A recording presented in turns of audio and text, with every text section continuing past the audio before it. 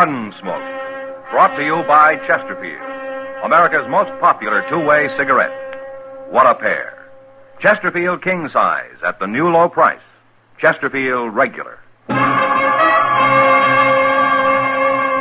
Around Dodge City and into territory on West, there's just one way to handle the killers and the spoilers, and that's with a U.S. Marshal and the smell of Gunsmoke.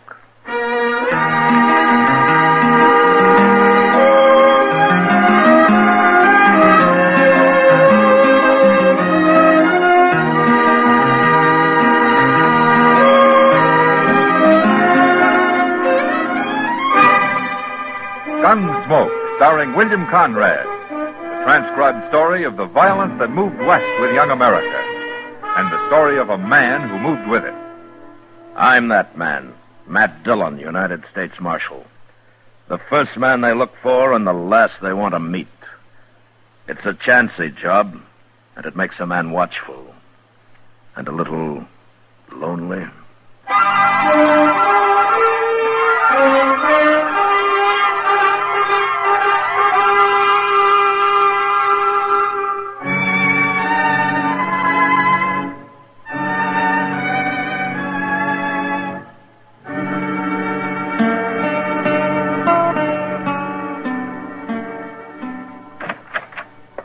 Good morning, Matt. Chester. Hello, Doc. Well, what are you doing up so early, Doc? Early? It's almost noon. Well, that's early for some people. Oh, early for some people. I didn't come here to get into any personal arguments, Matt. I want to borrow one of your shotguns. Borrow a shotgun? Well, who do you think you are, Doc Holliday? All righty, I've asked you nice. Now I'll just help myself. Good. It's loaded. But I'll need more than these 2 shells. Where do you keep them? Well, fetch him a handful, Chester. Yes, sir. Yes, at least a handful. There's no telling what I might run into. Here you are. What's the matter? Don't you trust your aim, Doc, or are you planning to blow up a whole lot of people? None of your business, but I have to go up the river to Pierceville for a week or so, and I thought I might bag a few quail and prairie chicken along the way. Well, that won't make very good eating, Doc. Oh, is that so, and why not? Well, all you're going to get's feathers. Oh, I'm going to get what? We don't keep those guns here to shoot birds with, you know. Yeah, overlord. Here, Chester, give me some decent ammunition. Well, you didn't say what you wanted it for, Doc. Do I have to explain I'm not a murderer? This the U.S. Marshal's office? Yeah, that's right. Come on in, mister. I got something to tell you, Marshal. Okay. First, you better say my name. Emmett Dooley. All right, Dooley. Now, for what I got to tell you. I've been skinning hides, Marshal, working for a buffalo hunter named Culprit. You know him? No, I don't. Well, there was this Culprit and his partner Faber and me and the cook. Nobody knows the cook's name. We just call him the cook. And we was camped up the Arkansas River at Turkey Bend. You know where that is? Yeah, I know. Well, sir, Culprit, he broke out some whiskey night before last, and we all took to drinking it. And, Marshal, it's a bad thing, but when I drink whiskey, I get kind of senseless. Well, most men do, Dooley. Not like me. I go crazy wild. You won't believe it to look at me, Marshal, but I'm a dangerous man when I'm drinking whiskey. I see. Well, what happened the other night? That fella Faber I was telling you about? Yeah. I killed him, Marshal. You did? Yes, sir. I shot and killed him. I don't know why I did it, except that I was senseless drunk on that whiskey. I don't even remember doing it, Marshal, but when I come to next morning, them other fellas told me about it. They'd already buried him. They showed me his grave. Poor old Faber. I feel awful bad I did it. Dooley, most men, when they kill somebody, don't come tell the law about it. Why did you?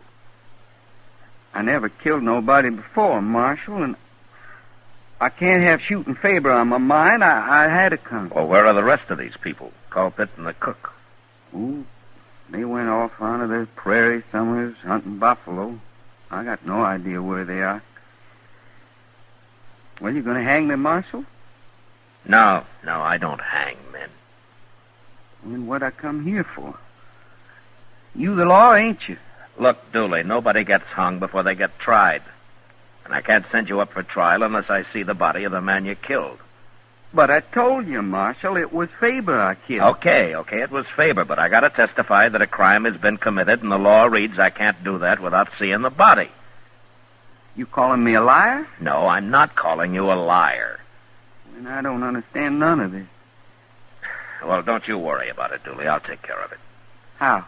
I'll ride out to Turkey Bend and find the grave. Oh, I wouldn't do that, Marshal. No, sir, not in this weather. Well, I don't have to bring him into Dodge, Dooley. I can leave him buried there. Oh, well, I'll go with you. No, you won't. It's a bad enough trip as it is. You don't like me because I'm a murderer. I like you fine, Dooley. I mean... Chester, will you lock him up?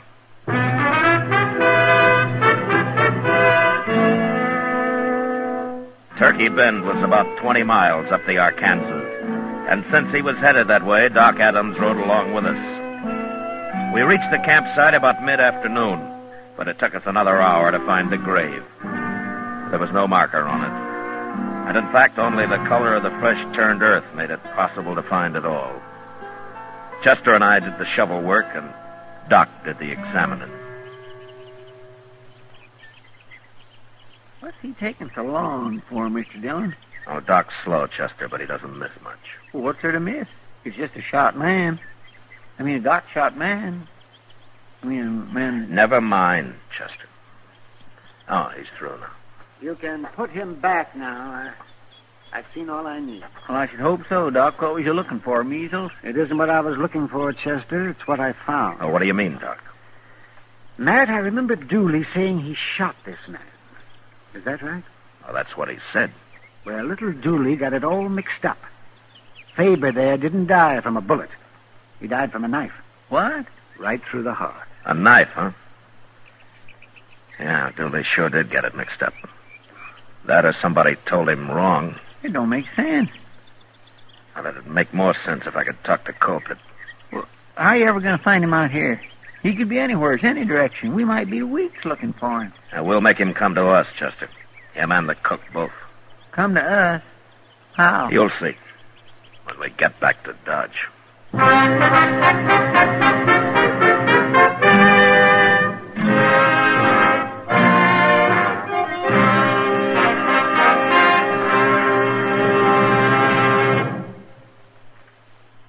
Almost 100 years ago, Charles Kingsley wrote that tobacco is a lone man's companion, a bachelor's friend, a hungry man's food, a sad man's cordial, a wakeful man's sleep, and a chilly man's fire.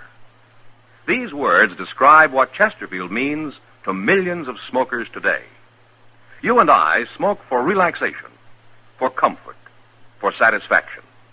And in the whole wide world, no cigarette satisfies like a Chesterfield. Only Chesterfield has the right combination of the world's best tobaccos. Tobaccos that are highest in quality, low in nicotine. Best for you. Get a carton of Chesterfield today.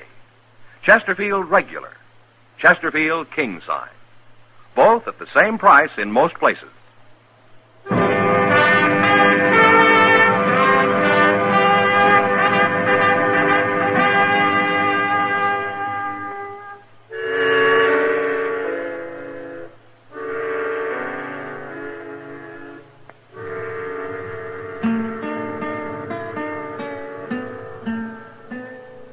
Bring him in, Chester. Come on, Dooley. Sun is up and the dew is almost gone from all the little plants and flowers. Chester woke me up, Marshal. You're going to have to do your sleeping somewhere else from now on, Dooley. I can sleep anywhere, anytime. That's what I like about winter. Nothing to do but sleep. Dooley, I'm turning you loose. What? I don't want you to leave Dodge, but I don't want you in jail either. What's the matter with me being in jail?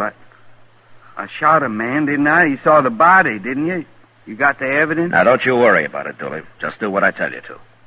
I want you to stay in Dodge, but not in jail. What? I got no money. I got nothing to eat. I got no place to sleep. I'm a buffalo skinner. How am I going to get a job in Dodge? Here, Dooley. Here's $10. Now, you can live on that fine. No. Now, go on, take it. Well, okay. But I'm not a man to borrow money. Now, you're doing me a favor. I should have made Culprit pay me off. Like he said, it didn't make sense. Me being in jail, I couldn't spend nothing. They may pay you off yet, Dooley. What? Never mind. But look, if I catch you drinking that money, I'm going to take it away from you and you'll starve. Oh, I won't be drinking, Marshal.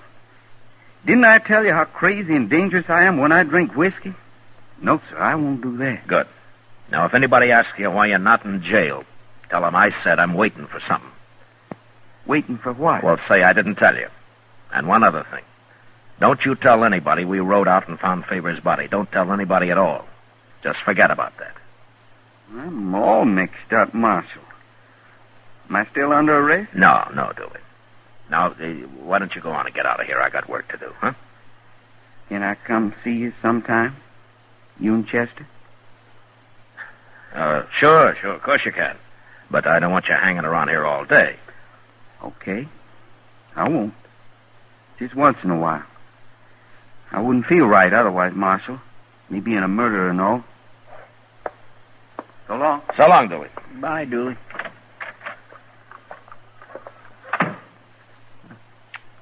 Mr. Dillon? What, Chester? How come you didn't tell Dooley that Faber was killed with a knife? He's still thinking he shot him in the poor little castle. I know. I'm sorry I have to do it this way, but word will get around. It'll get clear out onto the prairie, even. And when it does, I don't want Culprit and the cook to be scared off. I only want them to be real curious. So curious they'll come to Dodge and start asking questions. Well, what good'll that do? We'll find out when they get here, Chester.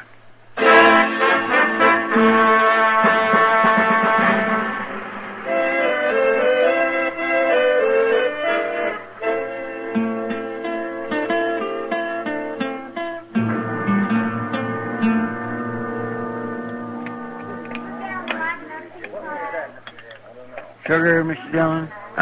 No, thanks, Chester. No, sir, I didn't mean did you want some. I meant I wanted some. Oh, yeah. Thank you. This coffee's mighty black tonight. Chester, you know, sugar's not going to change the color of the coffee. No, sir, but it sure sweetens it up. Yeah. Well, look at there. It's Dooley. Huh? Oh, Dooley. Well, sit down. Have a cup of coffee, huh? Well, ain't you going to say hello, Dooley? I can't stand it no more. You gotta help me. Oh, what's the matter, Dooley? What's troubling you? 2 days. I've been out of jail 2 days. I can't go to another one, Mark. Well, why? What is it?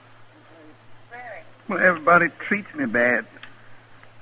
They won't have nothing to do with me. They say I admit shooting a man, I ought to be in jail. Talking about you too, Marshal, for letting me out. People talk whatever I do. Well, I can't face him out no more. And anyways, I did kill him. I ought to be in jail. Well, Marshal, this way I feel like I'd stole a sheep. That's how I feel, just like I'd stole a sheep. I'm sorry, Dooley. You gotta help me. Last night they wouldn't even let me sleep in the room in house, or the hotel, nor no place. Seems to me the citizens of Dodge are getting mighty high-minded all of a sudden. But I'll help you, Dooley. Thanks, Marshal. But not in jail. I can't let you stay there.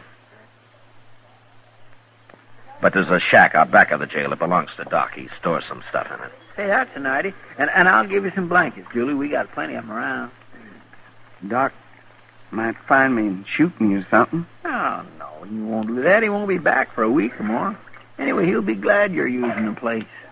Well, can I stay in it all day, too? Sure you can. And if you'll show yourself somewhere every now and then, you know? I don't want anybody to think that you've left Dodge. I gotta eat. Will that do it? Fine. Okay. But, Marshal, I'd sure like to know what a man has to do to get jailed in Dodge City, Kansas.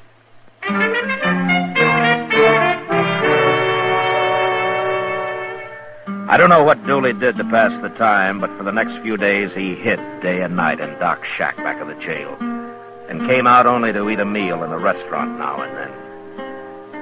I felt sorry for him, but I'd have felt sorrier if he'd been hung for a crime I knew he was innocent of.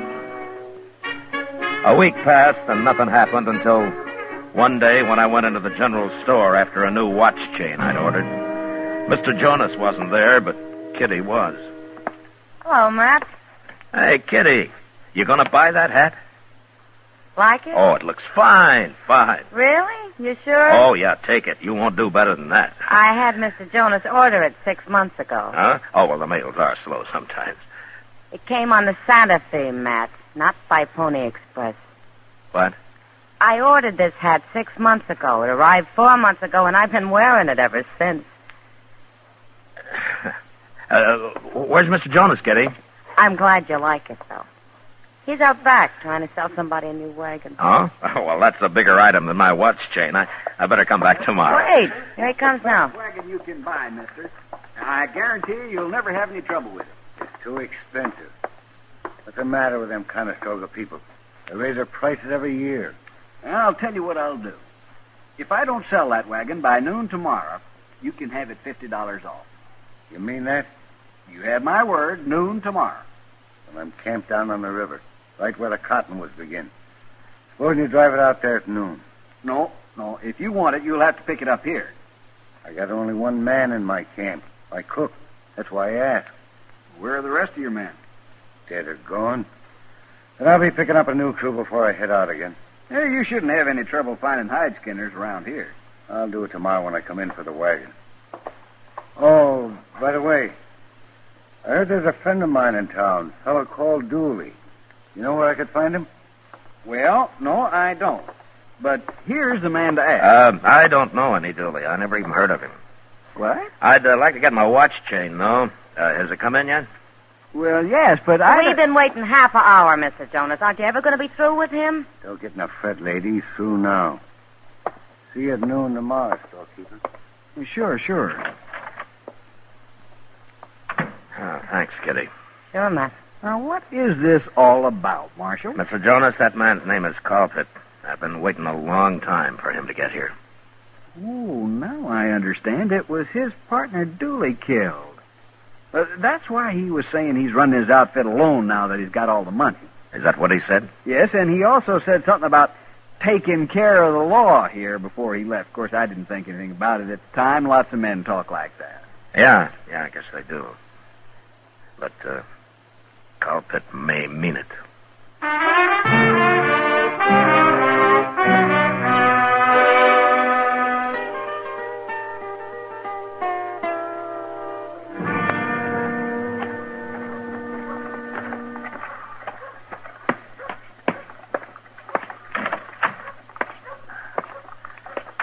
Oh, hello, Doc. When'd you get back? A couple of hours ago, Matt. Well, what are you doing in here, Dooley? Doc found me in his shack out back, Marshal. We've been talking. Talking? Well, Matt, I just got back. I didn't know what was going on here. Doc told me about Faber. He says he was killed with a knife. He says I didn't shoot him. Oh, I'm sorry, Matt. I guess you didn't want him to know. Oh, it's all right, Doc. It doesn't matter now. Is that true, Marshal? I didn't kill Faber? Yeah, it's true, Dooley. Colpit killed him. Pretty mean of him. Tell me to go get hung for it. Pretty doggone mean. Well, it's all over now, Dooley. I'll take care of Colpit. How? You'll just go on saying I done it. Look, I want you to leave Dodge. Go someplace where Colpit can't find you. Then I'm going down to his camp while he's in town tomorrow and arrest the cook. Well, the cook, you said Culpit done it. Well, he did. But I'm going to throw the cook in jail and then take Colpit.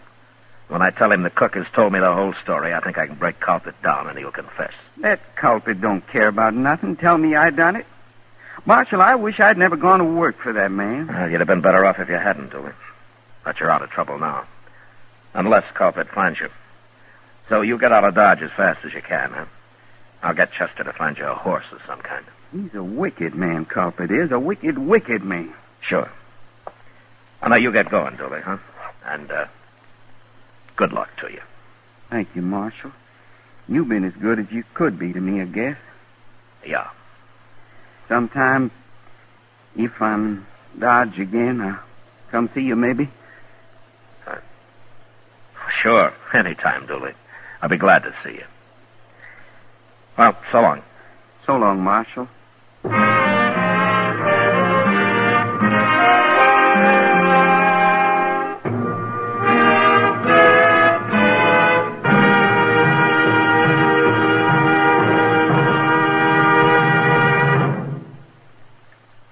There are more than 60 million cigarette smokers in America who smoke many brands. In choosing your cigarette, be sure to remember this. You will like Chesterfield best because only Chesterfield has the right combination of the world's best tobaccos. Tobaccos that are highest in quality, low in nicotine. Best for you. You and I smoke for relaxation, for comfort, for satisfaction. And in the whole wide world, no cigarette satisfies like a Chesterfield. You smoke with the greatest possible pleasure when your cigarette is Chesterfield, the right combination of the world's best tobaccos. Yes, these 6 words, highest in quality, low in nicotine, mean Chesterfield is best for you. Buy 'em king size. Get a carton of Chesterfield today. Chesterfield regular, Chesterfield king size. Both at the same price in most places.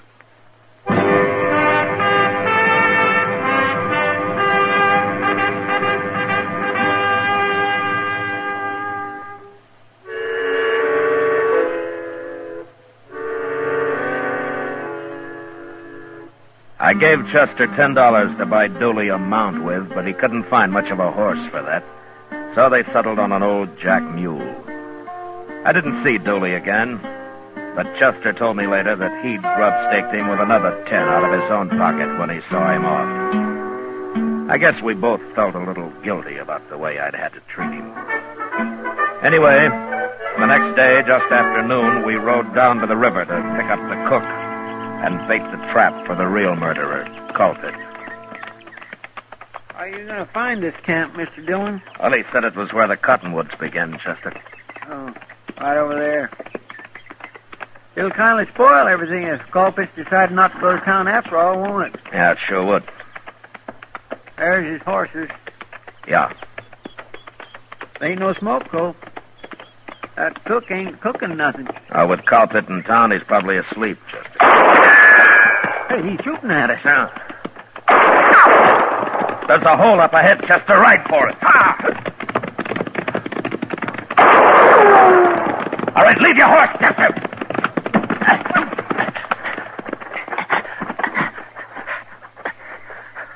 I told you Culprit didn't go in town, Mr. Dillon. Culprit's a buffalo hunter, Chester. He couldn't miss at that range with his eyes closed. That's the cook. What's the cook shooting at us for? Well, I'll ask him. What's the matter with you? You drunk? I'm drunk. I'm crazy wild drunk. It's Dooley. Dooley, stop it! It's Marshal Dillon and Chester. I know who it is. I'm going to kill you, too. Kill us, too? I don't kill Culprit and the cook with a sharp rifle, and I'm going to kill you. Culprit was lying about me killing Faber. I never killed nobody in my life before, but I'm starting now. Oh, what's that $10 I give him? He must have gone and drunk it up. Yeah. Dooley, I know you're drunk, but we're going to sit here in this hole till you sober up. Do you hear me? I ain't going to sober up. I'm going to kill people. You can't stay drunk forever. We'll wait you out. Come on out of there. Come on out, I tell you. You're wasting ammunition, Dooley. You can't hit us here. Then I'm coming after you. I'm going to walk right up there and shoot you. No. No, Dooley, don't do it. I'll have to kill you if you try it. Here I come, Marshal. Don't do it, Dooley. I'm going to kill everybody. I'll get over there as far as I can, Mr. Dillon. Then we can both jump him. I sure hate to, but we can't let him kill us. No, Chester, it's my job. I'll do it. All right, stay down now. You can't get away from Dooley. Nobody can. Throw your hat in the air, Chester. He'll look at it for just a second. Yes, sir.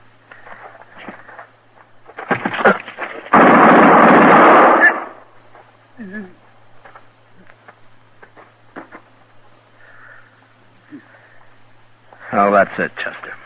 Come on.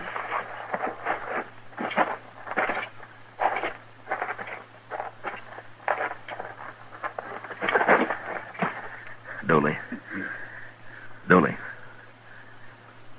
You killed me. I didn't kill you. You killed me. Dooley, you're the last man in the world I wanted to kill.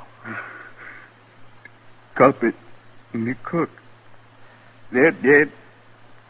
I shot them. Culprit was a mean, wicked man, Marshal. Yeah, he was. Marshal, What? I'll come say hello to you next time I'm in Dodge. You said I could. Yeah, you come, Dooley. Sure, you come anytime you want. Thanks, Marshal. Thank you.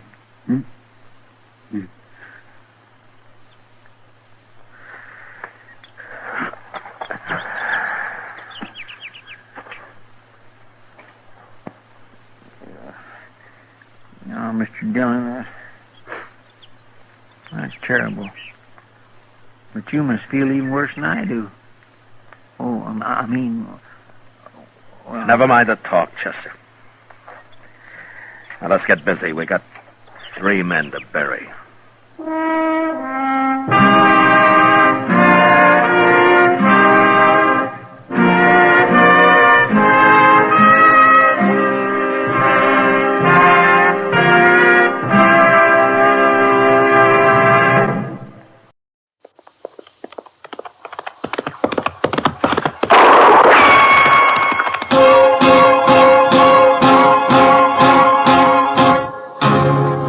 Gunsmoke, brought to you by Chesterfield, America's most popular two-way cigarette.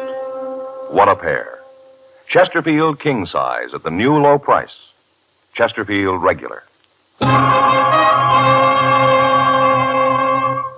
Around Dodge City and in the territory on West, there's just one way to handle the killers and the spoilers, and that's with a U.S. Marshal and the smell of Gunsmoke.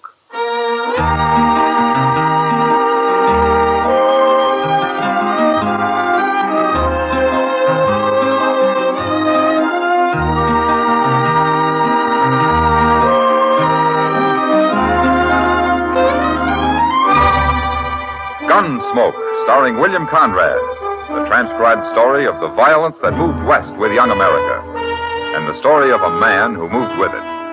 I'm that man, Matt Dillon, United States Marshal. The first man they look for and the last they want to meet. It's a chancy job, and it makes a man watchful and a little lonely.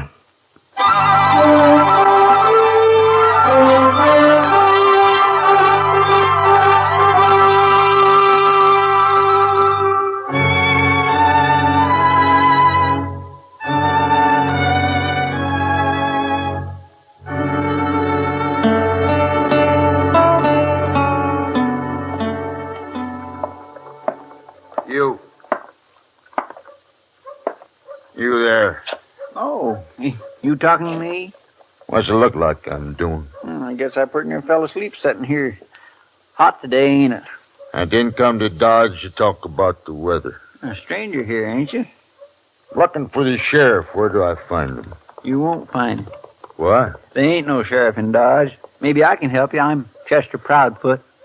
Well, I'm real pleased to know you, Chester. Now, if you quit lying to me Don't and tell snap me... your teeth at me. I ain't lying. But if you're looking for the law, there's a U.S. Marshal here. U.S. Marshal? That's even better. Where is he? Inside. Follow me.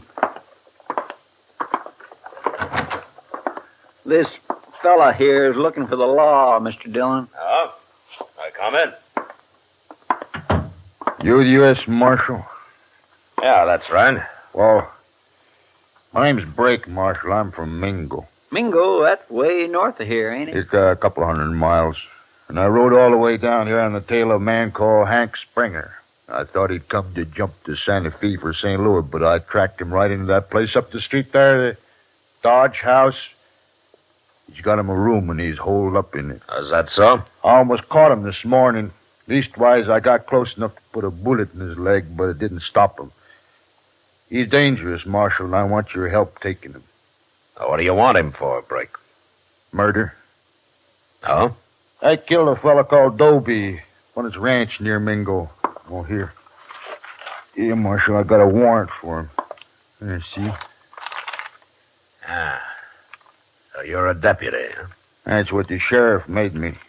He wanted somebody to go after Hank Springer, and I took the job. Well, that's one way of doing it. Why didn't the sheriff come after him himself? Well, he didn't want to bother, I guess. Anyway, he's going to give me $50 when I get back with Hank, dead or alive. Uh-huh.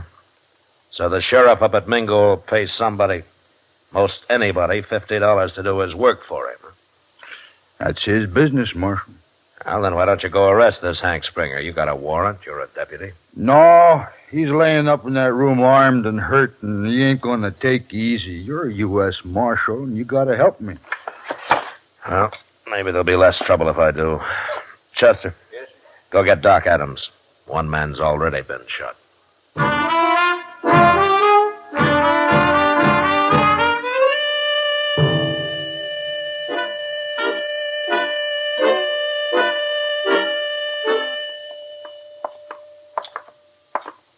What room's he in, Brake? Second door down there. 14. Doc, I'm here, Matt. you better stay where you are. We won't need you till the shooting's over. I'll wait. You stay back, too, huh, Chester? Yes, sir.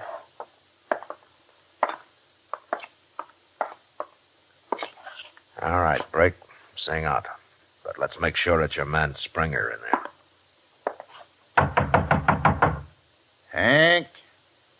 Hank Springer. We got you trapped. Come on out. Who's that? It's Bill Brake from Mingo. I've been deputized to take you back.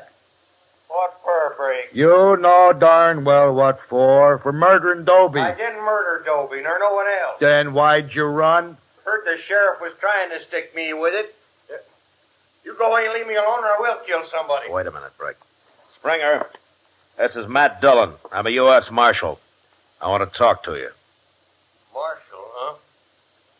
What are you doing there? Well, I brought a doctor along to take that bullet out of your leg as soon as you open this door. No. Don't you try opening that door neither. Listen to me. Fighting the law won't help you. But if you didn't kill Dooley, all you have to do is go back and prove where you were when it happened. I didn't kill him, Marshal. I swear I didn't. Oh, that lie. Shut up, Brake. Springer, if you didn't do it, stop acting like you did. Nothing's going to happen to you if you're innocent. They can't hang you without you proving you did it. Well, maybe you're right, Marshal. Of course I'm right. One thing, though, I won't go back in no handcuffs. What? I won't go back in handcuffs. There's a warrant out for you. You're going back under arrest. Not in handcuffs, not like no chained-up dog. That's the one thing I couldn't stand. I'll die fighting first. Brake, you can take this man back without handcuffing him, can't you? Well, sure. Sure, I can. Springer, Brake says he won't handcuff you. Let's hear him say it.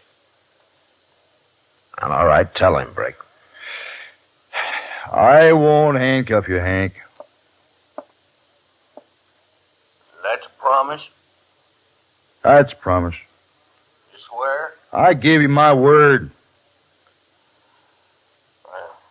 You say you got a doctor with you, Marshal. He's standing right here, Springer. Okay.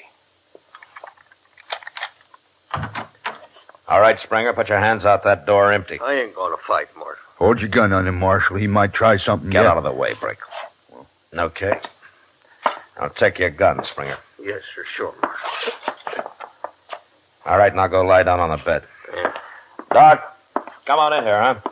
Coming, Matt.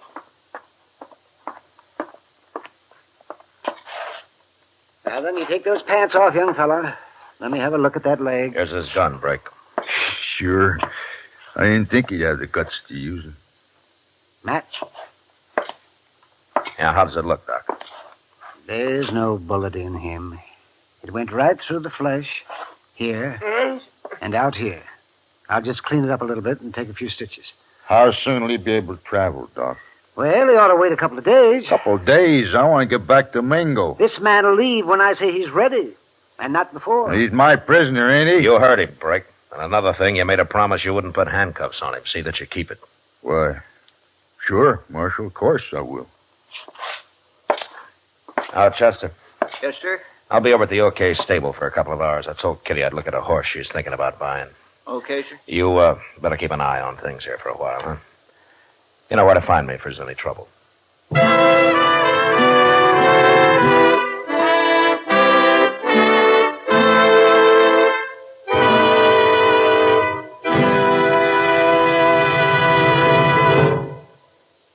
Almost 100 years ago, Charles Kingsley wrote that tobacco is a lone man's companion, a bachelor's friend, a hungry man's food, a sad man's cordial, a wakeful man's sleep, and a chilly man's fire.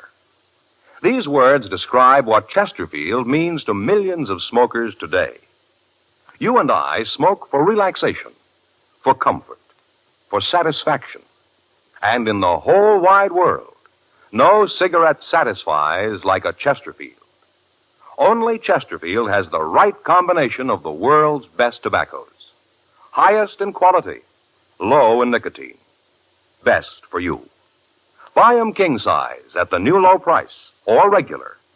Get a carton of Chesterfields today.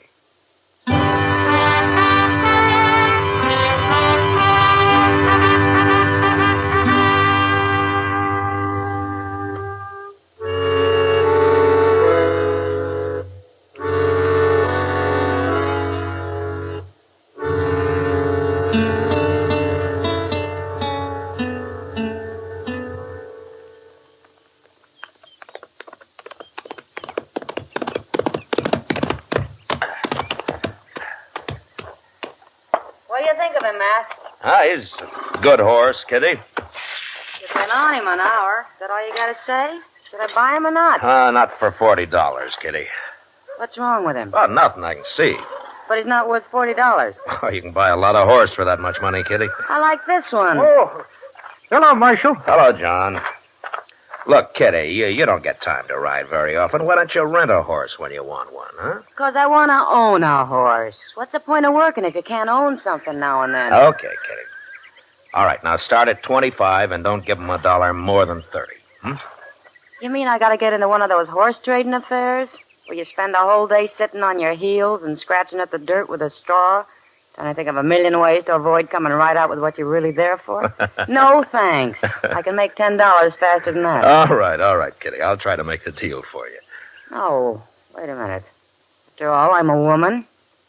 Maybe I can get him a little confused. Huh? You know? I'll bet I can buy that horse for $20. Hey, Chester, how do you like my new horse? Fine, Miss Kitty, fine, but I don't have time to look at him now. Oh, what's the matter, Chester? Well, it's Hank Springer, Mr. Dillon. What happened, you see, I went downstairs to cool myself off with a couple of beers, and when I got back to his room, he was gone. Gone? Yes, sir. Doc had already left, and I was only away for about an hour. I had a feeling something was going to happen. Well, where's Brake? Wasn't he watching him? Well, that's the bad part of it. Brake's there, all right, but he's dead. What? I took a good look at him, Mr. Dillon. There's no bullet hole in him, but his neck's all swole. Well, Hank Springer choked him to death with his bare hands, that's what. Oh, no wonder he wanted Brake to promise not to handcuff him. And another thing, Mr. Dillon, when I asked the clerk, he remembered seeing Hank run out and grab a horse from the hitching rail. Well, he's got a good start on us. See you when we get back, Kitty.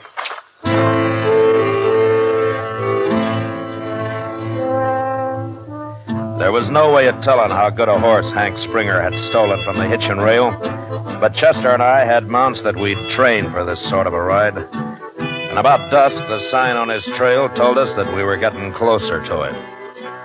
It was just after dark when we spotted a campfire in a cottonwood grove. We slowed down as we rode up to it. Hey, those trees would make an awful good ambush, Mr. Dillon. Yeah. I don't see nobody around that fire. Let's spread out a little, Chester. Okay, sir.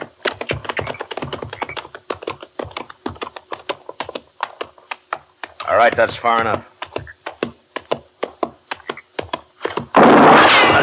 Start shooting, Chester. He can't get both of us. I ain't shooting no more.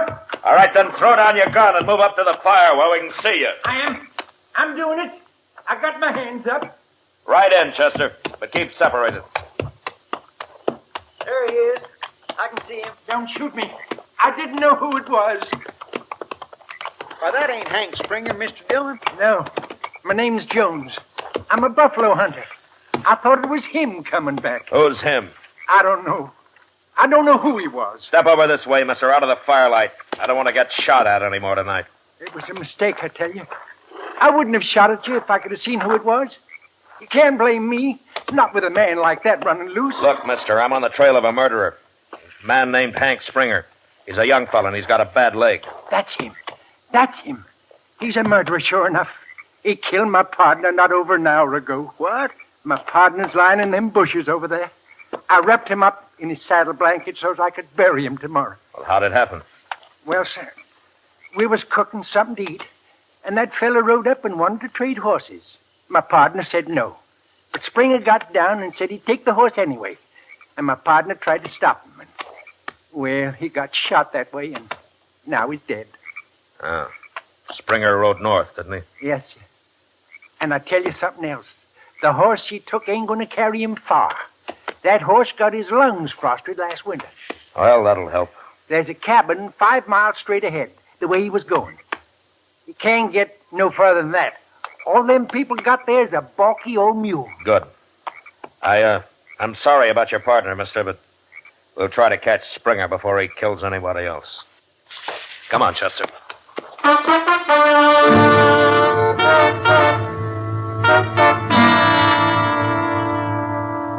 There was no moon that night, and it was pitch dark, so we had to guess at riding straight.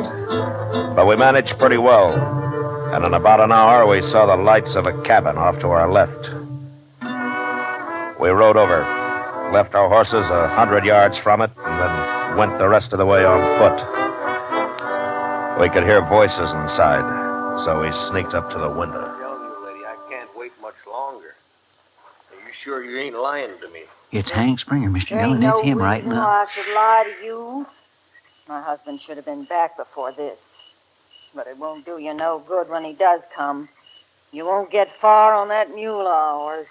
Why, what's wrong with your mule? Nothing. Except for being ornery and stubborn. I'll get him over that fast enough. You can have the mule, mister. I don't care about that. But don't hurt my husband, please. Lady, I don't want to hurt nobody.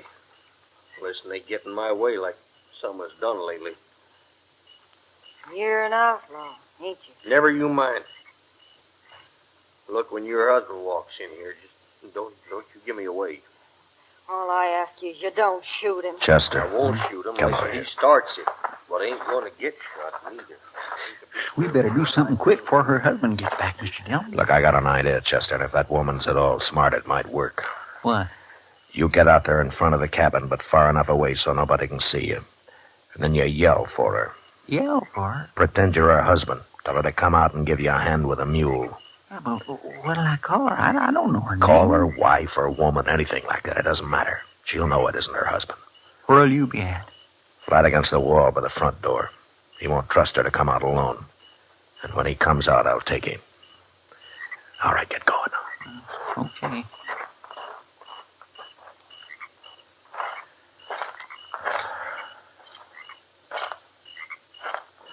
By the morning, so while we were waiting, you might just fix me some bread and some meat to take along, ma'am.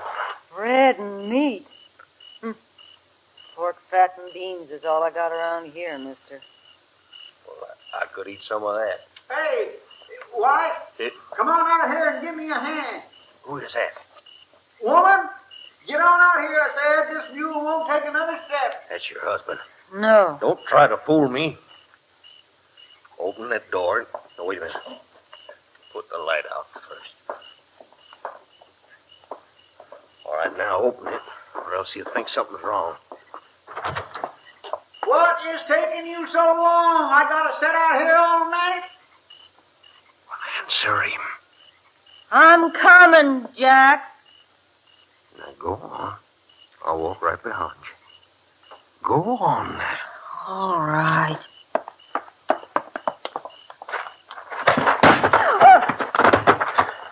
All right, come on in, Chester. Who are you? Where'd you come from? I'm Marshal Dillon from Dodge, man. You got nothing to worry about. Hank Springer's killed his last man. Who's this? I knew it wasn't Jack. Oh, it worked fine, didn't it, Mr. Dillon? He walked into it like a lamb to slaughter. Good evening, ma'am. Hello. Get his gun, Chester. Yes, sir. Tell me, ma'am, is your husband really coming back tonight? Yes, he is, Marshal. Well, we'll spend the night here if you'll let us. But I'd like to borrow that mule in the morning. Hank Springer wanted to ride him up to Mingo. And I'm going to see that he does.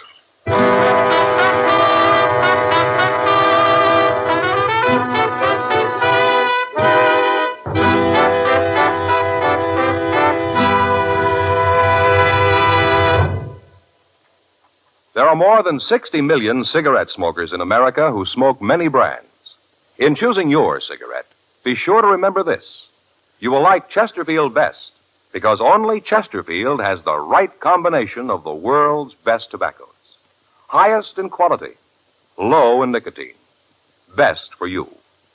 You and I smoke for relaxation, for comfort, for satisfaction. And in the whole wide world, no cigarette satisfies like a Chesterfield. Yes, you'll get the greatest possible pleasure from a cigarette when you choose Chesterfield. The right combination of the world's best tobaccos. Highest in quality, low in nicotine. Therefore, best for you. Buy 'em king size at the new low price or regular. Get a carton of Chesterfields today.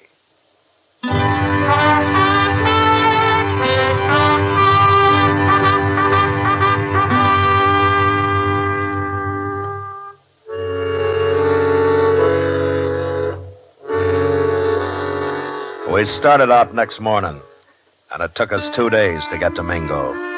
But not so much because of the mule as because of Hank Springer's leg. I was willing to stop and let him ease it for a day or so, but he said no. He'd rather get the ride over with. Beyond that, however, he didn't say anything until we rode into town. Mingo was a small place and out of the way of the cattle trails, so it was as quiet and peaceful as any frontier town could be. There's the sheriff's office, across the street. Okay.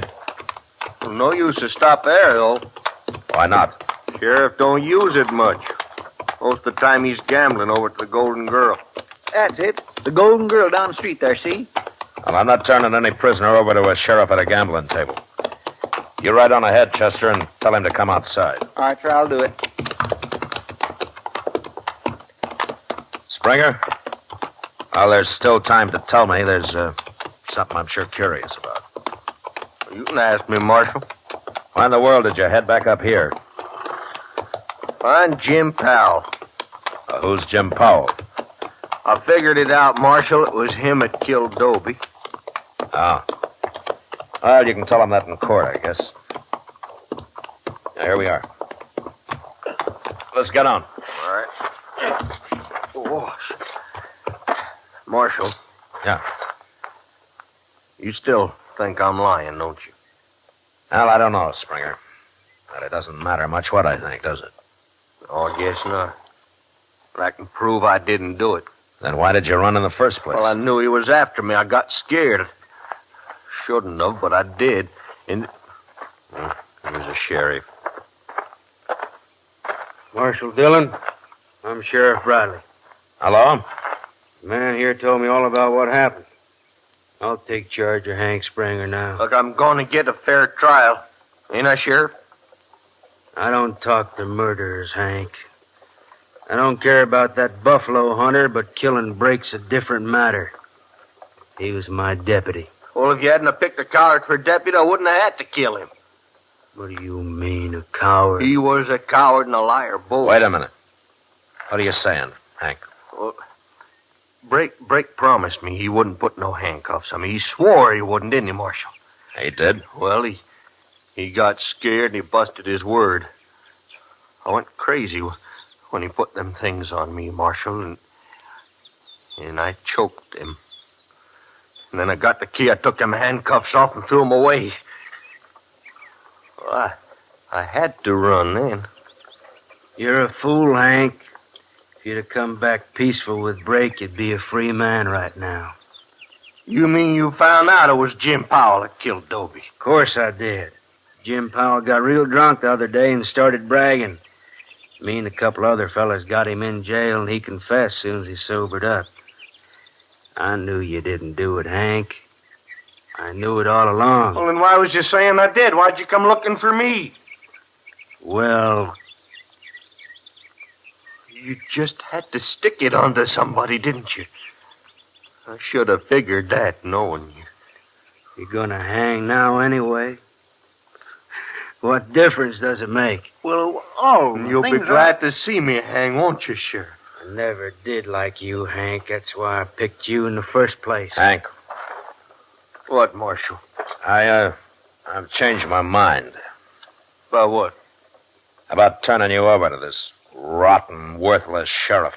You can't talk like that. Shut up! Hank hasn't committed any crime around here, so I'm taking him back to Dodge for trial. He's my prisoner, Marshal. You can't cheat me out of him. I got a right to him. You got nothing. And sheriff or no sheriff, I'll bend a 6-gun across your head if I hear any more out of you. Well? All right, let's go, Hank. Thank you, Marshal. I'd like that just fine. But first, Marshal, I want to go over to jail there. I want to tell Jim Powell I don't bear him no grudge for letting him chase me before he talked. Because he might feel bad about it, especially the trouble I'm in now. Well, that's decent of you, Hank. Well, it's your jail, Sheriff, so take him. We'll wait outside. Come on. Bet you sure ain't losing credit for bringing me to trial, don't you, Sheriff? That's enough, Hank. Stop needling him. I always did hate you, Hank. Yeah, and I always Stop it, I said. All right, Marshal, I will. All right, take him in, Sheriff, but don't be long. We got to get started for Dodge. Come on, Hank. Don't you walk in front of me.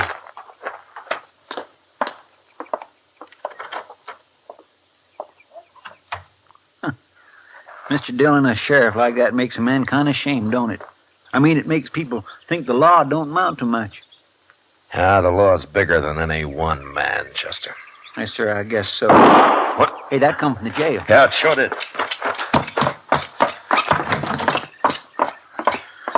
Hank, Mr. Dillon. He's been shot. All right, put the gun up, Sheriff. He started to run. Run where? Into a cell? No. He jumped me first. I had to shoot him.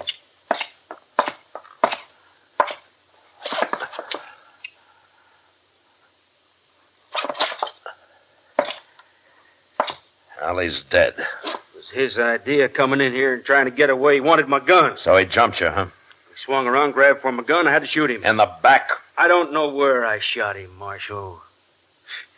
What difference does it make?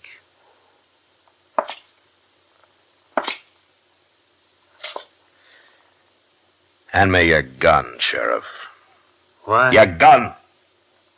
Give it to me. You're forgetting I'm the sheriff in this town, ain't you? You're the sheriff, but I'm arresting you for murder. No. No?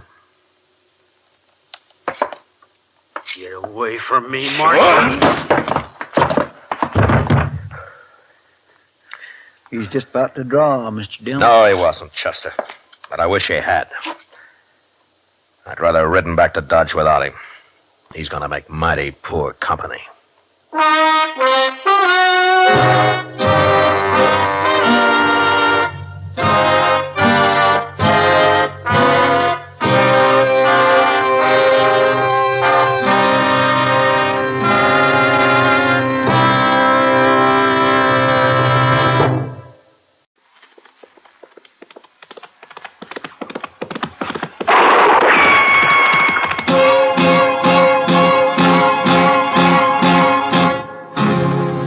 Gunsmoke, brought to you by Chesterfield, America's most popular two-way cigarette. what a pair. Chesterfield king size at the new low price. Chesterfield regular.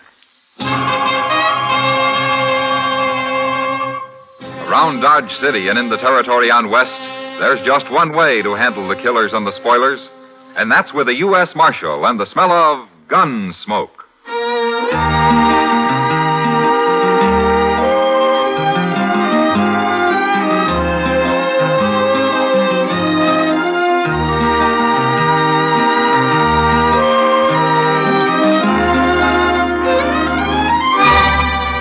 Gunsmoke, starring William Conrad, the transcribed story of the violence that moved west with young America, and the story of a man who moved with it. I'm that man, Matt Dillon, United States Marshal. The first man they look for and the last they want to meet. It's a chancy job, and it makes a man watchful and a little lonely.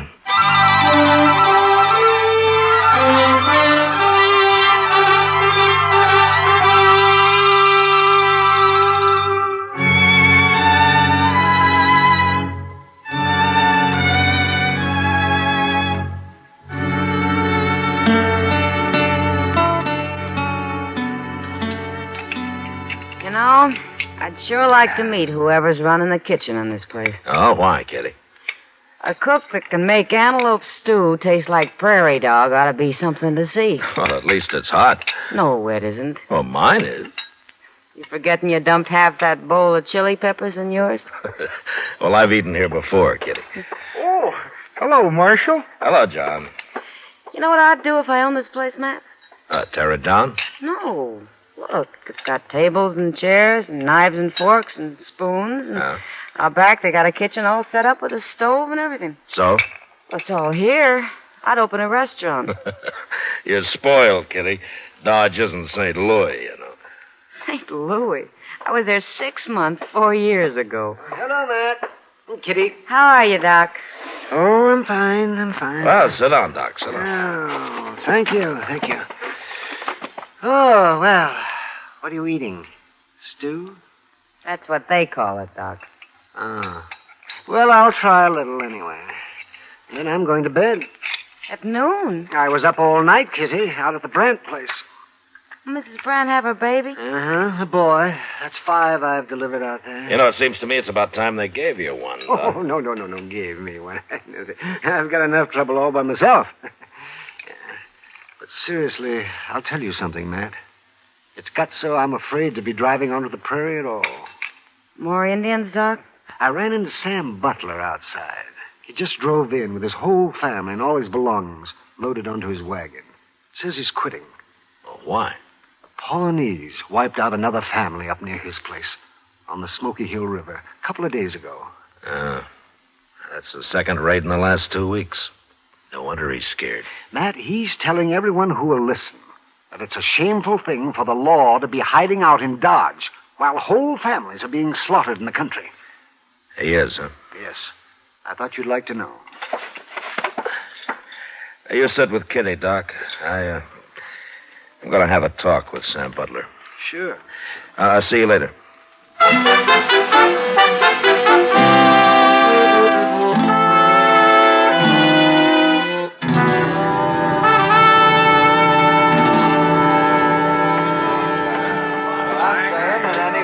Stays out there and exposes his family to them murdering savages is plumb crazy. You can't fight a Pawnee war party all by yourself. And we sure ain't getting no help from the law around here. We can die and rot for all the law cares. Hello, Sam. Well, where you been hiding, Marshal? I hear the Pawnees made another raid up near you. If you call shooting and scalping a man and his wife and their 2 boys a raid, those men never had a chance to fight, far as I see. Men? Well, boys, but they were coming on 14 or 15, old enough to handle a rifle. But they got caught outside and never even made the house. I seen them lying there with my own eyes, Marshal. And if you'd seen them, you'd be doing something about it instead of sitting around here and die. I'm not hired to fight Indians, Sam. That's the Army's job. And you ought to be out helping the Army. Every lawman in the country ought to. The Army doesn't need help. But there's something strange about those Pawnees. What's strange about them? They killed white men before. I'm sorry you're quitting, Sam. We need settlers out here. Not dead ones, you don't. No. No, not dead ones.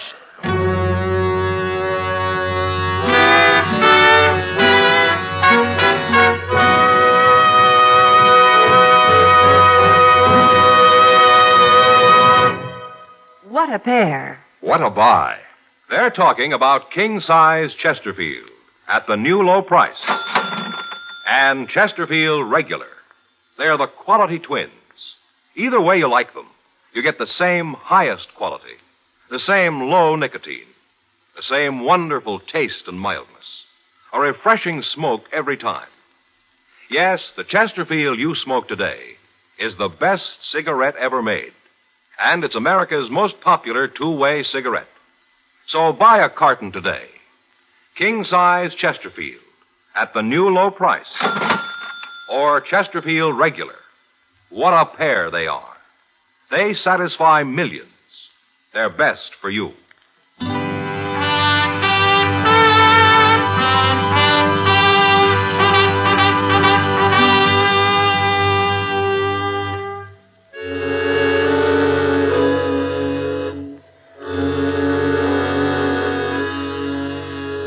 Chester and I left Dodge that afternoon, and toward evening the next day, we ran across a troop of cavalry camped on the Smoky Hill River. It was commanded by an officer who was new to this part of the country, a Captain Starr. He was anxious to make a success of his first expedition, but so far he hadn't even seen an Indian. I decided to stay with him for a while, and I'm glad I did. The next afternoon, while we were on the march, his scouts reported another settler's cabin burned. The family killed. At my request, Captain Starr filed his troop out in patrols while he and Chester and I rode forward to the scene of the slaughter.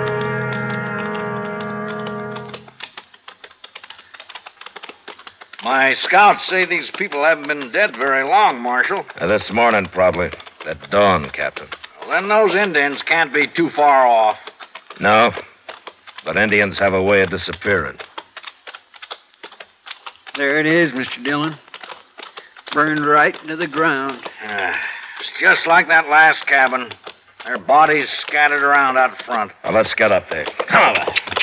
Oh.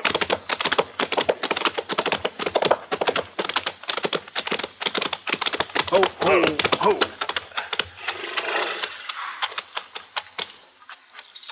The whole family. Man and his wife and their boy. Look over there. Against the water barrel. Oh, my. It's a little girl. It's a little girl.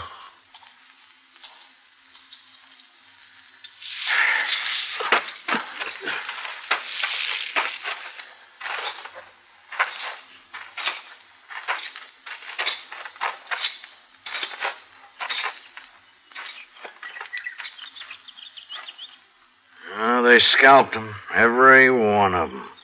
Even that little girl. They even scalped her. At least they didn't torture them. Did they torture the other families, Captain? No, they didn't, Marshal. They shot them just like this and scalped them. Where are you going, Marshal? What is it?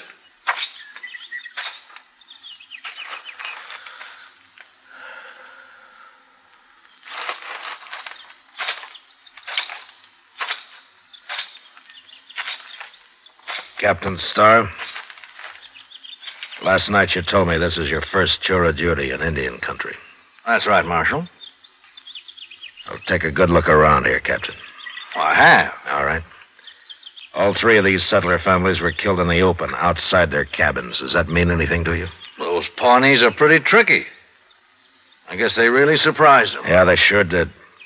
There are not many arrows around.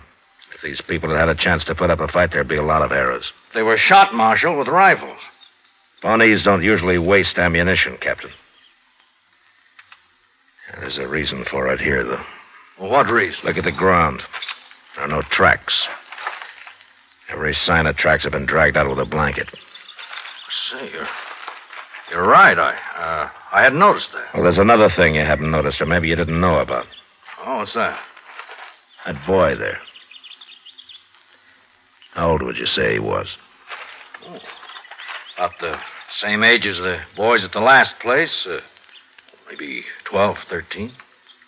Oh, Captain, that's old enough to be a brave in a couple of years if he was a Pawnee. What do you mean, if he was a Pawnee? They usually keep a boy that age. They don't kill him. They take him and try to make a brave out of him. Oh, well, I didn't know that. I know what he's driving at, Captain. You don't think it was Pawnees that done this. Ain't that right, Mr. Dillon? Yeah, that's right. But the Pawnees are the only tribe around here we know of, Marshal. Captain, it's them tracks. Pawnees wouldn't hide their tracks. No, they wouldn't. What? A man wearing moccasins doesn't care about his tracks, Captain. He's got nothing to hide. I'm afraid I don't understand. It Marshal. wasn't Pawnees that did this. It wasn't Indians at all. It was white men.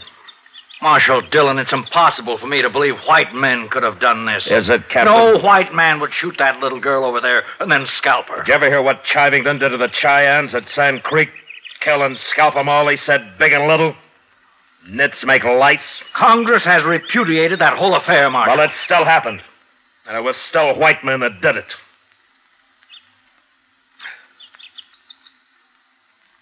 Oh. I suppose you're right. Yeah, I'm right. But why did they do it? Horses. You see that corral out there? This man must have had 6 or 7 head of horses. Yes, the other settlers did, too. They stole the horses and probably whatever they could find in the cabins, and right now they're sitting around camp somewhere drinking coffee and laughing at all of us Indian hunters. Well, I'll find them. Now, it's a big country, Captain. Well, I got a troop of cavalry out there, Marshal, over 100 men. All right, suppose you do find some riders with a bunch of horses. How are you going to know they're the men you're after? Well, these horses are branded, aren't they? With what brands? I don't know, but they must be registered somewhere. Maybe. But while you're out finding out all that, some other family's going to be slaughtered. There isn't time, Captain. I didn't realize how new I am at this game, Marshal. Oh, what would you suggest? Well, there used to be a corral about 5 miles upriver from here. If it's still standing, we'll bait it with a couple of dozen head of good cavalry horses. Then they'll come to us. Good idea. And I'll have my troop deployed and ready to move in. No, that wouldn't work. You can't hide 100 men, Captain. You'll have to keep your cavalry clear away from there. But how? Chester and I'll be there. We'll wait for him.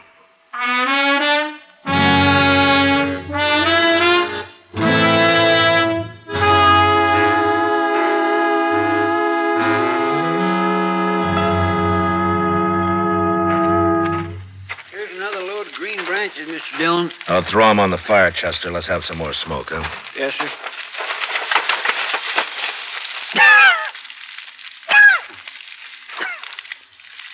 Well, stand back, Chester.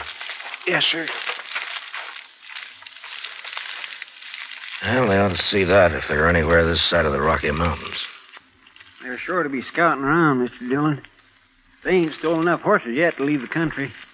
Besides, they're feeling mighty safe. They'll come. Mr. Dillon? Yeah. I've been thinking. Oh, what's bothering you? Well, sir, there's only 2 of us. And I'm wondering how many there are of them. You want to go back and find the cavalry? I feel a whole lot safer. Well, go on, then. You didn't answer my question, Mr. Dillon. How many do you think we're waiting for? There's no way of telling, Chester. Well, if there's a whole passel of them, how in the world are we going to take them? I don't care how we take them. You're pretty mad, ain't you? Well, I can't get that little girl out of my mind. Yes, sir, I know. Now, look up. Here comes somebody. He's all alone. Just some cowboy, probably. Maybe. Yeah, sure it is. He's seen the smoke from our fire, and now he's wondering what that old corral's doing full of horses. And he might be scouting it for the others. Those men don't take many chances. Well, how are we going to find out? Well, maybe we won't till it's too late. Heat up some coffee for him, will you, Chester? Yes, sir. I think I'll have a cup of it, too, huh? All right, sir.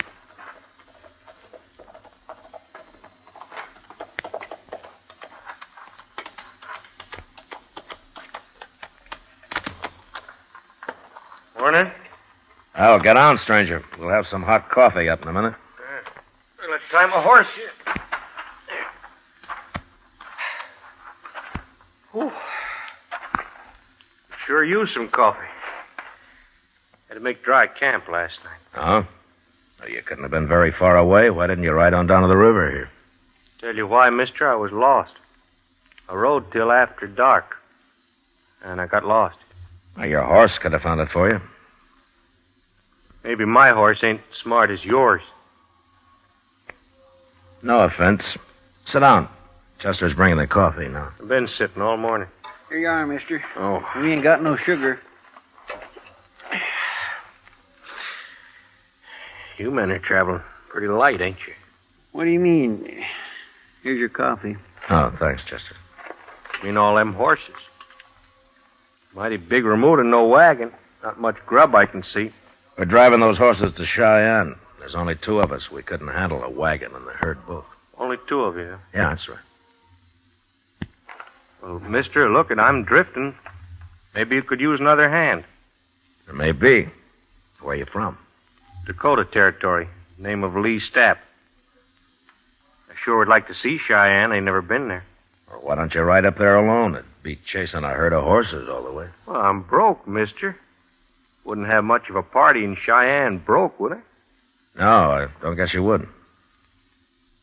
I'm a good hand. I work cheap. How about it? You're a good hand, huh? Of course I am. Did you take a look at those horses we got?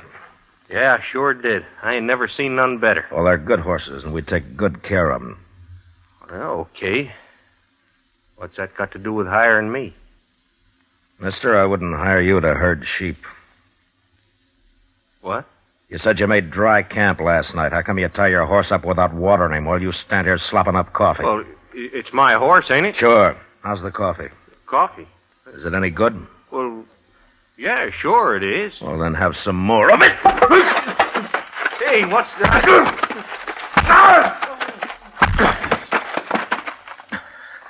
Chester. Yes, sir? Here, catch his gun. Got it. All right, now go get some rope. We'll tie him up while he's still out. Hey, but Mr. Dillon, you sure he ain't just a cowboy like he said? I was pretty sure, Chester, but this made me real sure. It was sticking out of his pocket. Oh, my. I'll get the rope, and we ought to hang him with it.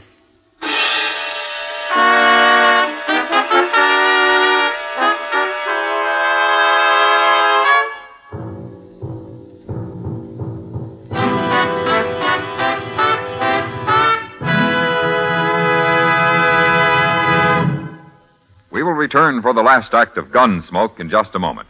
In regular or king size, you can get 'em either way. The best smoke ever made's the Chesterfield you buy today. Smokers coast to coast are changing, it's a cinch to do. Here's all you have to say to get the one that's best for you. Chesterfield's for me, Chesterfield's for me. You just say it's Chesterfield's for me. Friends, for your vacation, take along plenty of Chesterfield. Buy 'em by the carton. Chesterfield king size at the new low price. Chesterfield regular. What a pair. They're the quality twins. The same highest quality. The same low nicotine. Either way you like them, they're best for you. Smoke Chesterfield. It's America's most popular two-way cigarette.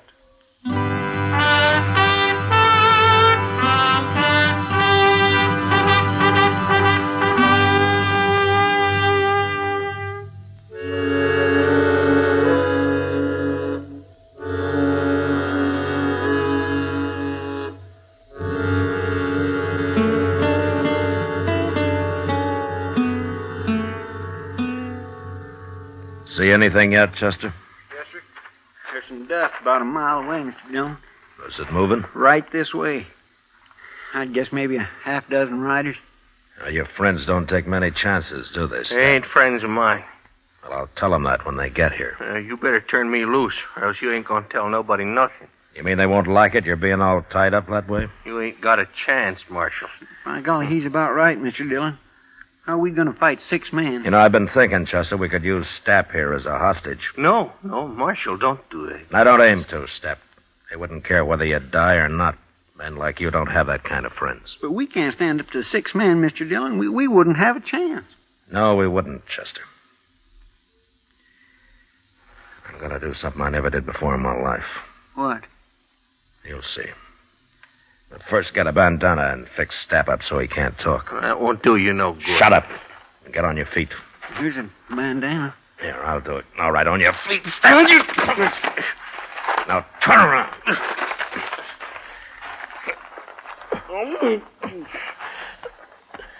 Get our rifles, Chester. Yes, sir.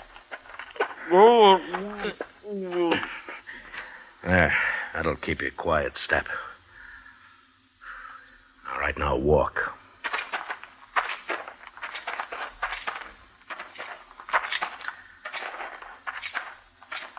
Here's yours, Mr. Dillon. Oh, thanks. You get on behind that log over there, Chester. Yes, sir. I'll keep Stapp here with me. All right, lie down, Stapp. And if you make any noise, I'll split your skull. Now, go on. Lie down.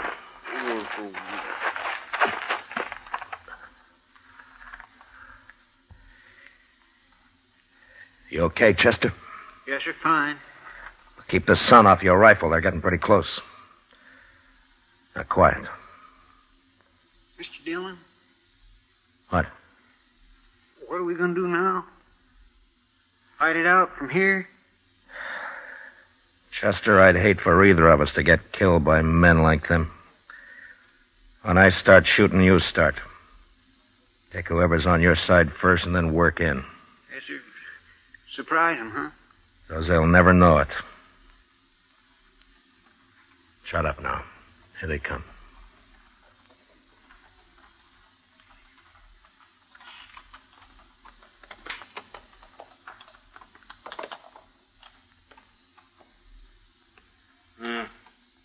They must be over at the river. We'll get down and wait here for them. Maybe Stapp's done killed them already. We didn't hear no shooting, did we? I don't like this jig. Stapp should have been back a long time ago. Stapp knows what he's doing. Them sure fine horses, eh? Now, Chester!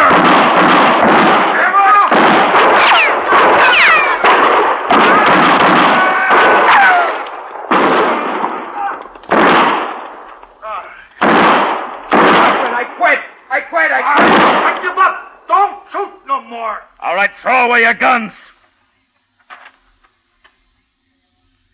Now turn around and get your hands up in the air.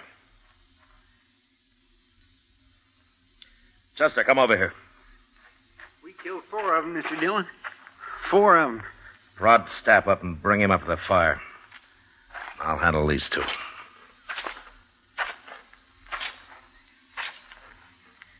Well, you 2 stopped just in time.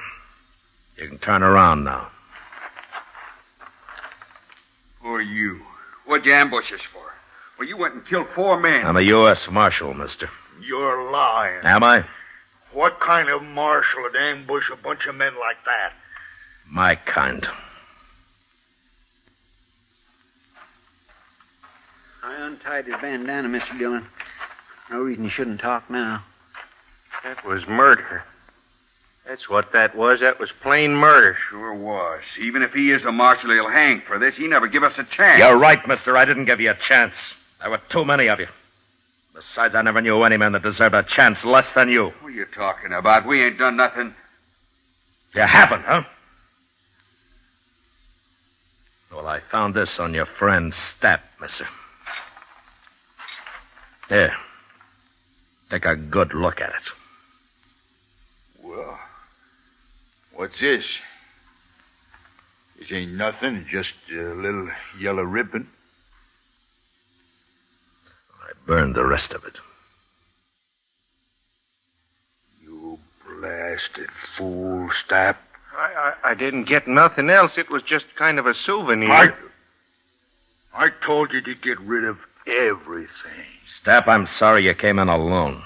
I wish you'd been with the others. But I'll see you hanged. All three of you. And it's that little girl's yellow hair ribbon that's gonna hang you.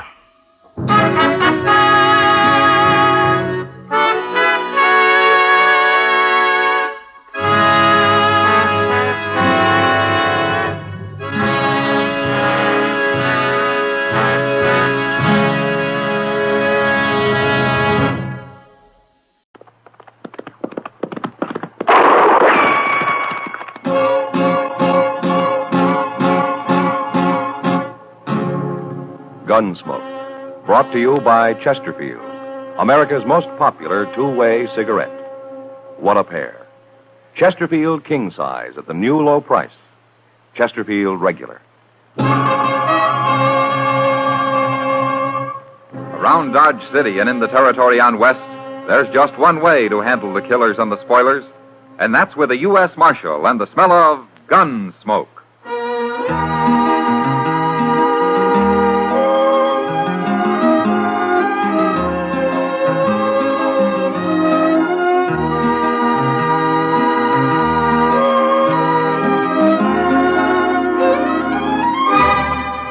Gunsmoke, starring William Conrad, the transcribed story of the violence that moved west with young America, and the story of a man who moved with it. I'm that man, Matt Dillon, United States Marshal. The first man they look for and the last they want to meet. It's a chancy job, and it makes a man watchful and a little lonely.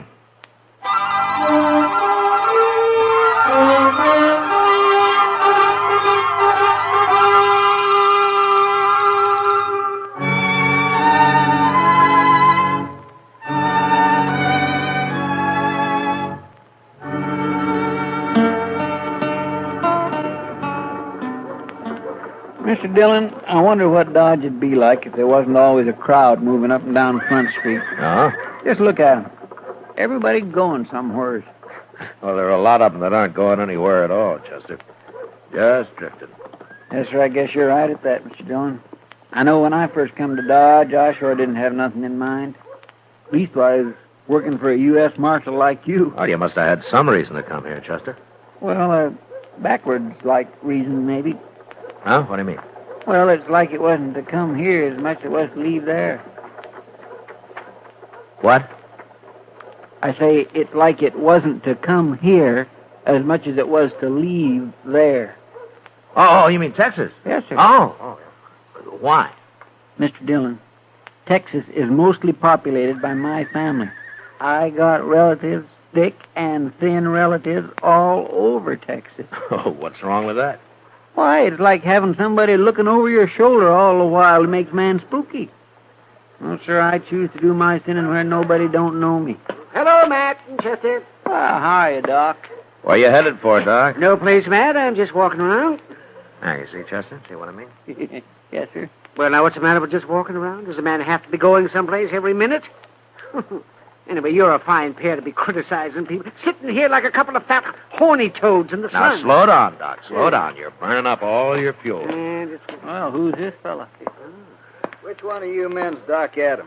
I am? Come on, I got a job for you. Oh, is that so? But you don't look very sick, mister. It ain't me, it's a man in camp. Camp? Couple of miles up the Arkansas. We're holding a trail herd there. What part of Texas you from, mister? We got 3,000 head of San Saba Longhorn. And it's been a plumb miserable drive all the way, and I ain't no temper to answer any more fool questions. All right, let's then, get don't going, answer. Doc. Now, hold up a minute there, young fella. Now, what's the matter with this man of yours? You'll see when you get there. Well, tell me now, else how will I know what to take? Look, Doc, it wasn't my idea to come get you. Ken Tally made me come. And who's Kin Tally? The trail boss. Now, you ready to go? Well, you tell me what's wrong with the man, and I'll go. Doc. What? I think I'll ride out with you. Who are you? My name's Dillon. Oh, you're the marshal here, ain't you? That's right. Well, we don't need no marshal out there. Chester, go get our horses, huh? We'll ride out with Doc. Yes, sir.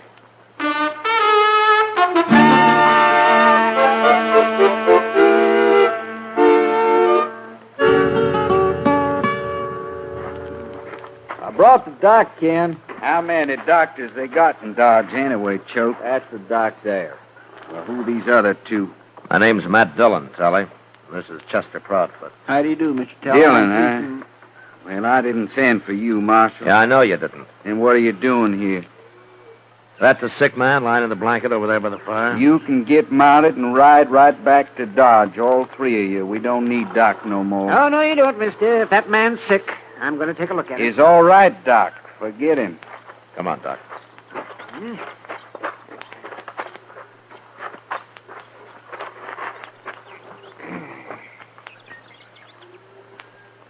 Well, Doc? He's dead, man. Mighty contagious disease, too. Oh? I've found that when one man gets shot, it usually leads to somebody else getting shot sooner or later. Who killed this man, Tully? How'd it happen? I don't figure it's none of your business, Marshal, but since you're so nosy, I'll tell you. He shot himself. That's a lie. He couldn't have shot himself. Why not, Doc? Because he was shot in the back. That's right. You gonna tell me who did it, Tully? No, Marshal. I ain't gonna tell you nothing.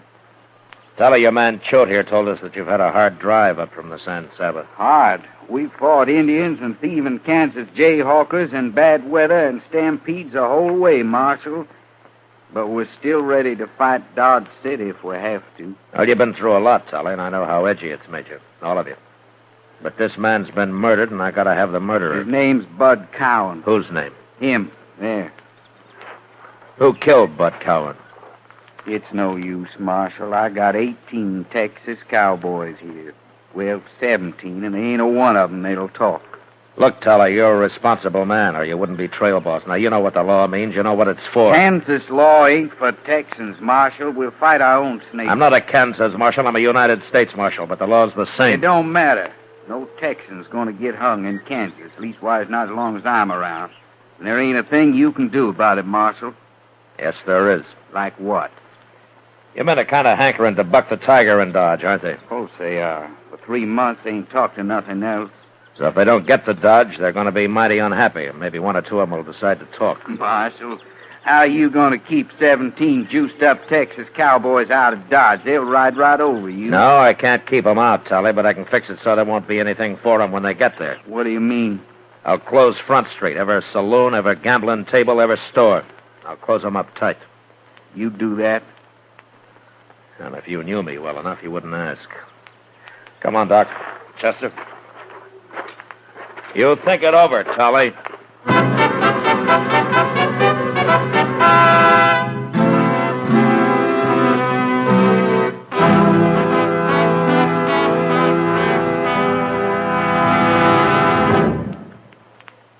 What a pair. What a buy. King-size Chesterfield, now at the new low price, and Chesterfield Regular. They're the quality twins, the same highest quality, the same low nicotine. Either way you like them, you get the same wonderful taste and mildness, a refreshing smoke every time. Change to Chesterfield, America's most popular two-way cigarette. Yes, the Chesterfield you smoke today is the best cigarette ever made. What a pair. Chesterfield Regular, Chesterfield King Size. They satisfy millions. They're best for you.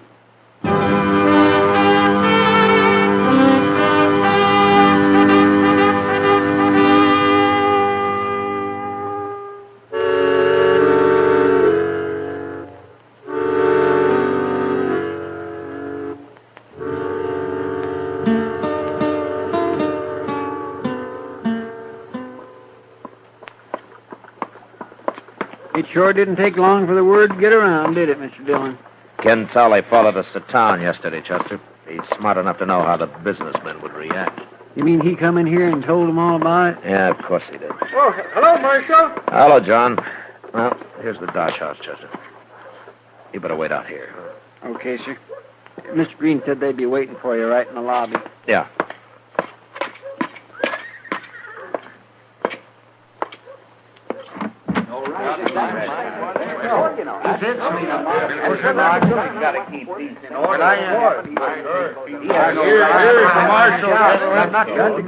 Well, I'm glad you came, Marshal. Well, what can I do for you, Mr. Green? Well, let Marshal... No, quiet, gentlemen, please. I'll do the talking. Marshal Dillon. As you can see, most of Dodge's leading businessmen are present here. Mr. Tompkins, Mr. Jonas, Mr. Botkin, Mr. Teeters. Yes, sir. And I'm here as owner of the Dodge house. Marshal, you know why we're here as well as we do. Because I told Ken Tully I'd close Front Street. Huh? Exactly. And we won't stand for that, Marshal. We need that Texas money, and we're going to get it. Gentlemen, a man was murdered out at that camp. Oh, he was just some Texas cowboy, Marshal. The prosperity of Dodge is certainly more important than him. Don't you agree, gentlemen? Now, wait a minute. You mean that you so-called good citizens of Dodge are putting a few dollars above the value of the law? Even above the value of a human life? Don't preach to us, Marshal Dillon.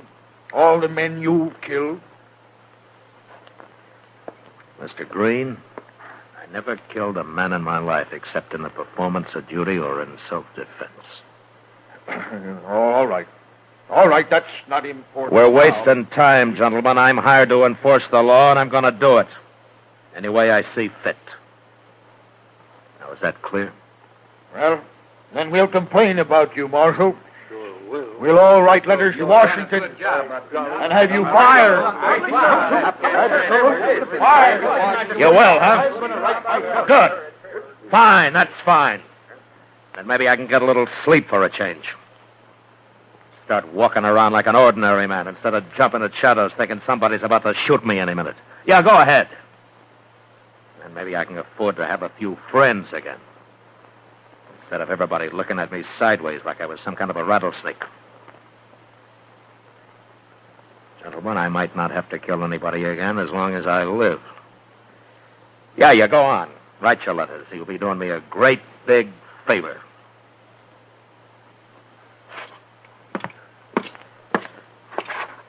Oh. And just one more thing. There's just about enough money in this job of mine to pay for my ammunition. But I'm still going to close up Front Street.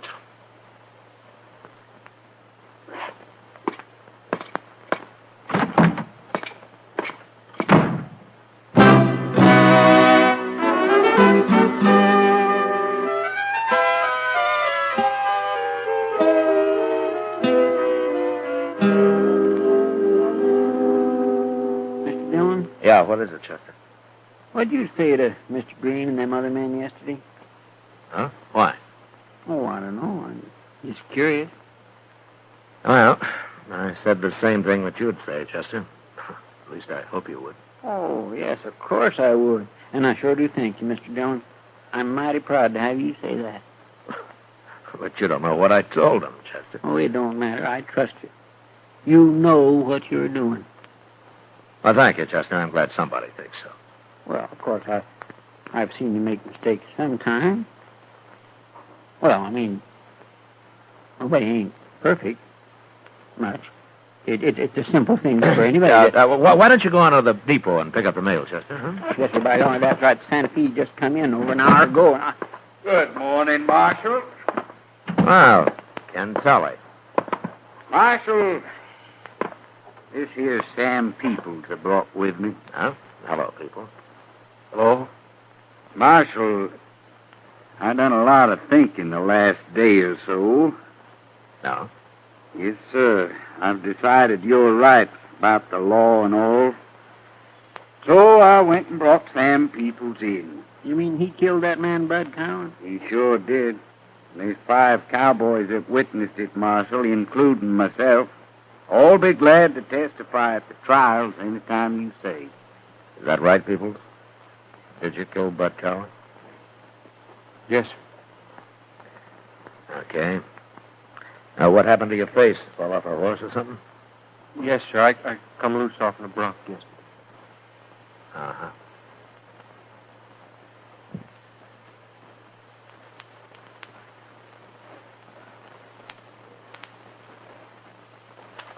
Okay, lock him up, Chester. All right, sir. Everything all right now, Marshal?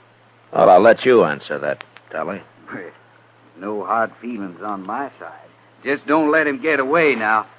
One murder is all I can produce for you. See you later, Marshal. Well, come on, people. The cells is out back here.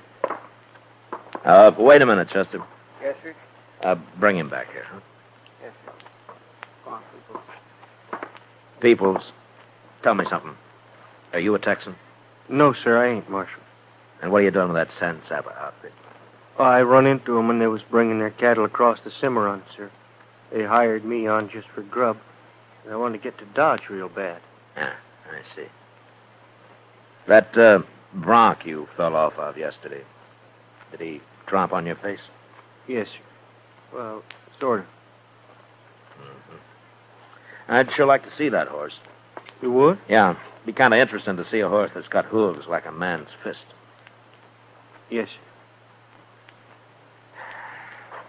There's not much you can do about this, is there, Peoples? No, sir. They're all going to swear I done it. Do you know who did? No, sir, I don't. I was out riding herd when it happened.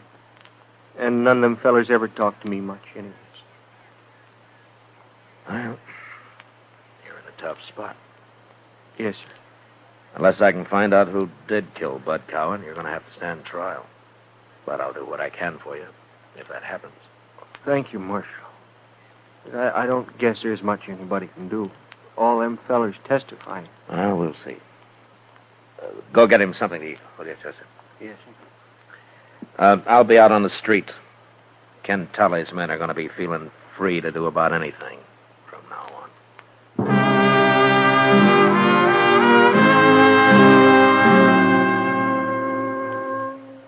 I could picture Tully and his men when he got back to camp, laughing at how they'd put it over on me and the rest of Dodge. I figured Mr. Green and his businessmen had talked to Tully, but I was sure they didn't know Sam Peoples was an innocent man. And neither did they understand the kind of trouble that tampering with the law could lead to. For the Texans, the lid was off. They felt that they were running the town, that nothing could touch them. And all I could do was wait. So I went over to the Texas Trail and sat with Kitty for a while, watching the crowd. I'm glad you're here, Matt. Otherwise, I'd have to be drinking at the bar with one of those beat-up cowboys. Well, I hope I'm not costing you money, Kitty. You are, but I won't start. Anyway, it's better than trying to grin back at those cowboys. Well, those men have had a rough time coming up the trail, Kitty. Nobody asked them to come. No, I suppose not. You know, Matt, I've worked in a lot of places, even the gold camps. Dodge is worse than any of them. Oh, is that so? Why? I don't know. Maybe the sun and the prairie take too much out of everybody. Seems like every man that comes to Dodge is out to get his own back somehow, even if he has to kill somebody to do it. Well, I guess I follow you, Kitty. All I'm saying is that maybe our hard life makes men kind of angry. They want to fight all the time. Well, something sure makes them want to fight, or at least get drunk. Look at them. Hey, who's that coming this way, Matt? Huh? Dead. Now, that's Ken Talley, the San Saba trail boss. Well, he sure looks like he wants to fight. Yeah. Maybe he does, Kitty. I will soon see.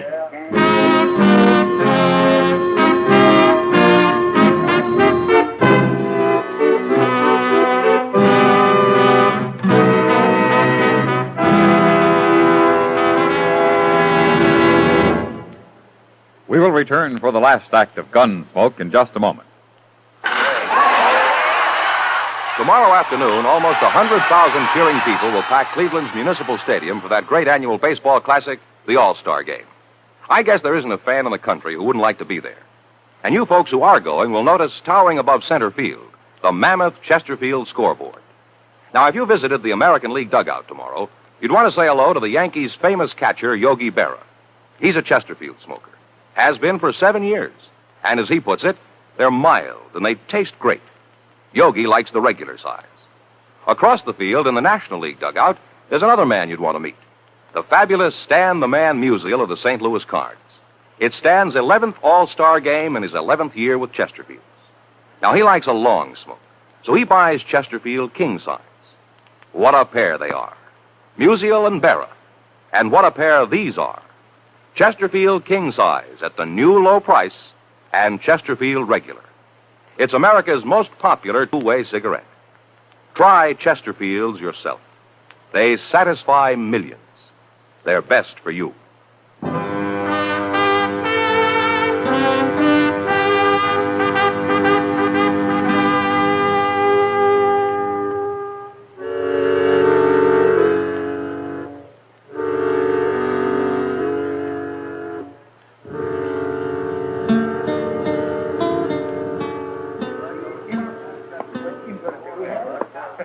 Evening, Marshal.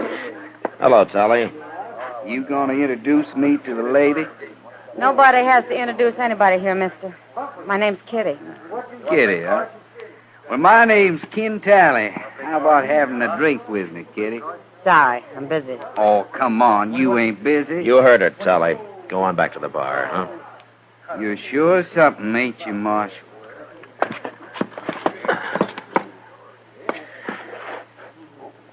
Why don't you get going? Okay. Okay, I'll go. Sure I will. Is he crazy or just drunk? I don't know, Kitty. Anyway, I'll bet he gets into trouble before the night's out. Well, if he does, there's plenty of room in jail for him. I take it you've already got a grudge against him. Yeah, I sure have. But it's not on my account. Huh? Whose? An innocent little fella called Sam Peoples. Sam Peoples? Yeah. Hey, wait a minute. Like a fight starting. Yeah. You stay here, Kitty. I'll be on the floor in a minute. Oh, you want nothing to do All right, hold it there. Hold it. What's the trouble, Marshal? You and this man settle your differences some other way, Choate. I won't have any gunplay here. Gunplay? Well, we wasn't fighting, Marshal. Was we, Jim? No, we was just haranguing each other, so. Me and Jim always talk like that, Marshal.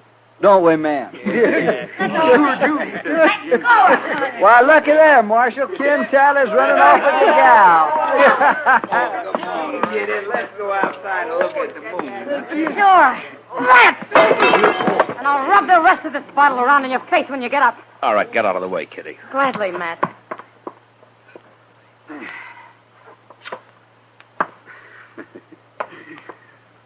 I fooled you, didn't I, Marshal? Yeah. You sort of fooled me. Tally! Now, look here, Marshal. That ain't no way to act. What's the matter with you, anyhow? All right, shut up. Marshal, there's 8 of us here. You think you can whip all of us? No, I don't, Choate. Not 8 of you. Well, then you're going to get whipped. Come on, man. Just stay where you are, all of you. I'd be a fool to mix in a brawl with all of you men. I don't aim to try it. Looks like you ain't got much choice, Marshal. And we're going to beat you about half to death. No, you're not. No? Well, what's to stop us? Don't look like nobody in here is going to help you out. I'm carrying a gun, Choate. Oh, that. That don't bother us none, Marshal. Does it, men? Yeah, of course. See, Marshal? We don't care about your gun. There's too many of us. Aren't you forgetting something, Choate? What? I don't wear this gun to kill snakes with the way you men do. I'll have bullets in at least 3 of you before you get off a shot. And you'll be the first. What's the matter with you men? He's just bluffing. He's scared half to death right now. Joe. Forget about it, Joe. Don't be egging him on now. Then I'll fight him. I ain't so bad with a gun. Don't try it, Choate. You shoot me, the boys will take care of you. Don't do it, Choate. I'm telling you. What's a Kansas Marshal? No.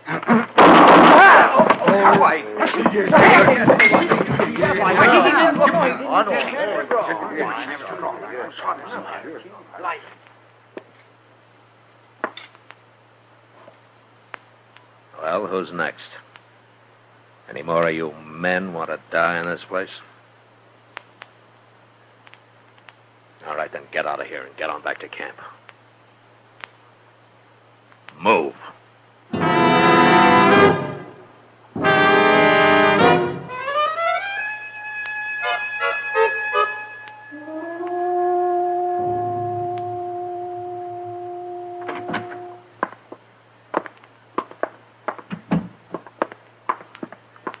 Here he is, Mr. Dillon. But he ain't singing very loud this morning. How's your jaw, Telly? Busted? Doc said you busted it on this side right here. I'm sorry. I guess I must have lost my temper. You sure did, Marshal. But the fight's out of me now. I'm plumb sober. You heard about Gil Choate? Chester told me. Choate shouldn't have gone up against you. No, he shouldn't. Well, now he's dead. It don't matter none, I guess. What doesn't matter? Choate's the man that killed Bud Cowan, Marshal. That's why I made him come to town for Doc, kind of punish him that way. Oh? Shot Cowan in the back. But I had to protect Choate anyway. You know how it is. What about Sam Peoples, Telly? Oh, him. Well, I'd have wrote you a letter from Texas, Marshal, saying it was a lie. Anyway, I'm selling them cattle. I aim to be out of here in 2 days, Marshal. Uh-huh. Okay, Telly. Get going. We can be friends now, can't we, Marshal? You ever hear of a lawman with friends? We must have a couple. Yeah. Yeah, I have. A couple. So long, Telly. I'll tell Sam Peoples that you didn't mean it.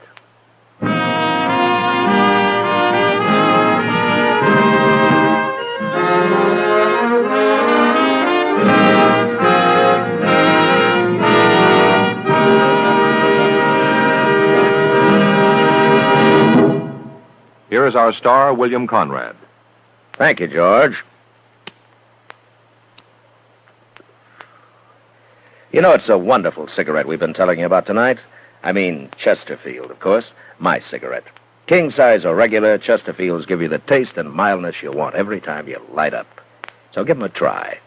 They satisfy millions. You'll like them, too.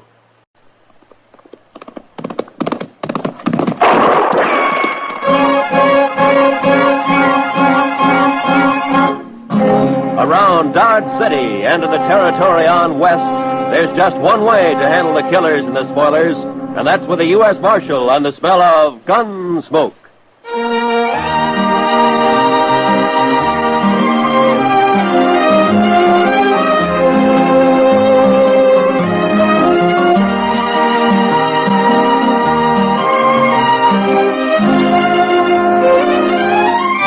Gunsmoke, starring William Conrad. The transcribed story of the violence that moved west with young America. The story of a man who moved with it. Matt Dillon, United States Marshal.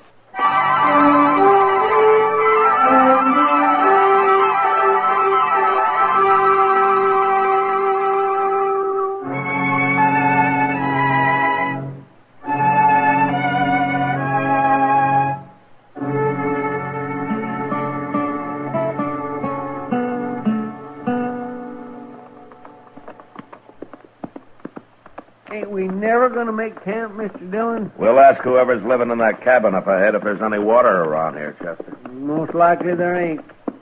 These settlers put up a cabin just anywhere and then start praying for rain. Oh, we could have camped back on Smoky Hill River. No, sir. I'd rather go dry. Just as long as we make Dodge by tomorrow night. We'll make it. I never seen such a place as that Fort Wallace, Mr. Dillon. Man could go plumb out of his mind living there. Well, they don't build army posts for pleasure-loving people like you, Chester. I've been in the Army. No? Like it? Well, sir, we didn't always see eye to eye, me and the Army, but at least I didn't get killed. Well, that helps. I'll bet you look pretty bold in a uniform, Chester. Oh, my, yes. I surely did. I wonder if there's anybody home here. Hello? Place looks deserted, Mr. Dillon. Yeah. Here, hold my horse, Chester. I'll take a look. Yes.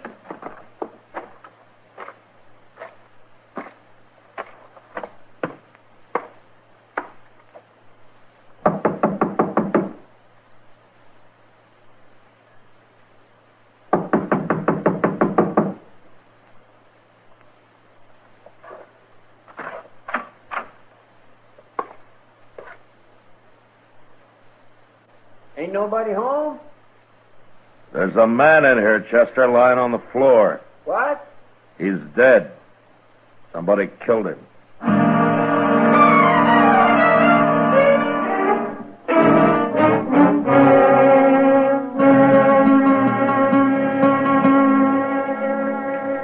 We'll put the fire out now, Mr. Dillon. Yeah, we better get started. Looks like rain this morning. Yeah, it's too early to tell for sure. Too bad we don't know that fellow's name, Mr. Dillon. Sure do hate to bury a man and not even put a marker on his grave. I'd rather know the name of the man that killed him. It's awful easy to get by with killing a man way out here. Yeah, too easy. Say, look over there, Mr. Dillon. Yonder comes a couple of riders. Yeah, I see him. What do you suppose they're carrying rifles for? Stand over there, Chester, about 10 feet from me, huh? Yes. And keep the hair out of your eyes. Yes, I will.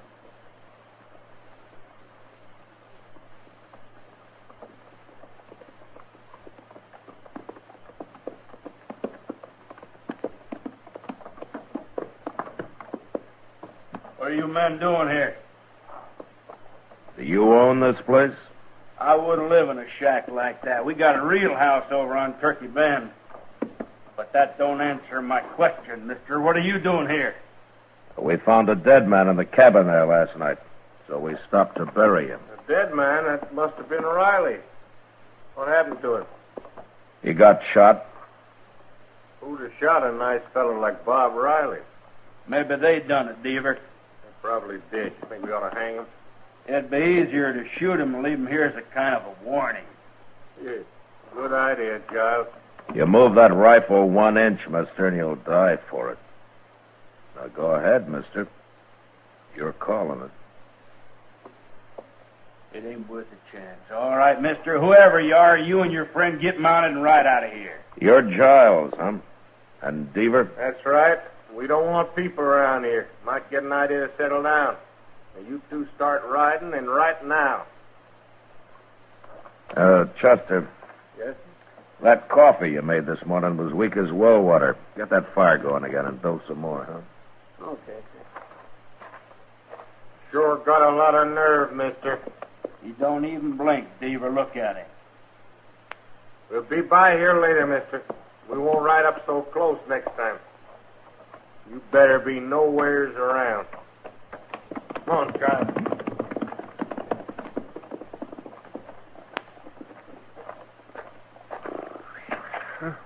I almost stopped breathing, Mr. Dillon. It was 2 against 2, Chester. We'd have made out all right. Yes, I know, but it's the waiting that chills me.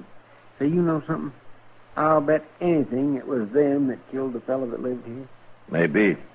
But I'd sure like to know more about those two. But right now, we better get started for Dodge. Yes, sir, I'll go get the horses. Chester and I got mounted and rode maybe a mile and a half when we came across a sort of a camp. There was a man there, a tall man with long yellow hair and bright blue eyes that seemed always to be looking into the distance. He had a mule and an old wagon and some hogs that he kept in a well-built, partly covered pen. But he hadn't put up a shelter of any kind for himself, and it didn't look as though he was about to. We got down and walked over to where he was standing by a small fire.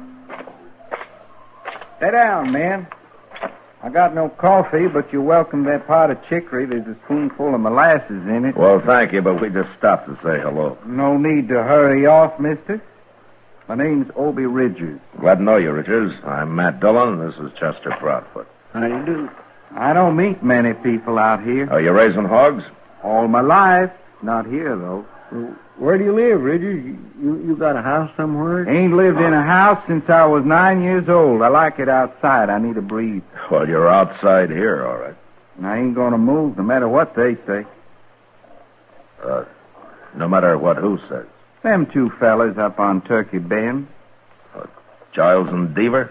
Them's the ones. Tell me, Richards, there's a cabin about a mile and a half north of here. You know the man that lives there, Riley? He comes by here now and then. Oh, we buried him last night. Somebody shot him. That's bad. That's real bad. You better tell the law about it if you're going anywhere, mister. I don't hold with murdering a man. Well, I'm a U.S. Marshal, Richards. That a fact. Well, now. Don't you ever get into Dodge? Well, never have, but I'm going today. What, in that wagon? It'll take you a week. No, sir. I'm going horseback. Well, I swear I don't see no horse. Well, right out there, fella. Here he comes now. There's Jim Branch leading him. Jim talked me into going to Dodge with him, but I know I won't like it. I'm just doing it for Jim's sake, kind of coddling him along, make him feel good. Where does this Jim Branch live? He's got a little place over west of here somewhere. Jim's nothing but a cowboy, Marshal. You'll be drifting on one of these days, kind of like me that way. Hello. Got company, Jim. You ready to go, Obie? I'm all dressed up like a sore thumb, can't you see? What'd you do, change your socks? This here's a U.S. Marshal, Jim. I forget his name. My name's Matt Dillon. I'm glad to know you. I'm Chester Proudfoot. Well, how you do? You heading for Dodge, Marshal? Yeah, we'll ride in with you if you like. Good. It's a big day. I've been talking Obie into going to town for 3 months. He claims he don't like towns. Wait till he sees Dodge. I'm happy right here with my hogs. I don't need no town. Your hogs won't miss you. Well, let's get started. I gotta be back in 3 days, Jim, like you promised. Them hogs will starve if I ain't. You'll be back. Oh, say, what? The marshal here tells me Riley got shot. No. There's Giles and Deaver done it. Now, wait a minute, Richards. It looks like they did it, but if I could prove it, I'd be taking them in for trial right now. Well, it's too bad you can't, Marshal. They're no good, them fellas. Well, I can wait. They'll make a mistake sooner or later. But we better get going. It's 60 miles to Dodge.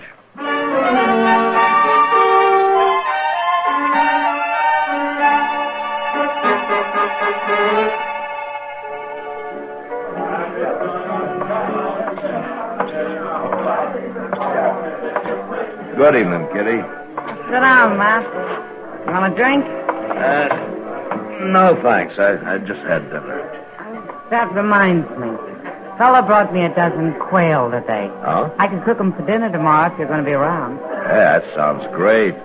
I'll be here. They ought to be ripe enough by then. You know, I never saw as many quail as there are this year. Riding in yesterday, we put up clouds of them. That Jim Branch seems like a nice fellow, Matt. Obie Ridges, too. Yeah, they are, Kitty. They sure make a funny pair. Maybe. But still, they're kind of like brothers. Look at him over there at the bar. Opie's getting spookier every minute he's here. Obie likes it outdoors, right out on the ground. I doubt he'll ever come into town again. Jim told me he still hasn't been able to get him to take a meal in a restaurant. He has to bring it outside for him. Says he can drink inside, but that's all. Well, maybe we'd all be better off if we lived that way, Kitty. Not me. I don't want to live like an animal. Don't you? Hello, Miss Kitty. Hello, Jim. Marshal, something bad's happened. What, Jim? Well, this fella here just rode into town from up north. Well, he come by Obie's camp. Marshal, somebody shot Obie's mule and burnt up his wagon and killed all his hogs. That's right, Marshal. Oh, no. Giles and Deaver again, huh? Well, it's Obie I'm worried about. I never should have made him come to town, Marshal. He'll kill them fellas now. I know he will. I'll ride out with you, Jim. Right now.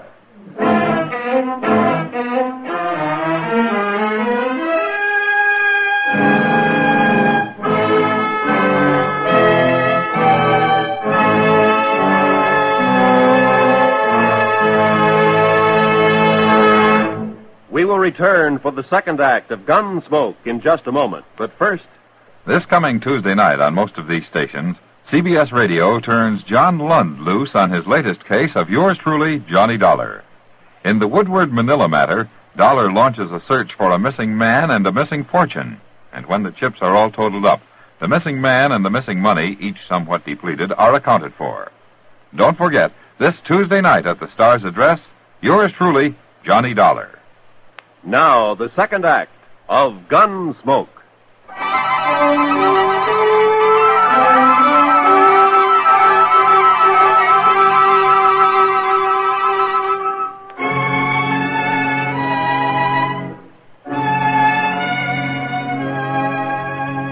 I wanted to ride out to Obie Ridger's camp that night, but Obie insisted on staying in Dodge. He even tried to have a good time for Jim's sake. Next day, however, on the ride up, he just sat his horse and stared straight ahead and never said a word. We reached his camp after dark, and we could see his mule and his hogs lying there in the moonlight, and the remains of his wagon, charred and ghost-like. There was nothing we could do then, so we lay down on the ground and went to sleep. But that was our worst mistake, as I discovered when Chester woke me next morning. Obie had disappeared, and he'd taken his rifle with him. We saddled up and rode for Turkey Bend. How much farther is it, Jim? Just beyond them trees, Chester. I told you Obie was going to kill these fellas, Marshal. Well, maybe they're not here. Well, if they're not, he'll find them. Let's pull up.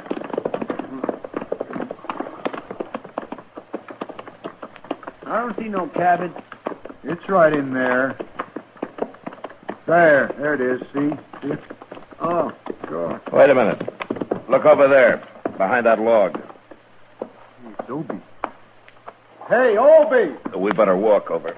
Okay. Hey, what are you doing, Obie? Down, you'll get shot. Come on, let's run for it.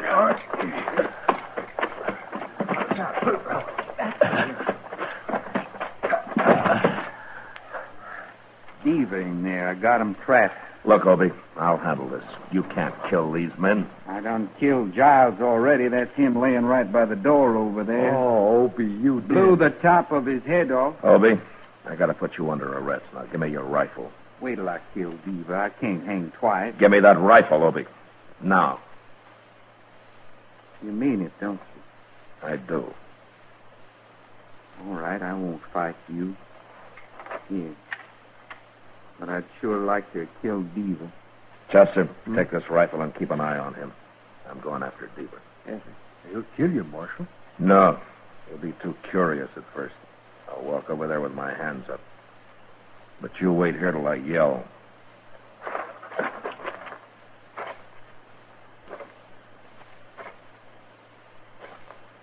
Deaver! Don't shoot. I want to talk to you. That's far enough.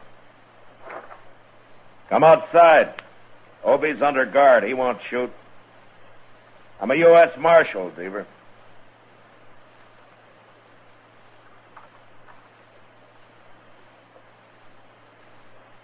You're the feller we run into the other day up at Riley's cabin? I am. Now come on out. Thought there was something about you.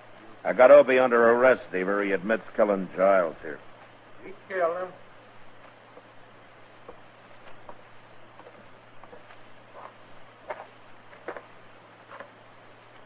you and Giles slaughter his mule and his hogs?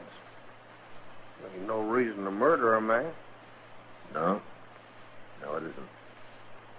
But tell me about you. Did you murder Riley? Well, wait a minute, You're Mark. going back to Dodge with us, Stephen. Oh, no, not me. Keep your hand away from that gun. Let's see how good you really are, Marshal. No!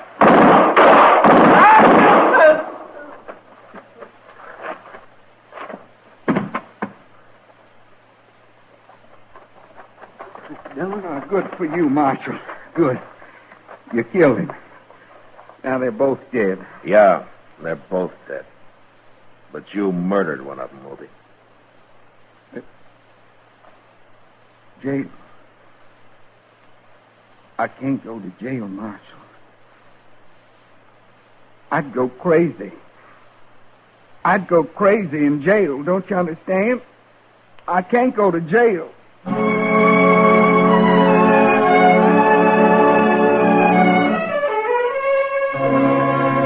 It was a hard thing to do, but I had no choice.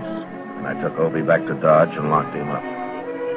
A few weeks later, he went on trial. And after long deliberation, the judge sentenced him to life imprisonment. Obie stood up and said he'd rather be hung. Then I took him back to jail. And I sat there with him for a while. I thank you for everything you said, Marshal. You didn't have to do that. Well, I just tried to get the judge to believe you went crazy and you didn't know what you were doing, Obie. I knew what I was doing. I told him I did. Yeah, I know. Why wouldn't he let him hang me, Marshal? And he did what he thought was just, Obie. He didn't think you deserved hanging. I don't know how I stood it this long in jail. I'm sorry, Obie. I wish I could help you. They got windows in the penitentiary, Marshal? Sure they have. Well, I'll be around later, Obie.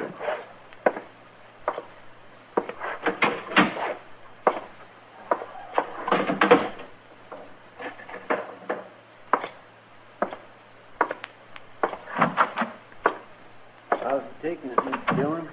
It's pretty hard on him, Chester. Where's Jim Branch, anyway? Oh, my, I ain't seen him since the trial was over. Maybe he'll come around later. I'm going to supper with Doc, Chester. We'll be at Delmonico's. All right, sir.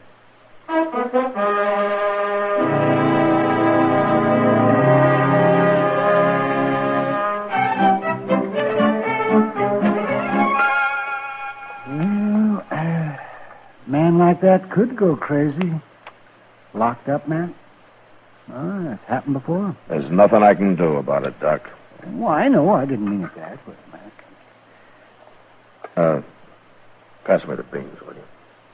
These are peas, Matt, but you're welcome to them. All right, peas. Peas, then. Thank you. Well, why don't you take a vacation, Matt? You know, go back east somewhere, kind of like St. Louis or Kansas City, someplace like that. Maybe I don't like towns either. Well, that's just what I mean. You need a vacation, all right. Oh. Yeah?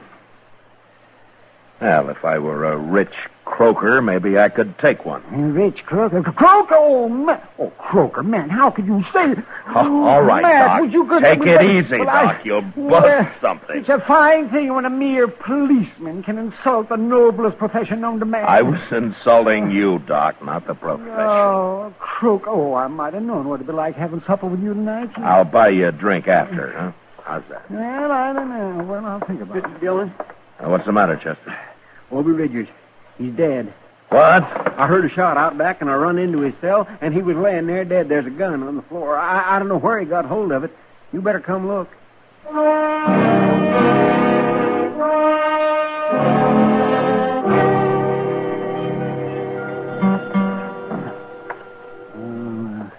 He's dead, all right, man. You think he killed himself, Doc? Well, the gun was held right close to his head. Maybe somebody called him over to the window and shot him. Huh? Maybe. But he could have done it himself. The bullet entered right here, Matt. Yeah. So you're saying it could be either murder or suicide, huh? That's right. Well, why would anybody murder him, Mr. Dillon? It don't make sense. And it could be somebody who understood how Obie felt about being cooped up the rest of his life, Chester. And somebody who liked him. A good friend. Jim Branch? I don't know who used that gun, but Obie's dead. And I'm going to find Jim.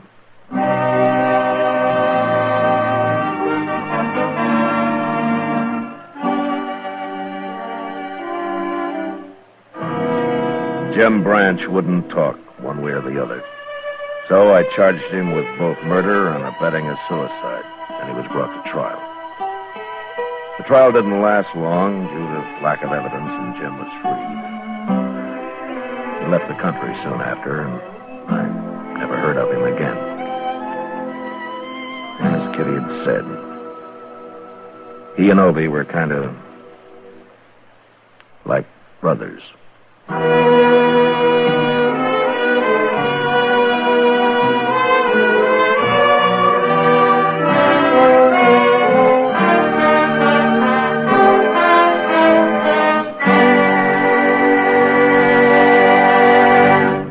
Gunsmoke, transcribed under the direction of Norman MacDonald, stars William Conrad as Matt Dillon, U.S. Marshal. Tonight's story was specially written for Gunsmoke by John Meston, with music composed and conducted by Rex Corey. Featured in the cast were Vic Perrin, Lawrence Dobkin, Jack Crucian, and John Daner. Parley Bear as Chester, Howard McNear as Doc, and Georgia Ellis as Kitty. Roy Rowan speaking. Join us again next week as Matt Dillon, U.S. Marshal, fights to bring law and order out of the wild violence of the West in Gunsmoke.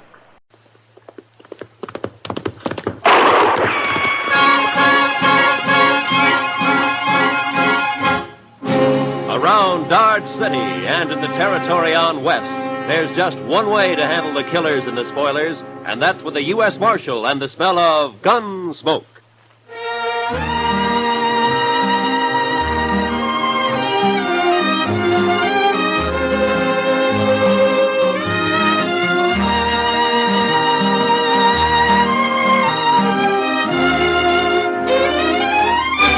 Gunsmoke, starring William Conrad. The transcribed story of the violence that moved west with young America. The story of a man who moved with it. Matt Dillon, United States Marshal.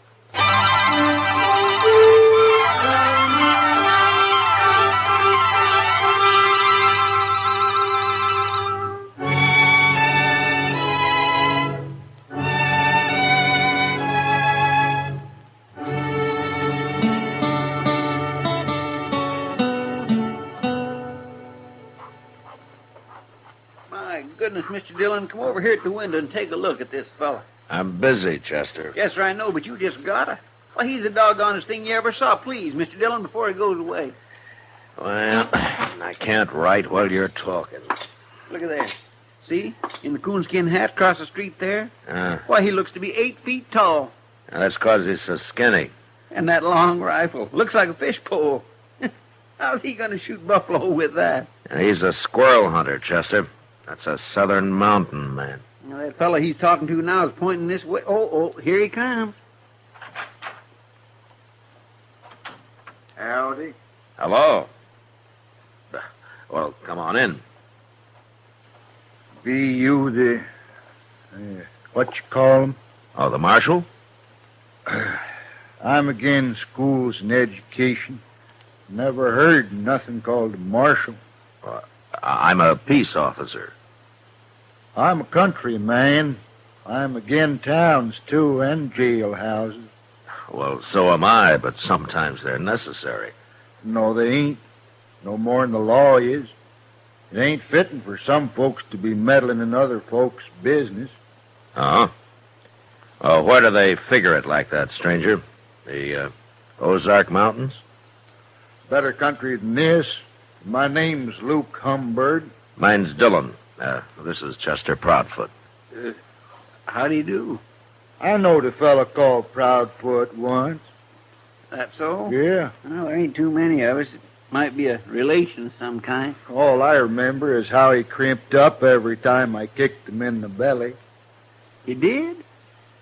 Marshal, man outside said you'd help me find where Hank Witherspoon's living. Witherspoon? Yeah. Oh, the one who came out here about a year ago? He's got an old mountain gal with him. They're married. Sure, I know them. They got a place up near Rock Springs, about 10 miles north of here. What kind of place? Oh, just a shack and a patch of corn, as I remember. I'll find it. Well, you come a long way to see your friends, Humbird. Witherspoon ain't exactly a friend, Marshal. I gotta get going. It being Saturday and all. Wait a minute. Huh? What are you talking about? Nothing. Except I won't kill no man on a Sunday, Marshal. I never have, and I never will.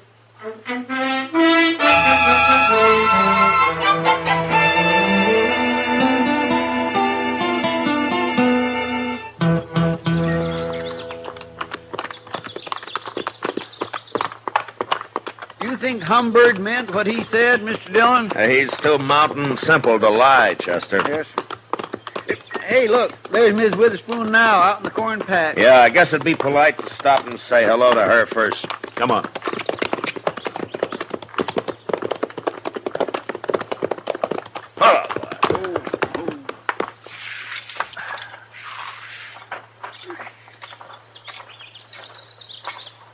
Hello, Miss Witherspoon.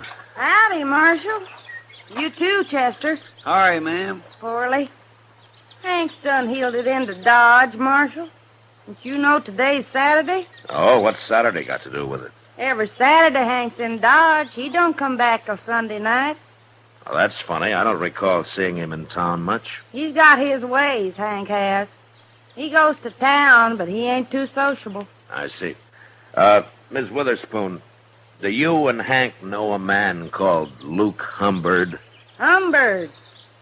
Don't say his name round us, Marshal. Oh, there's trouble between you? Trouble. Marshal, Hank's the only Witherspoon left, and Luke's the only Humbird. Both families been whittled down to just them two. Oh, a feud, huh? Their grandpa started it. Now there's only one man left on each side. Well, don't you think it's gone far enough? Hank or Humbird. Either one of them could call it off, only they're both too muley for that. Well, didn't Hank come out here to, get away from it? Course not.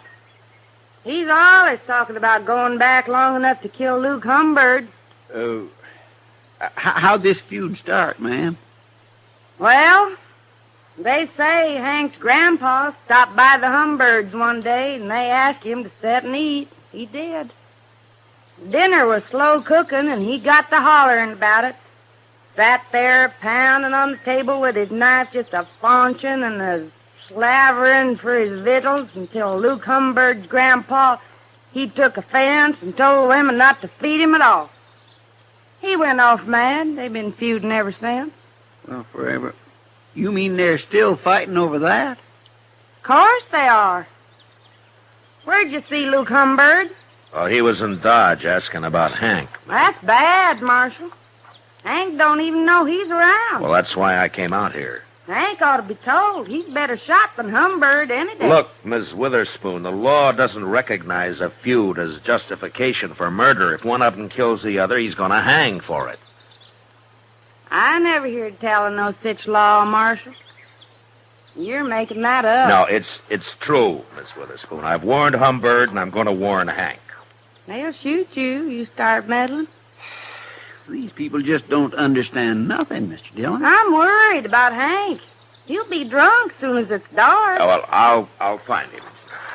Goodbye, ma'am. You better find him, Marshal. He'll get killed, sure, if you don't. Yeah. Come on, sister.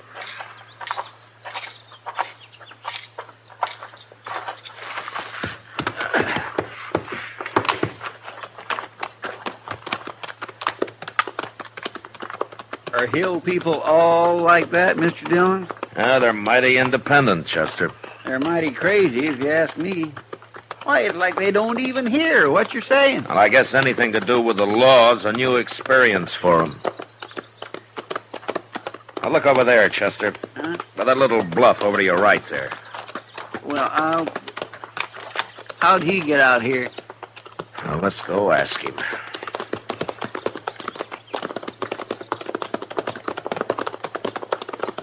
Follow. Hello, Humbird. That Witherspoon's place, Marshal? You don't care whether you hang or not, do you? Shooting a Witherspoon? For shooting anybody. Marshal, you're getting downright contrary. Humbird, why don't you take that squirrel rifle and go on back home? 'Cause it ain't no squirrel rifle, that's why. This here is a human rifle, Marshal. Oh, there's no use even talking to him, Mr. Dillon. Where's your horse, Humbird? How did you get out here, anyway? I come afoot. I don't need no horse to travel by. You mean you walked all the way from the Ozarks? 'Tain't far. When they's Witherspoon a-waiting at the end of it. Maybe I ought to just throw you in jail for a while. Well, then nobody get killed, Marshal. At least not till I got out again. But you're being awful meddlesome. I gotta get closer to that house. So long. Now, don't worry. I don't aim to shoot his old lady. Mr. Dillon? Yeah. Maybe it'd be better if you just let them shoot each other and have done with it. Don't tempt me, Chester. Well, let's go find Witherspoon.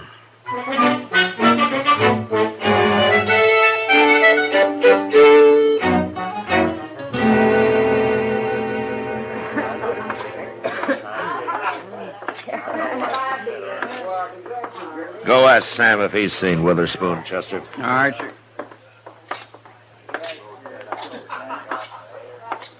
Hello, Matt. How are you, Kitty? Well, things have been pretty quiet around here for a Saturday night. Well, I'm not complaining about it. The Santa Fe agent told me there's a big Texas herd due to be shipped out of here in a couple of days. Well, those boys will liven things up for you. For you, too, I expect. Where you been, Matt? It's pretty near midnight. Kitty, I've been trying to stop a feud. A feud? Yeah. What kind of feud? An old one. There's only one man left on each side. Been a long time since I've heard of a feud around Dodge. Well, this one kind of got transplanted from the Ozarks. Oh. Say, don't tell me that crazy Hank Witherspoon's mixed up in it. I've been trying to find him all evening. You know where he hides out? I bet you $1 he's right out back, Matt. What?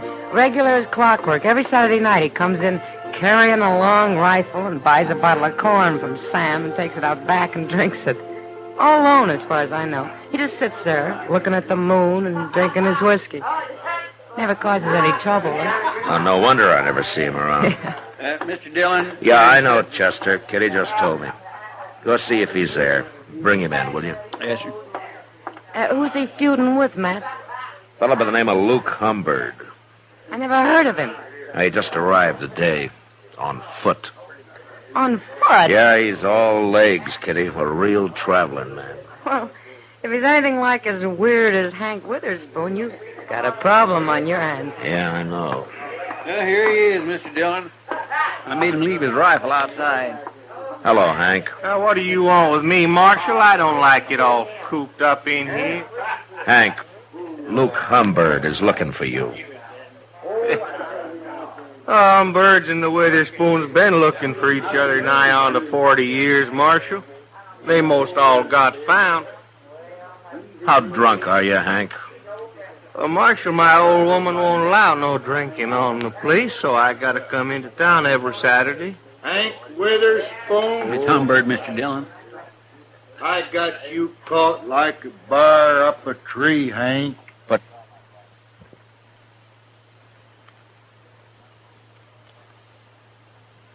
down that rifle, Humbird. You're gonna kill me? I ain't even got my gun.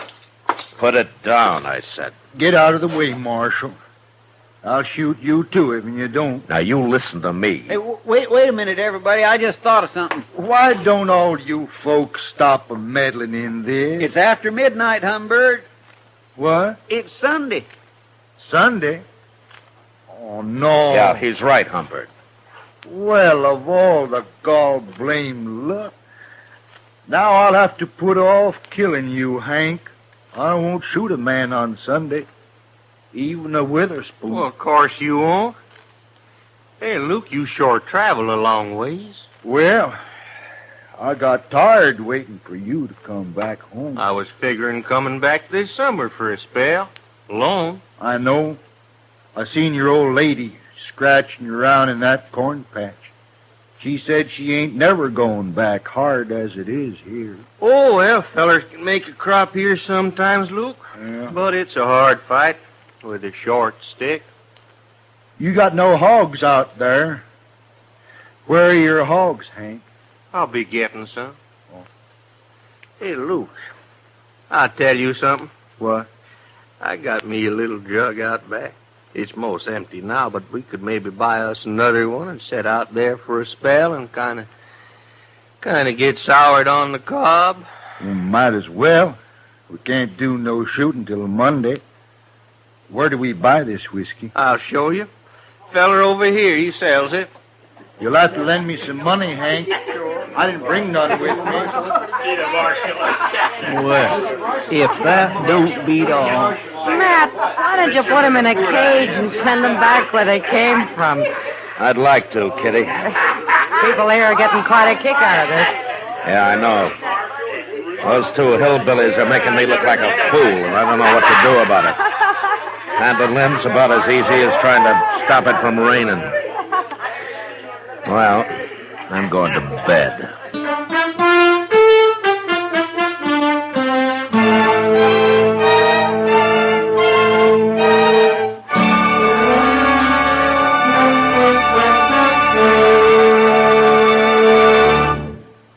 We will return for the second act of Gunsmoke in just a moment. But first, Listen, Young Lovers is the title of Monday night's drama on Suspense on CBS Radio, starring Robert Wagner and Mona Freeman. Don't miss Suspense and one of its greatest productions, Listen, Young Lovers, on most of the Stars Address stations Monday night.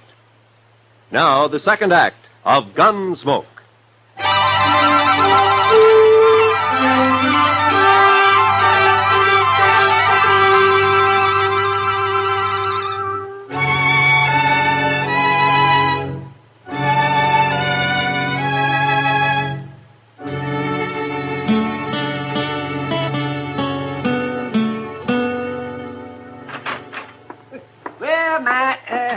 Chester around? He went across the street for a beer, Doc. He ought to be back soon. Well, it can wait till morning. Well, Matt, I've been hearing all day about your feuding mountaineers. Yeah, they've been drunk all day, lying around out back of the Texas Trail.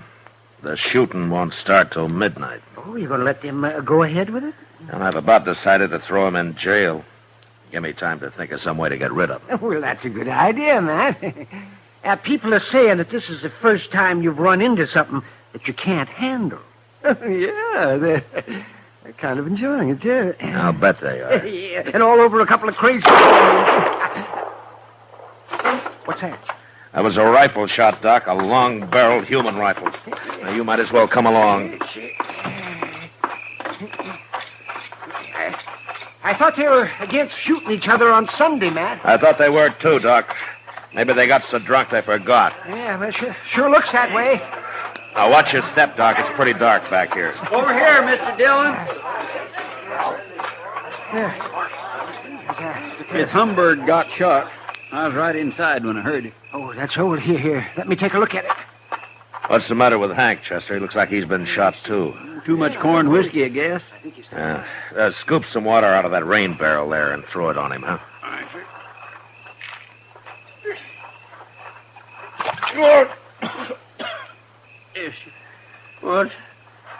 What's that you're doing now, Luke? Give him some more, Chester. Okay. Oh! Hey, now, stop that, I tell you. You're making me all wet. Say, Matt, this man over here is still alive. Let's get him over to my office. Give Doc a hand there, a couple of you men, huh? Luke, huh? Where at's my rifle? I got your rifle right here, Hank. Did you shoot him, Hank? Well, sure. I was aiming to, I guess. How could you shoot him if you were passed out? Well, I don't know, Marshal. We got pretty drunk. I thought neither of you'd shoot a man on Sunday. Well, no, of course not. Why did you, then? You mean it's still Sunday? Hank, I don't believe you did this. Marshal, you quit messing around. I'll shoot you next. Chester. Yes. Throw him in jail. I'm going to take a look around. Jail? I ain't going to jail. Come on, get moving, Hank. No. Come on, I'll poke this rifle right through you. Quit that. Well, then start walking. If you put me in jail, I'll just bust right out again. Oh, no, you won't. Not if I have to break your leg to keep you.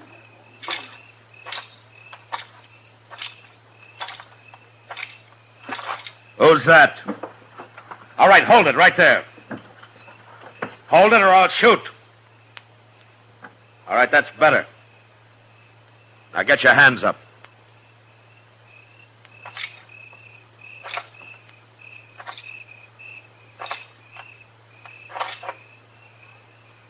Well, I'll be... I ain't armed, Marshal. Put your hands down, Miss Witherspoon. What are you chasing me for?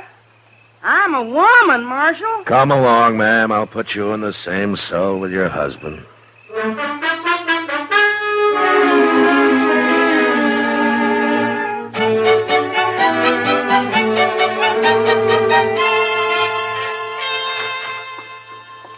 Well, I just give them their breakfast, Mr. Dillon. Hello, Doc. Morning, Chester. How's Luke Humbird doing? Well, I was just telling Matt. It's like shooting a bullet through water with that man. Oh, he's not about to die. Yeah, that's good news, I guess. Well, I'm going to talk to the Witherspoons. You two waiting here, huh?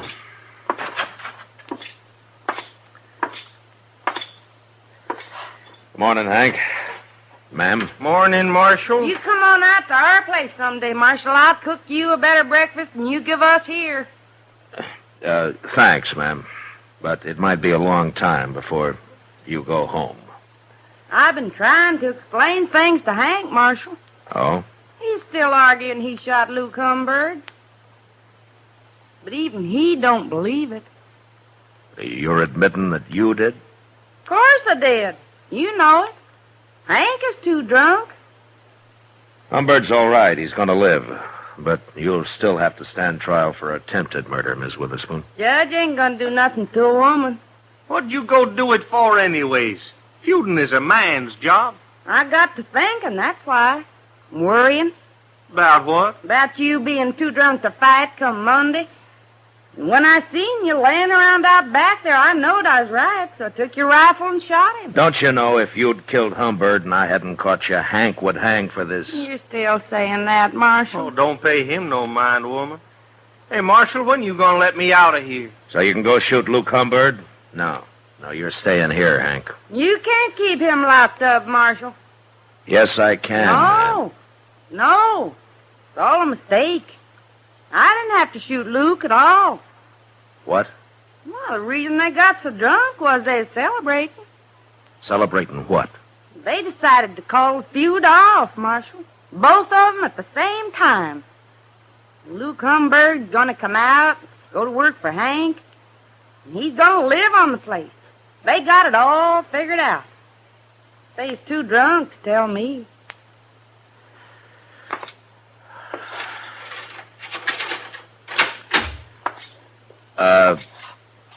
Ms. Witherspoon. Huh? I'll go talk to the judge, if you'll do me a favor. Huh? Why, sure, Marshal. Go on home and take Hank with you, and I'll send Humbird out as soon as he's well enough to travel, and keep him out of Dodge. Will you? Please? Both of them? Sure, I will. Come on, Hank. Your drinking days is over.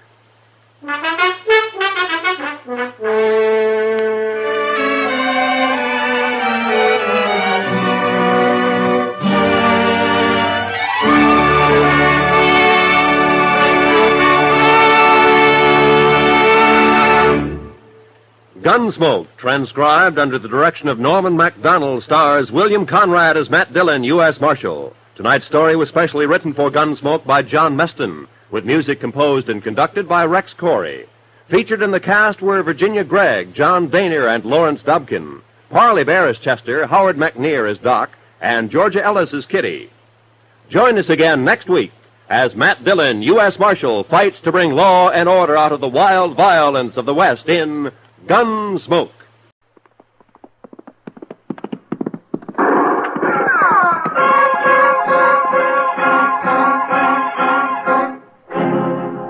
Around Dodge City and in the territory on West, there's just one way to handle the killers and the spoilers, and that's with the U.S. Marshal and the smell of Gunsmoke.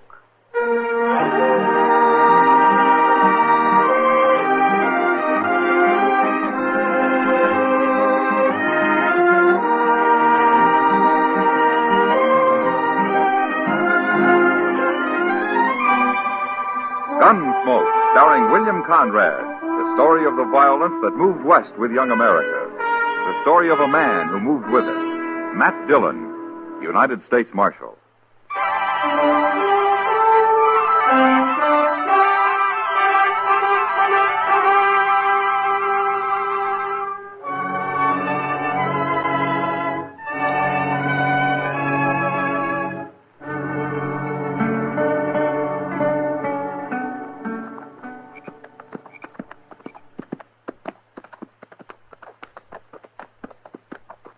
Boss.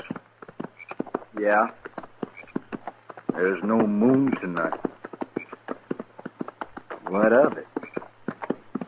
It's spooky when there's no moon. You afraid of something, Orlo? Of me? You. What are you afraid of? Of course, I ain't been much afraid of anything since the second battle of Bull Run. That so? Oh.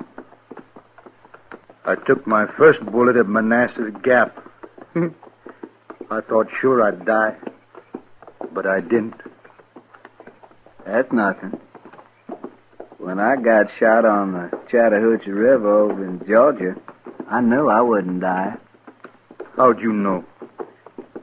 I just knew, that's all. Weren't you afraid? Afraid of what? Dying. I've never been afraid to die. Well, I'm not afraid. Not anymore. Not since Bull Run. And what's all this about there being no moon, Orlo? I said I'm not afraid to die. I didn't say I'm not afraid of anything. Oh, shut up. Okay.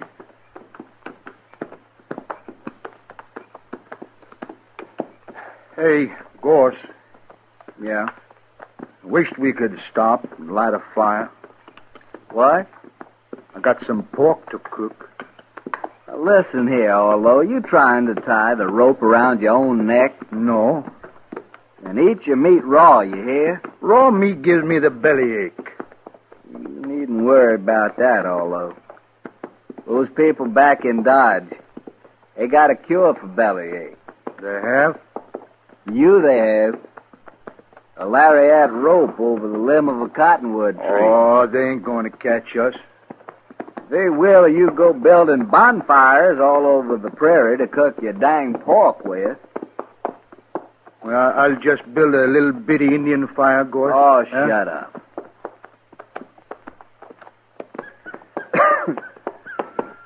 Orlo?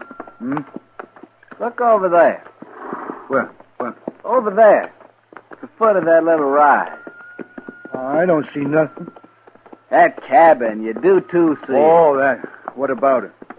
There's no light in it, you fool, and there's no smoke. It's deserted. Well, that's good, ain't it, Gorse? Nobody to tell the posse which way we went.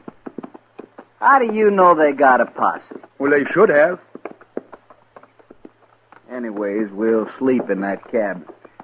If somebody does come along, we can fight them off from there. Yeah. Come on. Come on. Come on.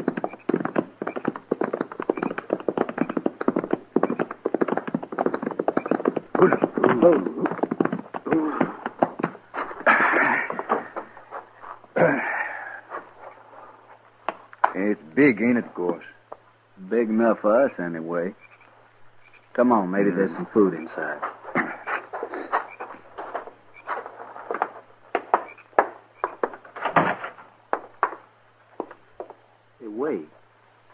There's a horse in here. He must have got in and the door blew shut. Poor thing. Well, get him out. Yeah. Easy, boy. Easy now, son. Easy, boy. I got him. Now, outside, fella. Outside. Come on. Yeah.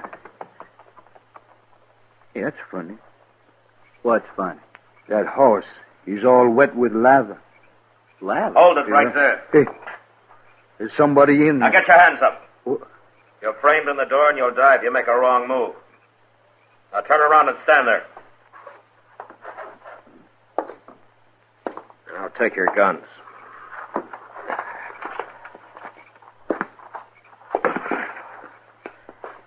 Who are you, mister? All right, get outside. Slow.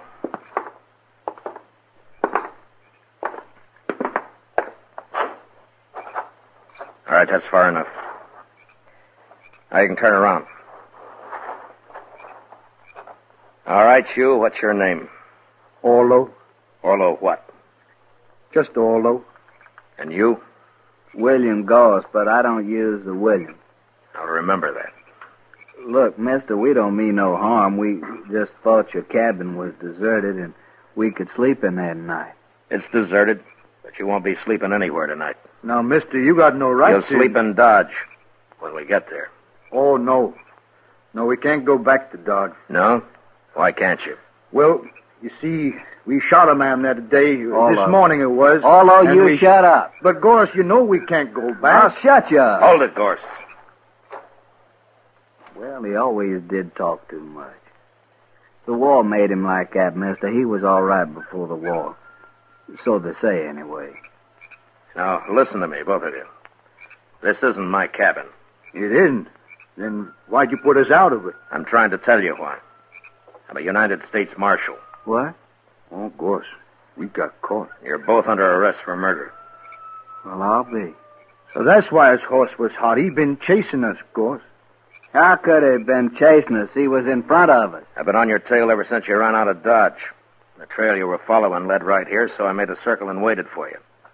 Does that explain things? Hey, that's pretty smart, isn't it, Gorse?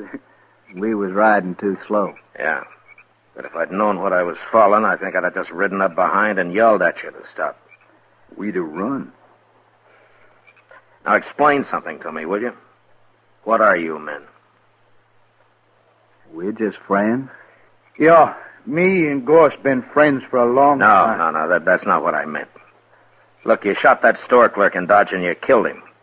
But you're sure not gunmen, and you're not bandits. Now, what are you? We're broke. We needed some money. But he wouldn't give it to us. He grabbed the gun instead out under the counter. And he'd have shot us with it, too.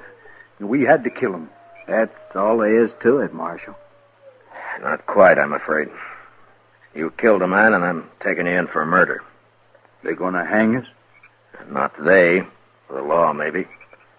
But you'll get a fair trial. Won't matter. We done it. We'll hang. Yeah, you're right, Gorse. We'll hang, sure.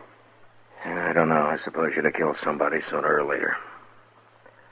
All right, get your horses. Ain't you going to handcuff us or nothing? Why? Oh, no reason, Marshal. I was just asking. I thought so. All right, come on. It's a long ride to Dodge.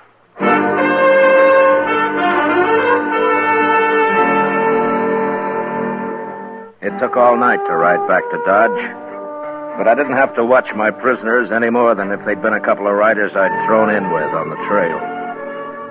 Maybe it was all their years in the war, in the army, that made them do whatever I, as a marshal, told them to do. The idea of not obeying me never occurred to them. Next morning, I had Chester lock them up, and then I went off to get some sleep. About noon, I got up, ate something, and dropped into the Texas Trail. Sit down, Matt. Yeah, sure, Kitty. I hear you brought in those murderers. Yeah, I did. Well, aren't you glad? Yeah, sure, Kitty. I'm glad. Well, they're the ones, aren't they? You got the right men. Yeah, they're the ones. They did it. Matt, sometimes I don't know Kitty, they're just a couple of not very bright men who who've had too much war. I guess they just got used to killing. I don't think it means anything at all to them. Well, then They're what? not mean, and they're not vicious. They're just kind of loco. Well, that's what makes them dangerous, I guess. Marshal Dillon? Yeah. I hear you brought in 2 men this morning, Gorse and Orlo. No? How do you know their names? Everybody does by now. Yeah, I suppose so. They didn't do it, Marshal. What? They're innocent. They didn't kill that clerk. Who are you, mister? My name is Blaine, George Blaine. All right, Blaine, what's this all about? Oh, what I said, Marshal. They're innocent. You see, I and Ned and Lou, well, over there at the bar, we saw them just leaving Kelly's stable when that shooting took place. Would you swear to that in court? Why, sure, Marshal. How come you arrested them anyway? Well, I'll tell you, Blaine. They shot a man. Nobody saw that killing. Look, I don't know who you are or what your interest in this is, but they admit killing that clerk. So why don't you just go back and join your friends at the bar and forget about it, huh? No, Marshal, we won't forget about it. You shouldn't have arrested those men. And what's more, we're going to see to it they don't stay arrested. Oh? You want to see to it right now, Mr. Blaine? No. No, there are other men around here interested in justice, Marshal. And I think we'll talk to them first. Don't do it, Blaine. Don't get anything like that started here in Dodge. See you later, Marshal.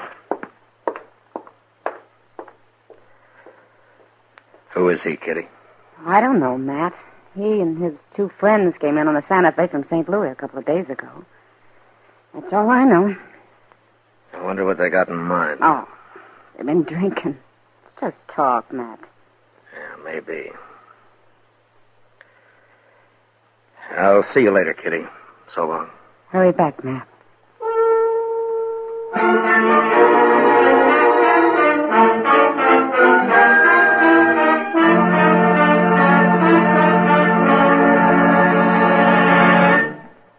We will return for the second act of Gunsmoke in just a moment. But first, tomorrow night, CBS Radio's Escape dramatizes a romantic conflict titled El Guitarrero, which means the guitarist.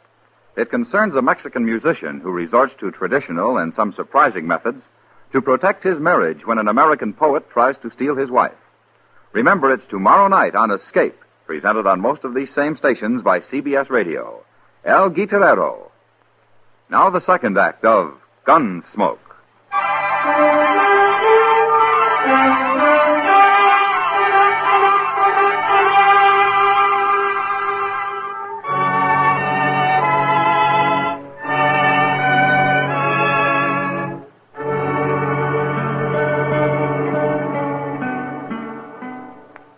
No, sir, Mr. Dillon, that fella come here, but I wouldn't let him talk to prisoners.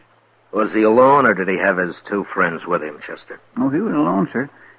But I did notice a couple of men waiting around outside now that you mention it. You, haven't heard anything about this Blaine or his friends the last day or so, have you? No, sir. Nobody's mentioned them. Around me, anyway. Well, it sure stumps me. You think maybe they're going to cause trouble, Mr. Dillon? I don't know, Chester. They might try, but it'd be easier to stop if I knew what was behind it. Yes, sir. Yeah, mobs have tried to open this jail before, but to lynch somebody, not to turn them loose. Mighty curious, all right. Well, Chester, I'm going to have a talk with the prisoners. Maybe they might know something. Well, it's worth a try, sir. Yeah.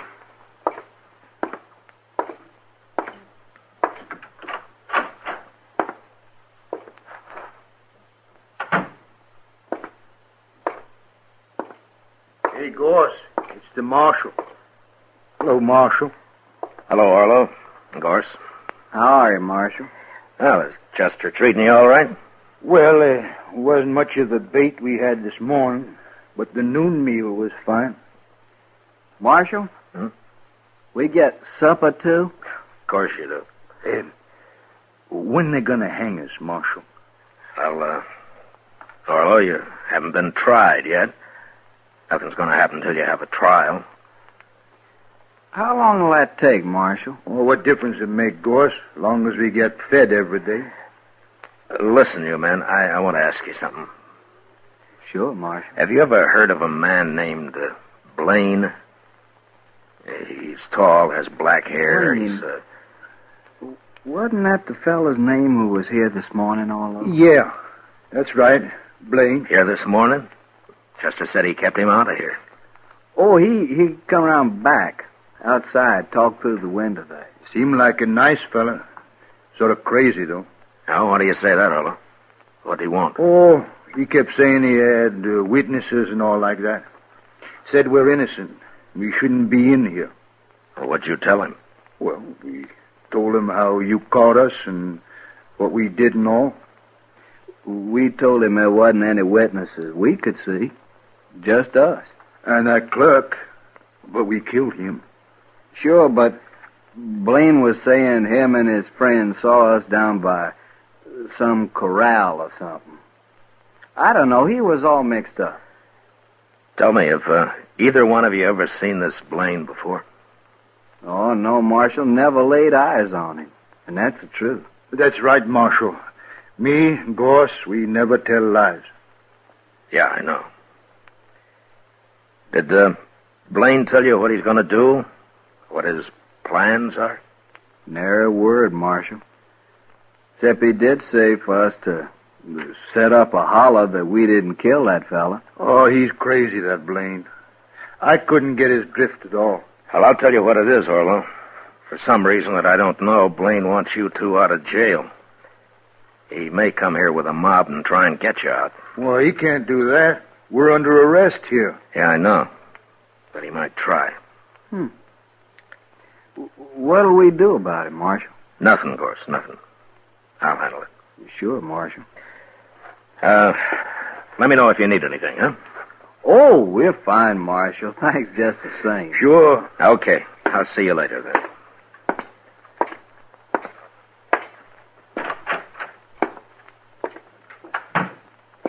Hello, Doc. What are you doing here? I heard there might be some excitement, Matt. Oh, you did, huh? Yeah, right here at the jail, too.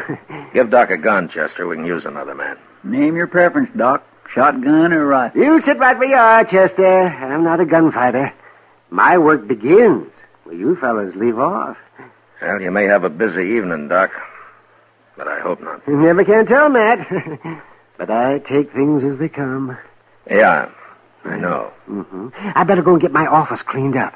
If anyone gets shot, you send them right up there.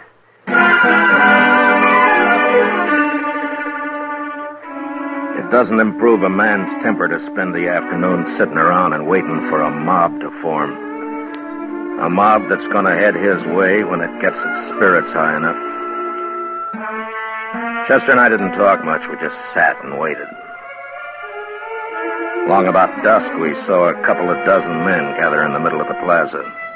And then Blaine appeared, and he began haranguing them. And the crowd grew. In a little while, it started moving down Front Street, down toward the jail, and us. Looks like everybody in Dodge is taking an interest, Mr. Dillon. We'll use shotguns, Chester. I never saw a mob yet that was eager to jump a shotgun. Yes, sir.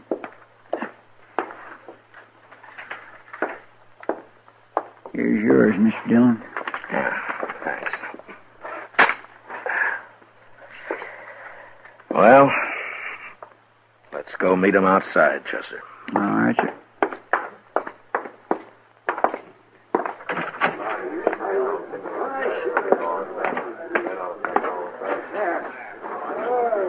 Here, this is good enough. Pretty big crowd coming, Mr. Dillon. Yeah, maybe most of them are just curious. I sure am, anyway. What do you mean, sir? Well, I haven't got this Blaine figured, that's all. All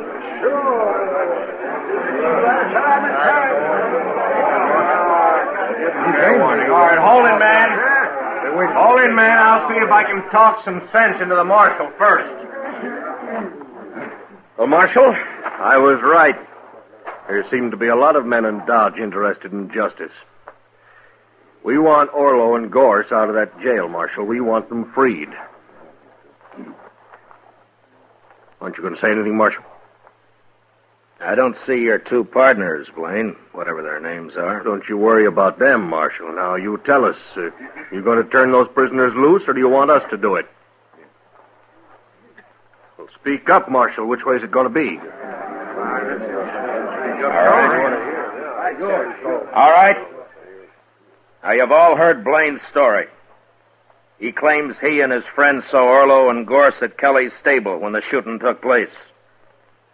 Now, that's pretty good evidence that they didn't kill that clerk. And it could be true. I'm going to go inside and I'm going to talk to him about it. I'll give you my answer in half an hour. Now, is that fair enough?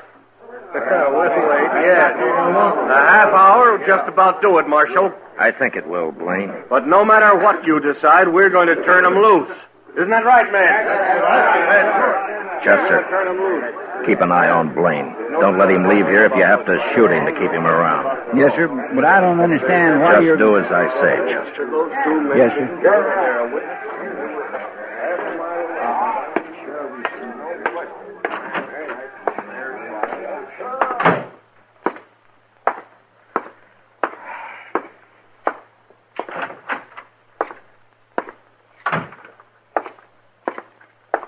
What's doing, Marshal? I don't know, Gorse, but I just might find out. This Dodge is a mighty strange place, wanting to turn prisoners loose. Yeah. I'll be back soon.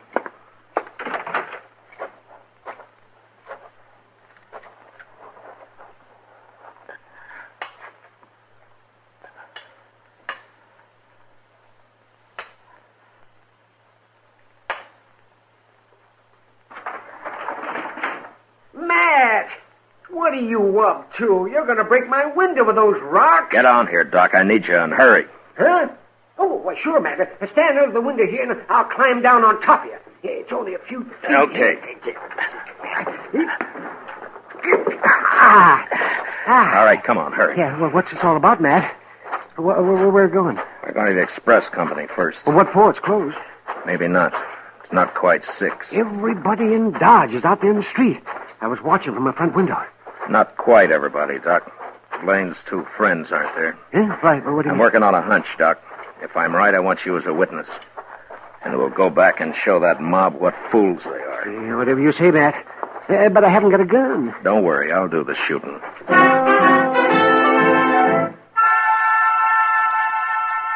We reached the rear of the express company, and I took a quick look through the window. The single room was deserted. And the only other place would be the bank, if I was right. And I was. 2 horses were tied to a tree outside the back entrance, the door of which was ajar. I made Doc get around the corner of the building where he'd be safe. And I stood close to the door and waited. In about 5 minutes, I heard him coming out. Got to get that mask off. Yeah, we'll hide this stuff at the stable, go down and join Blaine. Hurry, Lou, we're late now. Get your hands up. This is a shotgun. Don't use it. You got us. Don't shoot. Well, you're not the fightingest men I ever saw. All right, I'll take your guns now, and don't try anything. And yours? Doc. Yes?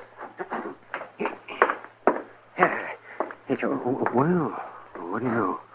Blaine's partners. You sure guessed right, Matt. Now, who's inside? We didn't hurt him, Marshal, just tied him up. Who, I said? Well, that old man, the banker. All right, go take a look at him, Doc. Take those money bags with you. But be quick, we haven't got much time.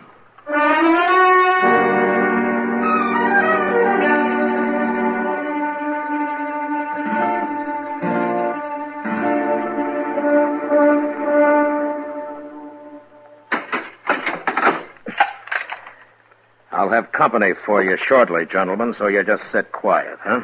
Blaine's going to be mighty surprised at this. Come on, Doc.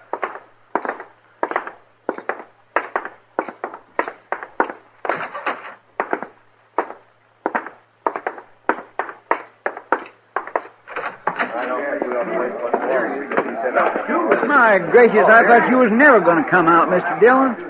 Well, Marshal, are you going to be smart? Are you going to turn them loose? You're under arrest, Blaine. What? Marshal, don't be a fool. You aren't arresting anybody. Is he, man? Tell him who I just locked up, Doc. All right. That's right, man. Marshal just arrested Blaine's two friends. What? You make one move and I'll cut you in half, Blaine. All right, go ahead, Doc. I was right there with him. Caught him up the street, raiding the bank. They're locked up inside right now. Oh, they're no friends of mine. We've been drinking together, that's all. And besides, I wasn't anywhere near that bank. I was right here. Yeah. You men saw me here. And you got nearly everybody else in town here, too, Blaine. So your partners could work unmolested. Take his gun, Chester. Yes, sir. All right. All right.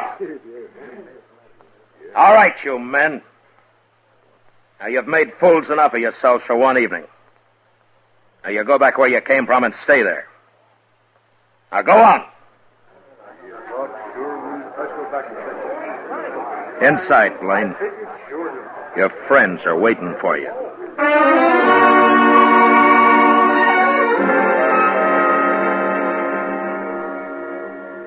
I never did find out just who Blaine was. He kept his mouth shut all through the trial.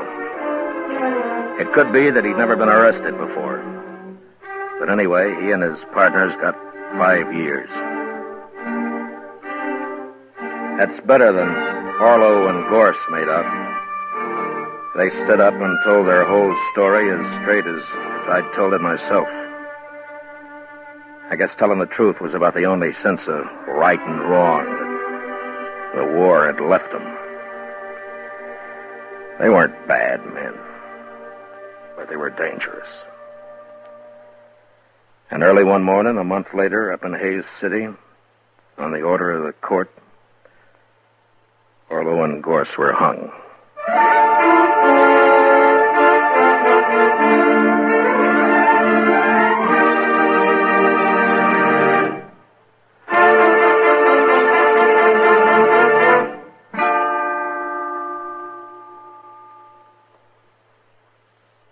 Gunsmoke, under the direction of Norman MacDonald, stars William Conrad as Matt Dillon, U.S. Marshal. Tonight's story was specially written for Gunsmoke by John Meston, with music composed and conducted by Rex Corey. Featured in the cast were John Daner and Harry Bartell, with Lawrence Dobkin and Lou Krugman. Parley Bear as Chester, Howard McNear as Doc, and Georgia Ellis as Kitty. Gunsmoke is heard by our troops overseas through the facilities of the Armed Forces Radio Service. Join us again next week as Matt Dillon, U.S. Marshal, fights to bring law and order out of the wild violence of the West in Gunsmoke.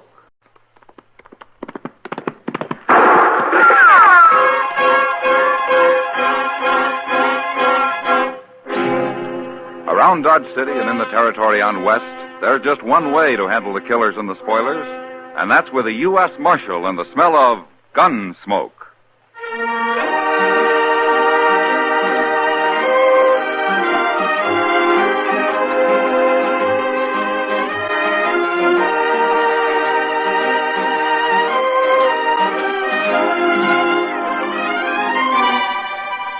Gunsmoke, starring William Conrad. The story of the violence that moved west with young America. The story of a man who moved with it. Matt Dillon, United States Marshal.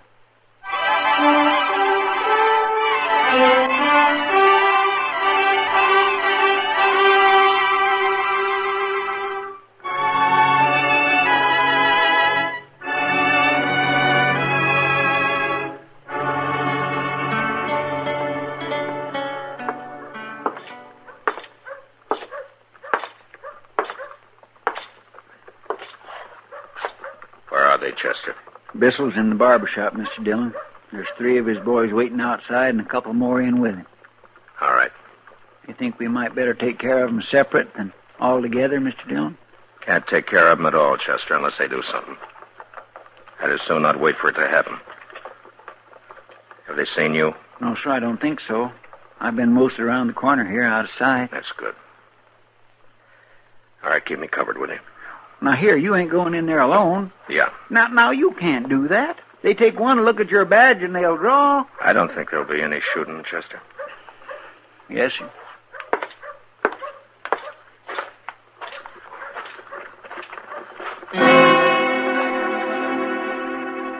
I started across the street to Stapley's barber shop, and I saw 3 gunmen lounging outside. They didn't directly look at me, but they knew I was coming over because their hands slipped down and hung an easy distance from their guns. One of them I recognized as Buffalo Mason, a cowboy who found more money working for Frank Bissell as a gunman than driving cattle up from Texas.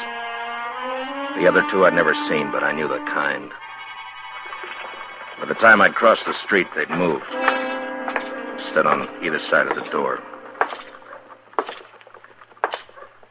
You want something, Marshal? I hear your friend Frank Bissell's inside. It might be.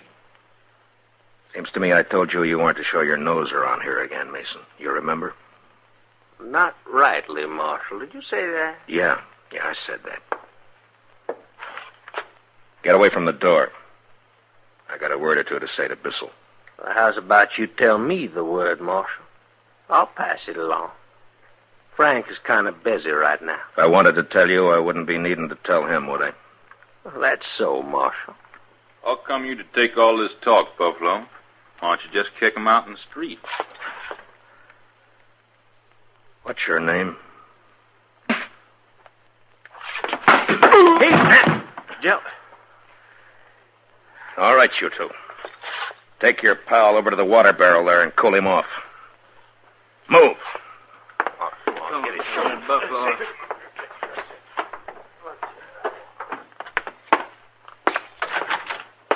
Howdy, Marshal Dillon. Be with you in just a few minutes. Have a chair. Thanks, Mr. Stapley. Yes, sir. I tell you, friend, styles is changing. I seen in a New York magazine a center parting that'd knock your eye out. Sister of mine sent the picture out to me. Now, you sure you wouldn't like me to try it? Just cut it like I told you. Yes, sir. You're the customer.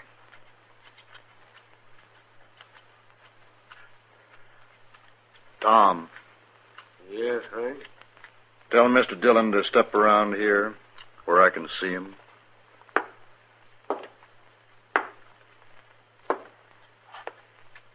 You hear what Frank says, mister? I heard him.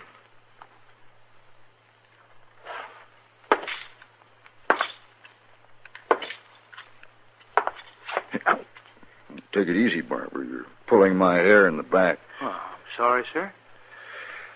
You know what I can see in the mirror, Mr. Dillon? A lot of things, I guess. I can see outside the door. I saw a friend of mine out there a minute ago. And I saw a fella whip him on the head with his 6-gun. That's funny. I saw the same thing. My friends don't like being buffaloed. Well, they should have done something about it. They should. Maybe they will. Maybe. Now, I got something to say, Bissell. Bissell? Frank Bissell? Keep on cutting, Barber. I ain't cut no killer's hair. No, sir. If I'd known who you was, I'd never... You heard him. Finish. It's all right, Mr. Stapley. You go ahead. Yes, sir. I know your reputation, Bissell, but right now I got no cause to arrest you. So far as I know, you're clean in this territory. But you're not staying here. As soon as you're through in that chair, you and your pals are getting out of Dodge. Well, we just got here, Mr. Dillon. We thought we'd put over for a spell. Here you got mighty fine entertainment here. It doesn't start till after nightfall, and you're going to be gone by then. Funny thing, Mr. Dillon, I've heard a lot of talk about you. Buffalo Mason says he had a run-in with you a few months back. I thought you were a different man to what I see. So? So, you're not much. Kind of windy, but not much. Tom, give the marshal a $5 piece and show him the door. That's for your duty, Mr. Dillon. Are you all through with him, Mr. Stapley? Yes, sir. I'm all through. Okay. Now get up out of that chair, Bissell. I knew what they meant about Frank Bissell when I saw him smile as he got out of his chair. It was the smile of a man who says one thing with his lips and another with his eyes. He reached down to his holster, and then around to his pocket, pulled out a bill and passed it to the barber. He'd made his move like he wanted to get me to draw. It but when I didn't bite, he pulled his hat off the peg and came over to me. The two boys with him went past us and waited by the door. It's like I say, Mr. Dillon, my boys and I are here for some resting and playing. Now, if you want a private little war, you can start gunning for us any time you want. But you'll have to start it. You've got until sundown to leave town, Bissell. Marshal, you didn't hear what I said at all. Sundown. If you're still around after that, you'll all go to jail. We don't want any trouble. We want to take it nice and easy. You take it easy, too, huh? I'll be seeing you.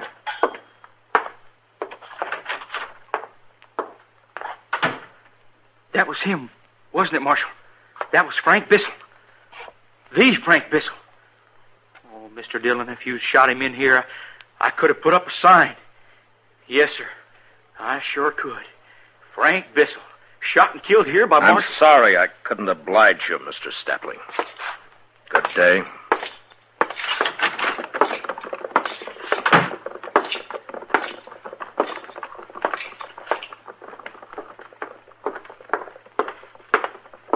Mr. Dillon? Yeah, Chester. They're getting out, huh? I didn't think it'd be as easy It as isn't. that. Yes, sir, but look, they're riding right on. I gave them until sundown. Oh, that's about 2 hours. Hey, you know, Mr. Dillon, in 2 hours, them boys can do an awful lot of trouble. They try and there's going to be trouble. Yes, sir. You want me to follow her and see where they go? No. No, we'll wait back at the office. On the way back, I stopped at the saloons and told the boys to send out word if Bissell and his gang came in after sundown. I told them I'd be waiting in the office. When I got to the Texas Trail, Kitty was leaning against the bar, singing. A half a dozen cowboys were standing around, drinking, but listening quietly. It was a kind of a sad song. Home on the range, where the deer and the antelope play,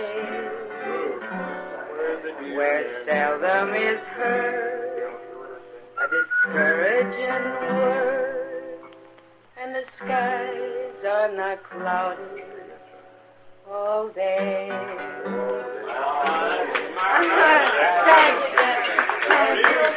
Thank you. Hi, Matt. Chester. Evening, Miss Kitty. Kitty? Well, never heard that song before. Well, I haven't either. Fellow was in a while back, brought it by. He wrote out the words for me. It's nice, isn't it? Yeah, it's fine. Say, Kitty, there might be a little trouble tonight. Oh? Yeah, Frank Bissell and his boys are in town. I heard. It's all over town. I know. Let me know if they come in, will you? Sure, Matt. Okay. I'll see you. So long. So long.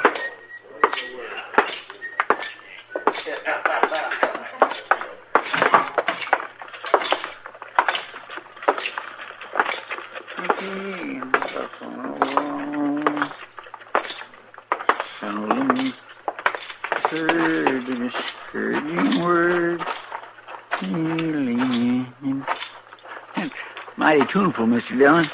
You feel like stopping by Delmonico's for supper, Chester? Well, Mr. Dillon, I'm kind of low this week. You see, I sent east for one of them new suits Mr. Hightower was telling about. You know, the ones that's got the vest and all? The thing cut away here and then fine and tight up here? I'm sure you'll look fine in it, Chester. Come on, let's get supper. I got money.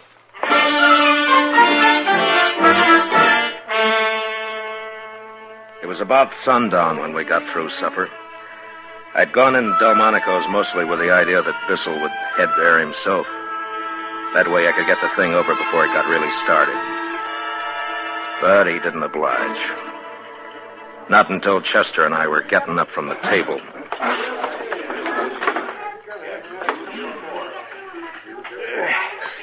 My gracious, Mr. Dillon. I feel swole up like an overfed puppy dog.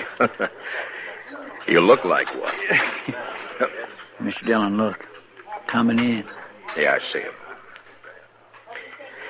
All right, let's go.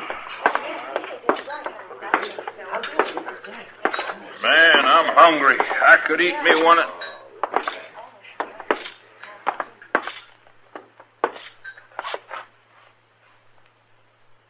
Well, hello, Mr. Dillon. Say, how's the food in here? It's sundown, Mr. Bissell. Yeah, it's late for me to be eating. The boys, too. We're hungry. Come outside. Mr. Dillon, we just came in for a nice, quiet meal. You don't want trouble with all these people in here, Mr. Bissell. Now, you do as I say. Outside, come on. Huh? You want to start trouble, Marshal? Buffalo, where's your manners? There's women folk in here that might get hurt if shooting started. Frank, you heard... You heard what I said. Besides, Mr. Dillon isn't going to do anything. He's just got to make noise like he does. So people will think he's doing his job. Well, Mr. Dillon, I sure would like to stay and talk, but... All right. All right, go ahead and eat, Bissell. I'll be waiting for you outside. Sure. You do that, Mr. Dillon. You wait for me outside.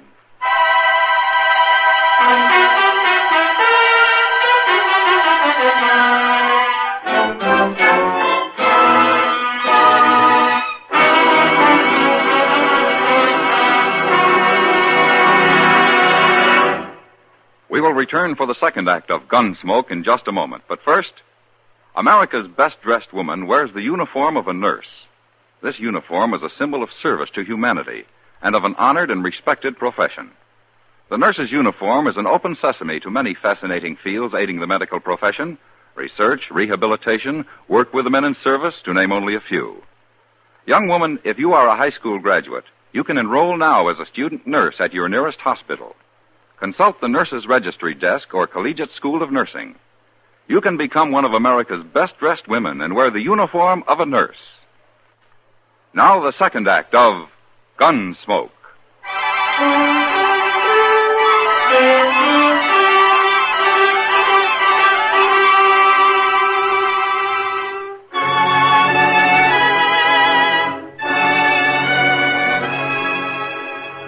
I knew there'd be a lot of talk in Dodge. Some would say that I should have drawn on Frank Bissell and his gang right then in Delmonico's. Well, I had my own opinion about that. Chester and I waited outside for Bissell to get through and come out. By that time, the word was out, and it sounded like every cowboy, bullwhacker, and buffalo hunter in Dodge was hanging around waiting to see the fun. It was dark then, and the moon was rising. A lot of them boys has come up from the other side of the tracks, Mr. Dillon. I know. You got any tobacco on you, Chester? Yes, sir, right here in my... You want I should tell them to get on back? Here you are, sir. Thanks. Now, I tell you, Chester, most of those men have come to a show. They want to see some shooting, some blood and killing. Well, seeing how long that's what they came for, I don't figure they'll want to be any part of that show. Yes, sir. What are you aiming to do when Bissell comes out? Arrest him. Fine Bissell $100 and the others $25 apiece. Then lock him up for the night. Yes, sir.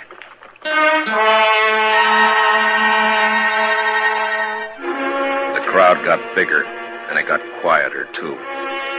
Standing on both sides of the street with a respectable distance between themselves and the entrance to Delmonico's, where Chester and I waited. It was going on 8:30 when the door opened, and Frank Bissell stepped out, his boys following after him.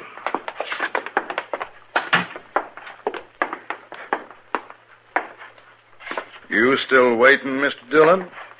I thought you'd be somewhere rolling drunk by now. You're under arrest, Bissell. And all of you. What have we done? We're real peaceful, you can see that. Come on, Frank. Let's get down to the Opera House. Hand over your guns. Mr. Dillon, I never done that yet. I don't expect I'm going to do it now for you. We're calling your bluff, Dillon. 6 of us. Go ahead and start it. Go ahead.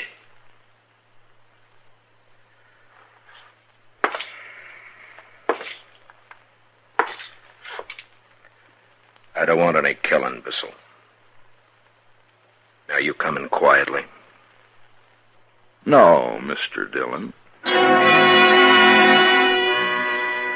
I'd made up my mind even before he answered because I knew he wouldn't back down. And the crowd was watching.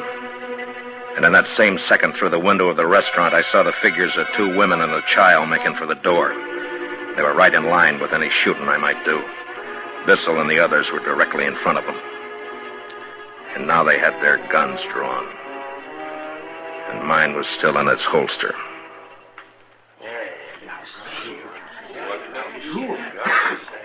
Oh, now, I've heard you're pretty fast, Marshal. We'll talk, Frank. Lots of talk, that's all. Sure. Now, you be a good fellow and go about your business. We're going down to the Opera House. Don't come looking around because next time we might have to be real painful with you.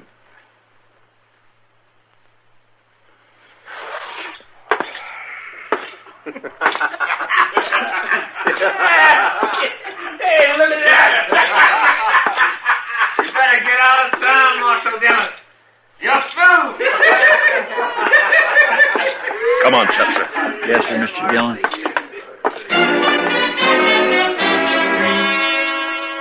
I'd made 2 mistakes.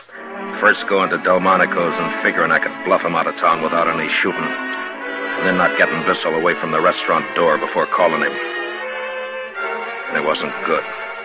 A lot of drifters in Dodge were going to take advantage of the situation before the night was out. Law officers don't live long when they make mistakes. Chester and I headed for the Texas Trail. You going to let them get away with that, Mr. Dillon? For a while. My gracious, Mr. Dillon, they spit right in your eye, every one of them. You ain't going to take it, are you? I made a mistake, Chester. Now I got to make it right. Yes, sir, I know, but this will be all over town. Mr. Dillon, will you tell me why you didn't draw and get it done? I had my reasons, Chester.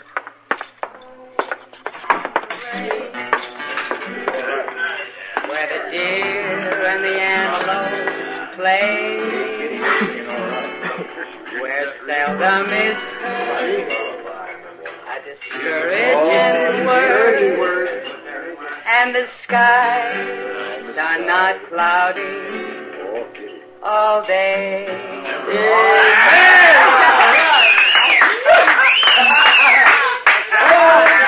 Matt, I heard you were waiting for Bissell over at Delmonico's. I was worried. Everything's fine, Kitty. No, it ain't fine, Miss Kitty. That Frank Bissell drawed on Mr. Dillon and... And what, Chester? You said you had your reasons, Mr. Dillon. Join us for a beer, Kitty? Sure, Matt. You didn't get him out of town? No, not yet. Oh. They liked the song. Did you hear?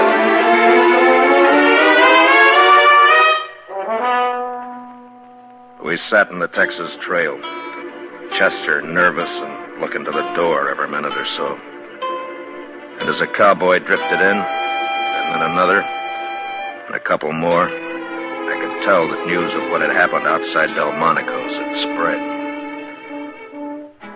That's the trouble with a reputation. You build it or you get it built for you. It's like a trap. You gotta stay a step ahead of it. If you don't, there's always the question. Even with the people you think you know real well. Like Chester and Kitty.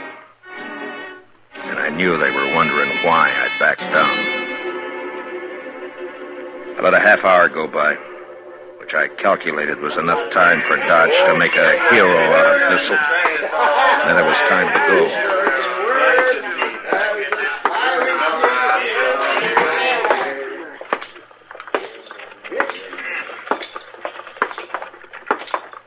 we going, Mr. Dillon? The Opera House. The Opera House. That's where they've gone, ain't it? That's right. Well, good. I want you to stay out of this, Chester. Oh, now, Mr. Dillon... You heard what I said. Yes, sir.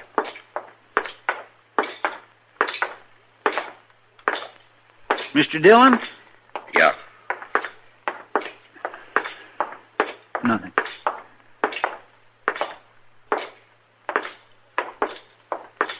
Now remember what I said, Chester. Keep out of it until you're told. All right, Mr. Dillon, I will. It was between shows at the Opera House. Most all the customers were in the saloon next door. Bissell was at the bar, and his pals around him. And a dozen or more newfound friends standing him drinks. Yeah, the news had got around all right. And the gunman was a hero. He'd made the law back down.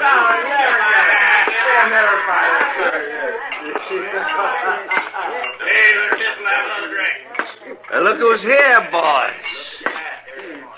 Hey, Frank. Look here.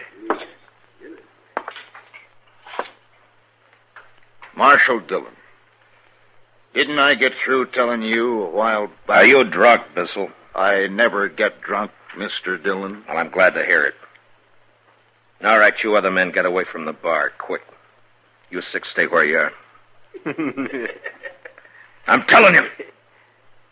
Now, anybody who wants to stay with Bissell and his gang's going to get hurt. Now, you move.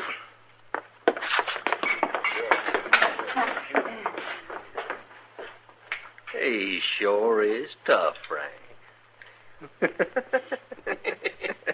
Okay. Mr. Bissell. Draw. Oh, now, Mr. Dillon, you don't want me to do that. Hey, leave me do it, Frank. I need the practice. No. No, wait a minute. No, I think he means it. Sure, Mr. Dillon. I guess I have been riding you pretty hard. Sure. Anytime you... Well, when are you going to draw, mister?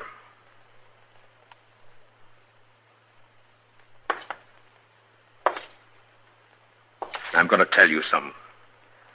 I could have hit you in the belly as easy as making a hole in the wall. But I don't like killing. Now, you're under arrest, all of you. Chester? Yes, sir. Keep them with their arms up. Yes, sir. Now, you. Take off your guns, Bissell. I said take off your guns and do it now. All right, put them on the bar.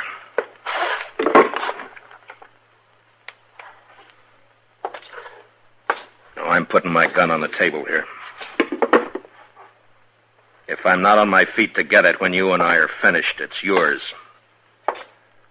And I'm through as marshal here. Yeah. Oh! Here! Hold that. Come on, Frank. Get him. Get him. Stop. Hit him, Frank.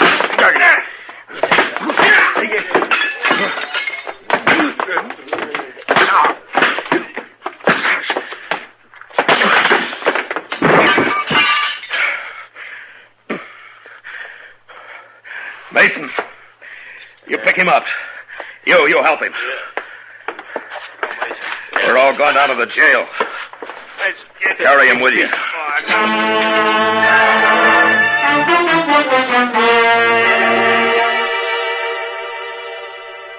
So I made a show for the town. And a lot of big words to go with it, and they swallowed it. And Bissell and his gang lost everything, including their conceit. We put them in jail overnight, and the next morning each man was fined $25, Bissell $100. And they rode out of Dodge. I'd be a liar if I didn't admit I did a little more than my job when I threw my gun away and worked Bissell over with my fists. He was a hard man, and I might have lost.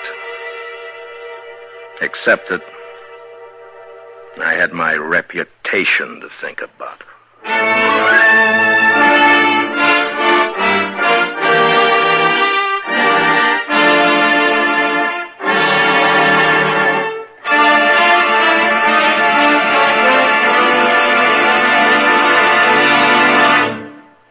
Gunsmoke, under the direction of Norman MacDonald, stars William Conrad as Matt Dillon, U.S. Marshal.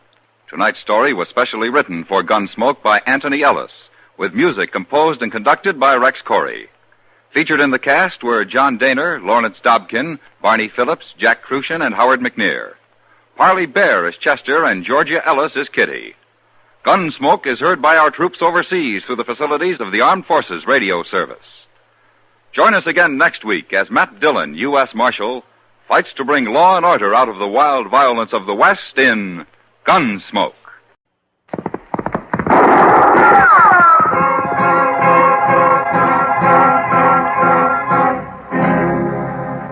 Around Dodge City and in the territory on West, there's just one way to handle the killers and the spoilers, and that's with the U.S. Marshal and the smell of Gunsmoke.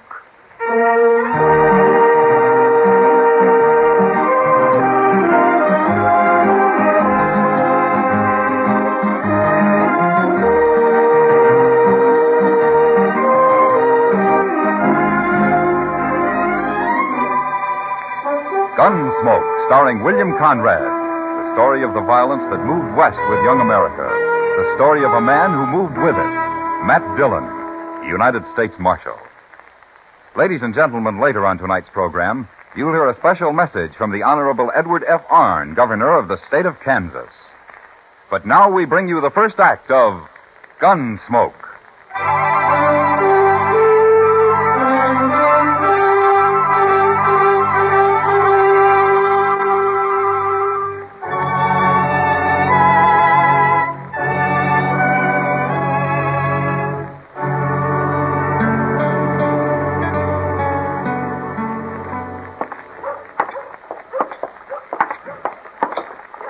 I'll swear it's going to be spring before we know it, Mr. Dillon. Oh, this weather won't hold, Chester. We always got a rip snorter after a spell like this. It sure don't look much like it today.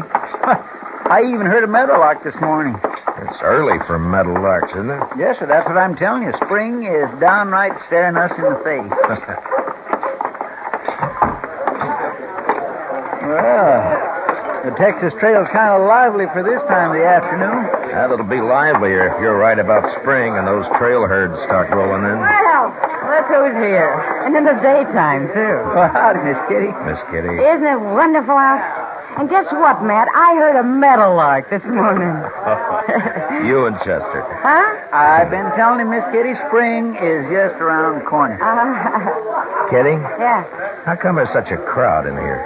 Oh, you mean the boys at the bar? Yeah. Well, it's some of the riders from the Cyclone ranch. They're celebrating. Well, it seems to me they were celebrating Saturday night. They're making kind of a long weekend out of it, aren't they? Oh, Jim Paulson said they all went back to the ranch Monday morning, but they got paid off. What? Yeah, the ranch was sold. Sold? You mean old man Bartlett sold out? Well, I hadn't heard anything about it. Well, that's what they said. The new owner had already taken over, some stranger. He's the one who paid him off. He brought his own riders with him. Well, what's this stranger's name, Kitty? Well, I don't know, Matt. Ed Revere over there was Bartlett's foreman. Ask him. Yeah, I think I will. Excuse me.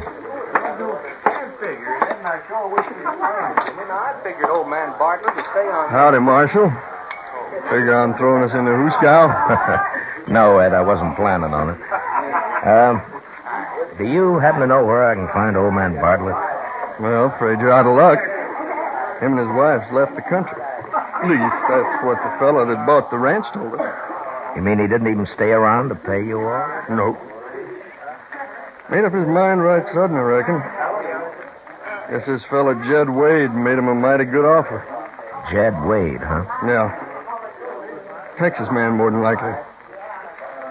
Ain't from around here, anyways. None of his cowboys, neither. Then you haven't seen old man Bartlett since you left the ranch and came into town Saturday morning, huh? Nary hide nor hair. And he didn't say anything last week about planning to sell? No, didn't. Sure can't figure old man Bartlett selling out. Said he put half his life into that place and planned on living out the rest of it right there. Listen, Ed, let me ask you something. Huh? What do you figure about all this? I don't know, Marshal. Except it ain't quite right somehow. You don't think there's something crooked about it, do you? Marshal, I don't know what to think. But it just ain't like Bartlett to run out this way. If there's anything I can do... Yeah, sure. Thanks, Ed.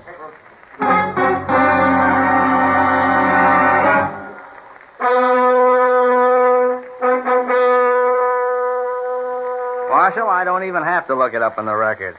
There's been no deed of sale on the Cyclone Ranch filed in this office. If there had, I'd know about it. Yeah, well, all right, thanks. That's all I wanted to know. Furthermore, there won't be one filed. Old man Bartlett will live out his life and die right there. You take it from me. Yeah, well, that's what I figured. Mr. Dillon? Oh, come on in, Chester. Sorry to interrupt, Mr. Mifflin. Oh, quite all right, sir. I believe our business is completed. Yeah. What'd you find out, Chester? I checked the depot and the stage lines, Mr. Dillon, and nobody in town hasn't seen neither one of them since last week. Mm-hmm. Well, all right, Chester. I guess we better ride out to the ranch.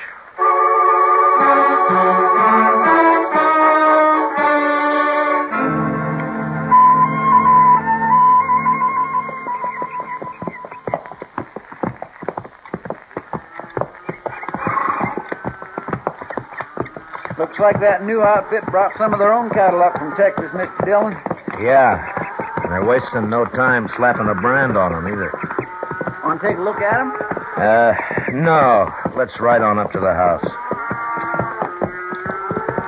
I sure can't figure it, Mr. Dillon, working night and day to build up a good feeder ranch like this and then up and selling out without even thinking it over. Well, I can't figure it either, Chester. All right. Oh.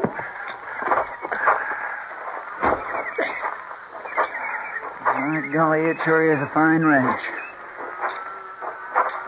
We ain't hiring anybody. Better mount up and ride. Are you Jed Wade?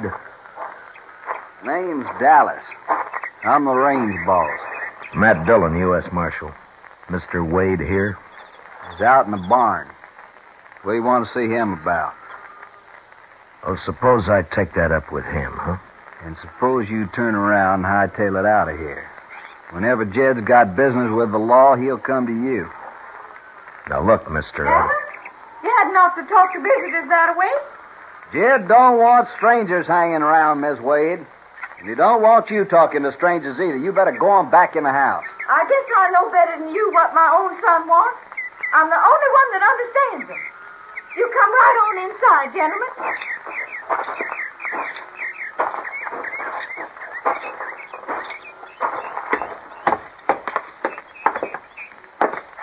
Mr. Dillon, did you say that was the name? Yes, ma'am, that's right. This is my partner, Chester Proudfoot. How do, ma'am? How do? You fellas wait right there. I'll go get Jed. I think we'll accept the lady's invitation. After you, ma'am. Why, thank you, Mr. Dillon. Surely does perk a body up to be having callers in her own house. Especially when you live so long from hand to mouth. I understand that you're new here, ma'am. Oh, yes. Yes, we were camped for 3 weeks down along the river. Nary a caller, just living in a wagon. Oh, do be seated, gentlemen. Thank you. Ain't this a real pretty place now? Why, when Jed and Dallas rode back to camp Sunday morning and said they just bought a real bargain, I couldn't dream they meant something like this. A body just can't figure why the owners would ever want to sell it and leave. Would you gentlemen care for some cold buttermilk? No, thank you, ma'am. You didn't meet the owners yourself then, huh? No. They're already gone when I came over. Oh, you mustn't mind Dallas, Mr. Dillon. He's really a good boy at heart. Him and Jed just picked up a habit of talking mean like that sometimes, and seems like people just don't understand it. Mr. Dillon, Jed ain't got himself into some kind of trouble again, has he? Again, Mrs. Wade? Well, it's like I said. People just don't understand Jed lots of times. It ain't easy to bring up a boy alone, and a body don't always know what's the right way to do and what's not. But Jed's real good-hearted down underneath. Once you understand him like I do, why, Why, the way he even talks to me sometimes would make you think that he was... Well, son, What did I tell you about mouthing off to strangers? But I was Go on only... back, get in the kitchen. Well, all right, son. You say so.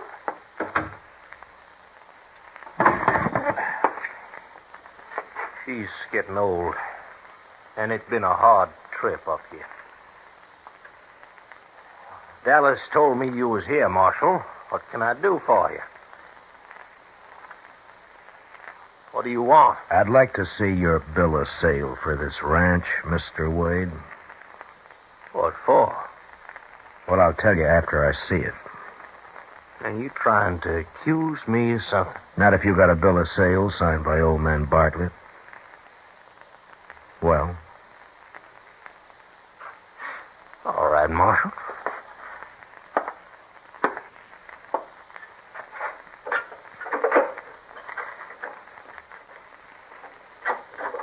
There you are.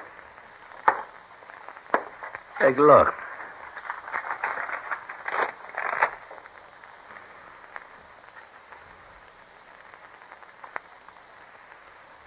Uh-huh. Satisfied now? Where did the Bartletts go, Mr. Wade? They said they was leaving the country, and that's all I know about it. Yeah, you want to give me back my bill of sale now? Well, I'd like to take it into town and check the signature, if you don't mind. Go ahead. It'll check. And then you got nothing to worry about, have you? Nary thing, Marshal. Now, I don't know what's on your mind, but you're barking up the wrong tree.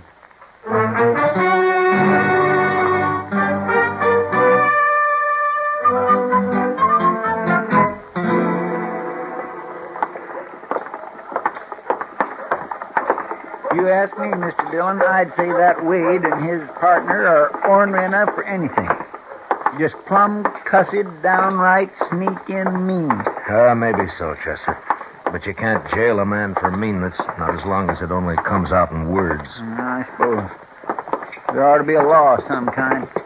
Now, take like the way he talks to his mama. I don't see how she can put up with it. She's his mother, Chester. Well, I know that, but there's no... Matt. Oh, hiya, Doc. Yeah, just getting ready to close up the office. How about feeding with me? Later, maybe, Doc. Say, Doc, you still got that bill of sale on that horse you bought last fall from old man Bartlett? Oh, sure, I guess so, Matt. Why? Well, I just want to check Bartlett's signature. Why, what do you got there? I know his signature pretty well. Let me take a look at that now, man. Oh, here. See what you think, huh? Sure. Oh, yes. That's old man Bartlett's scrawl, all right, of course it is. Well, maybe I was wrong. Yes, sir. It looks that way, Mr. Dillon. But only about the bill of sale, Chester. We still don't know what happened to the Bartletts.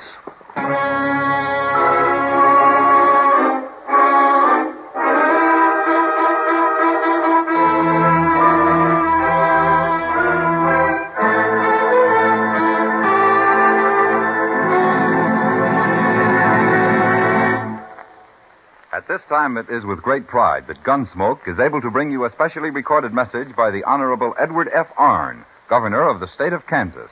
Ladies and gentlemen, Governor Arnn.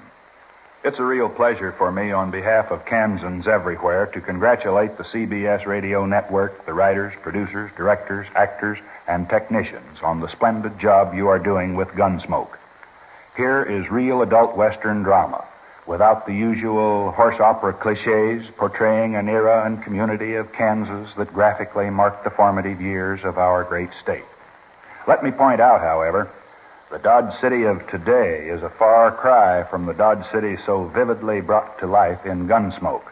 From those early pioneer and frontier days, Dodge City has developed into one of the fine cities of our state, industrially, agriculturally, and historically.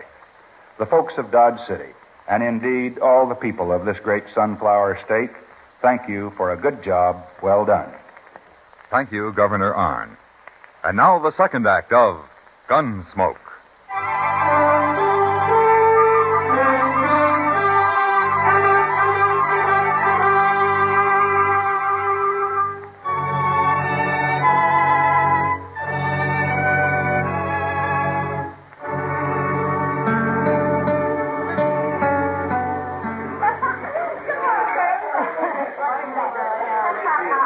out in town tonight, Mr. Dillon. In here, too. Must be the feel of spring in the air. Get the man on the prod, makes him feel good. Not me, Chester. Yes, sir, I've been noticing that. You haven't said 1 dozen words in the last hour. It don't do a man any good to stay down in the dumps that way. Drink your beer. Well, now, we just made a mistake, that's all. Got the wind up over nothing. Now we know it's old man Bartlett's signature, but I just can't help feeling that we haven't made a mistake. Well, maybe you ought to make one, Matt. Oh, hi, Kitty. Everybody ought to make a mistake once in a while. Keeps them from getting old. Or else helps them along. What's your trouble, Matt? Oh, feeling that somebody's guilty of not being able to prove it. It's that Cyclone Ranch business, Miss Kitty. Now, I know Bartlett didn't sell that. His signature is on that bill of sale, Mr. Dillon. Yeah, but a man can be made to sign something, Chester. Well, why don't you find Mr. Bartlett and ask him? Well, I'd settle for just finding him. I don't think I'd need to do any more asking. Do you mean that the way it sounds, Matt? Yeah. I know I'm jumping at conclusions, but the way things add up, it's the only answer that makes any sense. Well, I hope you're wrong, Matt. So do I, but I don't think I am. Anyway, there's not much you can do about it right now. Why don't you forget it for a while? How about a round of drinks, Matt, in honor of spring? Spring, huh? You and Chester. Well, it is, Mr. Dillon. Yeah, even the coyotes feel it. Did you hear him just after dark tonight yapping down along the river bottom? Yeah, I heard him. Kitty, would you mind if we had that drink later? Well, all right. But where are you going? Well, I just thought that Chester and I might take a little ride, that's all.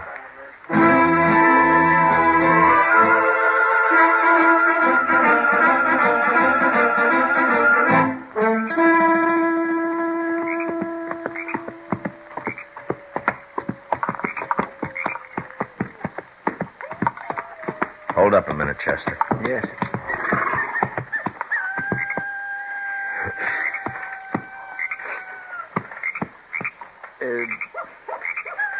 Be all right to roll a cigarette, Mr. Dillon?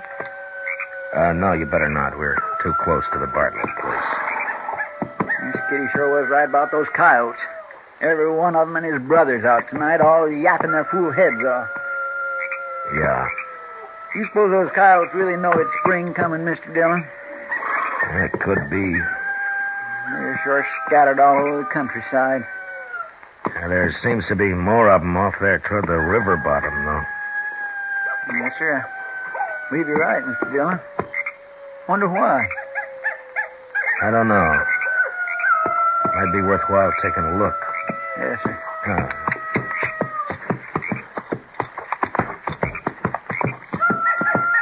You know, it sounds to me like most of those coyotes are up around those river bluffs there by the bend. Yes, Mr. Dillon, I believe it does at that. Come on, Chester, let's ride over that way. They're on the other side of that willow thicket. All right.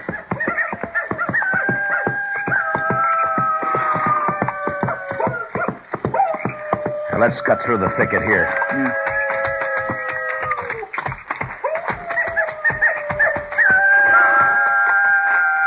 They must be awful interested in something, or they sure wouldn't let us get this close.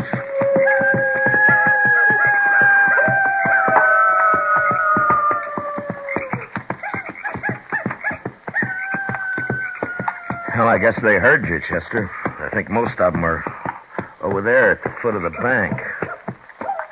Let's take a look.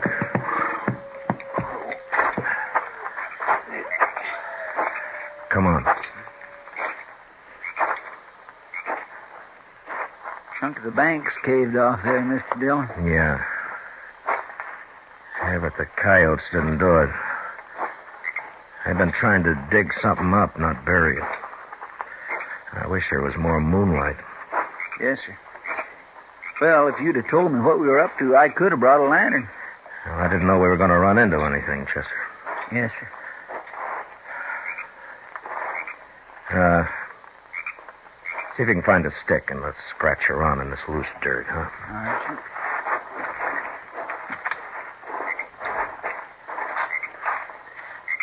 anybody tried to tell me this morning that I'd be out here in the middle of the night digging in that dirt like a groundhog, not even knowing what the Sam Hill I was... What is it, Chester? Did you find something? Yes, sir. I sure have. Here, let me see.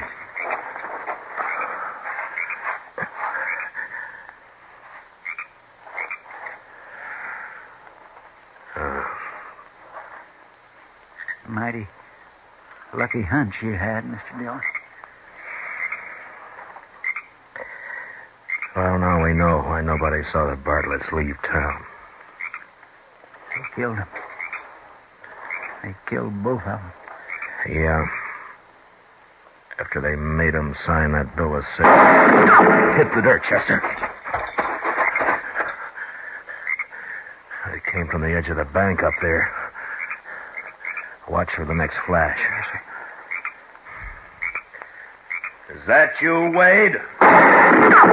Just to the left of that sumac, Mr. Dillon. Yeah, I saw it. You're under arrest for murder, Wade. Now throw down that gun and come out of there with your hands up. All right, Chester, let's open up on him.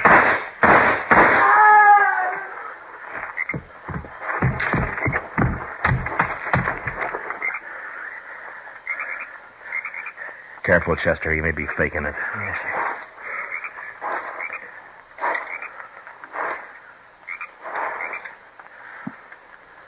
Only one thing, Mr. Dillon. It's not Wade. It's Dallas. Then let's go find Wade.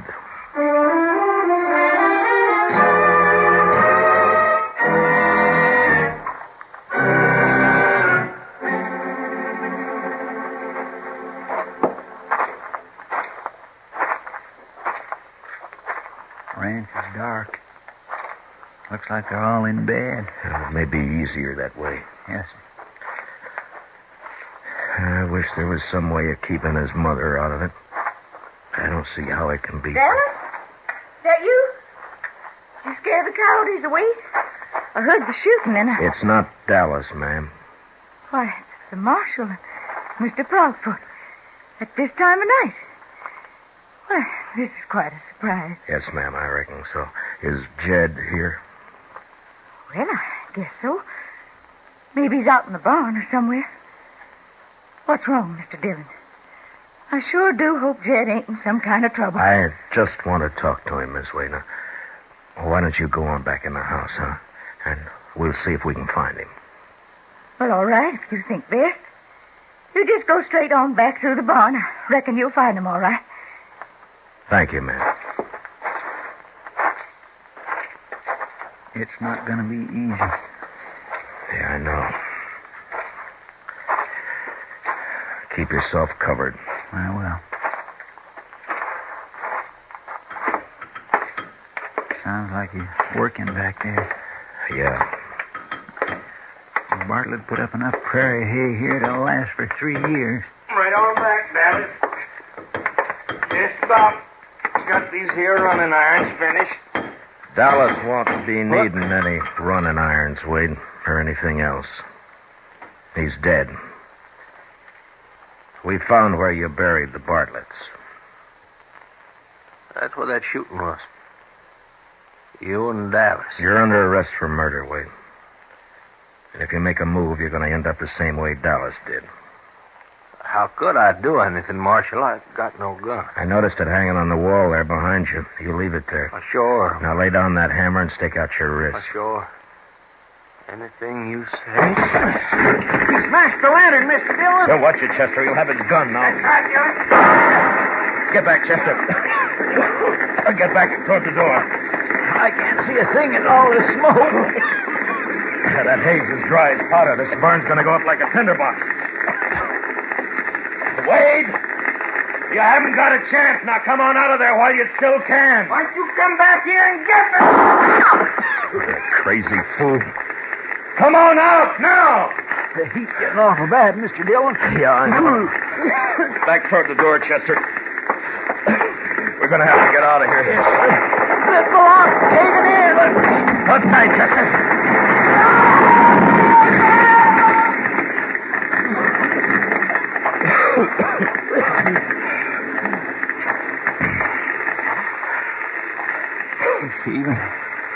Even for a man like Wade, that's not a good way to die, Mr. Dillon. Oh, no way is when you come right down to it, Chester. Ted! Not my Ted! He's in there already. He's there in all that fire. I'm sorry, ma'am, You but... got to go get him out of there. No, I'm afraid there's no use, I'll ma'am. go in there myself. No, it's too late to help me.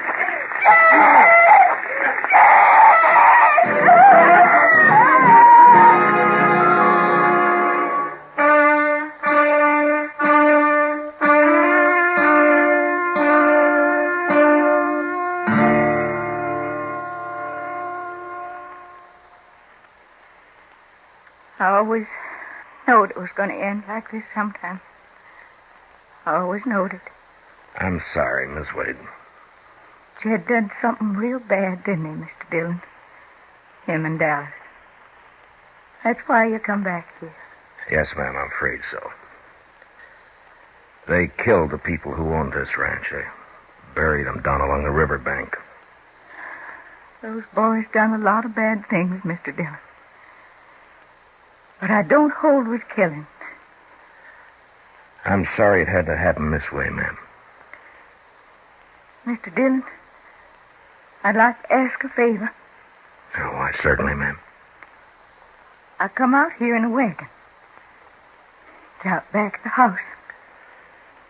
Now that it's getting light, if you'd hitch up my team to it, I'd like to go back to town with you. Chester? Yes, Mr. Dillon, I'll do it. I'll just take what I brought, Mr. Dillon. Nothing else. Well, just as you like, ma'am. It's all in the trunk.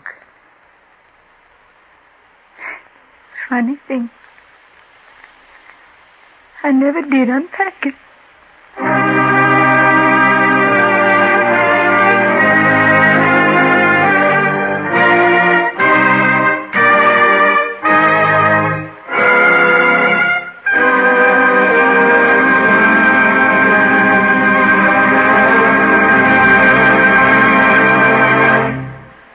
Gunsmoke, under the direction of Norman MacDonald, stars William Conrad as Matt Dillon, U.S. Marshal. Tonight's story was specially written for Gunsmoke by Les Crutchfield, with music composed and conducted by Rex Corey. Featured in the cast were Vivi Janis, Harry Bartell, Lawrence Dobkin, Joe Cranston, and Jerry Hausner. Harley Bear is Chester, Howard McNear is Doc, and Georgia Ellis is Kitty. Gunsmoke is heard by our troops overseas through the facilities of the Armed Forces Radio Service. Join us again next week as Matt Dillon, U.S. Marshal, fights to bring law and order out of the wild violence of the West in Gunsmoke.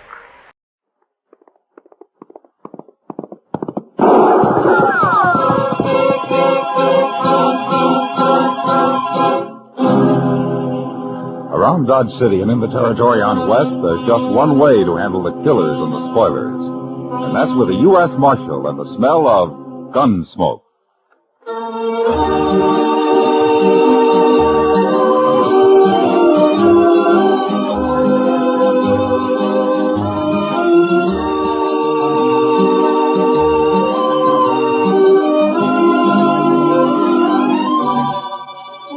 Gunsmoke, starring William Conrad.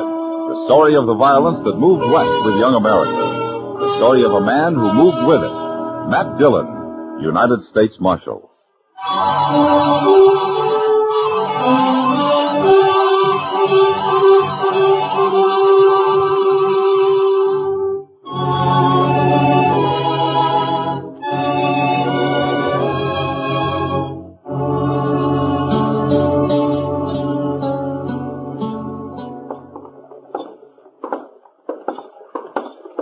He sure made himself scarce in a hurry, Mr. Dillon. Yeah, it looks that way. The plaza seems pretty quiet. Maybe he got the wind up and rode right on out of town. You're giving him credit for too much sense, Chester. Yes, sir. The only time that Mallard bunch stops is when somebody stops them. Hey, come on, let's take a look in the Texas Trail. All right.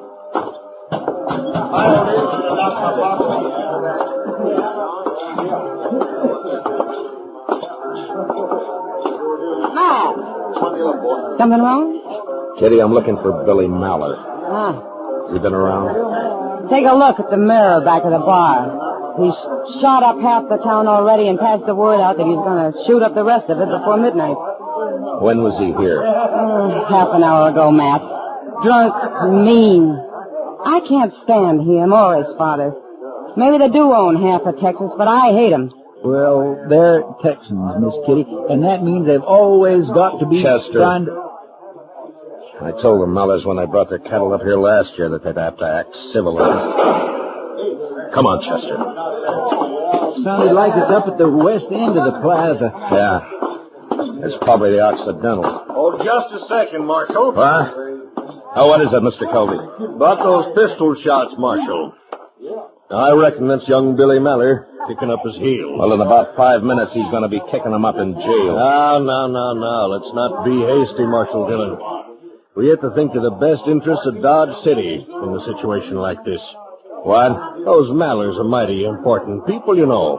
Own one of the biggest ranches in Texas.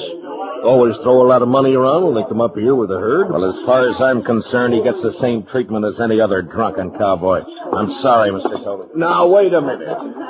All you're going to do is antagonize them. They'll turn their drives east from now on. They'll ship their stock out of Hays City or Abilene.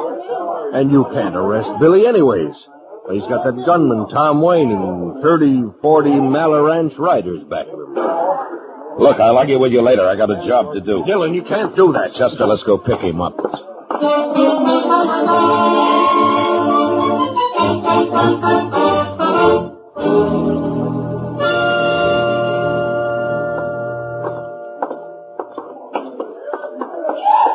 That's him, all right, Mr. Dillon.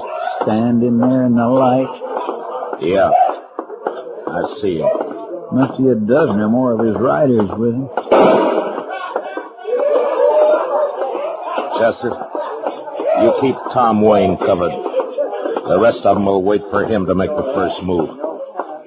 I'll take Billy. Yes, sir. Maller!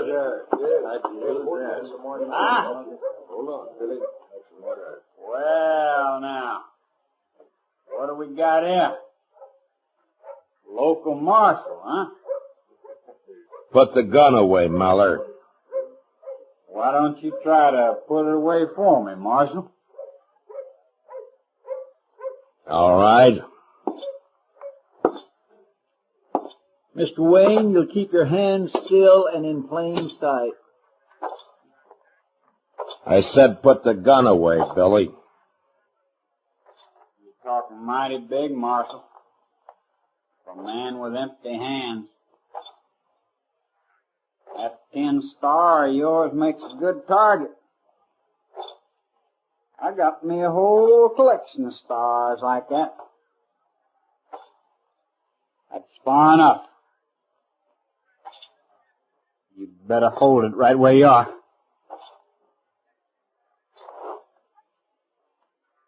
I gave you 2 warnings, Billy. That's one more than I usually give a man. Now you hand over that gun. I told you to take it if you think you can. No, let it go. No! You bend that gun barrel someday, Marshal. Laying it over a man's head that way. Don't worry about it, Wayne. As long as it's not your head. I'm not worried. I would be, though, if I was wearing that star of yours. Why? Old King Malley, he don't like badge toters much. Especially when they buffalo the boy here. And he better leave the boy at home when he brings a herd north. Does he get away with this kind of behavior down there? He does. Well, here it's different. You can see for yourself. Maybe it ain't over yet, either. You weren't figuring on drawing a hand, were you, Wayne? It's nothing to me, Marshal. Not unless I get orders from King. Well, he knows where he can find me. Yeah, I reckon. All right. The rest of you men. You can stay up all night, spend your money, do as you please. With one exception. If any one of you pulls a gun inside the city limits of Dodge, you'll get the same treatment as young Maller here. Is that clear? Let's go. All right, Chester, let's drag him over to the jail.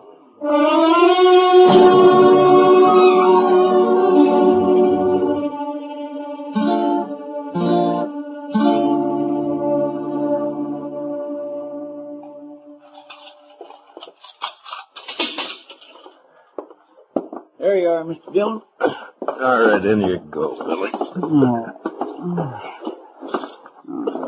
Sure he is out cold. Well, it's better than having a bullet in the stomach. That's what he was asking for. He certainly was. I declare, Mr. Dillon, if you don't stop taking chances when a man's already got a gun in his hand... Chester, you can't shoot every cowboy who has a snort or two and starts to take it out on the town. I know, sir, but... Here, hand me that bucket of water there in the corridor, will you? Yes, sir. Yeah. All right, Billy. Yeah, that ought to bring him around. All right, Chester, lock up his cell. Just a minute there, Marshal. Don't lock that cell. Lock it up, Chester. Yes, sir. Yeah, I just told you to stop that. Matter, didn't you hear me? I can probably hear you clear back in Texas. Now, what's on your mind? I'll tell you what's on my mind. I want my boy out of that cell. And I want him out in a hurry. Come around in the morning when the court opens. He's under arrest. Arrest? You? I can buy you in this 30-cent town of yours and never know the difference. Maybe. But we'd know it. Now, you shut up and get out of here. I've argued about this long enough. Either you'll open that cell or hand over the key. I'm sorry. You there, come on, hand them over. Here now, Mr. Mallard. What's King, you've gone far enough. You think some tin horn's going to... I said leave him alone. Let go of me, Dillon. Chester, unlock the cell. Yes, sir. I'm warning you, Marshal, for the last time. If you don't get your hands off me... Sure, King. Here you go. Now lock it up, Chester. Yes, sir. I'll break you, Dillon. I'll break you and run you out of the country. Sure. Sure, I know. But you'll have to wait till tomorrow morning.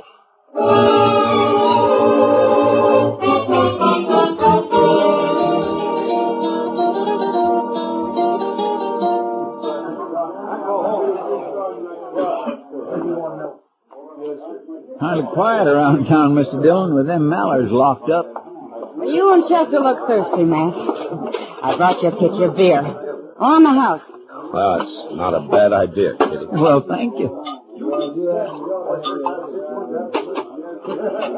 I heard about the mallards. They ought to be locked up in the same cell. They're two of a kind. Well, Kitty, I don't know. The kid always has had his way paved for him by the old man's money. I don't know who's more to blame. Excuse me, Kitty. Uh-huh. But I don't know exactly what I'm supposed to do here. Well, you'll learn, honey. Oh, Matt, I don't think you've met Nora Beale. Huh? Matt Dillon, Nora, and Chester Proudfoot. Proud to know you. How do you do, ma'am? Well, now, honey, all you got to do right now is just stand around and look beautiful. I'll be along in a second and show you the ropes. Oh, well, thank you, Kitty. I'm very pleased to have met both of you. Thank you. Likewise, ma'am. Oh, where'd she come from? She's new in Dodge, isn't she? Oh, yeah. She's real sweet, Matt. She's a singer from Chicago or somewhere. She got stranded here a couple of days ago. She only plans to work a week and make Excuse me, enough... Miss Kitty. Mr. Dillon, look. There's King Mallard. What? Over at the bar there with Mr. Kelby. Well, what's he doing out of jail, Matt? My gracious, you arrest a man and throw him in jail, and an hour and a half later he's out loose again. It's aggravating. But I'm sure he didn't mean any harm by it, Mr. Mallard. It's just that sometimes he's got... Well, now. Now, Marshal, let's keep our tempers. Shut up. King, how did you get out of jail? When I've got anything to say to you, Dillon, I'll look you up.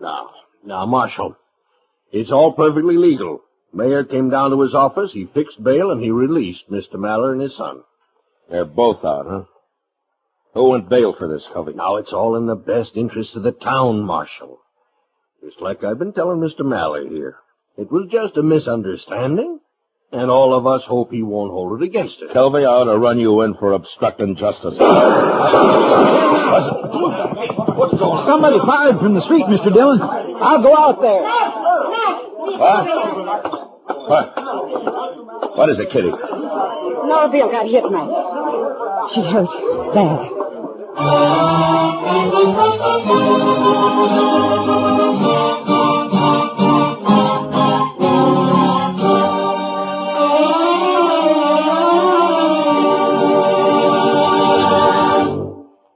We will return for the second act of Gunsmoke in just a moment. But first, giving medical and welfare assistance to our armed forces and veterans, collecting much-needed blood, training our citizens for service in case of a national emergency, and always on the spot first with disaster relief, these are some of the many services of the American Red Cross. But this all costs money, $85 million this year.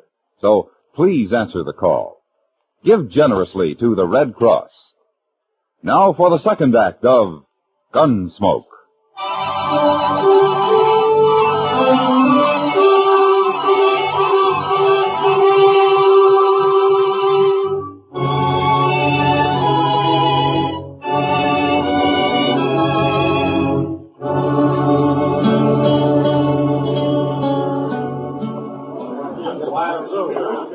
Over here, Matt.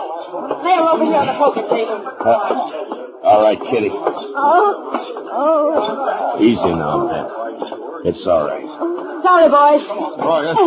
Whoever has a high hand, on a low. There, Matt. All right, Kitty. Here, let me slip this coat under her head. There. Did somebody send for Doc? Yeah, and the dealers went after him. Go now. Now, look, Nora. Don't try to move now. Looks like she was hit twice. Matt, do you think that she have a chance at all? I don't know, Kitty. Poor kid. It's all right, honey. Doc will be here soon. Why did they shoot me? Well, I think they were trying to get me, Nora. Not you. Why did they do it? Why? Oh, where's Doc? Why doesn't he get here? You want me to go after him, Mr. Dillon? oh, please, I feel so...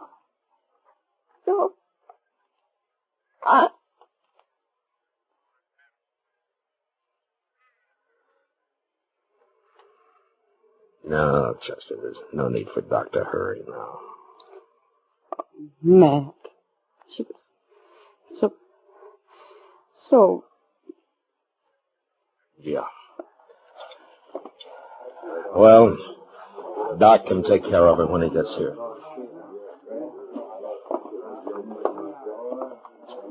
Looks like Billy Mallard really pulled something this time, Mr. Dillon. No? How do you know it was Billy, Chester? Well, sir, half a dozen people saw him fire through the window and then ride off down the street. Yeah. I got a feeling those shots weren't wild. They were aimed. Only they were aimed at me. You were just lucky, Mr. Dillon. Where's Billy now, Chester? I don't know, sir. I heard the Mallard bunch is getting ready to pull out. They're milling around the street out in front of their hotel. King Mallard and Tom Wayne are there. Yeah. Well, they'll cover Billy, of course. It's going to be a lot tougher this time. Yes, sir. A whole lot tougher, I reckon. Kitty? Yeah. Will you sort of take charge of things here until Doc shows up? Oh, sure, Matt. You go on. Get your posse. Posse? You'll need one, Matt. When you move in with a posse, you ask for a gunfight. Works on a man like an out-and-out challenge. I'm going to handle it alone. But there must be 50 of them, Matt. Only 3 that count. As long as we can control the Mallards and Tom Wayne, the others don't matter. Marshal! Huh? Oh, Kelvy.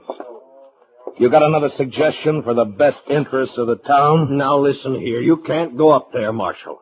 That'll just lead to more killing. Won't do anybody any good. This wouldn't have happened, you know, if you'd taken my advice, not thrown that boy in jail. And it wouldn't have happened if you'd have stayed out of it and left him in jail, Kelvy. Tomorrow morning he'd have sobered up and cooled off. Well, what's done's done. But they're getting ready to leave now. You can pass the word for King not to bring the boy along when he comes up next year and let it go at that. Don't make it any worse now, Marshal. Let it go at that, huh? Don't antagonize him, huh? Look the other way. It's just Billy Maller kicking up his heels, so let's stay real quiet. And maybe he won't commit another murder. Murder? It wasn't murder, that was an accident. It was murder. He meant to kill somebody, and he did. The only accident about it was the fact that he didn't kill me. Well, it's just a common dance hall girl. Nobody's going to pay any mind. I mind, Calvi. And the law minds. And you stay out of this from now on. You understand me. Now, Dillon, you're not talking to some saddle bum. Yeah. Chester. Yes. Matt, Yeah, Kitty. it's not going to help to go get yourself killed. It seems to me I'm being sold awful short around here. They outnumber you 20-1. Kitty, if I let Maller get away with this, I'd be through in Dodge City, and so would the law. It was hard work bringing the law in here. And it's been hard work keeping it here. And it'd be 10 times harder trying to bring it back if it ever got shoved out. Yeah. All right, Matt. But do one thing, will you? What? Wait here. I'll be right back. Give me the shotgun, Red. Right. Here. Take this shotgun with you. Red keeps it back of the bar, but you take it, Matt. It'll help the odds a little, at least. It's a good idea, Mr. Dillon. I'd sure feel a lot easier in my mind if you took it. Well, all right. Thanks, Kitty. I'll see you.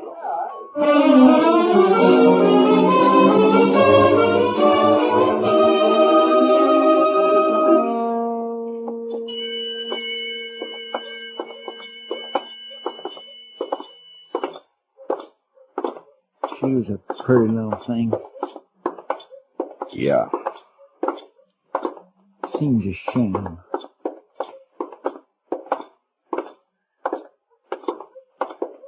There they are, Mr. Dillon.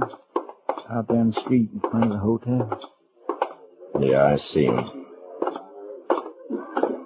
Looks like the whole Maller mob. This ain't gonna be very easy. King and Wayne are there, but I don't see Billy. No, sir, I don't either. Those two are the ones to watch, Chester.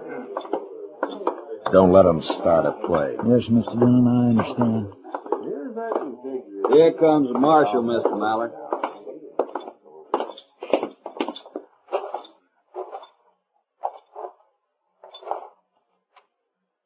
King, I want that boy of yours. What's he charged this time, Dillon? Murder?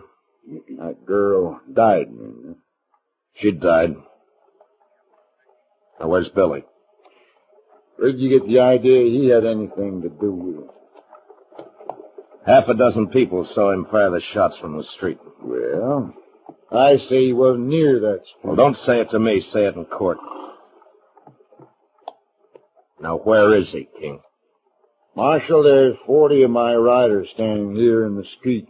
Every one of them packing a gun.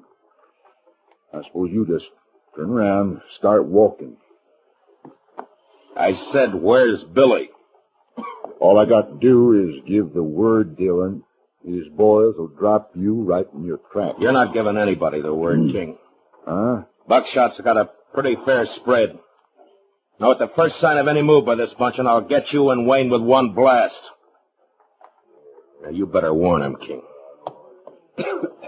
Dillon, you're barking up the wrong tree here. Billy rode out of town and headed south. That's his horse tied there at the rail, isn't it? All right, where is he, King? Inside the hotel? Now, look, Marshal, there's no call for all this. Maybe Billy did get a little bit out of line. He's always been a high-spirited young'un, but there's no reason for us to lose our heads. You know you got no case against him. Every one of my men here will swear he wasn't anywhere near that shoot. They'll get their chance at the trial. Well, now, that's just the trouble. We can't hang around here waiting for a trial. It's costing me money, but I'm willing to spend quite a bit, Marshal, to avoid the inconvenience. Never mind, King. Don't be a fool, Marshal. Shut up. Wayne, move over a little closer to him. All right, that's it right there. All right. The rest of you men fish your guns out and drop them on the ground. Now, slow and easy. No sudden moves. Watch him, Chester. Yes, sir, I am.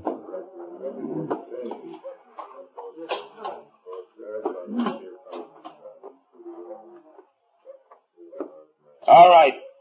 Back up now, out into the street, away from those guns. A whole bunch of you. Move!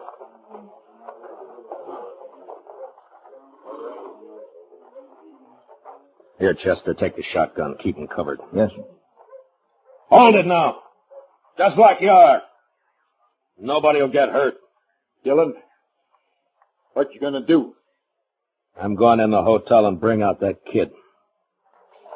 Watch him, Chester. Yes, sir, Mr. Dillon.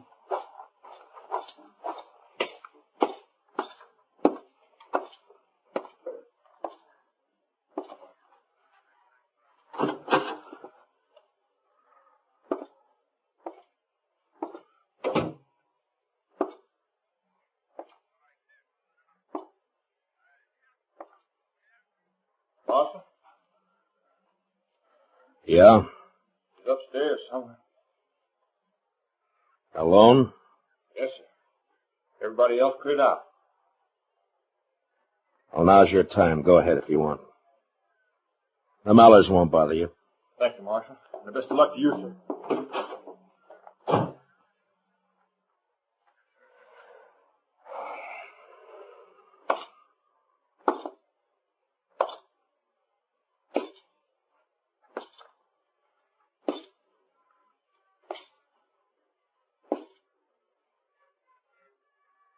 Billy.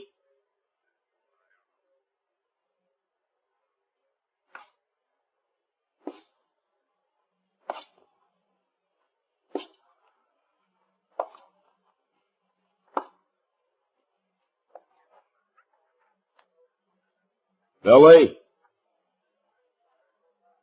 You better give up.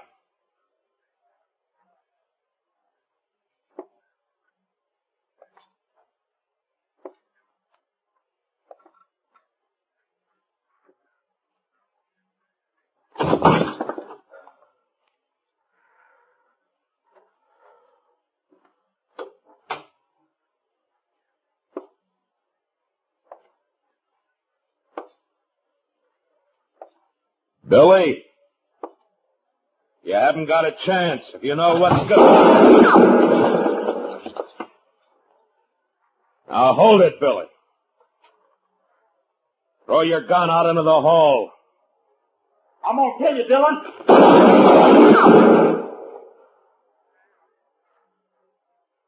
It's your last chance, Billy. Now come out into the hall and give yourself up. I'll kill you, so help me.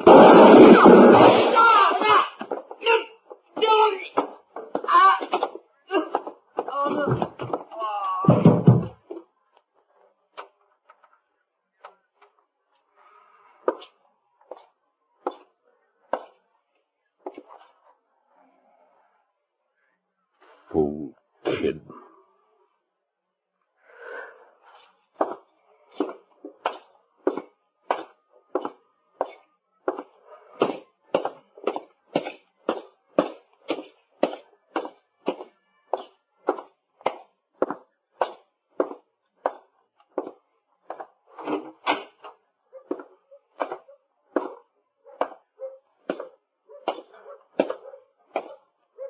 Dillon.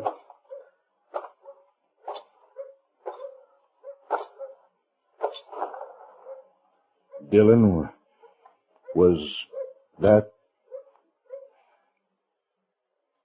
Is he dead? Yeah. I gave him 2 chances. He wouldn't take them. Yeah. Headstrong. Always was. Guess maybe I didn't bring him up right. It's too late to worry about that now. But I'm sorry, King. For Billy and for the girl both. He had it coming. I know that, Marshal. I tried to stop it. Too late. The only way I knew. But you wouldn't bluff.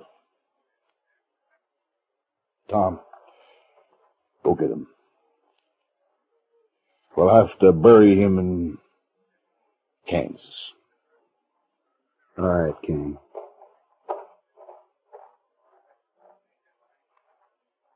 We'll be leaving Dodge right after.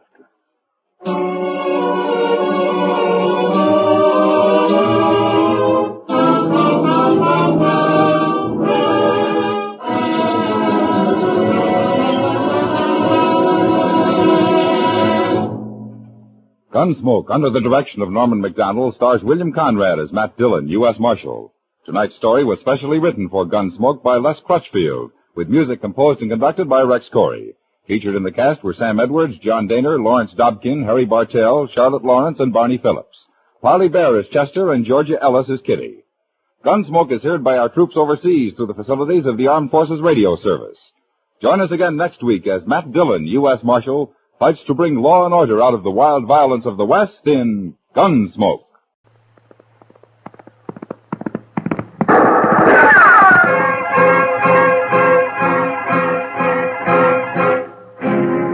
Around Dodge City and in the territory on West, there's just one way to handle the killers and the spoilers, and that's with a U.S. Marshal and the smell of Gunsmoke.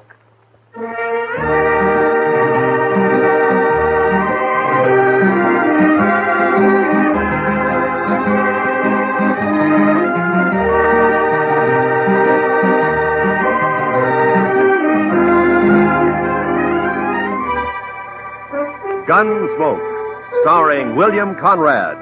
The story of the violence that moved west with young America. The story of a man who moved with it. Matt Dillon, United States Marshal.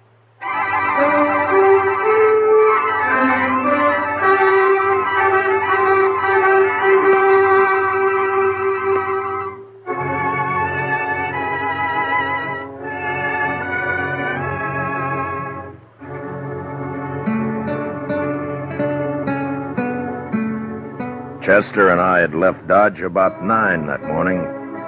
It was a good day, clear with a snap in the air. The horses felt it too, and they wanted to move fast. Not in the lope that we were holding them to. Chester took a couple of deep breaths and liked what he smelled. It purely is a fine day, Mr. Dillon. A fine day. I had some government papers to take over to Bill Holton at the post office in Pierceville, a place about 40 miles west of Dodge. Chester and I figured we'd stop overnight and ride back the next day. We followed the trail along the Arkansas and stayed with it as it left the river at Cimarron and cut across the prairie. Looks like a big wagon train up ahead there at the crossing, Mr. Dillon. Yeah, sure looks like it, Chester.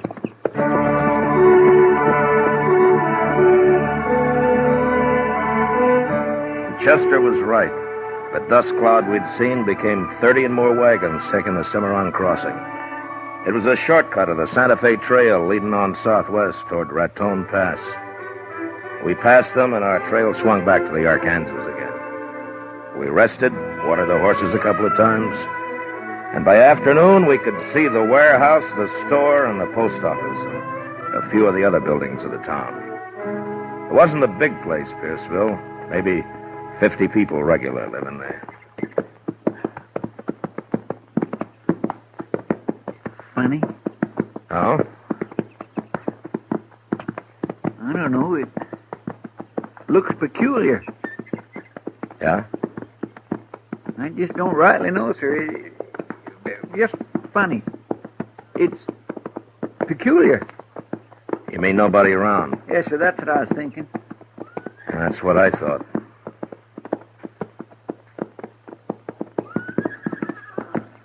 Mr. Dillon, what do you figure them horses are doing down there? It ain't right they should wander around like that without it. Mr. Dillon, they got their saddles on, too.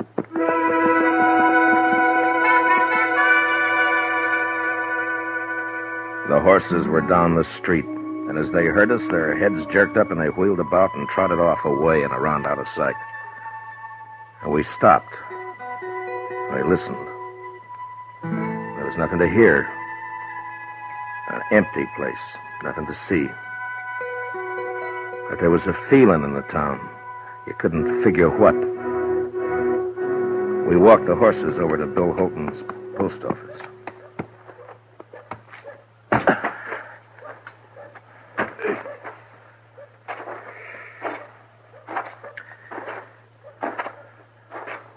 You think maybe everybody in town is sick, Mr. Dillon? No. Or maybe dead? No, couldn't be that. There's no crows nor buzzards.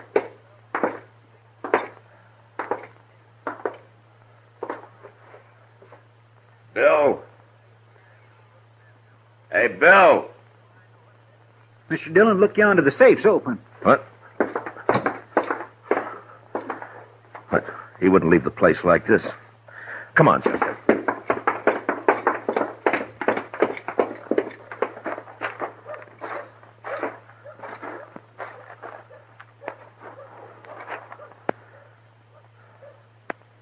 Sure is a funny thing, Mr. Dillon. I swear it gives me the willy-was. I never seen anything like it. Not a living soul in the whole... Hold it, Chester. Did you hear something? I'm not sure. Just wait a minute.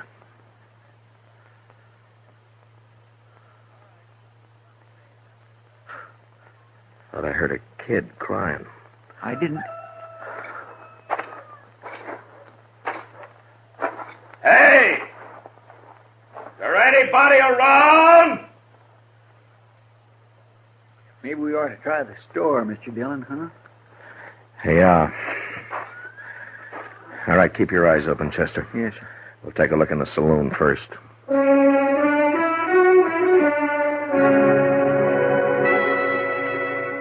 The saloon was about 200 feet back up toward the end of town.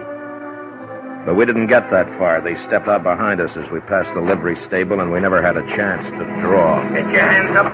High. And hold them there. We did, and I felt my guns lifted away. And then we got a look at what had crawled into Pierceville. There were 3 of them, and they were killers. Man gets to know the look in the eye of a killer. If you're lucky, you see it in time. And we weren't lucky that day. It's the law, Brill. Yeah. Where you from, mister? Dodge. Dodge.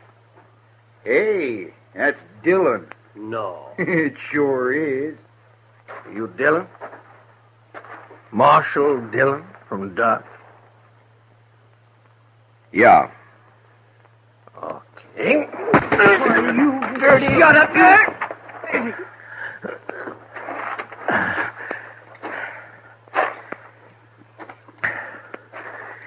You want to try that again?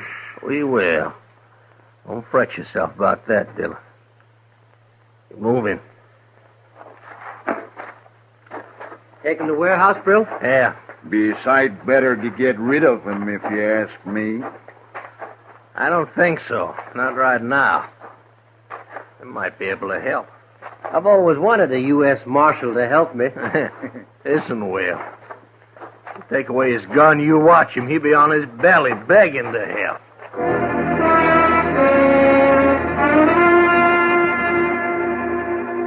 They took us to the warehouse, and we found out what had happened to the folks who lived in Pierceville. They were all in there. The kids, the 6-month-old baby, the women, and the men. Inside, there were 6 more hard-faced men leaning against the wall near the door, their guns held lazily in their hands. They'd taken over the whole town, and for some reason, they were holding it. Shut up! Every one of you! Shut up! Lady, told you to keep that kid quiet. You want me to do it for you?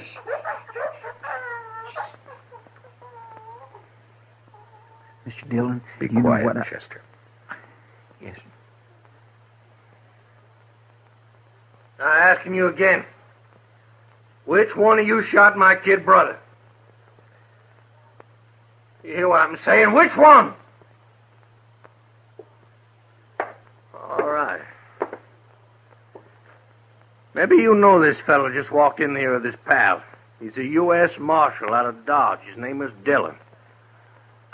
I'm going to make him accountable for what you make up to do.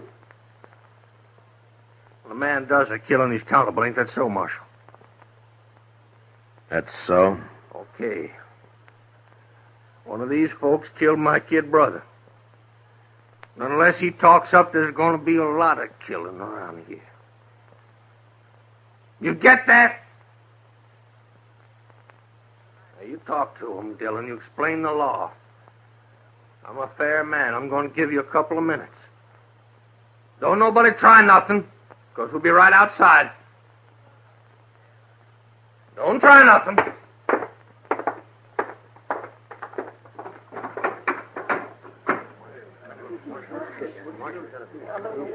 Chester, there's Bill Holton over there. Come on. Help us, Marshal. Marshal, please. Hi, Matt. How are you, Bill? Could be worse, I guess. Mr. Holton, your face. What'd they do to you? Oh, I was the first one they worked on. Will you tell us what's happened, Bill? Well, they rode in early this morning. Whole outfit. I figured them for trouble when I saw them. Straight off, I knew. A couple of them held me, knocked me around. The others grabbed 3 women, kind of for hostage, I guess. Brill, he's the leader. He cleaned out the safe. What about the killing? 3 or 4 of our boys came up, saw what was happening, started in shooting. Then these snakes hauled the women folk over to the post office door and kept them in front for shields. Your boys stopped shooting then? Yeah, sure. Dropped the guns where they stood. Brill's kid brother was already dead then. Brill kind of went crazy, swore he'd kill the women, burn the town. Then the outfit rounded up a couple more women. After that, everybody else. None of us wanted to see the women hurt. I guess we gave up too easy. On account of his brother, huh? He calls it murder. You heard. They've kept you locked up in here ever since? Yeah. He says he'll take us out 2 at a time and shoot us if we don't tell. Do you know who it was? No. Like I say, 3 or 4 fellas were shooting. Even they don't know which one of them it was. Listen, Marshal. I'm Dave Maxon. I got a place outside of town. Listen, we got to do something quick. Yeah, sure. Take it easy, will you? My wife, that's her over there. She's got the baby. We come in this morning to get something at the store. You got to do something. All right, Mr. Maxim. Now just take it easy, will you? Look, there's 30 of us. The men, we could rush them. Some of us would get killed. Now listen we to me. got to get to the Marshal. I'm thinking all of us will get killed. And that's not the way. We got to do something. Yeah, I know.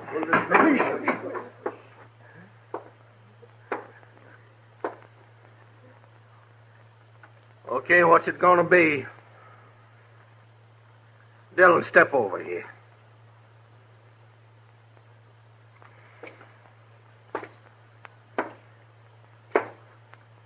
Well, what do you say?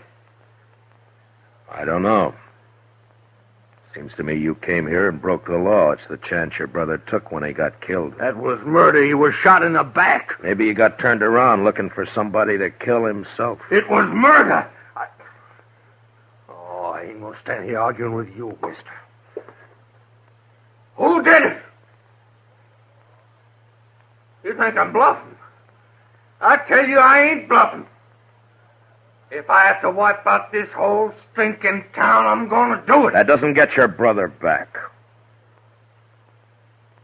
You in the habit of killing women and kids? You shut up. Okay. Sanders, Carger, start with 2 of them. Take them outside. That fella. You. And him. No. Oh, no, not Dave. No, you can't. No, not Dave. No. Brill, you're crazy. You do this and they won't even hang you. You'll be torn to pieces. You won't be around to see it. All right, go on, get him outside. Well, anybody got anything to say? Anybody gonna say who killed my brother? I'll tell you something, you yellow, gutless coyote! Yellow, gutless,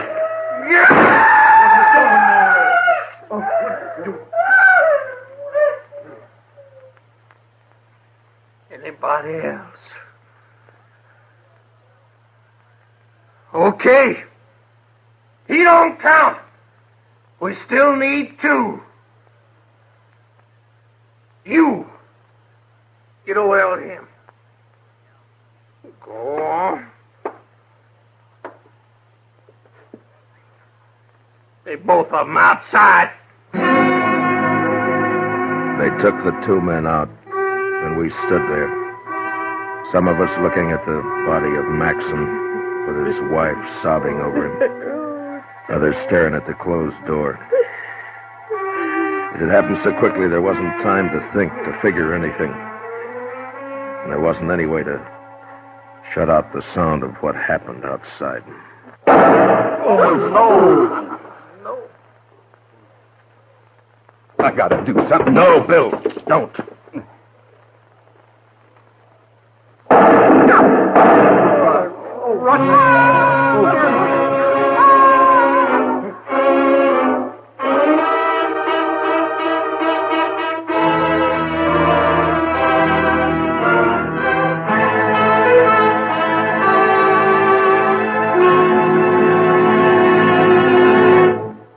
We will return for the second act of Gunsmoke in just a moment. But first, a skid can be tragic if the road is wet or icy. A faulty windshield wiper that's a nuisance in a shower can be your nemesis in a snowstorm. The sum and substance of our message being, take extra care when you're driving under winter conditions. Make sure your car is prepared for winter, and then drive it with twice your usual caution. Now, for the second act of Gunsmoke.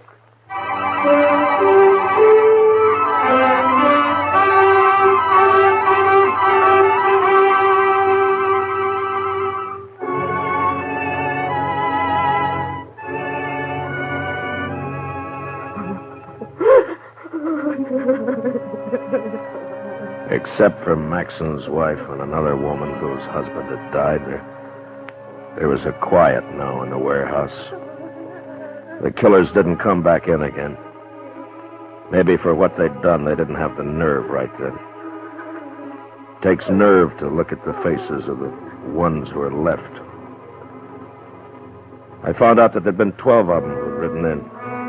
Now with the one who was gone, there were 11. I talked to the boys who had done the shooting at the gang.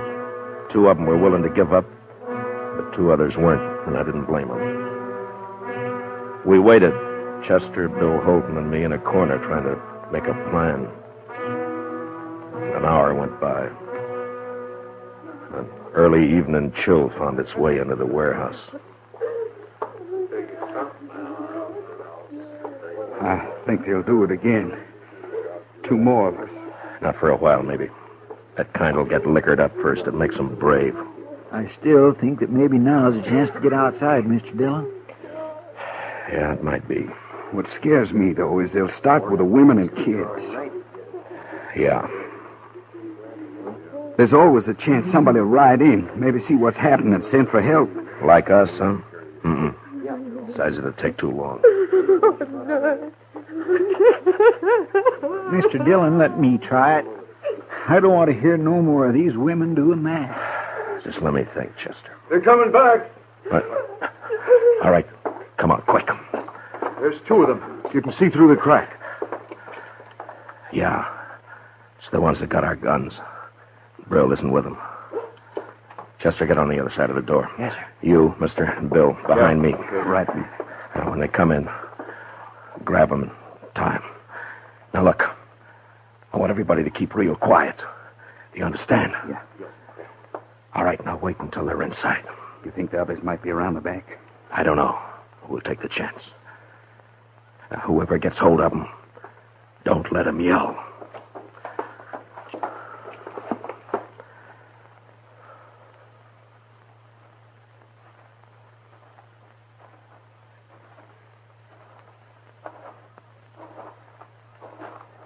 Hey, let me have a drink, will you? Here. What do you think? What? In there. How should I know? Well, we shouldn't hang around too long. I figure we ought to start riding. Well, you know, Brill, it was the kid. He thought a lot of them. Yeah. Hey, there's one woman in there, though. Did you see her? Tall one? Oh, no, with the old man, the pretty one, the little. Oh, yeah. Yeah. Maybe we get her out here and the others will talk. Might be. I ain't saying it'll make them talk, but a lot of men in there are soft about women. What about Brill? Nah, he don't care. He wants to find out who killed the kid. Maybe we can get him to talk. Sure. Might be fun.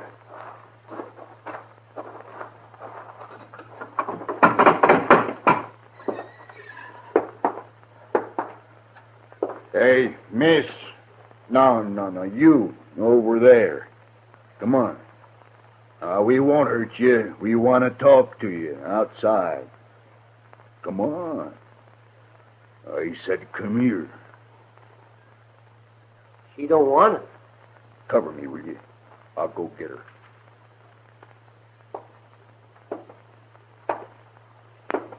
All right, now.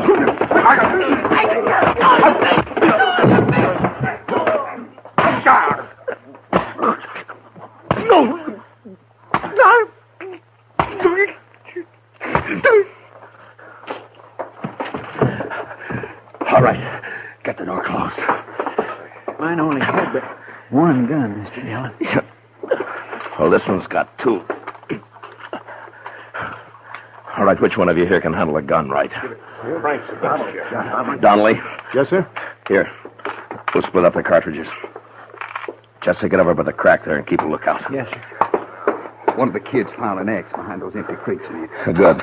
See if you can find anything else. Yeah, mate. Well, it's 3 of us now. 9 of them with guns. Yeah, except that we know that and they don't.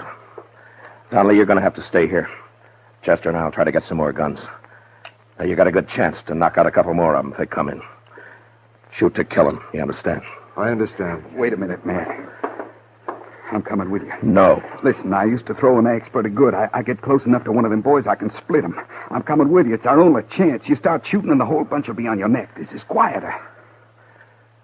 Okay, let's go. You see anybody, Chester? No, sir. He must be up the slough. All right, then open the door. Now, if we hear any shots back here, Donnelly, we'll come running. Take it easy now.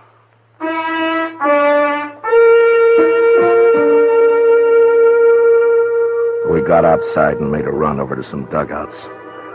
Up the street, we could hear the killers still drinking their courage back.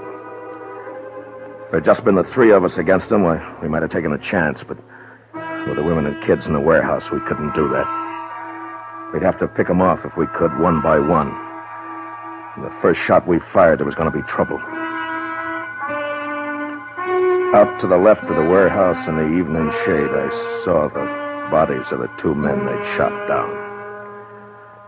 A dog was moving around, whimpering. A couple of minutes went by, and then we started around the back and made our way up behind the saloon. If we get in by the back door, Mr. Dillon, you think we could surprise them? We can't take the chance, Chester. Not with only 2 guns. They get us, and you know what'll happen. Yes, sir. One of them's coming out. Look. Yeah? It's the fella shot Dave Maxon. He's heading this way. You think he's... Oh. Bill? Yeah. Think you can get him from here? A little closer, maybe. Not from here. He's got 2 guns on him. We need them. Stay in line with the post. We'll cover you. Okay. I saw Holden's big fist tighten around the axe handle. He moved out and down the alley in line with the post. The killer never looked up. He just stood there, head down, swaying a bit. Then Holden stopped. His arm raised up and back. And the axe caught a gleam of light and must have thrown it into the killer's eye. He had just time to look up and see the thing before it caught him square.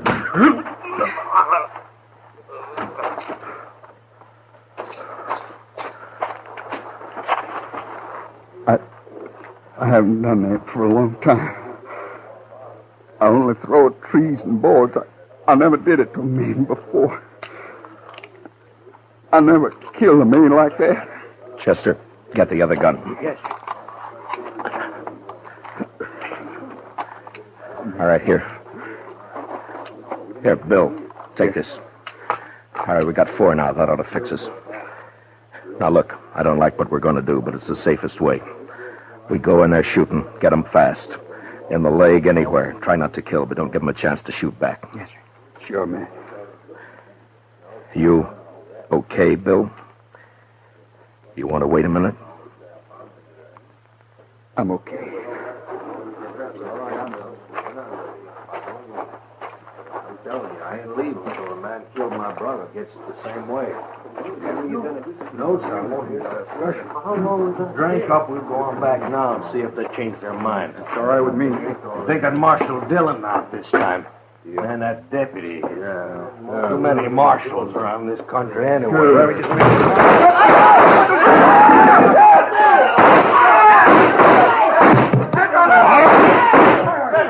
All right, that's enough. That's enough. Keep your hands where they are, Brill. All right, Chester, take their guns. Yes, sir. I'm arresting you for murder, Brill. The rest of them with you. Killed my brother. Got him in the back. My brother, they murdered him. You know something? If I wasn't a marshal, I'd do the same thing to you right now. It's too bad I can't. I hope it hurts when they hang you, Brill.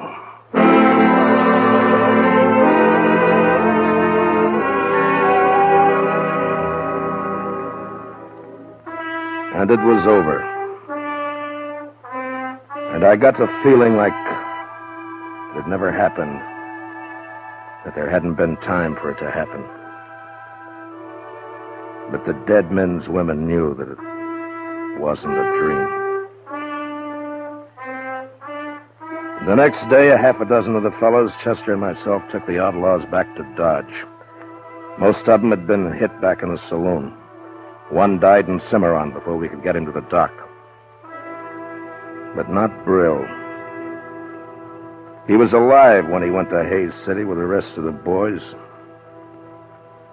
I was there when they tried him. And I was there when they hanged him.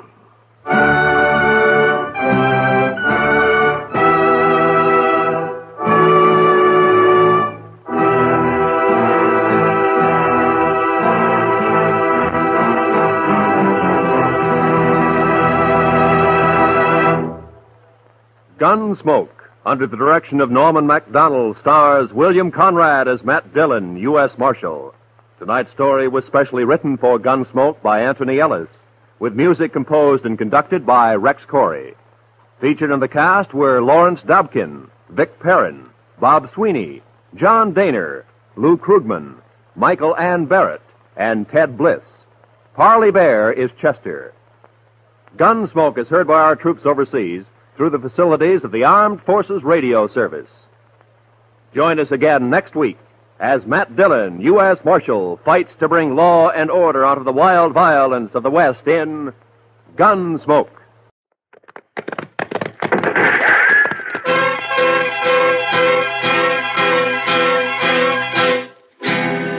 Around In Dodge City and in the territory on West, there's just one way to handle the killers and the spoilers, and that's with a U.S. Marshal and the smell of Gunsmoke.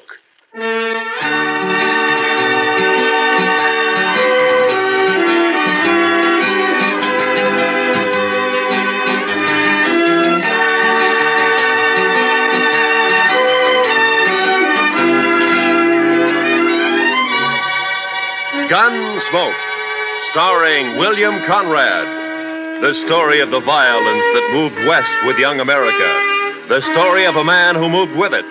Matt Dillon, United States Marshal.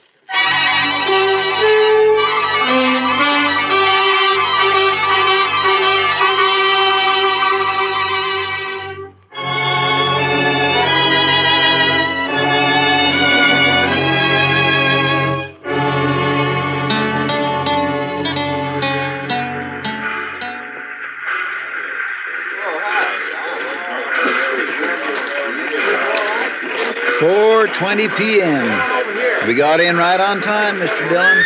Yeah, the railroad's getting better every month, Chester. Looks like they're going to civilize this prairie yet. Well, I'm glad to hear it. All right, let's go. Well, Abilene sure don't change much. Looks about like it did the last time I was here. Yeah, we're getting most of the cattle at Dodge now. The boom's leveled off here. Still a rough town, though, I suppose. You think he'll put up a fight? I don't know, Chester. He's pretty mean from all reports. He may. We'll try to avoid it, though. Of course, we're only guessing anyway. He might not even be here. Well, he always heads for Abilene when he gets in trouble. It's his hometown. He'll be here. One good thing, it's Bill Hickok's town, too. At least we'll have the local sheriff on our side for once. Yeah. I suppose that's some help. Some help? I'd rather have Wild Bill along than anybody I know. I suppose. Chester, what's the matter with you? You're acting like a man at his own funeral. Mr. Dillon, I've had an uneasy feeling ever since we left Dodge. Kind of a hunch, you might say. It's nonsense. They're going to pick up a killer and take him back for trial. That's all. Maybe. And maybe not. Look, Chester, any man who lives by a gun knows down inside that he's going to die by one someday. But if he's got any sense, he keeps from thinking about it. Of course, he can't help getting a hunch now and then. I had plenty of them myself. Mostly wrong.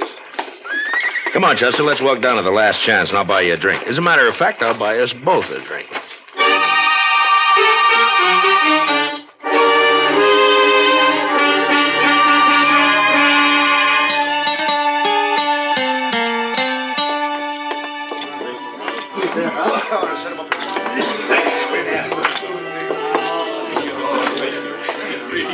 What'll you have, boys? Rye for me. Yes, sir. You can make mine the same. A bottle of rye and a couple of glasses. Quite a crowd in here for this time of day. Yeah. I've been looking around for Wild Bill, but I don't see him. Suppose the Daggett kid might be in here, Mr. Dillon? Well, he spent most of his time hanging around the saloons while he was in Dodge. Here you are, boys. Drink up. Thank you. Oh, by the way, bartender, do you happen to know a kid around town by the name of... Who, mister? What? Oh, never mind. Well, he's here, Chester.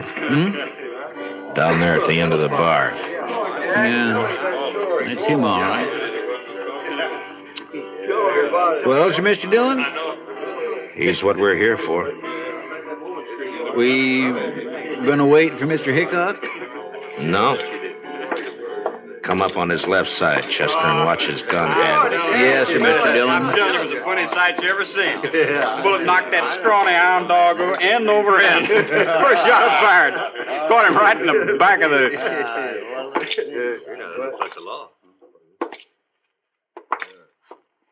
You're Jack Daggett, aren't you? That's right, mister. What about it? My name's Dillon, U.S. Marshal from Dodge. You're under arrest. You're kind of out of your territory, aren't you? Marshal's territory's anywhere. I'll take that gun of yours now. You will, huh? All right. Drop it. Drop the gun. Let go of my wrist. The gun. Drop nothing. You heard the marshal. That was easy, Mr. Dillon. A lot easier than what I thought it'd be. All right, Chester, put the cuffs on him. Yes.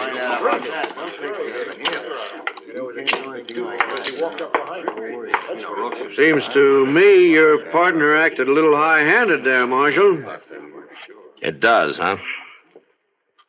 Now, he had no call to slug that boy in the head that way. Would you rather I'd have put a bullet in his belly? Chester saved his life, that's all. He was drawing on me. Well, now, if you'd come around and seen me before you started anything, you wouldn't have had this trouble. My name is Rourke. I'm the town constable here. I see. Young Jack here told me all about that shooting out in Dodge. Said they ganged up on him in a poker game, tried to cheat him. Forced him to shoot his way out. That's a good story. It's too bad it didn't happen that way. All right, Chester, let's get him on his feet and go find the sheriff. I reckon you won't be finding him, Marshal. Why not? Hickok's up at Topeka. Won't be back for a week or 10 days. Meantime, I'm the law in Abilene. And I got a favor to ask from you. I'd like to use one of your jail cells until 9 o'clock. That's when the next train leaves for Dodge. I'm sorry, Marshal. I got no authority to do anything like that. What difference does that make? If Wild Bill were here, he'd let me do it. But Wild Bill ain't here. I see. A lot of us folks here like to run our own town. We don't like outsiders coming in and taking over. 4 hours till that train leaves, Marshal. I think you're going to find 4 hours is a long time. Meaning? This young fella you arrested has got a couple of older brothers. The Daggett boys. You probably never heard of them, but you're going to. They're not going to like this. I don't care much what they like. Maybe they'll teach you to care when they hear about this. And they'll hear. Like I said, 4 hours is a long time. Look, I want you to get this straight. I came here to arrest a killer and take him back to Dodge to stand trial. I got him under arrest now, and I'm going to take him back. Maybe. All right, Chester, let's get him out of here. Get hold of his other arm there. Lift him up. Yes, sir. Take him out if you want. Mr. Dillon? What is it, Chester? Maybe it was too easy.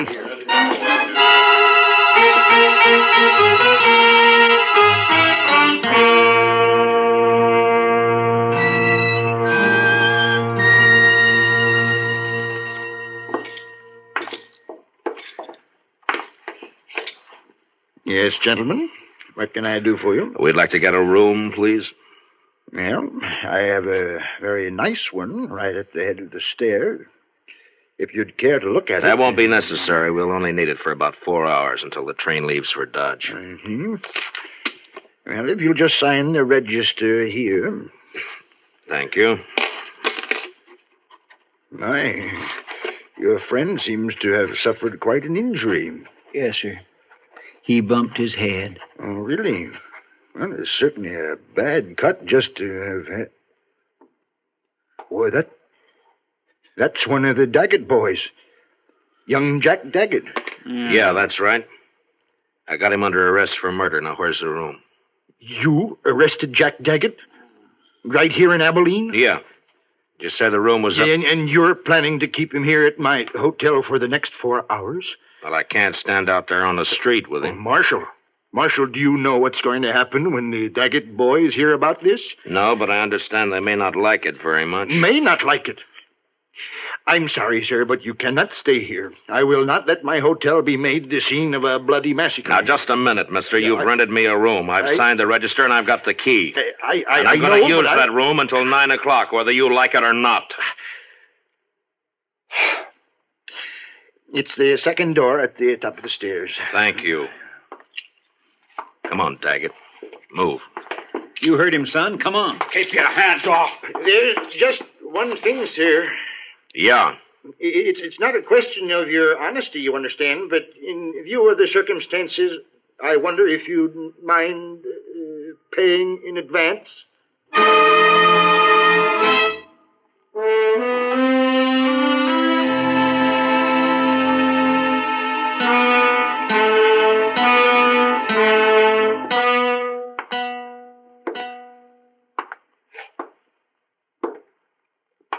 What time is it, Chester? It's 6:23, Mr. Dillon. I thought it was later than that. Yes, sir, I know. He goes pretty slow when you're waiting for something like this. I swear I wished it was 9 o'clock. I wished we were leaving on that train right now. You're not leaving on no train. Not alive. You got a one-track mind, Daggett. So have my brothers, Dillon. What they think about all the time is hands off the Daggets. That goes for you or anybody else. Reckon we ought to stuff a pillow in his mouth, Mr. Dillon? Might not be a bad idea. You won't think it's funny when they come around. But maybe they won't come around. Maybe they decided that... Cover the door from the other side, Chester. Yes, sir.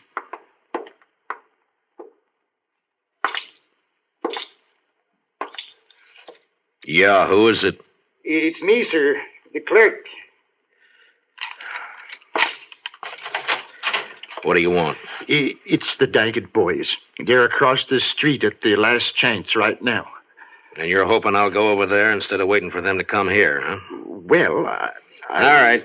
I'd rather jump them than have it the other way around. Chester, I guess we'll go over and have a talk with him. What about him? Well, he's cuffed hand and foot to a pretty solid iron bed. I don't think he's going anywhere. Bet on it. You ready, Chester? I'm ready whenever you are, Mr. Dillon. All right, let's go.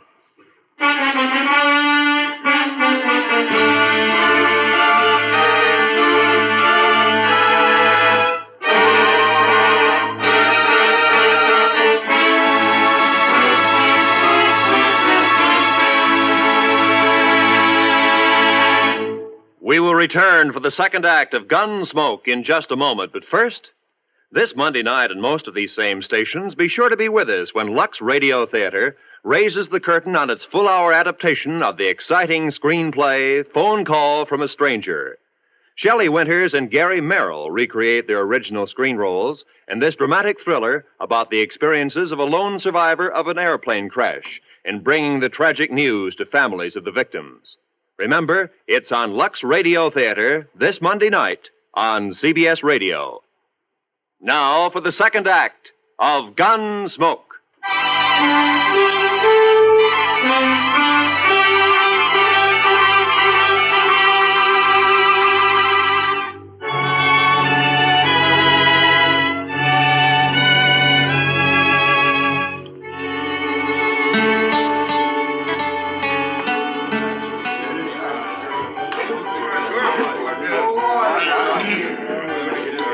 That must be them, Mr. Dillon. Across the room there. Yeah, I guess so. They look a lot like Jack. And they look mad. And there's quite a crowd around them. Well, Chester, the only way to get it over is to get it started. Yes, sir. How will we do it, Mr. Dillon? I haven't got a plan, Chester. Face them down, that's all. Yes, sir. Don't mean nothing to him. Go ahead, it's your deal. You the Daggett brothers? What if we are? This is him, Jim. This is a fellow. Shut up, Rourke. You've been glad enough to stay out of this so far. Stay out of it now. My name's Dillon, United States Marshal from Dodge City. I got your brother Jack under arrest for murder. You probably heard about it. Yeah, rumors got around. I'm taking him out of here on the 9 o'clock train. He's going back to Dodge to stand trial. My guess is he's going to hang. Now, the point is, what are you going to do about it? Why didn't you wait? We'd have looked you up. You didn't answer my question. Still 2 hours and a half till 9 o'clock. I reckon we got plenty of time yet. We'll wait. Why wait? What's the matter with now? Would rather wait. Maybe you're trying to pick up some helpers among this bunch of hangers-on, huh? Well, look at them. Each one trying to sneak behind the man next to him. If you're counting on any help there, you better forget it. You're pushing your luck, Dillon. I don't think so. You boys are full of talk, and that's all. You never even intended to start anything. You're a dirty liar. We're going to do plenty. Now, don't you move, either one of you. You covering my back, Chester? Yes, sir. All right. I'll take that gun. Thank you. Yours, too. Sure. It's your play, Dillon. Where it stands now. Thank you. Here, Chester. Kick those back under the tables. Yes, sir. All right, folks, just leave them lay, please. Don't nobody touch them. Here, Chester. Now hold on to my gun. All right, Mr. Dillon. Now just keep them off my back. Yes, sir. You. Come here. Sure.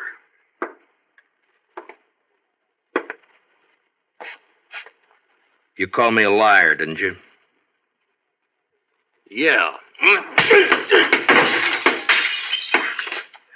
Boy, you cheap tin horn, you... Boy, get here!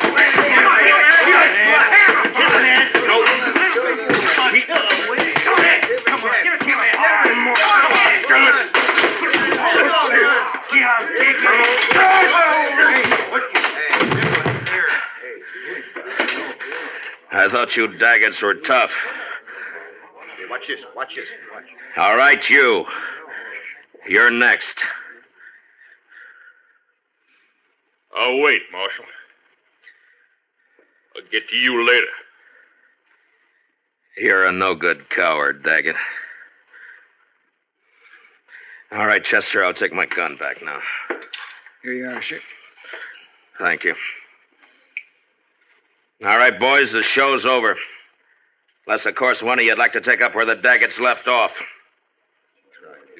Any one of you still figuring on helping them try to take my prisoner away from me? No? Well, I didn't think so. You're all fine, upright citizens now, huh? A pride and joy to Constable Rourke here. That's enough, Dillon. I thought I told you boys the show was over. All right, get out. Go on, get out, all of you. Sure. Move! All right, let's get out of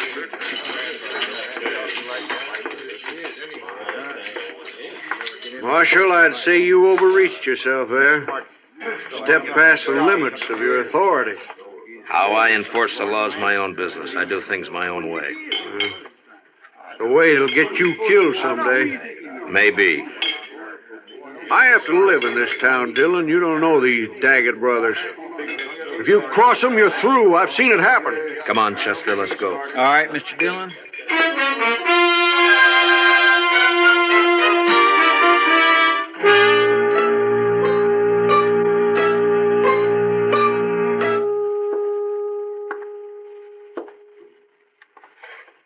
What time is it, Chester?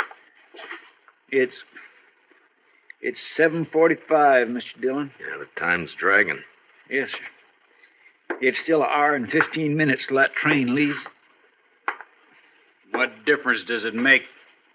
You're not going to be on it. Neither one of you are. The way I'm figuring, Jack, we'll all three be on it. You wait and see. You'll never get to that train. My brothers will take care of you. They don't seem to be in any hurry about it. You wait. I sure do wish I hadn't had such an uneasy hunch about this trip. Forget it, Chester. They'll stop you. You just wait.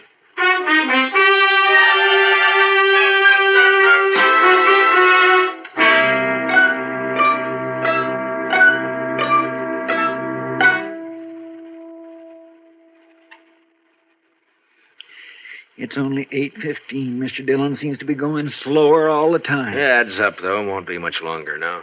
45 minutes, if the train's on time. And if we're lucky enough to get on it. Chester, you're wearing yourself out. Why don't you sit down and relax, huh? I just can't seem to set my mind to it, Mr. Dillon. No Daggett will ever leave this town wearing handcuffs as long as the other two are alive. Well, I'd think that's up to them, Jack. Sure. And they'll take care of it, too. I swear and declare, Mr. Dillon, I almost wish they would try something and get it over with. The waiting's always the worst part, Chester. You find out what the worst part is. I could slug him, Mr. Dillon. No, let him talk. Let him talk, Chester. He's only got a few more weeks to do it in. They'll never hang me. I'll never even stand trial. You wait and see.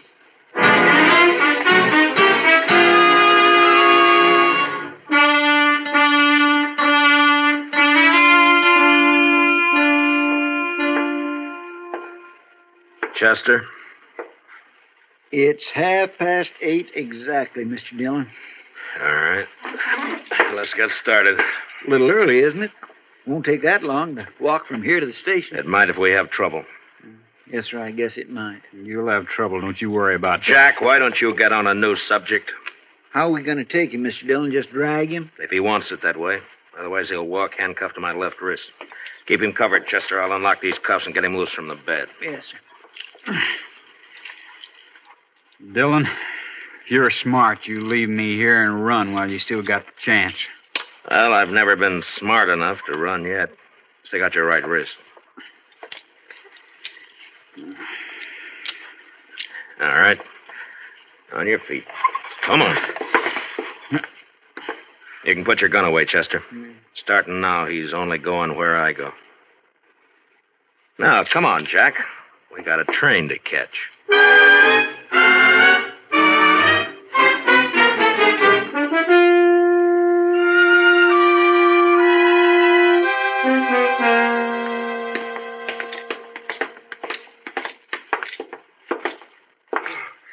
Thank heaven, gentlemen, you're leaving. Yeah, we're leaving.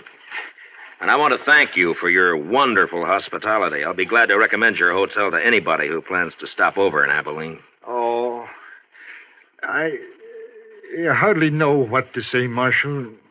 You simply don't understand. You don't know these Daggett brothers. No offense personally, Jack. I have to live in this town, and I... Come on, Jack.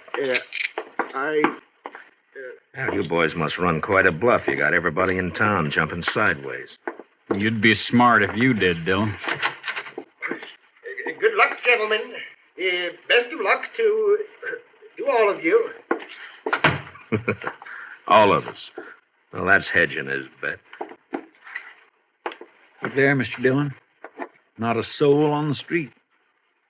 Quiet as a graveyard. Yeah. They're going to make a play, Chester, somewhere between here and the depot. We can count on that. Yes, sir, I kind of figured they would. Especially after getting beat up over there at the saloon.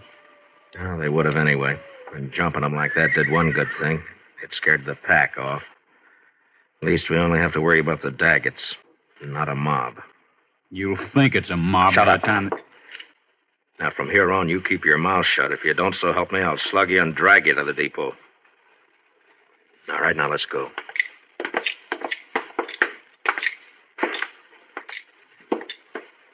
No, sir, not a soul. I never thought I'd see the main street of Abilene deserted at this time of night. It's not deserted, Chester. They're inside, behind the shutters. But at least they're staying out of it. I wonder if coyotes are as lonesome as they sound, Mr. Dillon. They couldn't be, Chester. Watch that left side up ahead of us, sir. It's pretty dark along there. Yes, sir. They might jump us from behind. I don't think so. Too many people watching. They gotta keep up their reputation. I hope you're right. Chester. There at the corner of the bank, somebody moved. Across the street, too. In the shadow. Take the one in the shadow, Chester. Yes, sir. There's one down, Chester. The other one's still there in the shadows. Get him if you can. Jack here's ruining my aim. I'll ruin more. Good for you, Mr. Dillon. You ought to have slugged him sooner. I didn't slug him, Chester. He caught a bullet that was meant for me. Shot by one of his own brothers. Here, let me unlock those handcuffs, Mr. Dillon. No time. Here, I'll get him up on my shoulder and... All right, let's move in and keep firing. Yes, sir.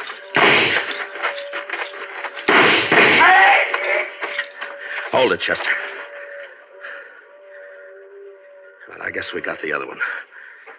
Here, let me get him off my shoulder. Get these handcuffs off.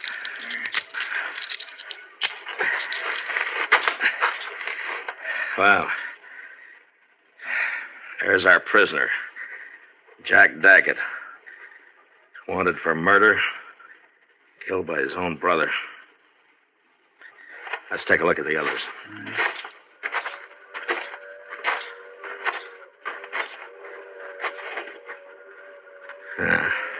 Three men dead. Look down the street there, Mr. Dillon.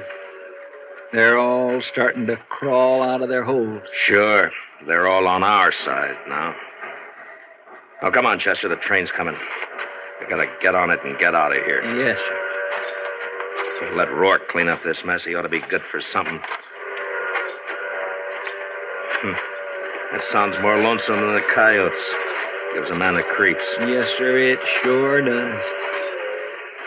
Well, you were wrong about that hunch of yours, Chester. It wasn't us. Not this time.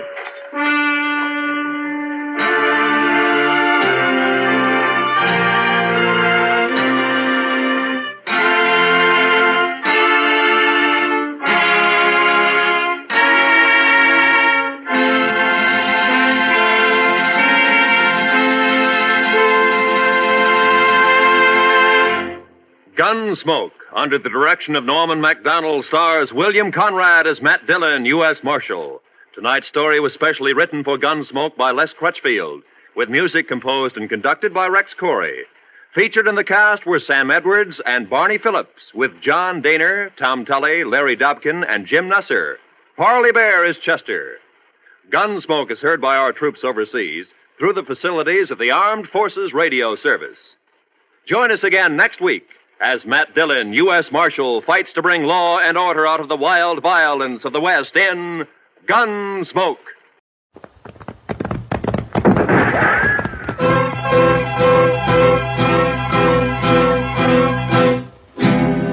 Around Dodge City and in the territory on West, there's just one way to handle the killers and the spoilers, and that's with a U.S. Marshal and the smell of Gunsmoke.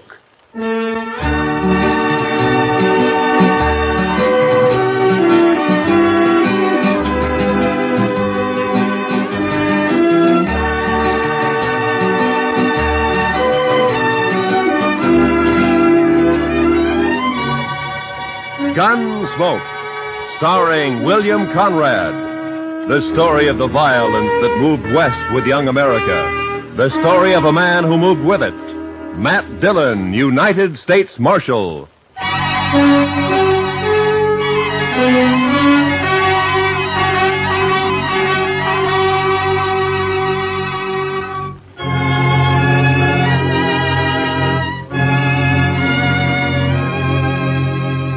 It was over 100 miles back to Dodge, but I figured I could make it easy in a day and a half. I'd been in Hays City as a government witness in a murder trial, and I was anxious to get back. So I rode out of Hays one morning a couple of hours before light. The ground was clear of snow, but it was midwinter, and it was sharp cold. When the day came, there was no sun, only dark gray sky drilled by a high, cold, searching wind.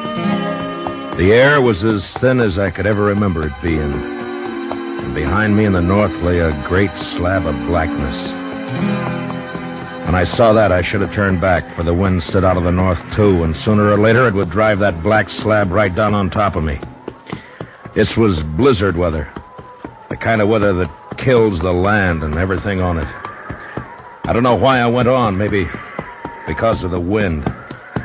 You know, a high wind will distemper a man. Make him drunk-like. Anyway, I didn't turn back. And about noon, the sky began to turn white with snow, and I could smell a touch of moisture in the air. And finally it came. The sleet, shrilling in on the wind like small buckshot as the blizzard howled down the prairie. I couldn't look right or left without being stung blind, but as long as I kept the wind on my back, I knew I was headed south. 2 hours of this, and I could feel my horse slowing down and weakening under me. My own body stiffened with the cold. Men died when they got caught in a thing like this. They died easy. Another hour passed, and my horse was carrying his head close to the ground. I figured he'd stumble soon, so I kicked my feet out of the stirrups and braced myself against the horn. By now, the wind had really gotten into me. And when I saw the blur of a ranch house up ahead, I thought maybe it was a trick. But a few minutes later, we rounded a corner of the place and stood at last in the lee of the storm. I slid down and got up to the door and pounded on it. And I waited. Then I pounded again. Then the door came open, and the figure stood in the light. Who are you? Bring him in, Alvy. Any man out in that weather's been made harmless. Get inside. Out of the way, Alvy, you fool. All right, stranger, hands in the air. High. That's better. Unload him, Alvy.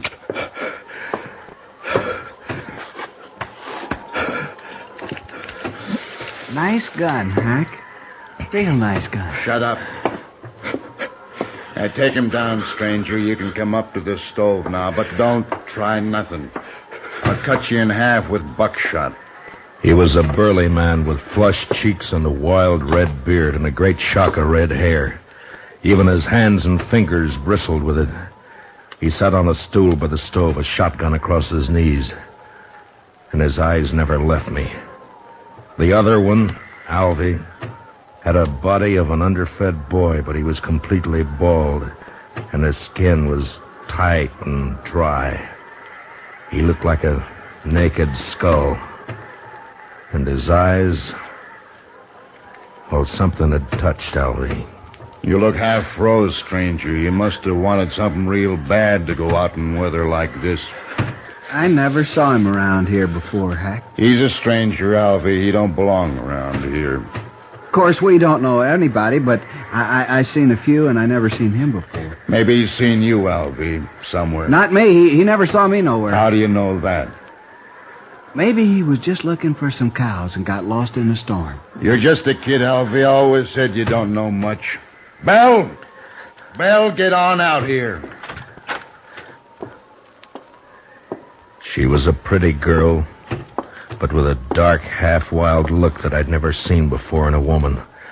Her eyes jumped from man to man and then came to rest on me, fixed and curious. And then after a moment, she looked away and moved into a chair across the room. Supper ready, Belle? It's awful cold out. You recognize him, Belle? You ever see him before? Nope. You're sure now? Maybe Hayes City. Maybe you saw him up there sometime. I don't know him. You sure? Yes. If you're lying to me, you know what I'll do to you. I never saw him before. He come in here half froze, right out of the blizzard. Must have been looking for some cows and got lost. Shut up, Alvy. We don't know what he's doing here, Belle. Why shouldn't a man get out of the storm? Even in here. That's enough. All right, stranger, we never saw you before. We don't know who you are. And as soon as I think you're lying, I'm going to blow a big hole in you. What about my horse? I'd like to put him in the barn if you've got one. Alvy? Oh, now, Hack, I ain't going out there. I'd freeze. And the horse will freeze if you don't. It's his horse. We might need it. Go on, Alvy, before I get cross. All right, I'll go. I don't know why the horse is so important.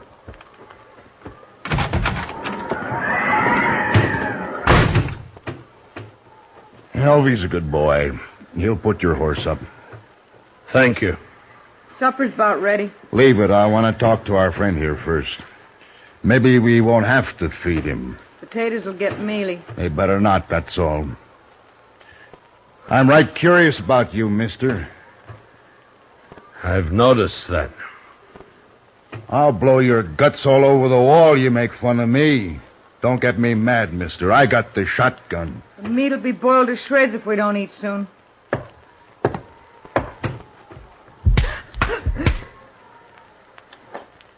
You just won't understand any other way, will you, Bell? What is it you want to know about me?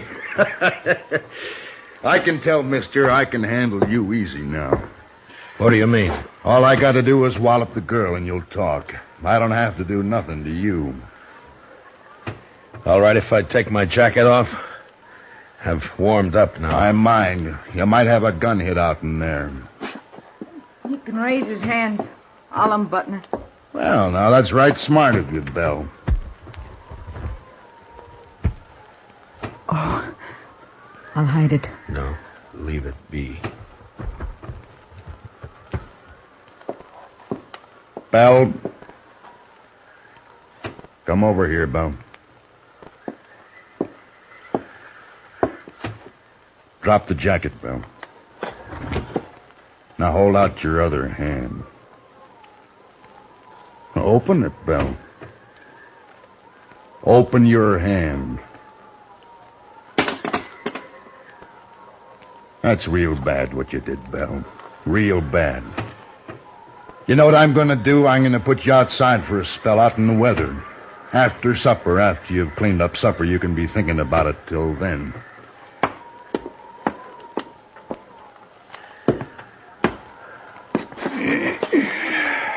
United States Marshal. You're in bad company, Marshal. You shouldn't have come here. Oh? It looks to me like I sort of struck gold coming here. Now, why do you talk like that, Marshal? I still got the shotgun. Let me hit that stove. Seems like it's getting colder and colder. You didn't see any sign of nobody outside, did you, Alvy? What? Who? Somebody might have come along to cover the marshal here, that's all. Marshal? What marshal? Me. I'm a marshal, Alvy. Shoot him, Hack. Shoot him. Shut up and answer me. Was there sign of another horse, footprints, anything like that? Oh, I didn't see nothing. Maybe you didn't look. Would I have walked in here the way I did if I'd been after you people? Maybe your head got muddled with the cold. Where'd you ride from, Marshal? Hayes City. Left there this morning. It was a fool thing to do with a blizzard coming up. Maybe. Or did you think you could get the jump on us easier in a storm? Was that it, Marshal? Yeah. You knew we'd be trying to keep cozy in here. I'm curious, Hack. What are you and Alvy on the run for? Don't you tell him, Hack. I don't trust him at all. Alvy, it'd be mighty dull without you, boy. Don't laugh at me, Hack. Now stop it. I don't like laughing. You know that, Hack. And don't you do it no more. I got ways. Yeah, I seen you and your ways. But don't try 'em on me, Alvy. Maybe I won't. Look, Alvy, now you don't understand. It's all right to tell the marshal about us. He ain't going nowhere. No? No, of course not. We'll kill him, Alvy. We'll kill him and bury him somewhere. Sure. Now, why didn't I think of that? 'Cause I do the thinking for us, Alvy, that's why. Now, what was it you like to know, Marshal? Stop playing games, Hack. Me and Alvy are wanted for murder. Up in Cheyenne, Wyoming. Seems a mite unfair, though. We didn't aim to kill nobody. It just happened that way. We was robbing a bank. Yeah, and a couple of the people there wouldn't do what we told them, so Alvy used his knife on one, but it just made the man holler. You could hear him all over town. And we had to shoot our way out after that. Must have killed 3 or 4 people. I know I killed 2. Worst of it was, Marshal, all we wanted just then was some money. We didn't care about killing anybody. But you know how it is, Marshal, when you're robbing a bank and all. Yeah, sure. Now, I don't suppose you do it that. Anyway, we're wanted for murder, and we didn't even get any money. Nary a dollar. So we rode out here and lighted for a spell. I see. What about Vel? And whose place is this, anyway? It's my place, now that Pa's gone. You mean you were living here alone? No. They killed your pa, is that it? Yes. How long ago? I don't know. Maybe a month. Yeah, it's been about a month, hasn't it, Alvy?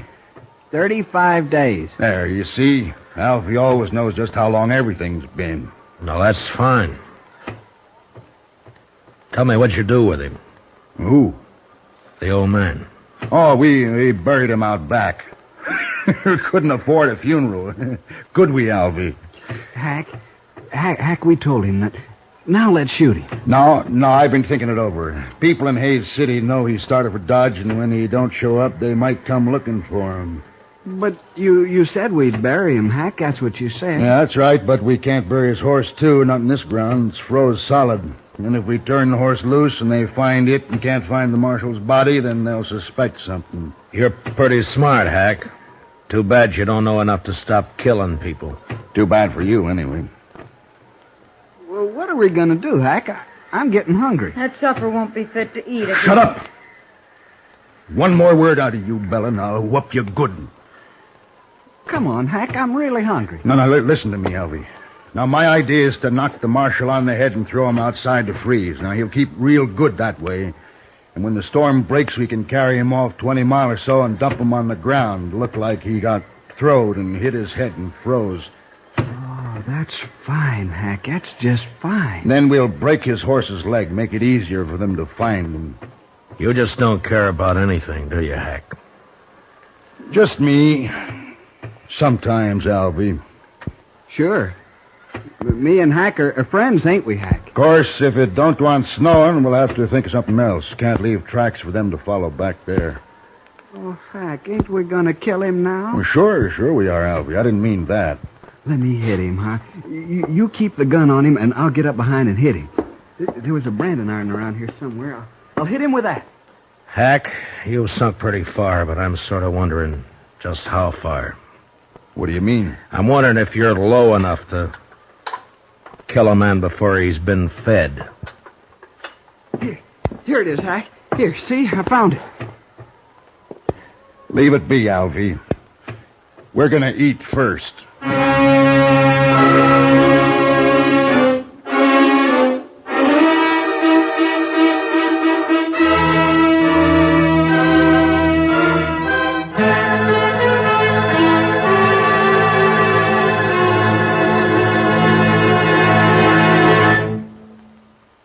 We will return for the second act of Gunsmoke in just a moment. But first, this Sunday night, Lionel Barrymore is your host and Joseph Cotton the star on Sunday Night Playhouse's gripping historic drama based on the life of Peter Marshall.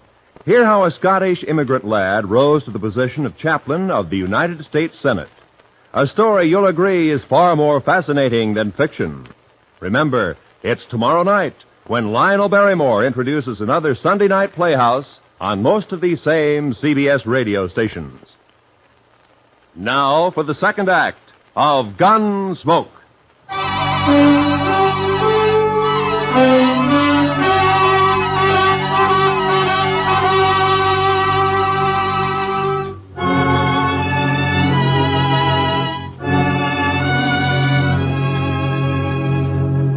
It was only 5 in the afternoon, but the blizzard had darkened the land, and its blackness showed in at the windows. Here and there along the walls of the ranch house, tricklets of snow blew in through the warped timber. In the kitchen, Hank sat directly behind me while I ate. Later changed places with Alvy and fed himself heartily, as though he had nothing at all on his mind. Hank was just a nerveless brute, born with no conscience at all.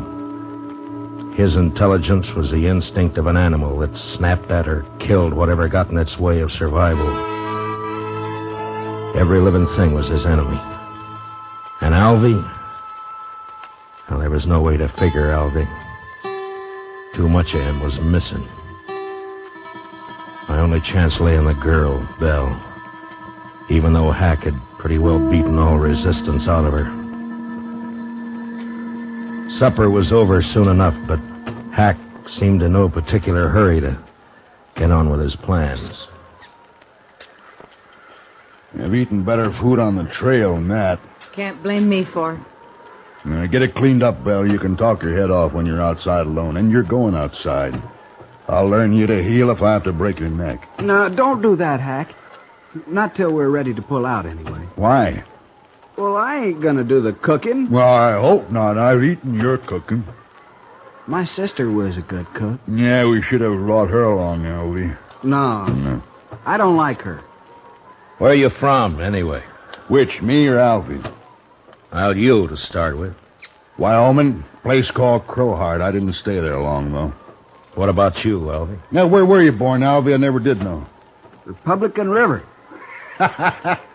That's not a place, you fool. Well, that's what they told me. Republican River. They always lived in a wagon, my ma and pa. Had a lot of kids, too. Of course, most of them died. I'm about the only one that made out any good at all. And you did fine, Alvy, fine. Give me the shotgun. All right, Marshal, let's get back by the stove while Belle cleans this mess up. Shall we hit him and throw him out to freeze up now, Hack? Not yet. I want to punish Belle first. You know, someday you're going to get caught without that shotgun, Hack. Somebody's going to tear you apart. That's fair enough, Marshal. Give me a fair chance at you then, huh? Barehanded? No. Oh, you're bigger than I am, Hack. Might be fun for you. I don't know nothing about fun. I ain't gonna kill you because it's fun. Oh, come on, Hack. I want to go to bed. Belle, come out here.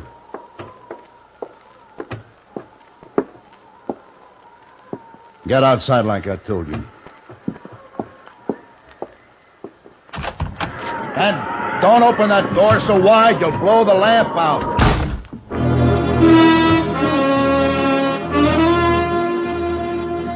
Belle had walked through the room and out the door without a glance at any of us. I figured she'd go down to the barn where she'd be all right for a little while anyway. But I knew I'd have to make a move soon.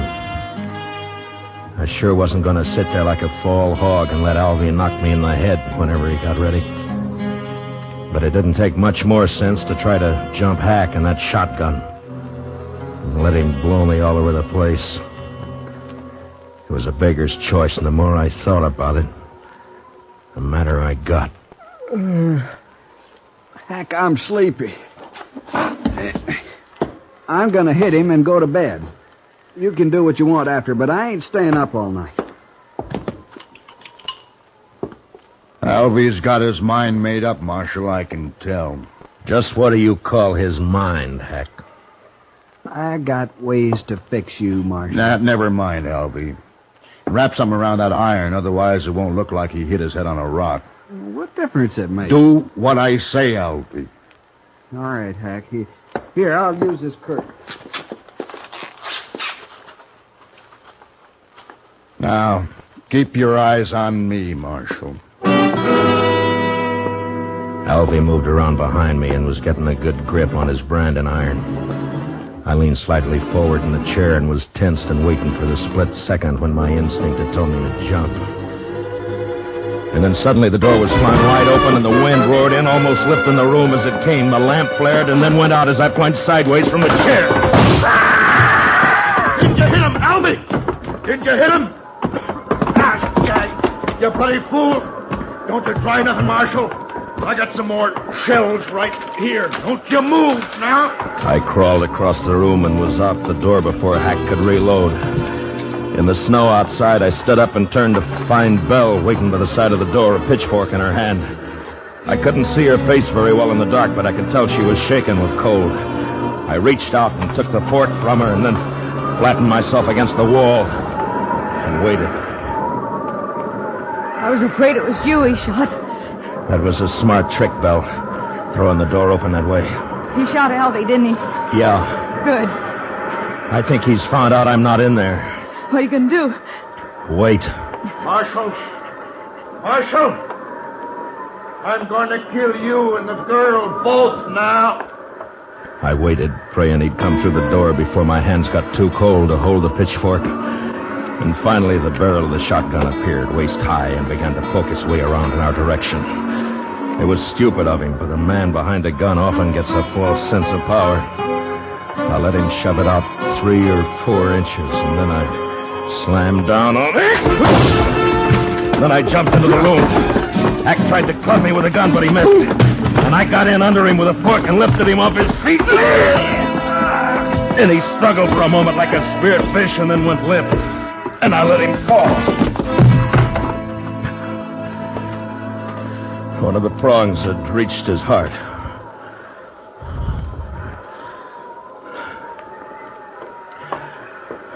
Did you get him, Marshal? Is he dead? Yeah. Light the lamp.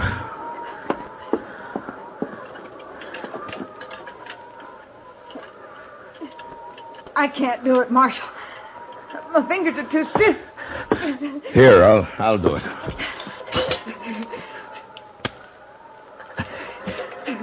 There.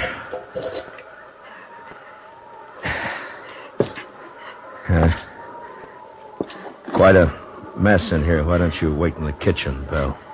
I'm all right, Marshal. But I can't help you much till I get warmed up some. Now then, you stay by the stove, huh?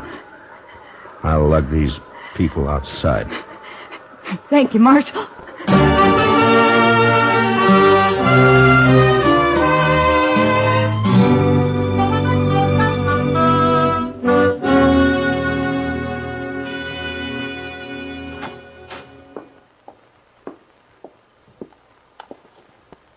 Marshal? Marshal Dillon. What? Oh.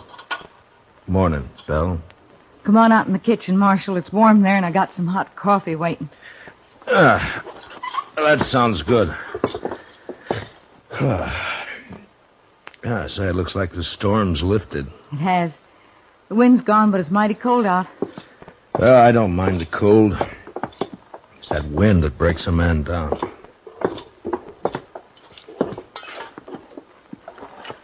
There. Get some of that in you.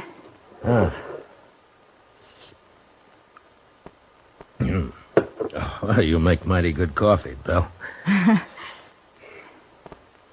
Tell me something, Marshal. Hmm? Tell me the truth now. Oh, sure, Belle. What is it? Are you married? I'd make a poor husband, Belle, for any woman. Why? Well, in my profession, it's too chancy. Thank you, Marshal. Thanks for putting it that way. Now, Belle, I didn't mean... Forget it. I'm leaving this place, Marshal. What? As soon as you go, I've packed what I need and I'm clearing off. Where'll you go? I got 3 horses. I'll ride up to Hayes City and sell them. Then what? I'll buy some pretty clothes and I'll find a place. Won't be hard after this. I wish I could help you, Belle. You have. Oh, but I mean... I can take care of myself, Marshal. I just want to get away from here, that's all. Sure. I'll stop at the nearest ranch and tell the men to come over here and take care of Hack and Alvy as soon as it warms up. Whatever you like, Marshal. Well, goodbye, Belle. Goodbye, Marshal. Look me up in Hayes City next time you're there. Sure. Sure I will. But, Belle, don't let all this make you bitter. There are a lot of good men in the world. So they say. So long, Marshal.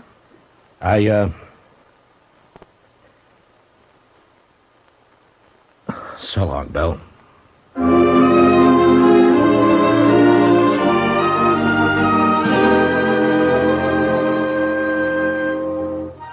A few minutes later, I'd saddled up and was on the trail to Dodge. The sky was low and a slate gray all over, but there was no wind. The blizzard had gone, leaving the land still and white and bitter cold. There wasn't a sign of life anywhere. It was like riding through a vast tomb. I found myself feeling like a trespasser, as though something had gone wrong, and I wasn't supposed to be there at all.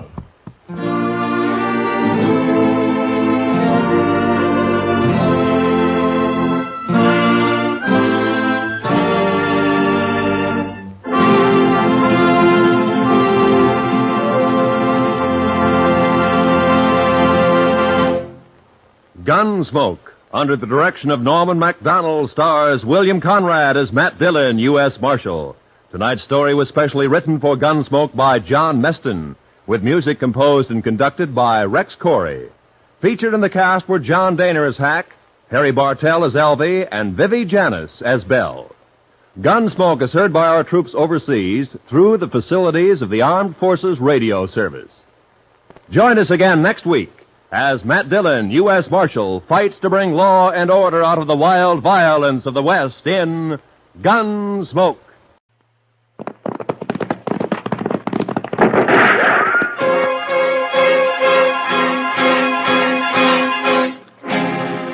Around Dodge City and in the territory on West, there's just one way to handle the killers and the spoilers, and that's with a U.S. Marshal and the smell of Gunsmoke.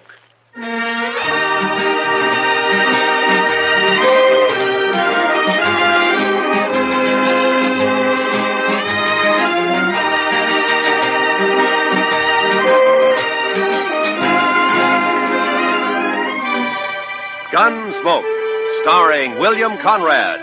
The story of the violence that moved west with young America. The story of a man who moved with it. Matt Dillon, United States Marshal.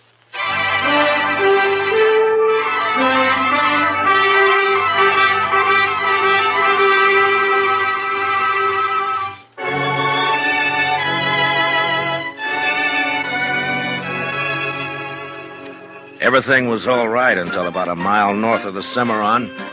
That's when my horse got a hoof caught in a frozen dog hole and broke his leg.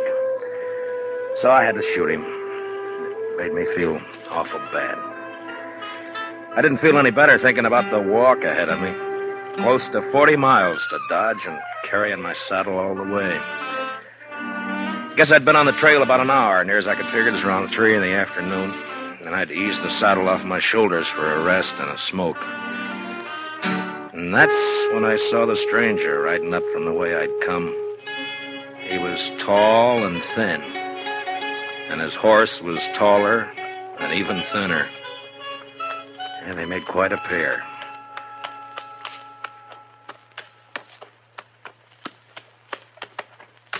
Hi. How are you? You lost? No. My horse busted his leg a way back. I'm on my way to Dodge. Oh, it's your house, huh? I saw it. Yeah. On your way to Dodge, huh? Yeah, that's right. You got any more of that tobacco? Yeah, sure. Here you are. Thanks. Thanks a lot. That's okay. Kind of a big walk you've got ahead, ain't it? Kinda. It's going to be dark soon. You figure making camp? That's the idea. Well, it's too bad. Yeah. Do you need any food? No, thanks. I got enough. Well, I thank you for the tobacco. Sure. Anytime.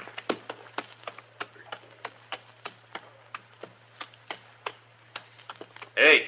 Yeah? Not saying this beast won't drop dead from the shock, but do you want to climb on behind? Save you a piece of boot leather for a while, anyway. Well, I'd be much obliged if you think that animal of yours can carry us. Well, she won't mind. Should have been dead a long time ago, except she don't know it. She don't mind. Well, okay. Thanks. Here, will you hold my saddle till I get up, huh? Yeah, give it here. Yeah. Can you manage this saddle? Yeah, give it to me. Yeah, I got it. Well, let's go.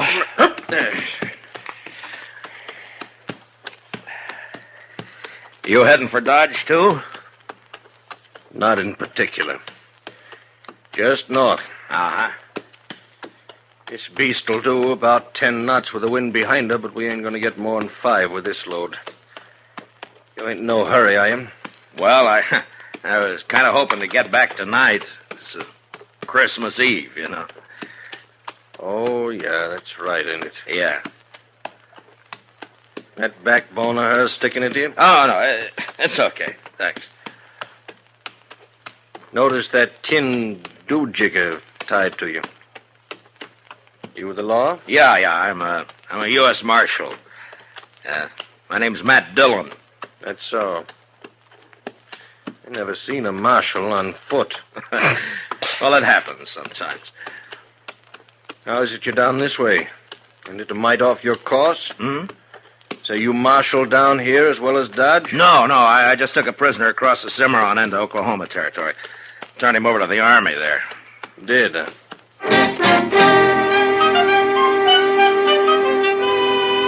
And then he shut up tight. We must have ridden a couple of miles without a word. I got to thinking about Dodge and Chester, and Doc, and Kitty, and the rest of them. You know, there's something pretty special about any place at Christmas time.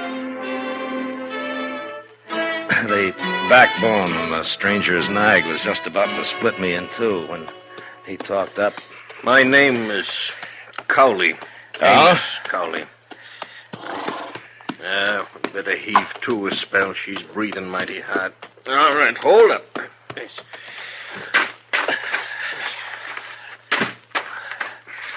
Yeah, it's getting a little chilly, isn't it? Yeah. Could I trouble you for another smoke? Oh, sure. Here you are. I thank you. Say, what's it like in Dodge? What? Dodge. What's it like? Oh, it's like any other town, I guess. Pretty big, huh? Well, yeah, I guess so. Not so big as New York, though. Oh, no, not as big as that. You know, I haven't been in a big town now for more than 10 years. Oh, is that so? No. Been down the territories, drifting. Thought I'd move up north this time, maybe go back east. So you're from the east, huh? Some time back. Say, what's it like? What? Well, Dodge, any town. At Christmas. Same as it used to be? Well, I guess so. What do you do? Well, it's the same as most people, I guess. What most people do at Christmas. Well, that ain't saying a lot. What are the folks like? And what does it look like? I just kind of like to know. Well, I don't know. Well, there's Front Street. That's most of Dodge right now. Of course, it's getting bigger all the time. Do you have any kids? No, I'm not married. Kids have fun Christmas. Yeah, they do. That's certain. And Dodge, they sometimes have a party for the kids. A couple of days before Christmas. Kids like that. And then everybody gets feeling good, looking forward to Christmas Eve. Like last year.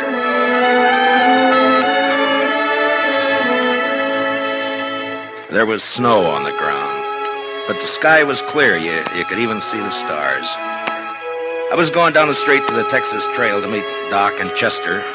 Chester, he's my deputy. Doc's a doctor in town. We had some work to do later on in the evening. You could see the light shining behind the curtained windows, and almost everybody had a sprig of holly berries hanging up.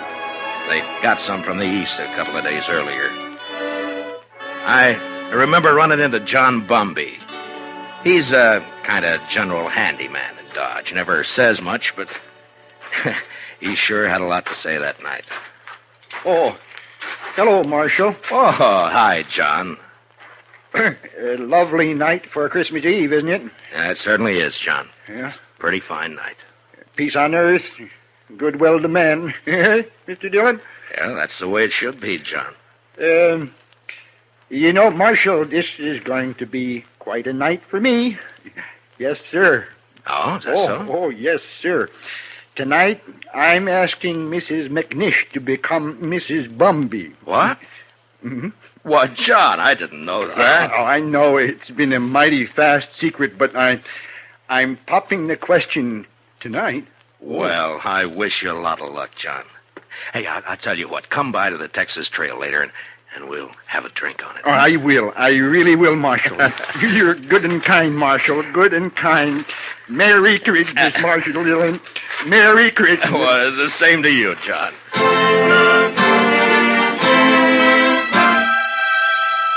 That may sound kind of funny to you, but John Bumby's a good man. A little peculiar sometimes, but good as they come. And they don't make enough like him. Of course, most everybody in Dodge suspected Doc and Ms. McNish were sweet on each other. But it just goes to show you. I'll tell you about John and Ms. McNish a little later. So I went on down the street. You know, it's a funny thing about those words, Merry Christmas. Men say it to each other, and, well, it makes them feel kind of good. I know what you mean. Used to be a seafaring man myself. When you're on the sea and it comes Christmas, things like that can count a lot. Yeah. Well, we might as well get underway again, huh? Sure. Hey, you want to take my saddle? Give it here. Okay. Give it to me. Okay. Come. I guess you'll miss it in Dodge tonight. Won't you? Well, if you could get a little more out of this nag of yours, we might make it tonight. No, there's not a chance. She'll be on her beam ends pretty quick. She's been on a long reach since sunup. Oh. Mighty bare country up this way. All right, depends on what you're used to, I suppose. Well, mighty bare where I've been, too. It's not like the sea. That's always different. How come you left it? I always heard a sailor doesn't ever get it out of his blood. The sea? Guess you can get it out of your blood, all right. You got the right reason you can. Yeah, I guess so. Hey, you trying to get something out of me? Well, no. Get what? I would just remark. You want to ride with me? I don't want any talk about the sea. Well, you brought it up. Get it.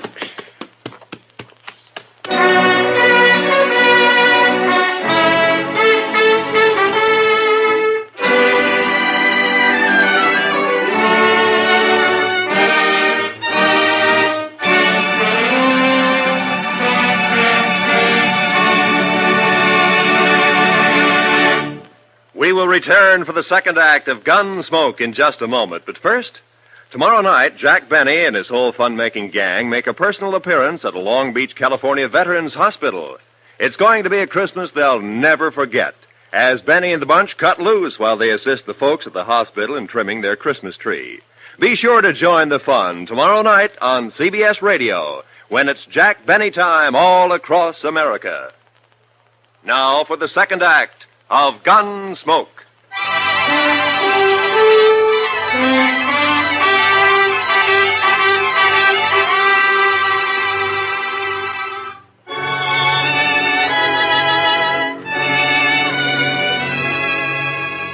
Amos Cowley sulked his way along the trail for the next while. And then it was almost like he couldn't stand the quiet. Or maybe he had things on his mind. He turned his head. Go on. What? Go on. Tell me some more. Oh, about Dodge? Yeah. Well, I don't know. Well, you try some more, huh? Well, they got a little pine tree in the Texas Trail. Tree? Yeah, come down a long way from the north. Kitty Russell, she's a hostess in the Texas Trail. Well, she got a lot of ribbon and gewgaws and made it look real nice. That was last Christmas. A star at the top? A star? Yeah. Yeah, I think so. It looked like a star, I guess. It sure looked pretty. And there was a difference in the place that day. everybody was celebrating and feeling real good. The doors would swing open and somebody would come in and, maybe somebody you just knew to nod at, but because it was Christmas Eve, he'd come right up and say, hello. Oh, maybe that's a good reason, maybe not. I don't know. All right, I'll tell you. Anyhow, it was still kind of early. Just wait your turn. Kitty and Chester were standing off looking at the tree. Hi, Matt. Good evening, Mr. Dillon. Hi, Kitty. Chester. How do you like it, Matt? Christmas tree. That's Oh, that's real pretty. Only tree but one in the whole town. Yeah, Kate's got one over at the Alphaganza. Oh, well, I'll have to see it later. You're next. Where's Sam? I don't know. Maybe he started celebrating too soon. Oh. Doc's taking over the bar. Yeah, that's right. You want a drink, Kitty? Sure. Oh, right away. I'll get you a drink. I'll get you. You haven't forgotten anything, have you, Mr. Dillon? Forgotten? What, Chester? There. What did I tell you, Miss Kitty? I knew just as sure as my nose that you'd forgotten. That. No. I hadn't forgotten. Oh, well, I thought as soon as they get Sam sober enough to take care of the customers, we could go on over to Doc's like we planned. Sure, we'll do that, Chester. Here you are, Matt. Thanks, Doc. Yeah, well, it's still snowing out? No, it's stopped. Where are you going, Kitty? All right. Just want to look outside.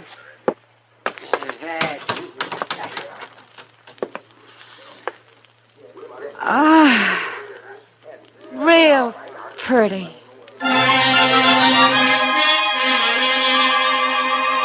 Man thinks of a lot of funny things that don't mean much. Kitty standing at the door, sniffing the cold air, and the warmth inside, and the whiskey in me. It was a good feeling. And then Chester and I decided to take a bottle over to Mr. Hightower. He's the telegraph operator over at the depot. He runs a printing shop on the side. Say, Mr. Dillon? Yeah, Chester. Do you mind if I stop by the church for a minute? No, I don't mind. I just feel kind of right tonight, Mr. Dillon. Figure I ought to thank somebody for it. Sure.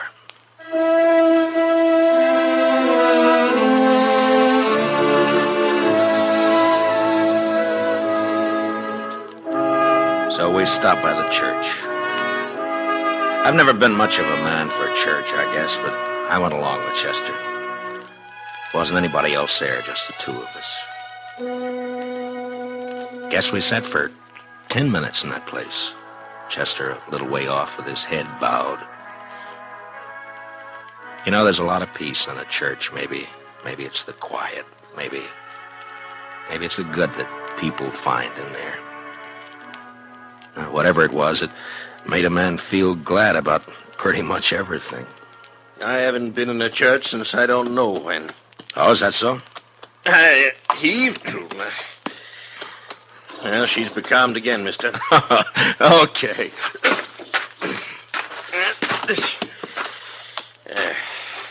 She sure wasn't built for it, I'll tell you. You ever see anything like that?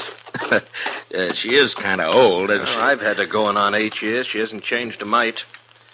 Eats like a pig and looks like a four-legged mizzenmast. Smoke? Don't mind.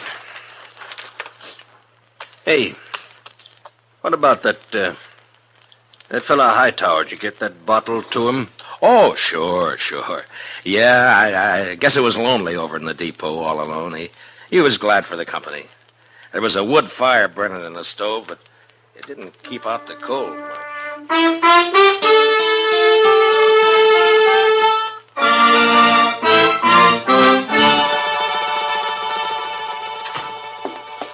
Well, how are you, gents? Merry Christmas. Well, how's it going, Mr. Hightower? Oh, slow, Marshal, slow. Bit of excitement about an hour back, though. That so? Yeah, 9:15 got stuck between here and Hutchison. Lots of snow back there. They getting her out? Oh, sure, they're trying, but I'm sure glad I'm not on it. It's going to be a cold night on that train. Well, it's kind of chilly in here, isn't it, Mr. Hightower? Any warmer, and I'm going to sleep. Well, say, we brought you over a bottle of Irish for company.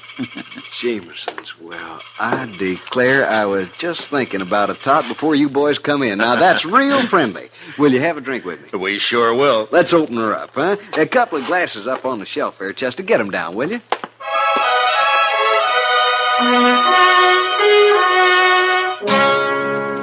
I don't know if you get an idea about the folks in Dodge or not.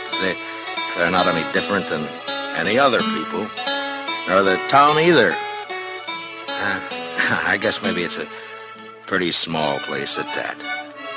The depot, the hall, a few stores, a church, Doc's office, a Texas Trail, Alafraganza, my office.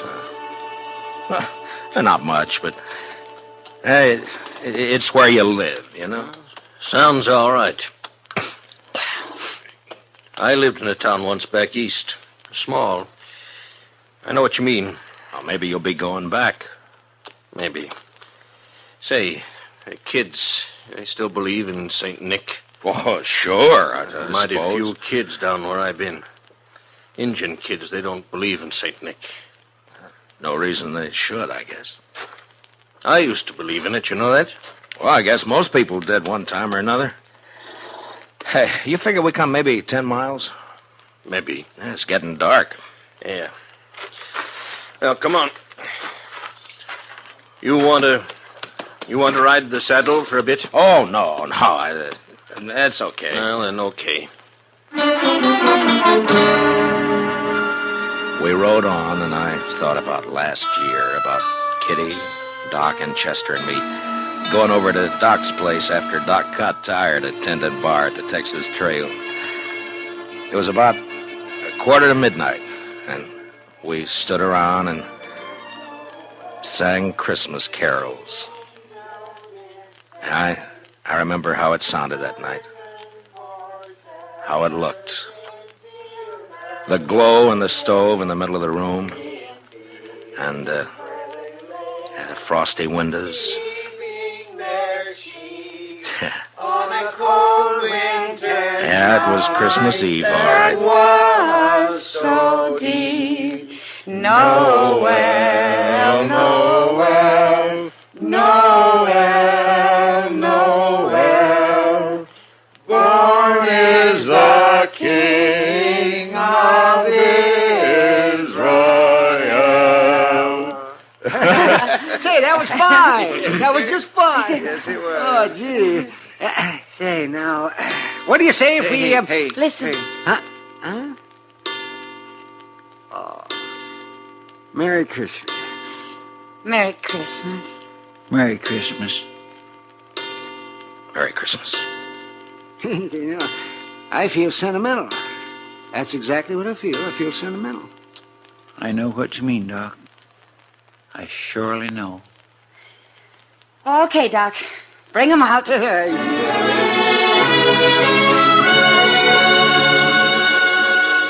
And I remember how Doc scuttled over to the bureau and brought out some packages. The presents weren't much, but it didn't matter what they were. And when we'd finished opening them, it was Chester who said what we were all thinking. I just want to say, Miss Kitty, Doc, you, Mr. Dillon, I just want to say that this is the best doggone Christmas I ever had. And that's what I want to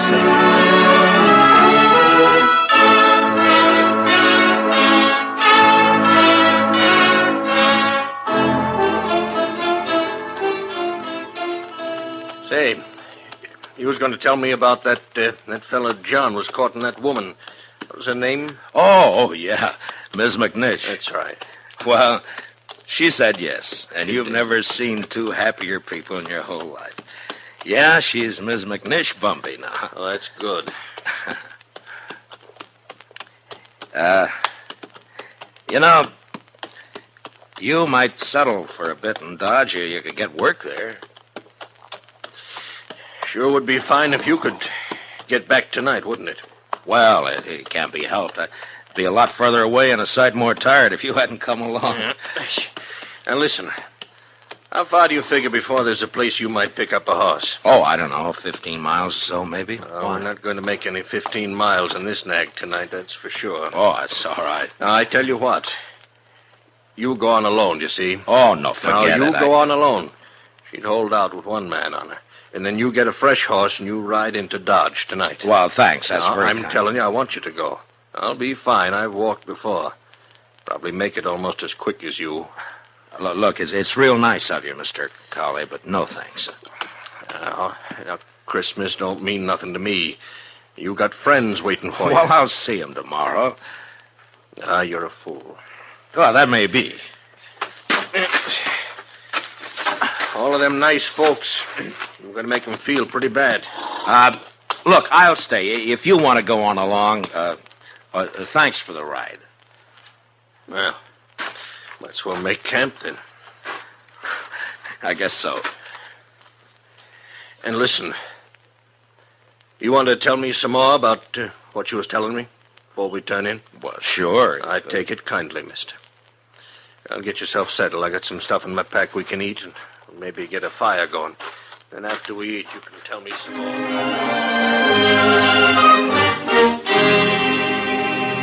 We made a fire and then shared what we had for supper. He seemed to soften up after that, and we talked for a couple or 3 hours. It was like he was starved for news of people, everyday things, and just plain company. And that's how we spent Christmas Eve together out on the plain. And then when the fire was dying down and I was about ready for sleep, he said, Marshal. Yeah? I want to tell you something. I've been needing to tell it for a long time. Do you mind?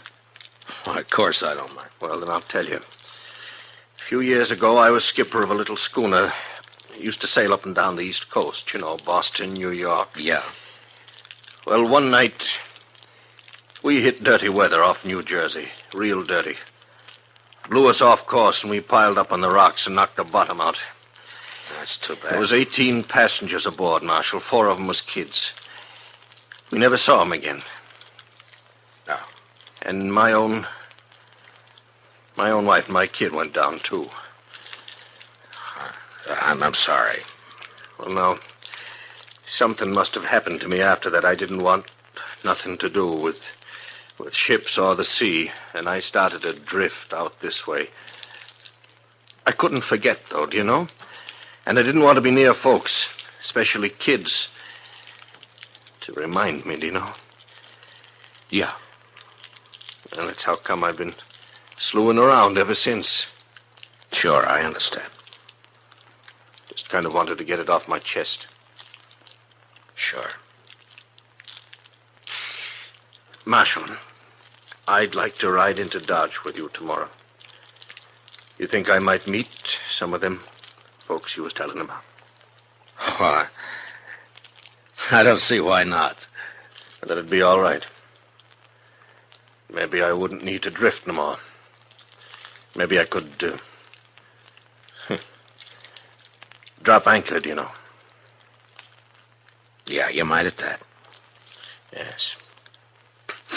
Well, good night. Good night. Merry Christmas, Marshal. Merry Christmas, Mr. Cowley.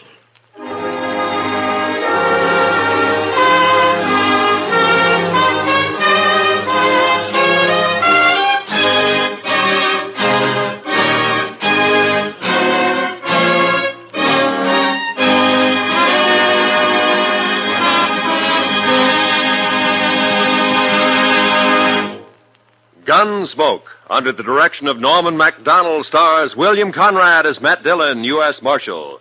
Tonight's story was specially written for Gunsmoke by Anthony Ellis, with music composed and conducted by Rex Corey. Featured in the cast were Lawrence Dobkin, with Harry Bartell and John Daner. Parley Bear as Chester, Howard McNear as Doc, and Georgia Ellis is Kitty. Gunsmoke is heard by our troops overseas through the worldwide facilities of the Armed Forces Radio Service. Join us again next week as Matt Dillon, U.S. Marshal, fights to bring law and order out of the wild violence of the West in Gunsmoke.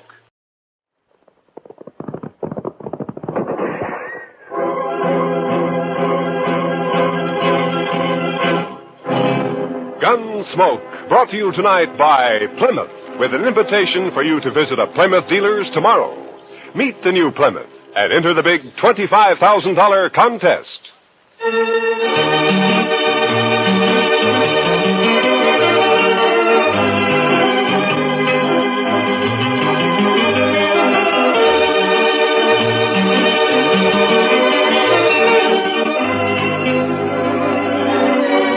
Throughout Kansas and in the territories on west, there's just one way to handle the killers and the spoilers.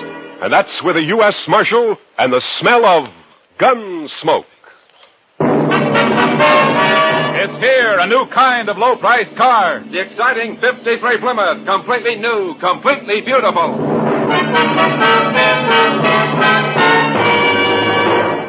Yes, it's the new Plymouth for 1953. The first truly balanced car in the low-priced field. More glamorous lines, more powerful engine, more luxurious comfort. What a beauty. The new 53 Plymouth is lower to the road with a lot lower look.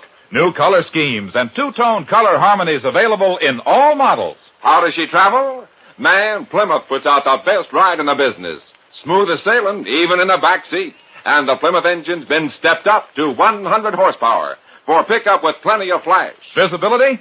Say, there's a one-piece curved windshield, a new type with no troublesome distortion, and you sit chair height in a Plymouth, so you get the full benefit of Plymouth's new down-sweeping hood. You really see right down in front of your car. Bigger side windows, too, and a huge wraparound rear window, so everyone gets a view as big as all outdoors. The new 53 Plymouth's an exciting car, any way you look at it. A great advance in car value at no advance in price. In fact, 4 new Plymouth models actually cost less than last year. So don't put off seeing it. Meet the new 53 Plymouth at your nearby Plymouth dealers. If you go in tomorrow, you may win one free in the big Meet the New Plymouth contest.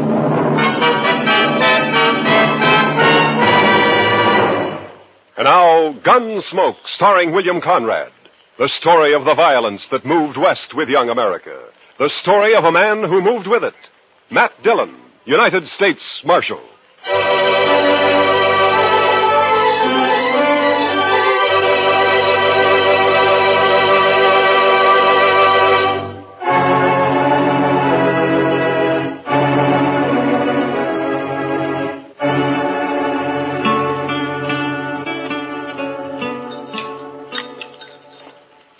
The cook sure must have had a bad night, Mr. Dillon. Well, how do you figure that, Chester? Well, sir, I never saw so much chili pepper on a couple of poor eggs. He must figure everybody's got a hangover this morning. Almost everybody usually has of a Sunday around here. Well, now, I clean forgot all about it being Sunday. So that's why Jim Cobbett's all dressed up over there, huh? First time I've ever seen him with his hair combed in. Well, haven't you heard about Jim, Chester? He's going to get married. He's got his wife-to-be coming in on the train from back east today. Jim Cobbett? Yeah. Well, now, what sort of a woman would that be, Mr. Dillon, who'd come clear to Dodge City to marry a fellow like Jim? No, Jim's a good man, Chester. It's just that, well, living out on that homestead of his year after year has made him grow a little off-center, so... Loneliness will do that to a man sometimes. Morning, Marshal. Chester. Morning, Hank. Well, what do you think of that old goat Jim Cobbett getting himself hitched? It's a fine thing, I'd say. Well, Jim's no older than you are, Hank Lewis. Older, maybe. A lot less respectable. Now you're talking your usual nonsense, Hank. Am I, Marshal? What about Jim's first wife who disappeared off of that place he had up north on Hackberry Creek? Just plain disappeared, she did. Jim never explained that. And nobody ever saw her again, either. Oh, you're worse than an old woman with your gossip, Hank. Jim's never done anything to you, Hank. Nothing except stake his homestead on the only spring south of the Smoky that didn't dry up.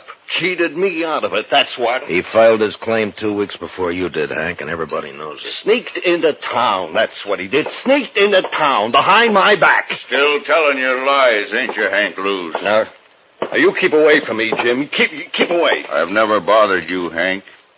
But I hear you talking around Lila. When she gets here, I'll hurt you. I'll hurt you bad.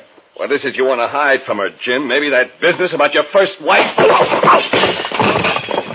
All right, don't touch that gun, Hank. Not a move. You arrest him, Marshal. You saw it. Get up. Put him in jail now. I didn't touch him. Shut up. Now, you're just lucky you weren't killed. Now, you get out of here and stay away from Jim. It's his wedding day, and if I find you bothering him again, I'll throw you in jail. Now, go on, move. Fine all we got around here, man. Nothing happens. Sorry to make trouble, Marshal, but I won't hold for his making that talk around Lila. Oh, forget it, Jim. Just keep clear of him for a while. What time's the wedding? Well, about 3 o'clock. At least that's when the preacher said he'd come down. It'll be at the church, won't it, Jim?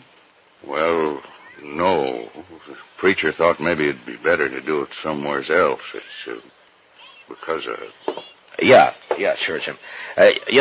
Dodge City House would be a fine place, wouldn't it? That's just what I'd planned, Marshal. I brought a jug of corn in with me in case anyone came around, maybe. Jim, I wouldn't miss it for the world. I'm going to be there for sure. Yeah, me too, Jim. I certainly do enjoy weddings. I never got married myself, but I sure do like to watch. See you later, Jim. Sure, Marshal. We'll be there, Jim. Bye.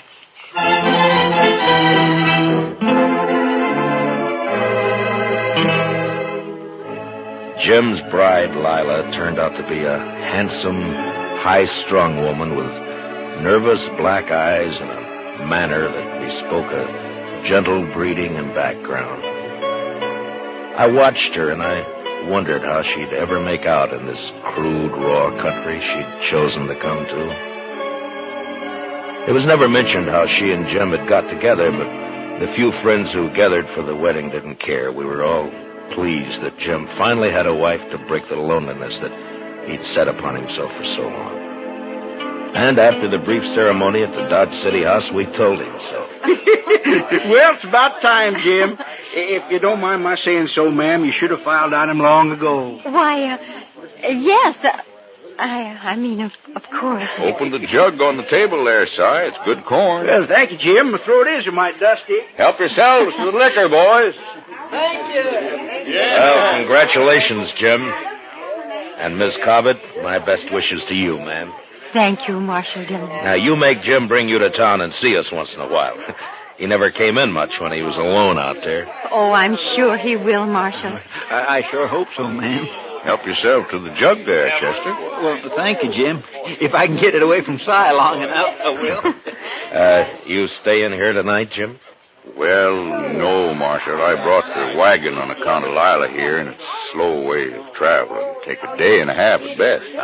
But where will we sleep tonight, Jim? Oh, I got some blankets, Lila. We'll be fine. You mean out on the prairie? Well, sure. We'll bed down in the wagon if you're afraid of snakes. Oh, snakes can't get to you if you're in the wagon, ma'am. But what about everything else? Indians. No Indians have been seen around here for months, I know. Oh, no, you're wrong, Jim. A man from Walnut Creek told me he run into some Pawnees a couple of weeks ago. Only about a dozen, though. Pawnees? Well, they didn't bother him, did they, Si? No, they didn't, Marshal. Yeah, you see, Lila? Well, they didn't bother him because he saw him first. He hid himself under a bank in the creek. Are there many Indians around? Oh, no, very few, ma'am. Well, the Army's been after him pretty steady ever since them crows raided the Gillette place. The Indians been making themselves scarce the last few months. What happened at the Gillette place? They had a little trouble, that's all, Lila. Little trouble. They killed Bob and rode off with Mrs. Gillette and the child, that's all. Oh, no. Si, why don't you go get yourself another drink, huh? Yeah, well, I was just thinking about doing that. Well, no, I suppose it'll be easier on Mrs. Gillette once she learns to talk crow, but still, it's a hard life on a white woman suddenly being made a squaw. Oh. The jug's almost empty, Si. You better hurry, huh? By golly, hey, fellas, I got another swatter coming. Liquor's working on the side, Lila. Don't pay no mind. Jim, is it true what he said about that poor woman? Now, Lila, don't you fret about that. Is it true? I want to know, Jim. Yes. Jim, if you stayed in Dodge City tonight, well, you could start out before dawn tomorrow, and maybe it'd... No, Marshal. Jim thinks it's best we leave tonight. There's nothing to fear, Lila, but if you'd rather stay, we can... No, we'll go, Jim. If you'll excuse me, I'll go change into something more suitable. Goodbye, Marshal. Goodbye, ma'am. We'll see you in Dodge City real soon, I hope. Of course. I'll be down shortly, Joe.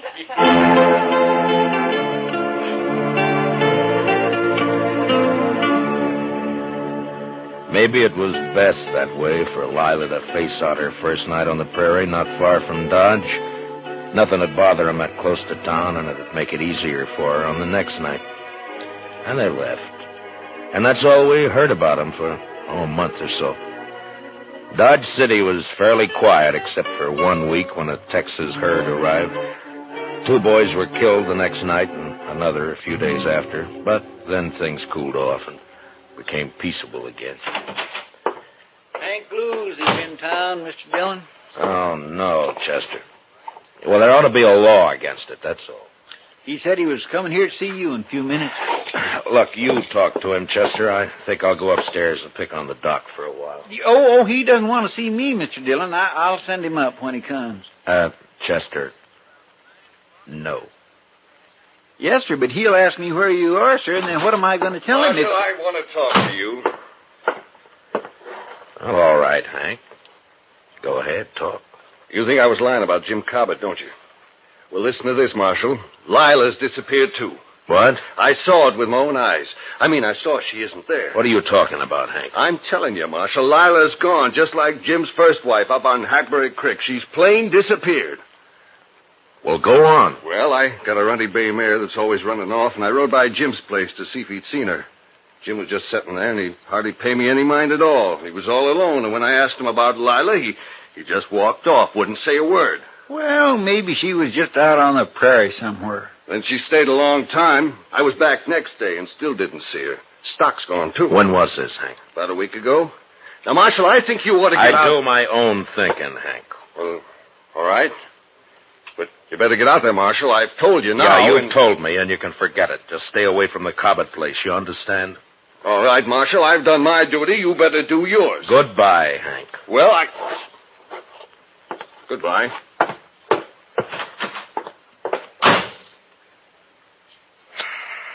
What are you going to do, Mr. Dillon? Only thing we can do, Chester. Go saddle our horses, will you? I got some things to clean up around here. Yes, Mr. Dillon.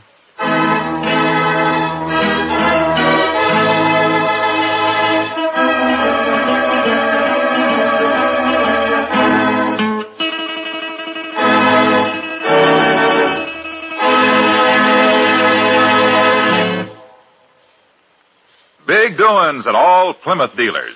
Tomorrow, go in and meet the new Plymouth, the new kind of low-priced car. And enter the big $25,000 Meet the New Plymouth contest. All you do is look her over, compare, ask questions.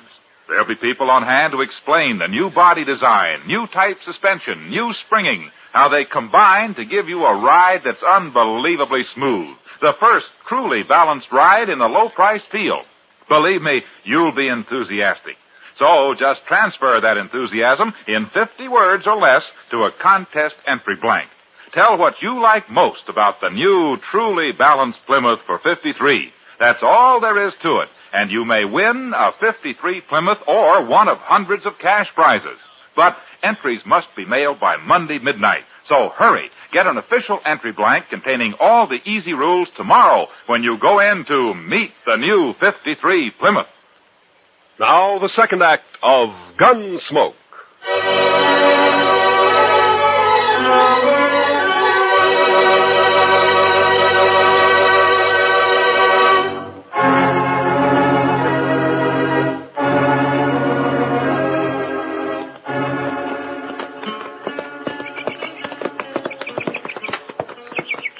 Sure looks quiet around here, Mr. Dillon. Yeah. Yeah, come on. They're probably inside. You think Lila's here, don't you, sir? I will soon find out, Chester.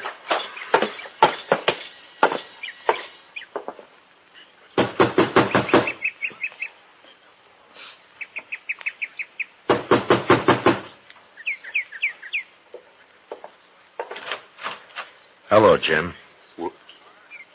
Hello, Marshal. Chester? Hello, Jim. Come in.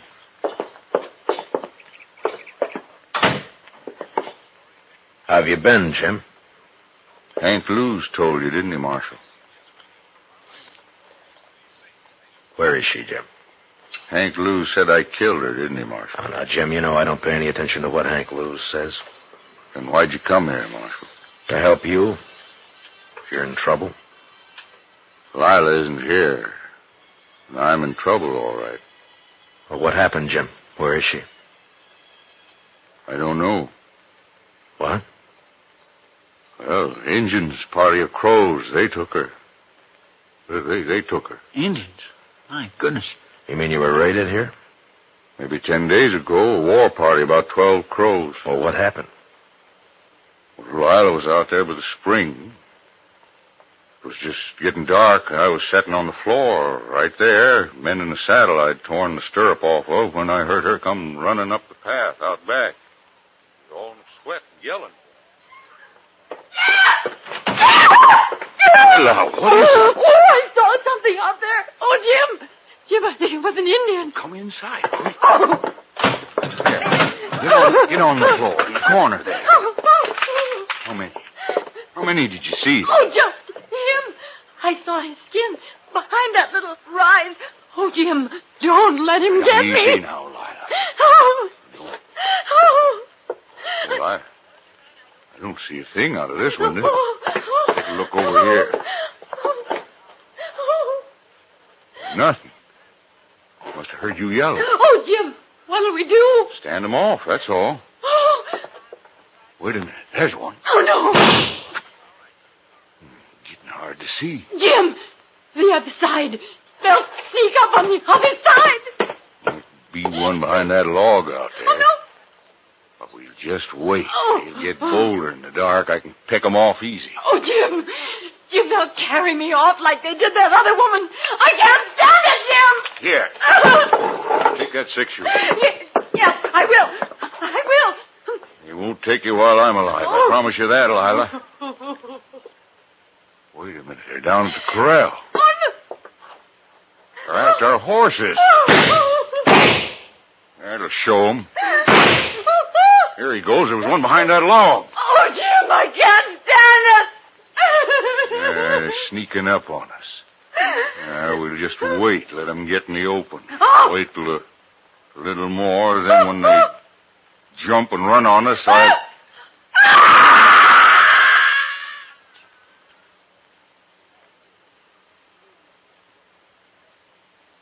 Oh. Go on, Jim. What happened then? Yeah. What'd they do when they rushed you? Well, one of them must have got in the window behind me.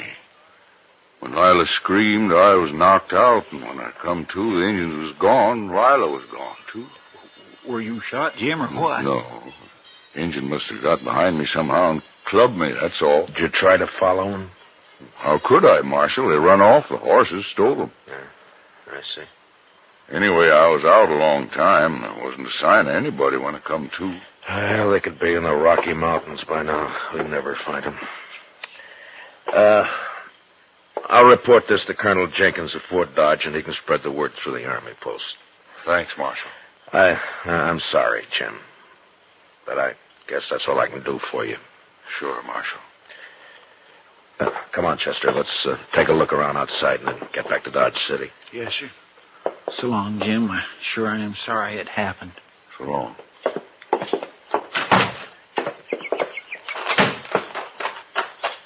Jim's pretty broke up, Mr. Dillon. Yeah. That's terrible. And her a squaw now. Yeah. My, aren't those pretty, Mr. Dillon? What? Hey, that bunch of columbine there, growing right in a row. I think I'll just put one in my hat. No, wait a minute, Chester. Huh?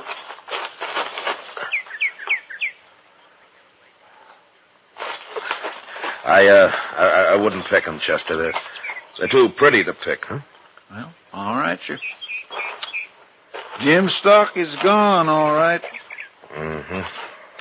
You know, Mr. Dillon, Jim Cobbett ain't the luckiest man in the world, is he? No, he sure isn't, Chester. Come on, let's get out of here.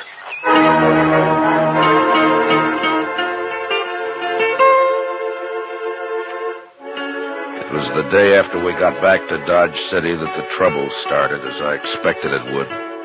Chester spread the story about the Indians kidnapping Lila Cobbett, and it wasn't long before some of the men began to question it. And a group of them, headed, of course, by Hank Lewis, came to see me. Marshal, we want to know when you're going to arrest him. Hank, it'd be better if you'd let somebody else do the talking. Your record against Jim Cobbett's pretty strong. Marshall's right, Hank. You always did talk too much anyway. I want justice done, that's all, and I mean to get it. Oh, shut up, Hank. Marshal Hank sort of talked us into thinking you don't aim to do anything about Jim Cobbett. Is that true? Well, what's your idea, Merritt? Well, go out there and arrest him and find Lila's body if you can. You think Jim murdered her, is that it? Looks that way. You sure don't believe his story, do you, Marshal? No, not all of it. Jim did her in just like his first wife, that's what. It's a sure thing, Marshal. No Injuns would have stolen the woman and left Jim lying there without scalping him. Injuns just being made that way. Merritt, I don't know what happened out there, but I'm going to find out. Then what are you waiting for, Marshal? The doc. The doc? What's he got to do with this?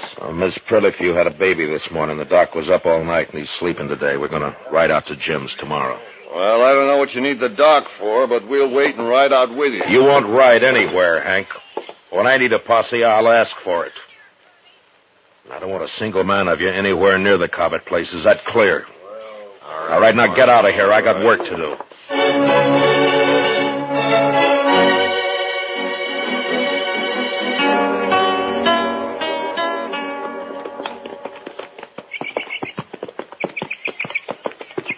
It's a mighty lonely-looking place, Matt. Yeah, indeed. I wonder what Lila Cobbett thought when she first saw it. She must have been mighty fond of Jim to come here at all, seems to me. Yeah. Well, I hope Jim's still there. Isn't that him there? Down by the corral there, isn't it? Oh, yeah. He's got a new horse.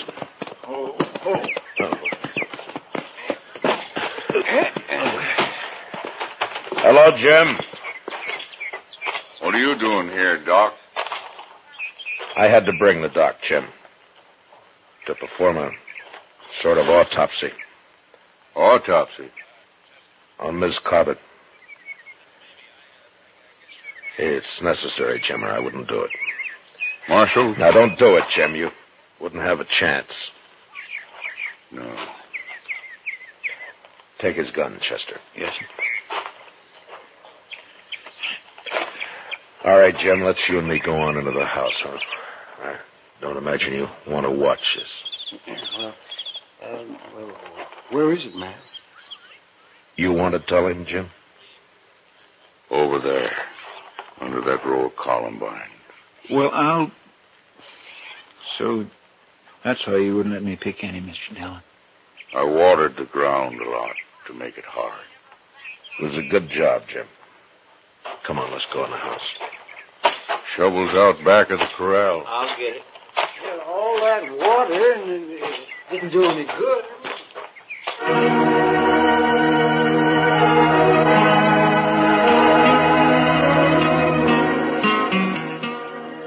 In the house, Jim sat with his back to the wall, his hands clasped tightly across his knees. He was so gaunt and leathery that I wondered if he'd bothered to eat anything at all since this had happened. He just sat there as if waiting to be sentenced and not caring very much one way or the other. Finally, Doc and Chester were finished, and they came into the house. We put her back, Jim. Right where you had her.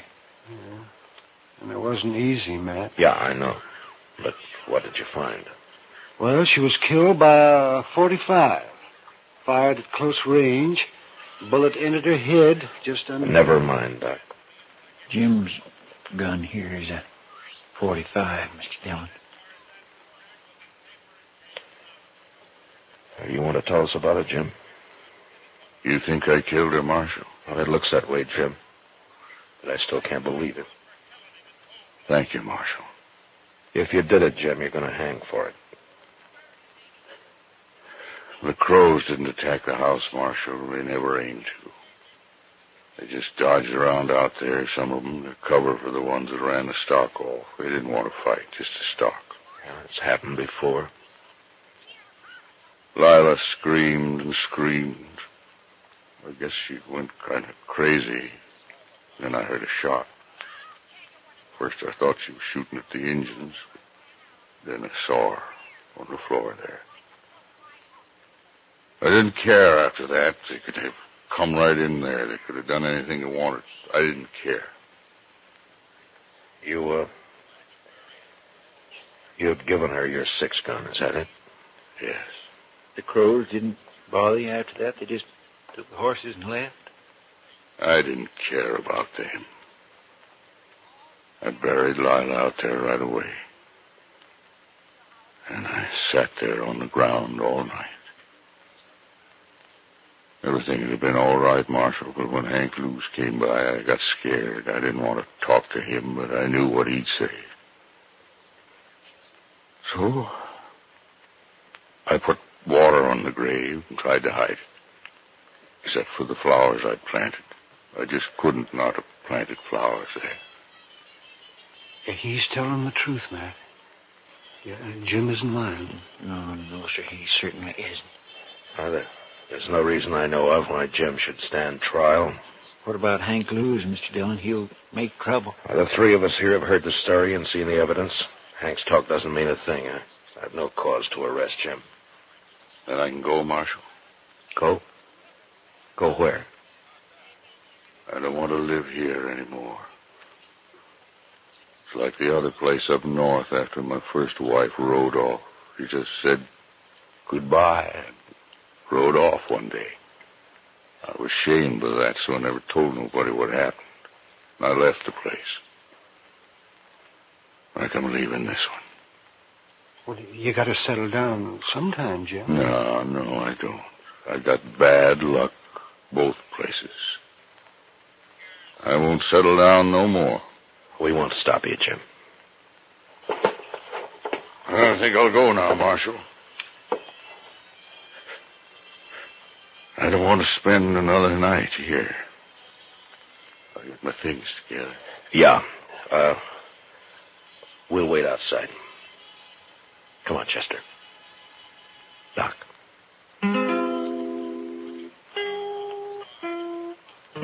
A half hour later, Jim was packed and ready to go.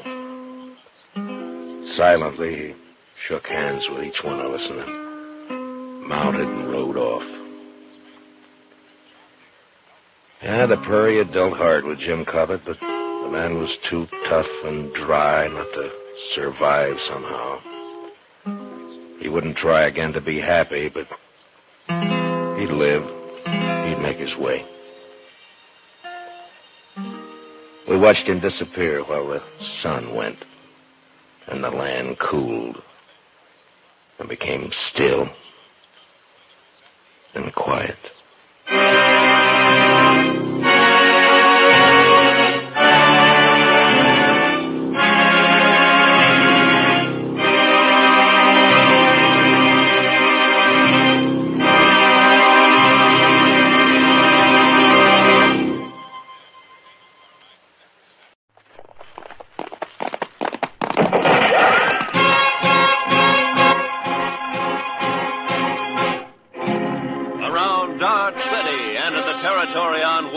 There's just one way to handle the killers and the spoilers, and that's with the U.S. Marshal and the smell of Gunsmoke.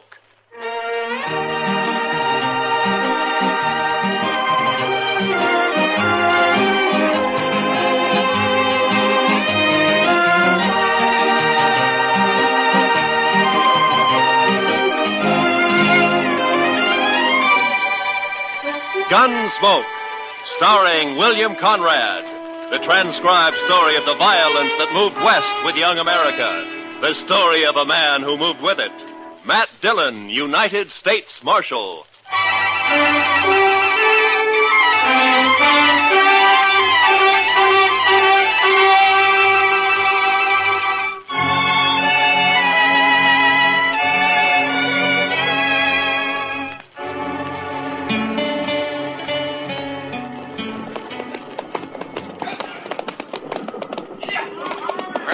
goes the river, Mr. Jackson.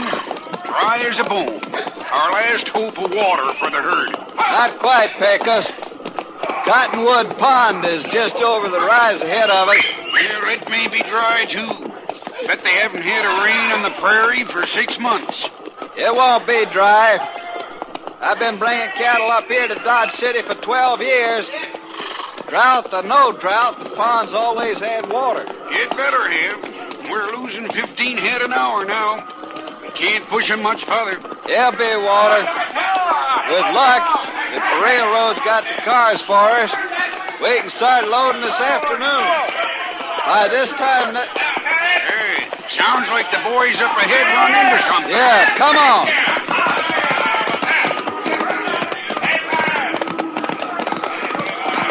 There's a pond, Pecos. Plenty of water. Yeah, I guess you were right. Wonder why the herd's piling up. They ought to be stampeding for that pond. You think you have to... Hold up, Pecos. A barbed wire fence. Somebody's fenced off the pond. Mr. Jackson, it looks like we've got a fight on our hands.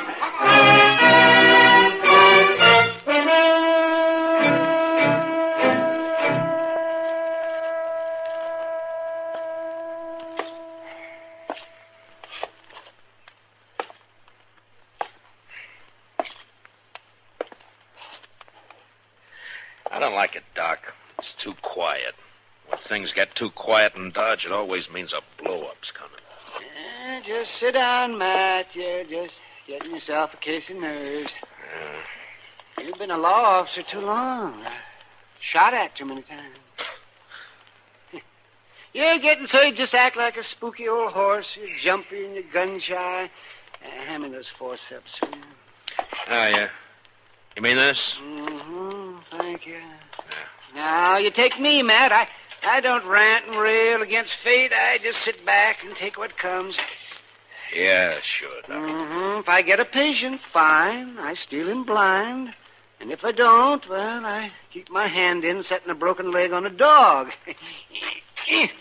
That splint ought to hold him. Matter of fact, I could use a fee or two. Not planning to shoot anybody, are you, Matt? Yeah, if this drought doesn't break, I'm in the mood to shoot myself. That's a bad one, all right. I don't think I've ever seen the prairie as dry as it is this year. Oh, there you are, Mr. Dillon. Well, come on in, Chester. I've been looking all over for you. We've got trouble, Mr. Dillon. Huh? Trouble? Old man Howard just sent a rider in. A trail drive's pulled in from the Big Bend. They're threatening to cut his fences so they can water the cattle at Cottonwood Pond. Well, there's your blow-up, Matt. A real head-on smash. A thirsty herd against that skinflint Howard. I bet I could get myself a few fees out of this before it's over. Good old Doc, always hoping for the best, huh? Now, come on, Chester, let's ride out to Cottonwood.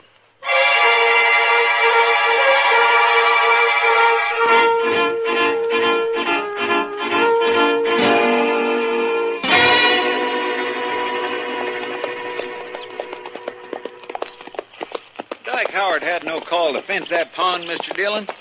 There's enough water there for all the trail herds in the next 10 years. That's on his ranch, Chester. He's got a right to fence his own range. Got a right, maybe, but no decent rancher would take advantage of it. Howard's mean. Just downright mean. I think it's more than that, Chester. It's the old business of making $2 grow where $1 grew before.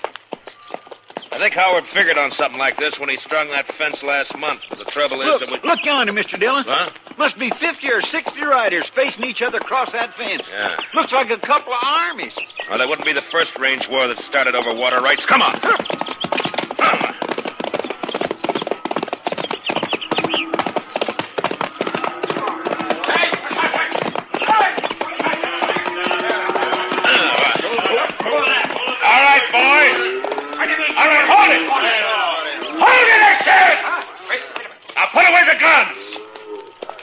Over.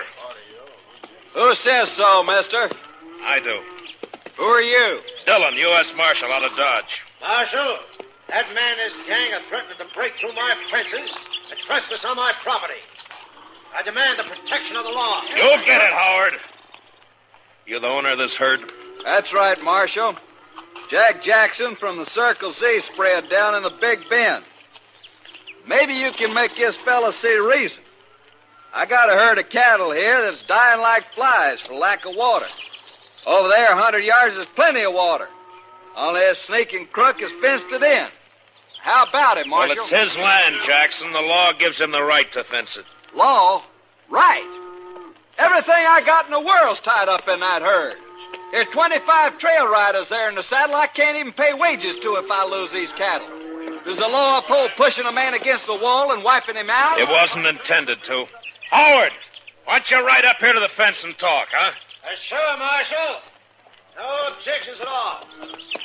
My fence, ain't it? Well, nobody's doubting it. Now, look, is there any reason why you can't get together with this man and let him take that herd in and water it? I made him an offer. He turned it down. An offer, $1 a head a day for water, or buy the herd himself for $3 a head. That's a pretty stiff terms, Howard. Better than losing everything like he's gonna do. Why, you dirty All right, hold it, both of you. Now, look, if there's any gunslinging starts, I'm going to be in on it, too, you understand? Howard, I just don't understand you. Most people out here on the frontier stick together when trouble starts. They don't kick a man when he's down. And they don't look on a drought or a blizzard as a chance to make a personal cleaning. Now, just a minute, Dillon. You call yourself the law in Dodge. All right.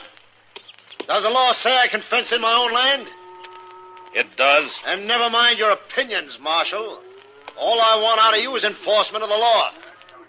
All right, Howard, you'll get it. And that's all you'll get. Jackson, you better have your boys start the herd circling. This mean you're backing him up, Marshal? I'm backing up the law, that's all, Jackson. And I don't think much of your laws up here. I only enforce them, I don't make them. Now, you better circle that herd. I say you better. I'm ordering my boys to shoot the first man or steer that comes through that fence. Chester, you cover Howard. Yes, sir, Mr. Dillon. And if he orders any of his men to fire a shot, kill him. Be a pleasure, Mr. Dillon. What's the idea, Marshal? You wanted the law enforced. All right, you're getting it. But I'm going to do the enforcing, Howard, not you. So if you're smart, you won't give any orders about shooting. All right, Mr. Dillon, you got a tough job. I guess you're trying to do it fair and square. Man does what he has to do, Jackson. I know. It's like with me. If that herd of mine beds down without water, most of them won't get off the ground in the morning. So law or no law, we're going through that fence tonight.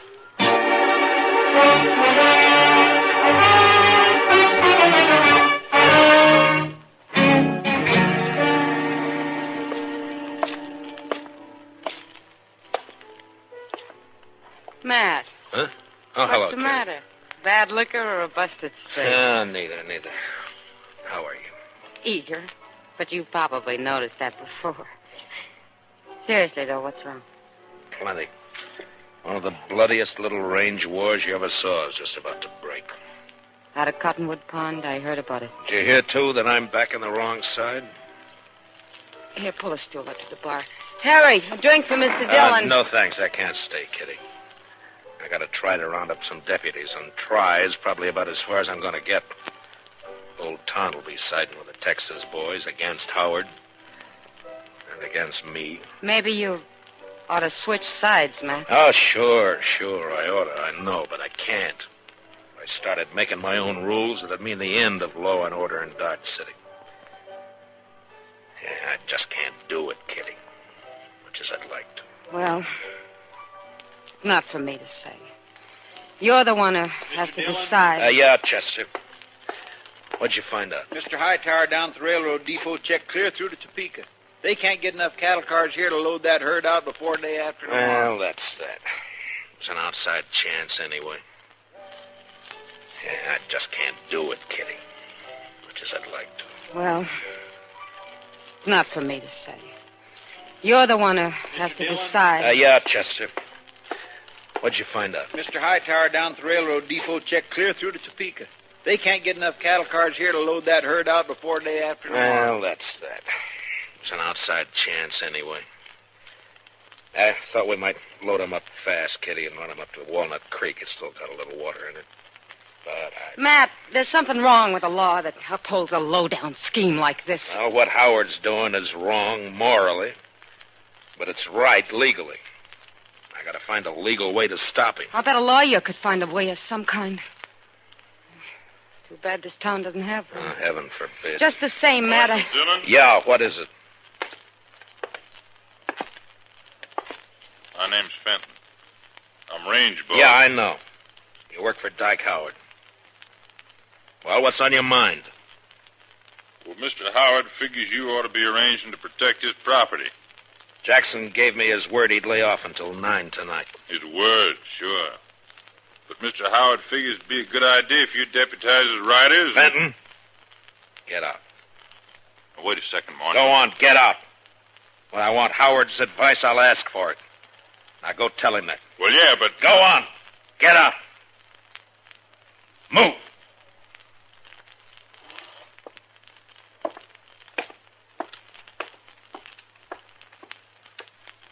Deputize his riders. Sure, he'd like that. Well, it just may come to that, Mr. Dillon. I couldn't get anybody else. You know, I ought to throw this badge away and go out there and help Jackson cut that fence. Matt, I still think what you ought to do... I know. I ought to get a lawyer. Well, Kitty, the only lawyer Dodge City ever saw was that young fellow from Boston who died here last year on his way... Hey, what is it, Matt? Chester, what happened to those books of his? Well, nobody never claimed them. They're still in the back of the jail there somewhere. That's a long shot, but...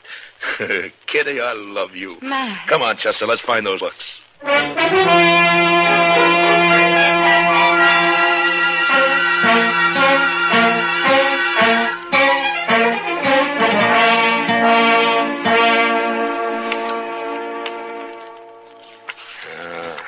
don't know, Chester. Take a man a year just to learn what these words mean. Well, I sure can't help you, Mr. Dillon. Looky there. Tort. Replevin. Statutory malfeasance. Why don't they write the laws out in English? There'd be no work for lawyers. The only thing that might do it is this one. I'm not too sure what it means. Evening, Matt. Oh, Doc, come on in here, will you? I figured I'd bring you a little courage for the battle. What? Might be snakes out at Cottonwood Pond. It's very thoughtful. Yes, sir. Calomel and Irish whiskey. No doctor west of the Mississippi ought to be without 'em. The calomel's for the women, you understand? Yeah, sure. Mm-hmm. Of course, a bottle of Jameson might not cure a patient, but it sure makes him enjoy his illness. Yeah. Look, Doc, you've been to school. At least I guess you have. Oh, well, I browsed through a couple. Well, listen to this now, and tell me what you think about this paragraph right here. This? Well, let me see. A schedule of territorial ordinances and judicial precedents. Handbook for local administrators. Well, I didn't go to law school, man. No, but you've read books, and you know big words. Now listen to this. The local administrator or other duly constituted authority in a territorial division is hereby empowered to declare a state of acute emergency in case of riot, rebellion, or any natural catastrophe which threatens the general welfare. Now, Doc, would you say I'm a duly constituted authority, huh? Well, Dodge City, I guess you're about the only authority. Yeah, now, would you say this drought we're having is a threat to the general welfare? Well, I've never seen a worse one, but... All right, now listen to this. Yeah?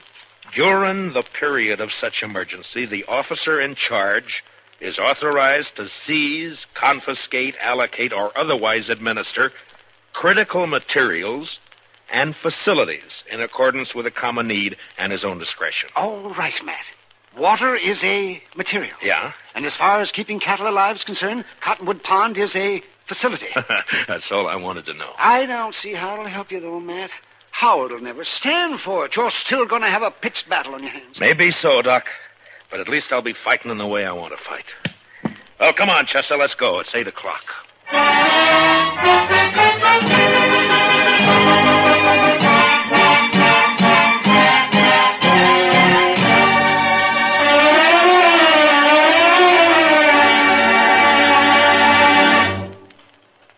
We will return for the second act of Gunsmoke in just a moment, but first, You personally can help to make sure America has an impregnable fence against invaders along all its borders by volunteering as a ground observer to watch the skies for unidentified planes. Men and women from teenage up. Write or phone your nearest Civil Defense Center. Now, the second act of Gunsmoke.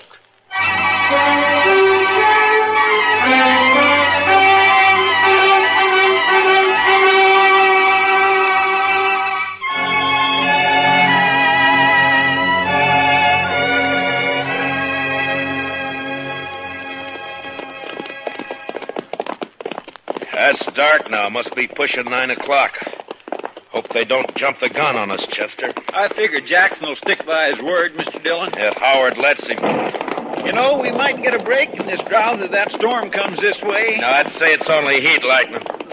All thunder and no rain. Well, if it goes on a few more weeks, this prairie will be dried right down to the nubbin. All right, hold it. Pull up them horses. He's right there by the fence, Mr. Dillon. Yeah, I see him. Who's there? Well, speak up.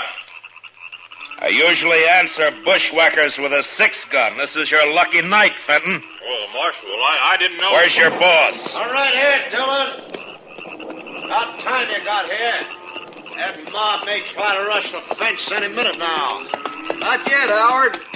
I said 9 o'clock. You got 5 minutes yet. Come on over here, Jackson. I want you to hear this, too. I kind of wish you'd stayed out of it, Marshal.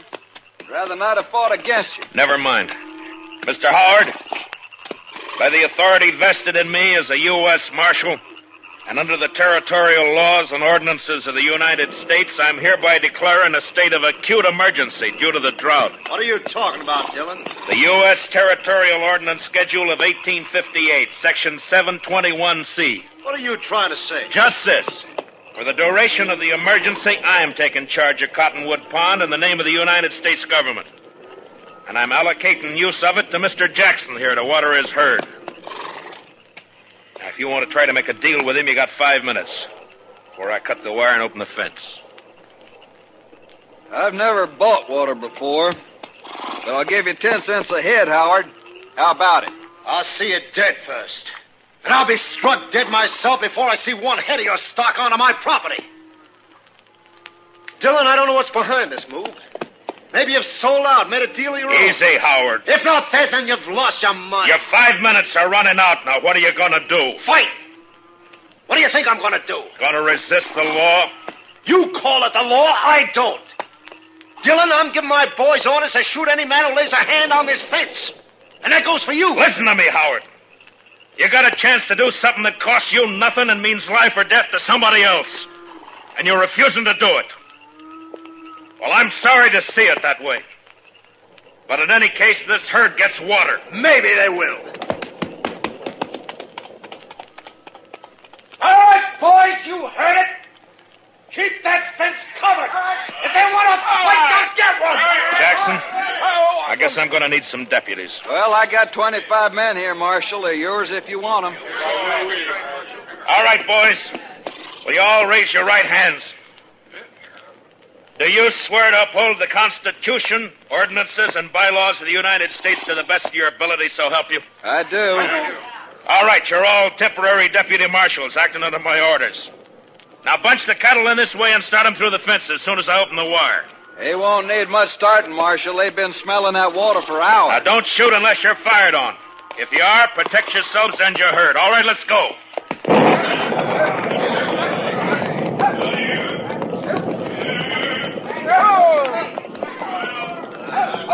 Hey, Gus! Keep those flankers closing them in toward the opening here. If they crowd on that fence, they'll cut themselves to ribbons. Right, boss. Over this way. Chester, come here, man. Yes? You got the wire cutters? Here you are, Mr. Dillon. You know, I think we got a fight on our hands. Yeah, I guess. All right, keep me covered. I'll watch the left over here. All right, Mr. Jackson. Well, there's one strand. They're cutting the fence, Mr. Howard. All right, fire at the flash, Chester. Yes, sir. Oh, my gracious, I wish there was a moon. There's one more strand. I spotted him. And here's the last one. Now. All right, boys, the fence is open. Bring them through. Come on through, boys. Come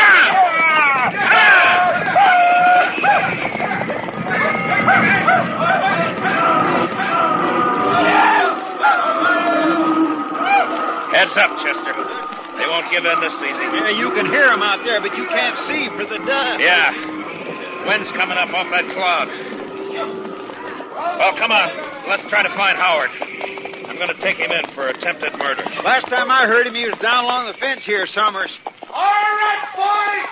Fire the grass. What's it? Look. Look at them torches, Mr. Dillon. They're setting fire in the grass. Yeah. As dry as it is, they'll start the whole prairie blazing. Jackson! Get your herd through the fence. They're trying to stampede it. It'll take more than fire to turn those cattle away from water. I guess you're right. Look, send as many of your boys as you can to help me. We got to get that fire stopped and fast.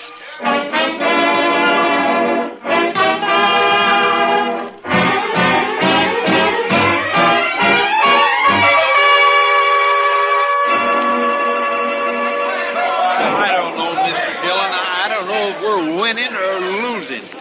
Well, if that backfire holds it, we're winning, Chester. Otherwise... Couldn't have been a worse time. The prairie's dry as gunpowder. Well, at least the herd's safe.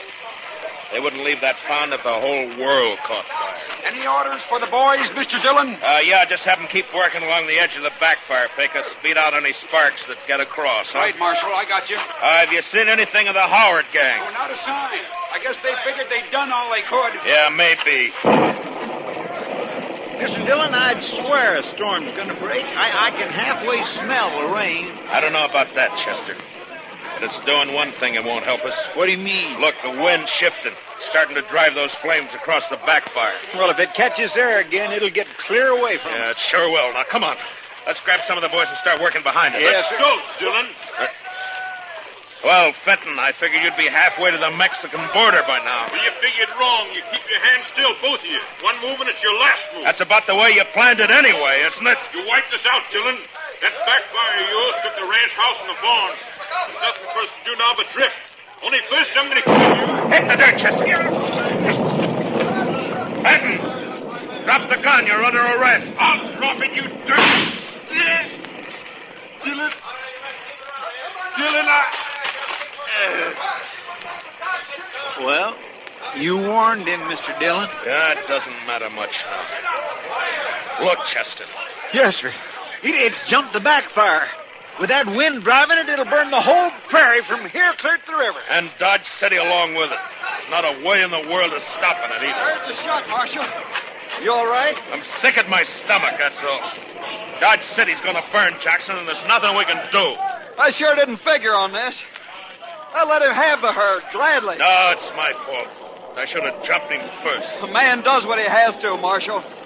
I don't think that's your way. Well, maybe my way's the wrong way. When it leads to burning 10,000 acres of prairie in a whole town, there must be something wrong. Wait, Mr. Dillon. What is it, Chester? I told you I could smell it. Smell what? What the devil? Rain! Yes, sir. By heavens, it's starting to rain! By heaven may be the right expression. Well, I don't know about that, but I know it's the only thing that can save Dodge.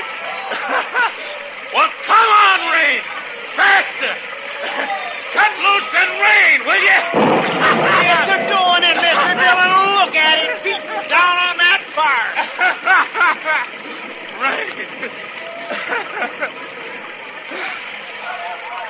Chester, you know, out here on the frontier sometimes, when a thing like this happens, it makes you wonder if maybe...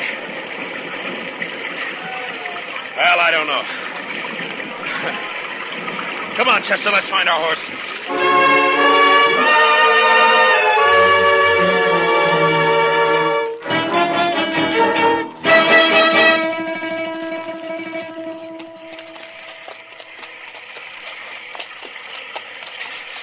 It's sure not letting up any, Mr. Dillon. No.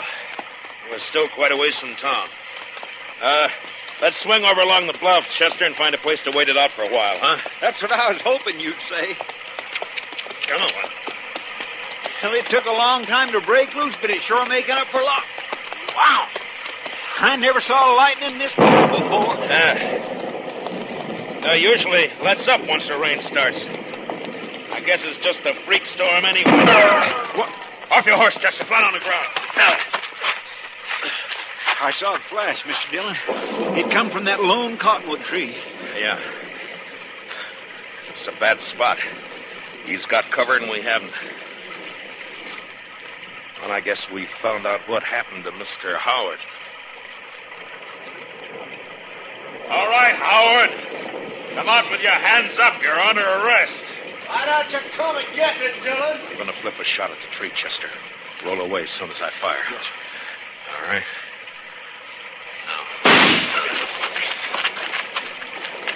Smart, Dillon. You're not smart enough. That was close. There's enough light for him to see. He's got all the odds. If he keeps it up, he'll get us sure. Maybe we might just well rush him, Mr. Dillon. We haven't got much to lose. It's an outside chance, Chester. And he's bound to get one of us. Yeah, but this way it's both. Yeah, I know. All right. We'll go in on the count of 3. And out and move fast. Yes. And, good luck, Chester. Same to you, Mr. Dillon. All right.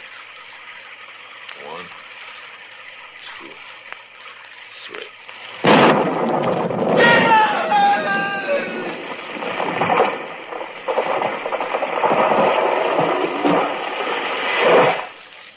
Mr. Dillon, what happened? It was lightning. It struck the tree. I think Howard's lying over there on the ground. Come on.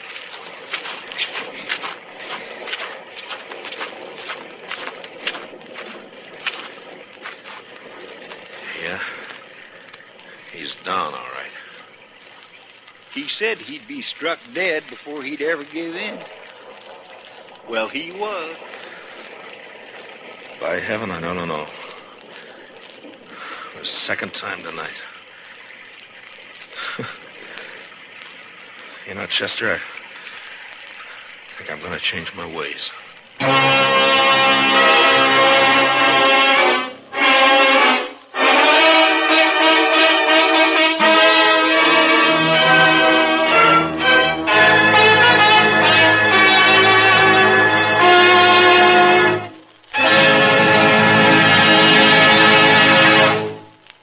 Gunsmoke, transcribed under the direction of Norman MacDonald, stars William Conrad as Matt Dillon, U.S. Marshal. Tonight's story was specially written for Gunsmoke by Les Crutchfield, with music composed and conducted by Rex Corey.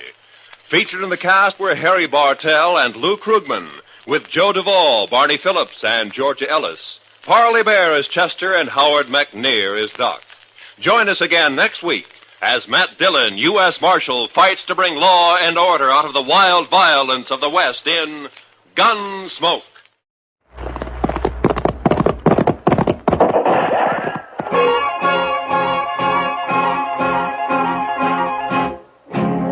Around Dodge City and in the territory on West, there's just one way to handle the killers and the spoilers, and that's with the U.S. Marshal and the smell of Gunsmoke.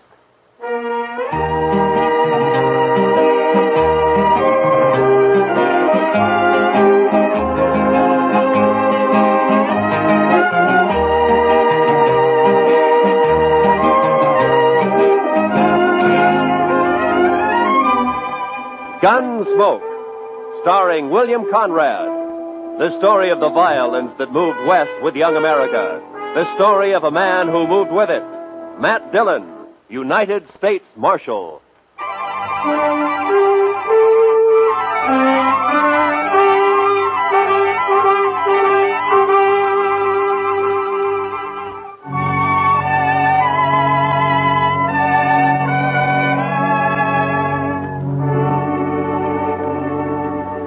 They told us a man we'd been looking for, a murderer, was in a cow camp on the North Fork of the Canadian River, about 100 miles south of Dodge. So Chester and I rode down to take a look. We found a fella there with a right name but the wrong face.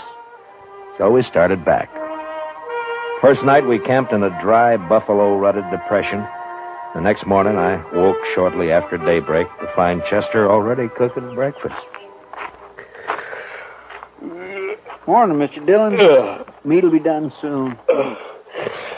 The coffee made, Chester? That's what I need. It's boiling.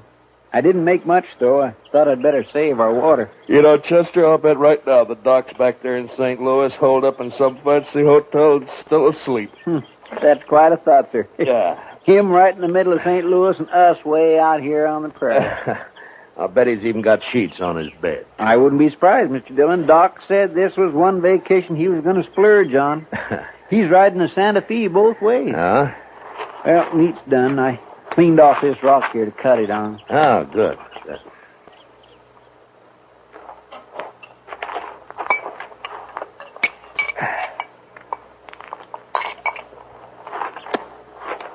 Well, you got it warm anyway, Chester. Well, now, meat shouldn't be overcooked, Mr. Dillon.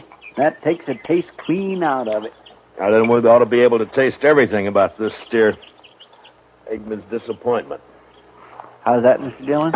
Never mind, Chester. How come you woke up so early this morning? Oh, I always do. Seems as soon as it gets daylight, my feet start to sweat, and then I just got to get up. Well, that's as good a reason as any, I guess. Wow. Looks like we got company, Chester. What? Oh. Where? Right out there. Heading straight for us. Oh, yeah. Some cowboy, probably. I don't know. He doesn't ride quite like a cowboy. Why, it's just a kid, Mr. Dillon. Yeah, it sure is. Sure needs a haircut. What? Say, Mr. Dillon, it's a girl.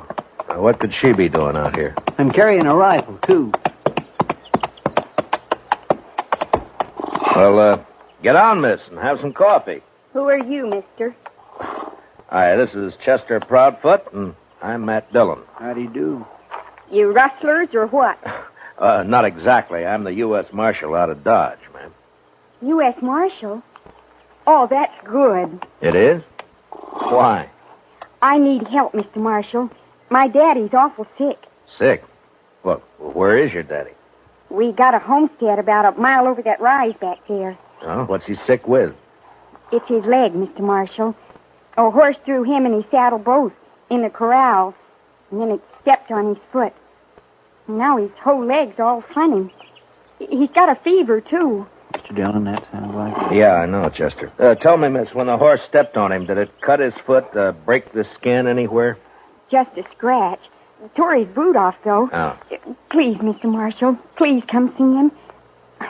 I'm scared, the way his leg is and everything. Well, sure we'll come.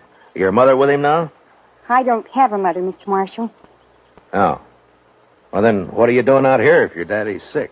We ran out of meat about 3 days ago, and I don't have anything to feed him. Oh. All right. Chester, I'll write back with... what is your name, anyway? Tara Hantry. Oh. I'll be 16 next January. Well, that's fine. We'll go back to the Hantry place, Chester. You scout around for some meat. All right, sir. And if you don't find any antelope, shoot the first calf you see. Anybody's calf. I'll do it, Mr. Dillon.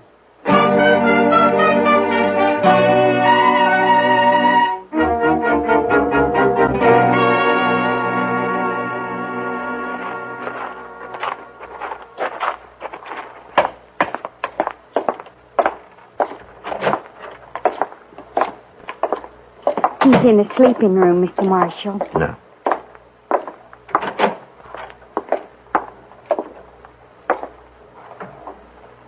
Daddy. Daddy, I found a man, and he's going to help us. And, Daddy, he's a marshal, a U.S. Marshal. Matt Dillon, Mr. Hantry. How are you feeling? Dillon? I've heard of you. You're from Dodge, aren't you? That's right. Well, Marshal, I ain't feeling so good. My foot don't hurt no more, but my leg is all sort of, well, it ain't pretty. I don't know much about these things, but maybe I better take a look at it anyway, huh? Sure, Marshal. There she is.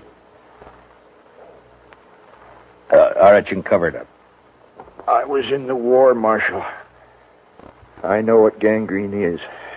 Guess you do, too, huh? Yeah. Well, the first thing, a friend of mine is out getting you some meat, and then we'll load you in your wagon. And Ben took the wagon. What? Ben Warling. He took the wagon when Daddy got hurt. Said he'd find a doctor and bring him back. Who's Ben Walling? Oh, he's been sort of working here, Mr. Marshal. I should have run him off long ago. That's what. Well, where is he? What'd he take the wagon for? Where's he going to find a doctor around here anyway? Closest doctor's in Dodge I know of. Yeah, and he's in St. Louis, and he won't be back for a couple of weeks. I couldn't get to him anyway. Well, tell me, when did this happen? About 6 days ago, Mr. Marshal. Uh-huh. Ben left the day after. Well, you think he's coming back? Did he steal the wagon or what? He comes back here and me not able to get around. I don't know what I'll do. I ought to take a bullwhip to him. Now, take it easy, Mr. Hand. Take it. He won't cause any trouble, so don't you get all worked up. Tara, we'll let him get some rest, huh? All right. We'll have some food for you soon, Mr. Hantry. I ain't very hungry. Tara, what's he so riled up about this Ben Walling for? What's between them? Oh, it's nothing, Mr. Marshal. Daddy's sick and... that's all. Look, Tara, you asked me to help you, didn't you? Yes, but... You trust me, don't you? All right, Mr. Marshal. Daddy hates Ben because Ben... well, Ben likes me. Oh, I see. He even wanted to marry me. Said he would. How do you feel about Ben, Tara? You like him? No. Of course, it's time I had a man and all that, but I'm afraid of Ben, Mr. Marshal. It's like there's something wrong with him. He's always sneaking around when you don't expect him. Makes me uneasy, like. Well, we won't worry about Ben now. You stay here in case your daddy wants anything. I'll go outside and wait for Chester. Mr. Marshal. I'm awful glad you're here. We'll see it through, Tara. Don't you worry. I won't. Now.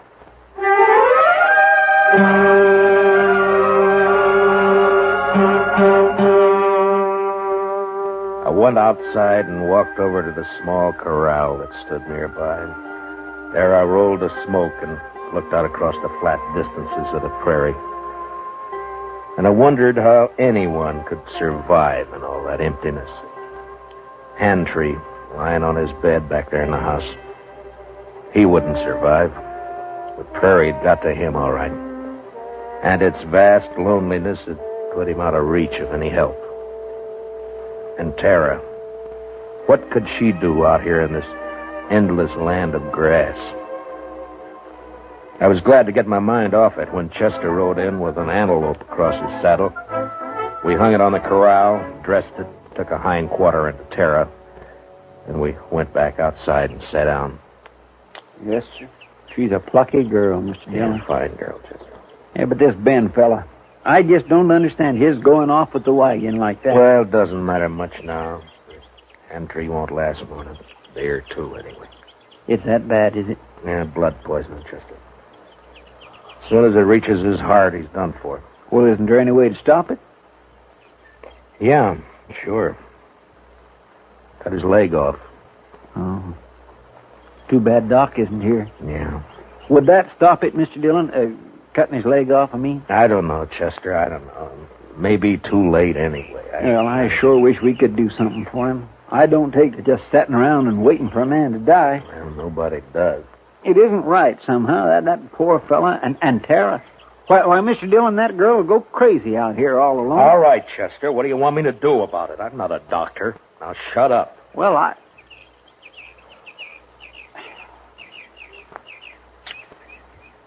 Mr. Dillon, you could do it. I know you could. Do what? Be a doctor. Long enough to save Mr. Hantry's life. Are you anyway. out of your head? No, sir. Then what are you talking like that for? The most I ever did was doctor a horse for the colic. That's fine training for this, isn't it? I know. I couldn't do it. I just plain don't have the spirit. but you do. Oh, why didn't I leave you back in Dodge? It wouldn't have mattered anyway, Mr. Dillon, because you would never just stand by and let a man die. Let's go talk to him, Chester. Yes, sir, Mr. Dillon.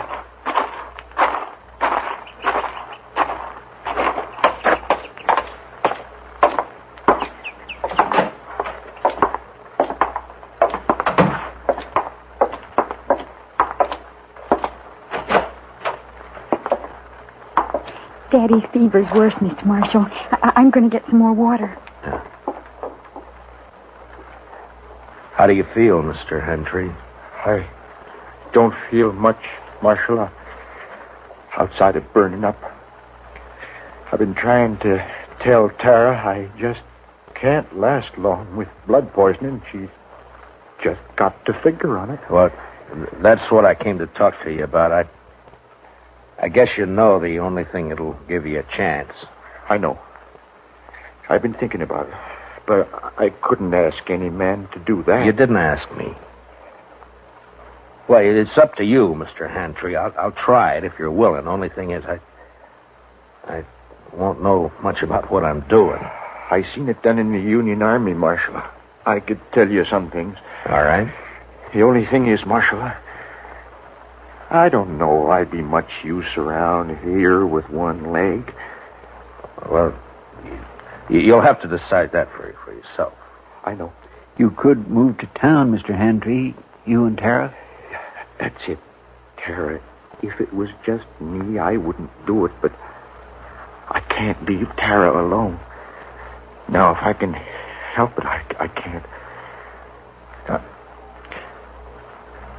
All right, Marshal. Let's do it. You're a brave man. No, Marshal. I just don't have any choice. Come on. Let's get it over with. You got any liquor in the house? There's a jug of corn out in the kitchen. Get it, Chester. You can start drinking it while we're getting everything else ready. Tell Tara to start boiling a lot of water. Yeah. I'll talk to her in a few minutes. I'll be right back.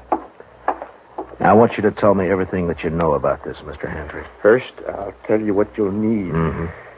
There's a straight iron out by the corral somewhere. Yeah. You can heat it in the main room fireplace. Right. What else? Tara will find some cloth for bandages. And the rest of the stuff you can get in the kitchen. Uh-huh. The only thing worrying me is what'll we use to tie off the arteries with? Plain thread won't hold. Well, maybe some thin strips of raw hide. No, they'd soak through. You got to have something. I know. At least I think it'll work. What about horsehair? Oh, that's it, Marshal. Pull it off the tail. It'll work fine. Here's the jug, Mr. Hantry, and I brought you a cup, too. Pour me some. I want to get good and drunk. Here you are, Mr. Hantry.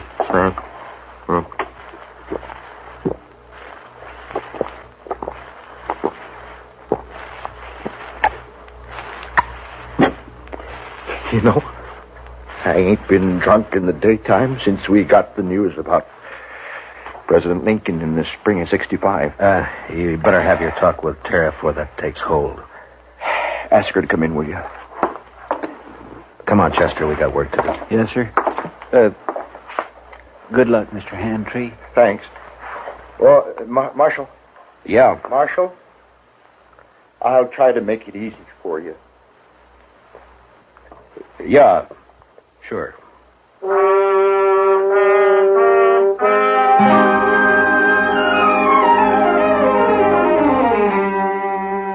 Shortly after noon, I operated. Whether it was the corn whiskey or his own hard courage, I don't know, but Hantry never whimpered. Chester stood outside the door and brought me whatever I needed. Tara waited in the kitchen, boiling more water and thinking her own thoughts. Maybe it was harder on her than any of us. And toward the end, Hantry mercifully passed out. When I'd finally finished bandaging him, I was kind of faint myself. I'd done everything I could. I just hoped I'd done it right. How is he, Mr. Dillon? You'll have to clean up in there, Chester. I've got to get outside for some air. Yes, sir, I'll do it. And put that fire out. It's hot enough around here. I don't know how you did it, Mr. Dillon. Tara? Tara, will you come on outside for a while?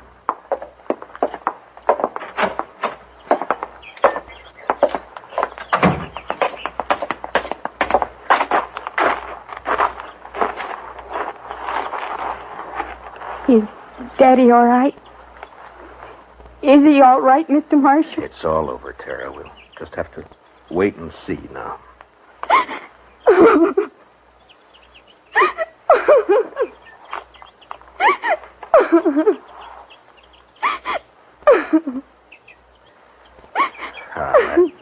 There now, Tara. He's all right. I'm sorry, but it took so long. I thought you'd never finish. He didn't feel much, Tara. The corn liquor worked fine. Fine. Will he get well now? Well, I hope so, Tara. I hope so. Mr. Marshal, are you going to wait and see? Oh, now, Tara, you don't have to worry about that, Chester, and I'll be here as long as you need us. I just wanted to be sure. Can I go see Daddy now? Well, as soon as Chester comes out, Tara, then you can. All right. I'll wait, Mr. Marshal.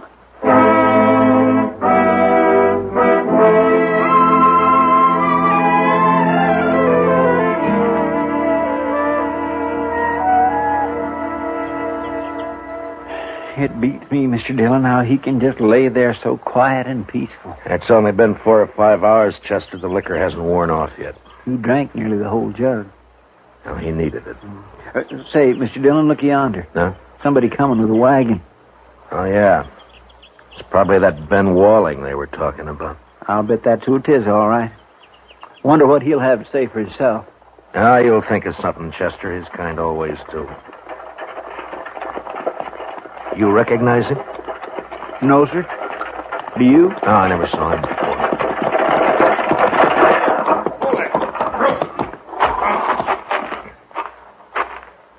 Hello. What are you doing here? You Ben Walling? How'd you know? The Hantrees. They've been wondering about you. Oh, yeah, sure. How's old Hantry, anyway? He's all right. He is, huh? You've been gone a long time, Ben. Where were you? I don't know you, mister, but you sure ask a lot of questions. You can answer them one at a time. Now, where were you? Who are you anyway, mister? I'm a U.S. Marshal. Ain't no U.S. Marshals around here. There is now. Generally, I'm in Dodge. Your name Dillon? It is. Well, what are you doing here, Marshal? Tara ran into us, asked us to help. Seems the only able-bodied man around here took off in a wagon. I went to fetch a doctor. Is anything wrong in that? Not at all. Where is he? Well, first night the horses ran away, and I've been chasing them ever since. I didn't catch him till this morning. And then I've been gone so long, I thought I'd better get back to you right away. I was worried about Tara and old Hantry, of course. I see. Well, you better get your horses unhitched, Ben. You can see Tara later. She's in with her father now. Gonna be all right, huh? I was kind of worried about that foot. Looked to me like it might have poison in it. It did. What do you mean it did? I took his leg off about noon today. You what? Mr. Dillon did it all by himself, just like a regular doctor. Oh, but how'd you know what to do? You might have killed him. Somebody had to do it, Ben. It's a sure thing Tara couldn't. You're blaming me, ain't you? Well, I did everything I could. Didn't my fault those blasted horses run off. Hantray's pretty sick, Ben. I wouldn't bother him for a day or two if I were you. Oh, I won't bother you. Oh, now look, Marshal. You can leave now. I'll handle everything here. We'll leave. As soon as Hantray's able to take care of himself again. All right, stay as long as you like. I don't care. Mr. Dillon? Yeah. I think that Ben is a no-good liar. You're right on both counts, Chester. And I'll tell you something else. You see that saddle over there? Well, that belongs to Mr. Hantry. Yeah, I know. I looked at it this noon. Somebody cut the cinch strap on it. Cut the cinch strap? Mm-hmm. No wonder that bronc bucked him in the saddle off both. Well, do you think Tara did it? Oh, my goodness gracious, no, Mr. Dillon. Tara'd never do a thing like that to her own... It was Ben, wasn't it? That'd be my guess. He figured the old man would get hurt, maybe killed. Why, sir? So he'd have a free hand with Tara. Why, that low down... Mr. Dillon, let me arrest him. Not yet, Chester. There's plenty of time. All right, sir. I'll wait.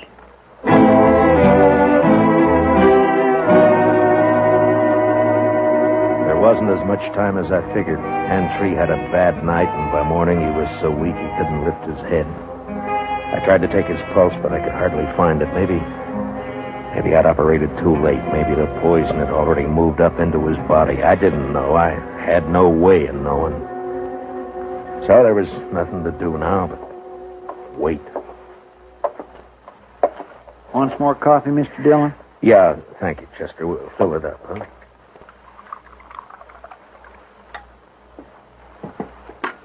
Tara won't eat anything at all, sir. She just sat there by his bed, hasn't slept a wink I know of. Well, it's her father, Chester. He's all she's got. I never thought much about it before, Mr. Dillon, but seeing Tara, I kind of wish I had a daughter. You'd have to change your profession if you were going to take care of a daughter, Chester.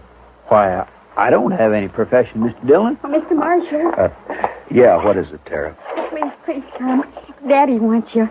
I think he's... You better come too, Chester. Yes, sir.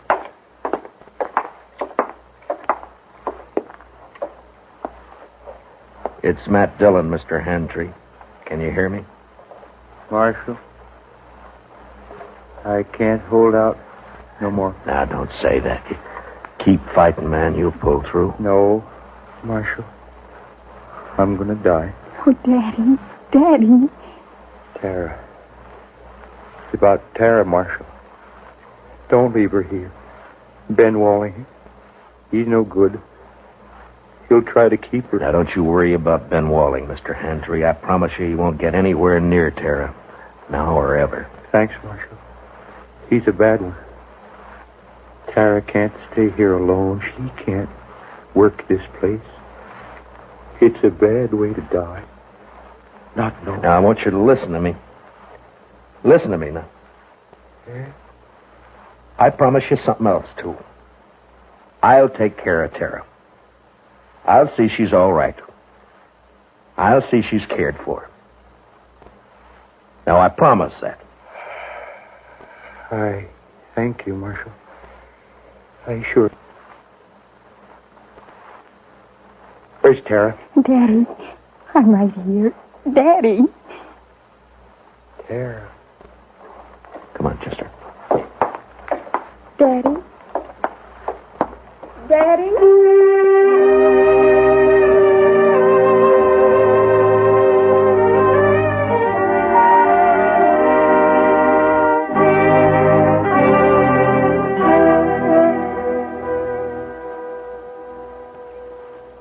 I don't know, Mr. Dillon. I don't think they'd have made out on this place anyway. Why not, Chester? Well, there just isn't enough water. That one little old spring is all I've got. Well, if they had a lake, it'd still be too much for Tara.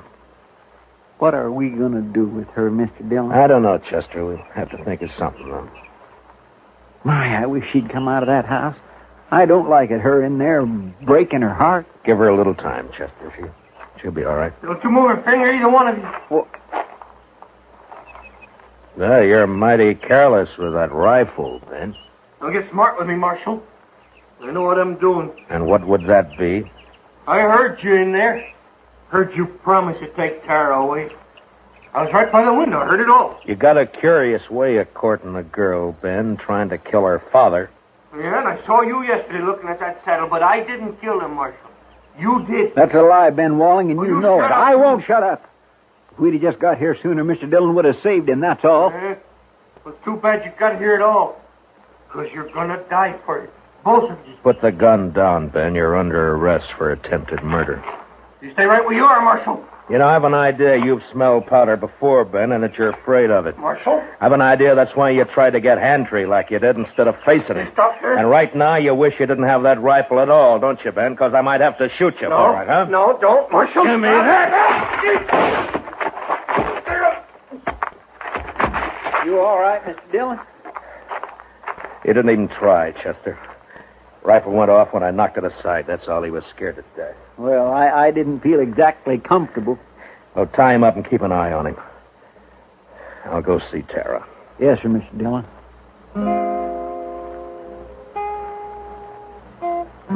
Late that evening, we buried Handtree out on the prairie, out in back of the little homestead. They would die now, too, and fall apart without him. The next morning, we loaded everything we could get into the wagon. With Tara beside me, we started out for Dodge. Ben Wallen never said a word. Chester led his horse, and they rode along ahead of us. I had plenty of time to tell Tara all about Dodge and how there were some good people there and how we'd find her a home and a family. She sat there, tight-lipped. She didn't say much, but she never once looked back.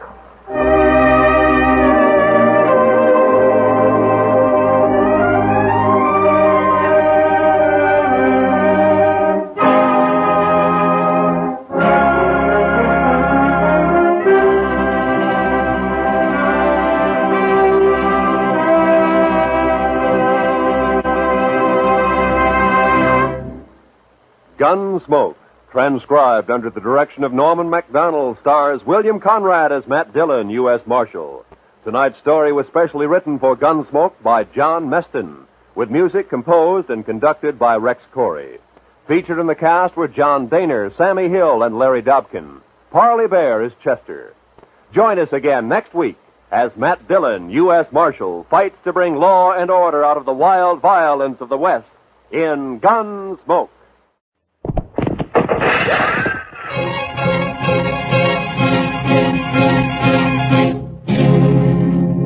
Around Dodge City and in the territory on West, there's just one way to handle the killers and the spoilers, and that's with the U.S. Marshal and the smell of Gunsmoke.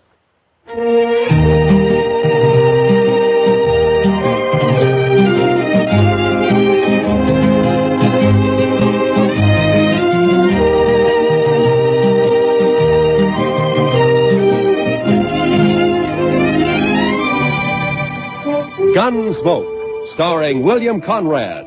The story of the violence that moved west with young America. The story of a man who moved with it.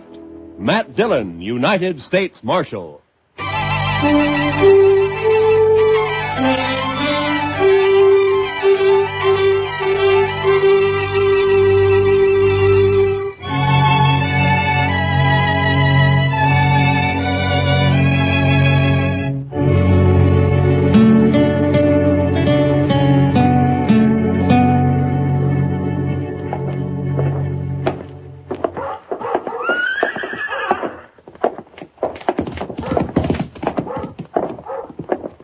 There it is.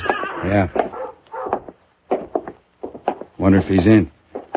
We'll soon find out. Look him over close. We've got to know how he stacks up. Yeah, I know. Hope he doesn't recognize us. He won't. Come on. Morning, boys. Morning, sir. Are you the marshal here in Dodge? Yeah, that's right. My name is Dillon. Matt Dillon. Thompson's our name. I'm Jim. This is my brother, Will. I'm glad to know you. This is my sidekick, Chester Proudfoot. Pleased to meet you. Howdy. Howdy. Yeah, Mr. Dillon, we're after some information. Huh? What kind of information? Well, you see, Will and I just brought a trail herd up from the Pecos country, around 2,000 head. We're holding them downriver a few miles. Oh, toward Walnut Creek? Yeah, I guess that's what they call it. You see, we plan to drive them on up toward Wyoming and put them on grass for a couple of months. We got thinking we might sell them here if we could get a fair price. Well, you shouldn't have any trouble. The market's good right now. So we've heard. And the only thing is, we don't know any buyers here. We were wondering if you might have an idea or two. I see. Well, let me see. I suggest you go talk to Clem Bates. He runs the bank down the west end of Front Street. Clem Bates, huh? Yeah, he'll know of any buyers that happen to be in town. Might even buy the herd himself if it's in good condition. Well, we'll go right down and see him now, Mr. Dillon. And much obliged to you, sir. Forget it. Coming, Will? Yeah. It's been a pleasure talking to you, Marshal. Thank you. Same to you. Goodbye. Well, they seem like a couple of nice men, Mr. Dillon. Yeah. Couple of strange ones, Chester. Wonder what they're here for. Why, to sell a herd of cattle. You heard what they said. Chester, when's the last time a trail driver came in here and asked me where to sell his cattle? Well, I don't recollect that one ever did before, but all the same... Of course not. They go to the bank or one of the saloons. They don't come to the jail. Then why do you figure the Thompsons did? Well, I got an idea they might be sizing me up. I think that's the kind of information they wanted. But why? I don't know. Maybe they're planning something they think I might interfere with. What do you say we ride out to Walnut Creek and find out if they really got a herd, huh? All right, Mr. Dillon, whatever you say. That older one, Jim. You know, there's something familiar. I can't quite place it. Thompson brothers, huh? Well, come on, Chester, let's ride.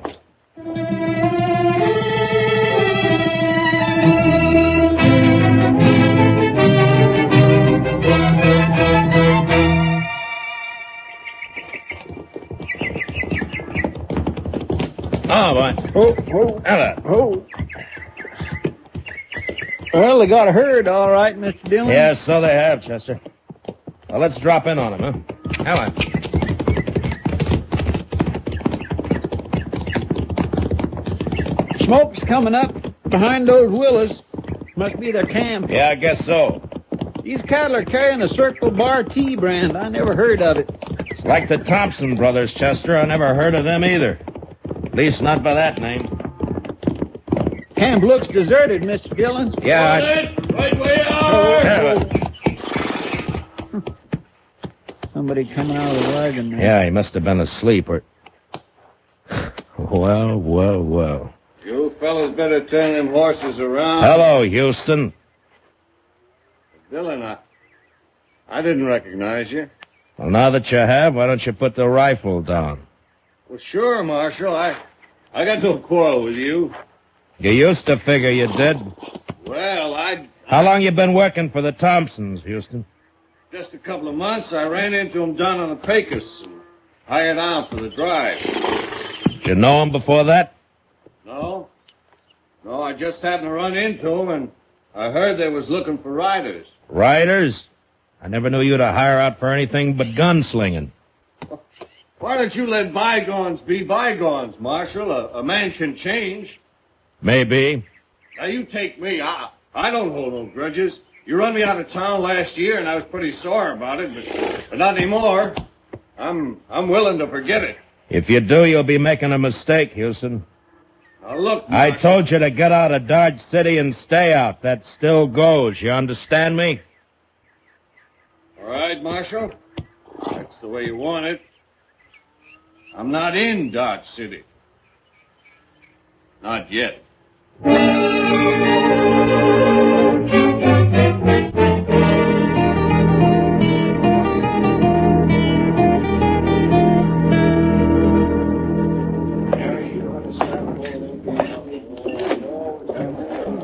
They don't seem to be in here, Mr. Dillon. Yeah, we'll wait, Chester. They will be sooner or later. Well, it was a real dull day up until now. Hiya, Kitty. Good to see you, Matt. Chester. You're on your own. What? Stick around, though, huh? All right, Mr. Dillon. See you later, Miss Kitty. All right, Chester. You like a drink? Not now, thanks, Kitty. I was looking for a couple of strangers in town, the Thompson brothers. Oh, yeah. They were in earlier. Seemed very pleasant, quiet, real polite. Mm-hmm. People aren't always what they seem to be, Kitty. Well, are they mixed up in something, Matt? I don't know. Well, then what do you mean? I don't think their name is Thompson. And I don't think they came here to sell cattle. But they brought a herd in, Yeah, Matt. I know that. But I'm pretty sure I've seen that older brother somewhere before. Somewhere, sometime.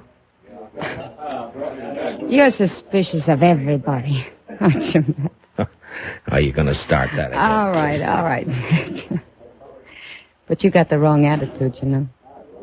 You miss a lot that way. Yeah? Yeah. Someday you're going to miss... Over here at the Oh, bar, there they man. are now. I came in with Clem Bates. Will you excuse me, Kitty? Sure, Matt, sure. When you're through, come back. I'll be here. All right, Kitty, I'll see you. Hiya, Clem. I just bought myself 2,000 head of the finest cattle that's come north all summer. Yeah, they are in good shape. I rode out that way this afternoon. Marshal, we want to thank you again for putting us in touch with Mr. Bates. We're as satisfied with the deal as he is. How about a drink, Matt? Thanks, Clem. Later, maybe, huh? Mr. Thompson, do you know that you got one of the crookedest gunslingers in this part of the country working for you? No, I didn't know it. What do you mean? Man who calls himself Houston Jack. Houston Jack. Is he back in town? Well, not back in town, exactly. I ran into him out at the trail camp. I ordered him out of Dodge a year ago, Mr. Thompson. The order still stands. That's funny. He didn't tell us he'd ever been in Dodge. Well, I thought maybe he didn't. That's why I figured I'd better let you know about it. I'm glad you did, Marshal. Of course, with the herd sold, we'll be paying the boys off tomorrow, and that'll be that. Then back to Texas. The sooner the better. Well, meantime, there's nothing to prevent us from having a sociable drink or two. Holly, set 'em up over here. Mr. Dillon? What?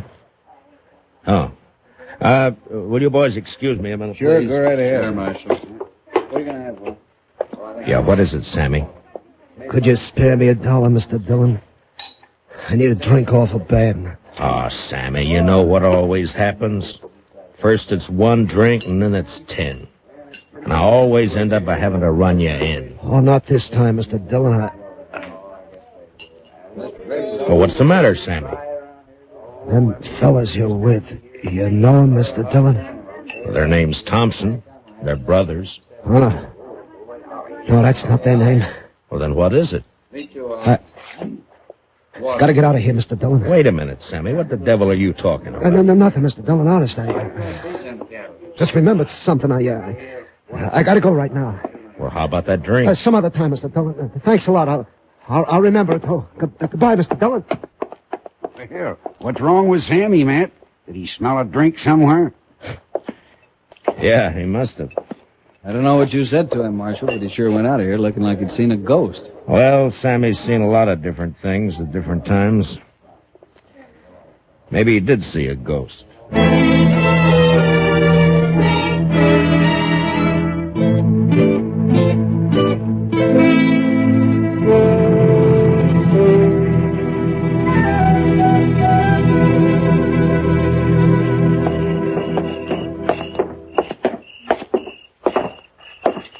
I can't figure where he got to, Mr. Dillon. I looked in all the places he usually hangs out, but there wasn't any sign of him. Well, the ways of a drunkard and the ways of a woman, Chester, they're beyond all human knowledge. Yes, sir, I guess they are, Mr. Dillon. There's one thing certain, though. As blurry-eyed as he is, Sammy recognized those Thompson brothers. And that's more than I can do. Well, maybe there's nothing to recognize. Maybe you just think you've seen them before. Yeah, maybe. Well, there's no use going back to Texas Trail. That's one saloon Sammy will stay clear of. I just don't know where to look, Mr. Dillon. I'll swear... Wait a minute, Chester. Oh, Thompson's coming out of the saloon. No, I mean across the street. There's somebody by the corner. By heaven, that's Sammy. Yes, and he's got a rifle. I got you, boys. Sammy, you fool! Over there for the corner. Come on, Chester. He must have been crazy, Mr. Dillon. He must have been out of his mind. Yeah, I guess. One side. Let me through here, please. Let me through. Sammy. Mr. Dillon, could use that drink now. Thought I'd get the reward.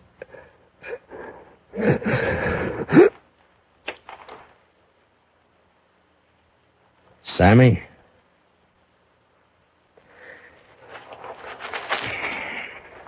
Is he dead? Yeah. We sure hated to do it, Marshal. We had nothing against this man, didn't even know him, in fact. But I guess you saw what happened. Yeah, I saw it. He threw a rifle on you, tried to kill you. You couldn't do anything else. I can't figure it, Marshal. My brother and me didn't have no quarrel with this fella. Well, Sammy drank a lot. He wasn't always in his right mind. But you won't be held. It was out-and-out self-defense. Thanks, Marshal. Thanks a lot. Come on, Will, let's get out of here. Yeah. Well, it's too bad, Mr. Dillon. Sammy never meant no harm to anybody. He did to the Thompsons, Chester. I can't figure it. Why did he do it? Because he recognized them, I guess. Say, did you see them draw after he fired? Yeah. Yeah, I saw him. They're fast, Mr. Dillon. Matt, What? Oh, Kitty. I heard him down the street calling for Doc. Who's hurt? Sammy got himself killed. Oh. Poor little guy. Yeah. Matt, you got trouble, too. What do you mean? Houston Jack's in town. What? He's over at the saloon now, looking for you. Matt, he says he's gonna kill you.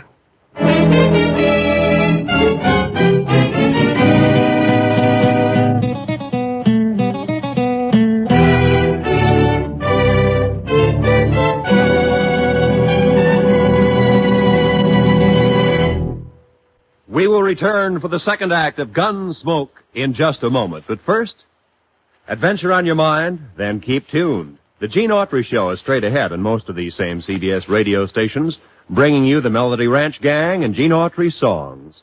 Tarzan's straight ahead, too, tonight involved with some fanatic headhunters in darkest Africa. There's another true police case on gangbusters this evening, and Broadway is My Beat offers mystery fiction that's packed with excitement. They're all ahead tonight on CBS Radio. Now, the second act of Gunsmoke.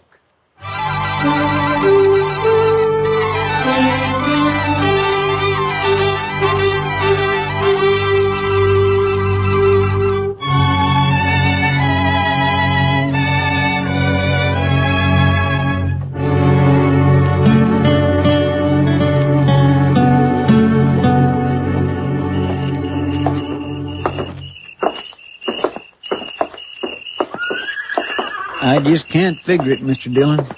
I never thought Houston'd have the nerve. Well, it's like a lot of things tonight, Chester. None of it figure. Mr. Dillon, you don't suppose he's going to set you up for the Thompsons? No, they got their horses and left. They're not in here. Well, we'll soon find out. Come on.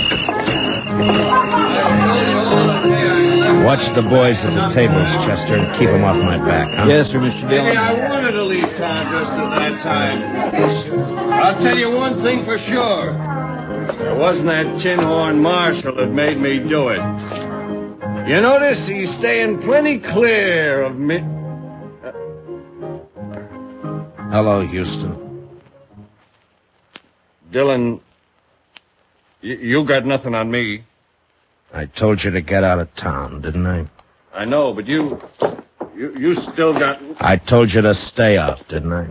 Yeah, but you had no right. What do you think you are? Why'd you come back? That's my business. Mine too, maybe. You're under arrest. Stay back, Dillon. I'm warning you. You can't keep backing off forever, Houston. You'll have to stop sometime. I said you're under arrest. I heard what you said. I got ears, Dillon, and I know how to... He's bolted out the door, Mr. Dillon. He's getting away. Be careful, Matt. He could be waiting outside. You drew, Mr. Dillon. Why didn't you shoot? Because you didn't draw. You can't... There he goes. Oh, come on, Chester.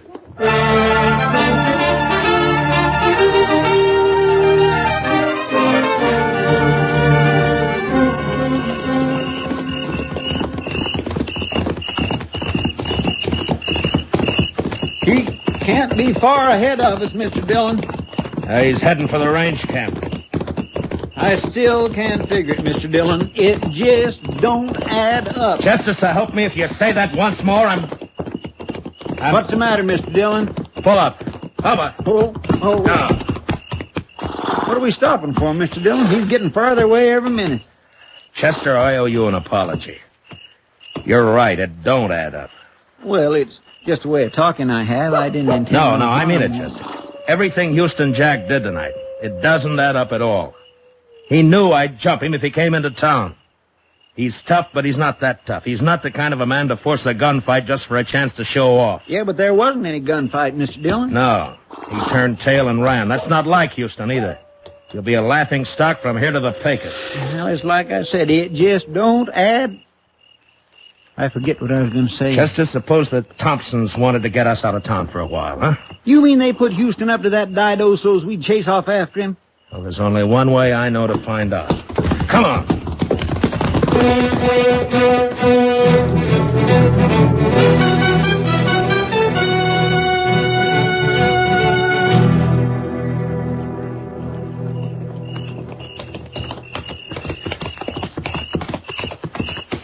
Dodge is kind of spooky this time of night, Mr. Dillon. Pretty, though. All shadows and moonlight. Yeah. Man could do a fair job of shooting tonight. My. Sometimes I think Kitty is right about you, Mr. Dillon. Meaning? No heart. Maybe not, Chester. No offense, Mr. Dillon. Oh, forget it. You know, Chester, there's something about moonlight connected with those Thompson brothers. I wish I could remember what... Chester, Don't look. Just ride straight ahead. Keep riding. There are 4 horses tied over there by the bank. Uh-huh. So that's it. One of them's been run. He's wet. I can see it in the moonlight. Houston must have circled back. Him and the Thompsons. Yes, but what about that 4th horse, Mr. Dillon? It's probably Clem Bates. They'd have to have him. The vault's locked at night. All right, around the corner now. They may be watching from the front windows. The Thompson brothers. I wouldn't never have figured them for a bank holdup. Yeah, well. All right, we'll leave the horses here. Slip back to the side entrance. Yeah. Ho.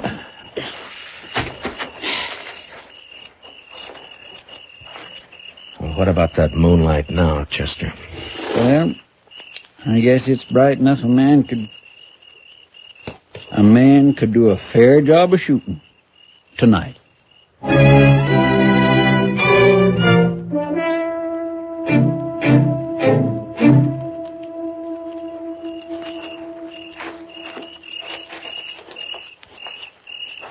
No sign of life, Mr. Dillon. Yeah. They're in there, though. Side door's open. Maybe one of us sort of kind of... I came from the door. Come on, Chester. All right, get flat against the wall. They'll have to show themselves to fire at us. Say, Mr. Dillon, I think they shut that door. Yeah. All right, let's move in easy. Yes, sir.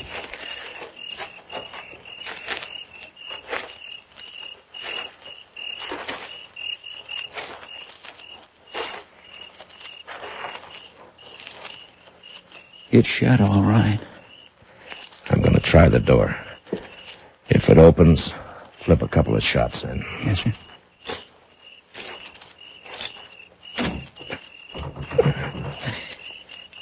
It's bolted. All right, cover me, Chester. Here goes. I think I hear him running inside. Yeah, one more. They crashed out through the front window, Mr. Dillon. Yeah, come on. Oh, there's Clem on the floor. They must have laid him out. Easy, Chester. They may be waiting outside for us. There they go. They're making a run for it. Yeah, come on. Let's get out through this window. Mr. Dillon? Mr. Dillon! It's all right, Chester. Nicked a rib, I think. I'm all right, though. I thought for a minute there that they'd... Yeah, I know. Looks like one of them stayed behind. That shot came from the corner of the livery stable over there. Maybe I can... What's the matter, Dillon? You're supposed to be good. It's Houston, all right. He's back at that old stone well. Yeah. Stay here and keep him pinned down, Chester. I'm going up on the roof, through the trap door back here. All right, Mr. Dillon. Watch yourself. Yeah. Throw a shot or two at him. Keep him busy, huh? Yes. You gotta do better than that, Dillon. I will, Houston. Don't worry about that. Now, if I can just get this open without... There. Now... You're not getting Lily, are you, Dillon? South corner there. Put me right over him. And then I... Wait a minute. Moonlight night and a bank. So that's who they are.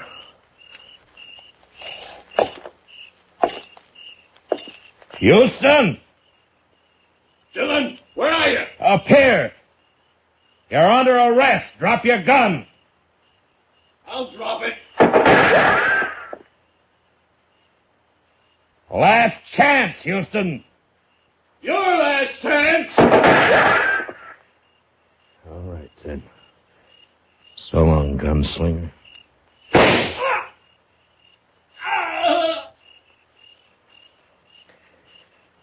I reckon that did it, Mr. Dillon.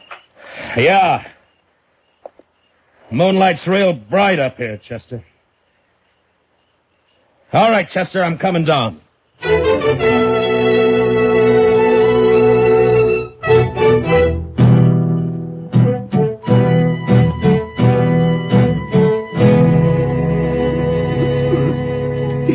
fellas, I don't.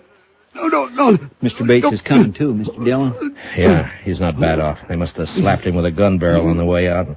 Clem, can you hear me? Matt? Oh, Matt, thank you. Chester, get that chair over there. Yes. Here you are. All right, give me a hand with him. Easy, fellas. Come on, Mr. Bates.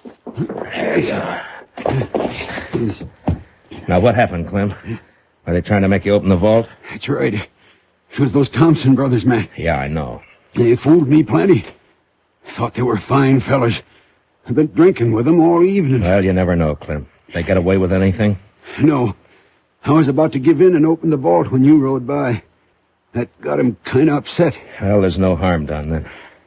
Houston Jack was long overdue for killing. We gonna go after the Thompsons, Mr. Dillon? Where, Chester? They could have gone in any one of a dozen directions. There'd be no chance of trying to track them till morning. Somehow, I don't think we'll get them even then. I think I ought to get something done about this head of mine, Matt. It's giving me fits. Yeah, I'll go with you, Clem. I gotta tell the doc about Houston. Chester, I guess you better go over to the depot and wake up Mr. Hightower. Have him put a wanted bulletin on the wire. For the Thompson brothers, huh? No, Chester. I've recognized them finally. Their name isn't Thompson. Well, what name do I put in the bulletin, Mr. Dillon? Just say, wanted for attempted bank robbery in Dodge City, Frank and Jesse James.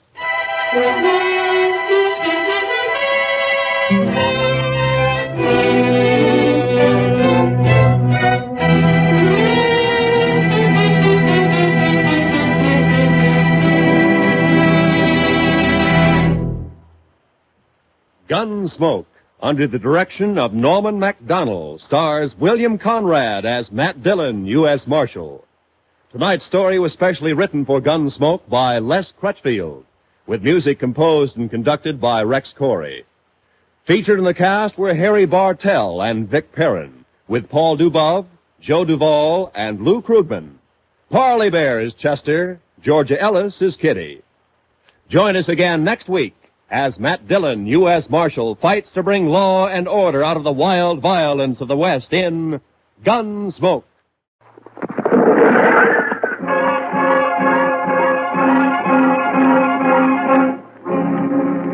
Around Dodge City and in the territory on West, there's just one way to handle the killers and the spoilers, and that's with a U.S. Marshal and the smell of gun smoke.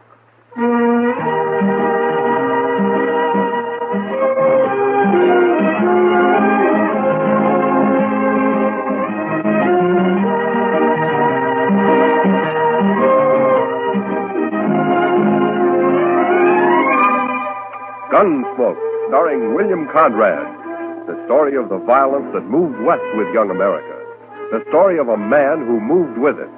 Matt Dillon, United States Marshal.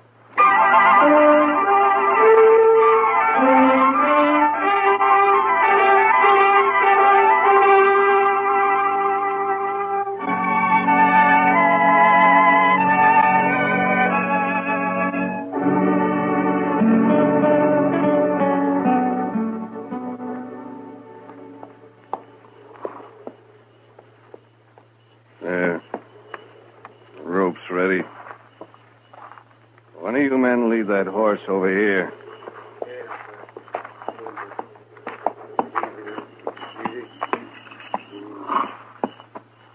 All right. Let me get this noose around your dirty neck, and you'll be swinging in no time. There. Not too tight, is it? I wouldn't want you to be uncomfortable. That's enough of that, Cam. What? Who said that? I did. I said it. Rice Stewart. What's the matter, you turning yellow? Get this over with, Cam. Why devil him? If that's what he is, that's why. Shut up. I'll take care of you in a minute. Rice, you got anything against my hanging this murderer? Just don't devil him, that's all. Get it over with. I'll do it my way. It's my brother he shot, isn't it? And in the back, too.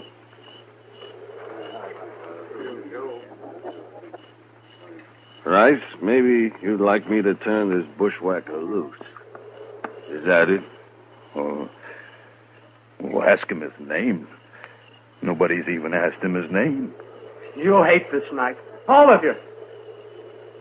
I was in on a lynching once, and I swore I'd never be in on another. Well, I guess the joke's on you, isn't it, fella? Look, I hear you laugh again, Cam, so help me, I'll shoot you. Maybe you shouldn't be here, Rice. How can you hang a man you don't even know his name? What do I care what his name is?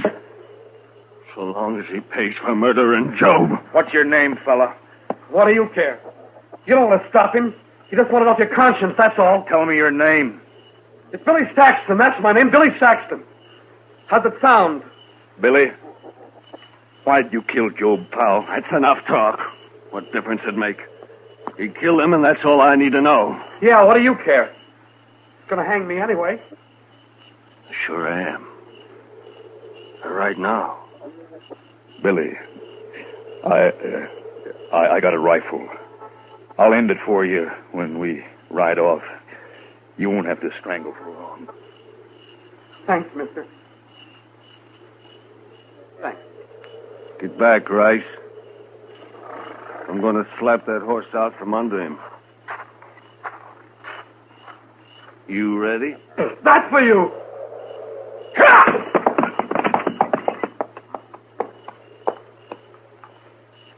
Let's go, men.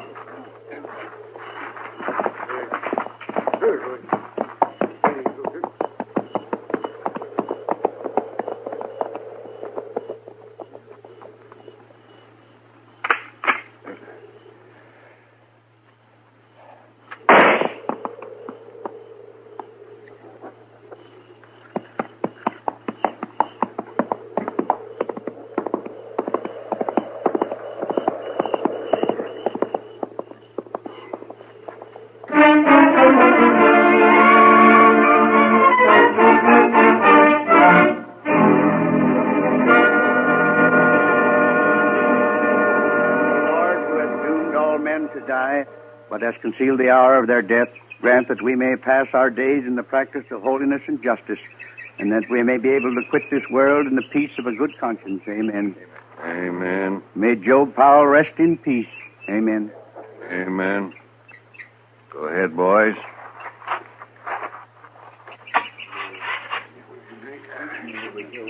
Thank you. Good morning, Cam. I'm sorry to hear about Job. You're late for the burial, Marshal. Well, I was out at Fort Dodge last night. Just heard about it this morning. Preacher? We are in the valley of the shadow of death, Marshal Dillon. Well, if you're all through here now, I wonder if you'd read a few prayers over another man. We got him in a grave just over the hill way. Another man? Man is born into trouble as the sparks fly upward. Job 5:7. Who was this man, Marshal? How'd he die? He was murdered last night. I didn't hear about any murder outside of Job here. Where was this shooting, Marshal? It wasn't a shooting. It was a lynching. I just buried my brother, Marshal. Billy Saxton shot him in the back. Aren't you using the word murder a little loose around here? Only the law can hang a man without it being murder, Cam. The law's too slow sometimes. You know something about this? All I say is that he shot my brother and he deserved hanging. Hanging, maybe. Lynching's a different matter. What difference it make? He got what was coming to him. He had a fair trial coming to him, like any man. For example, Cam, I'll try to see that you get one.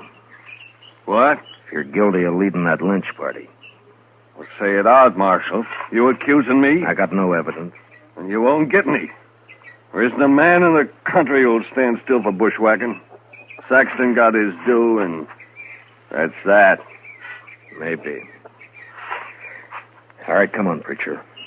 Let's bury him. Whoso sheddeth man's blood, by man shall his blood be shed. Genesis 9:6. Show me the grave, Marshal.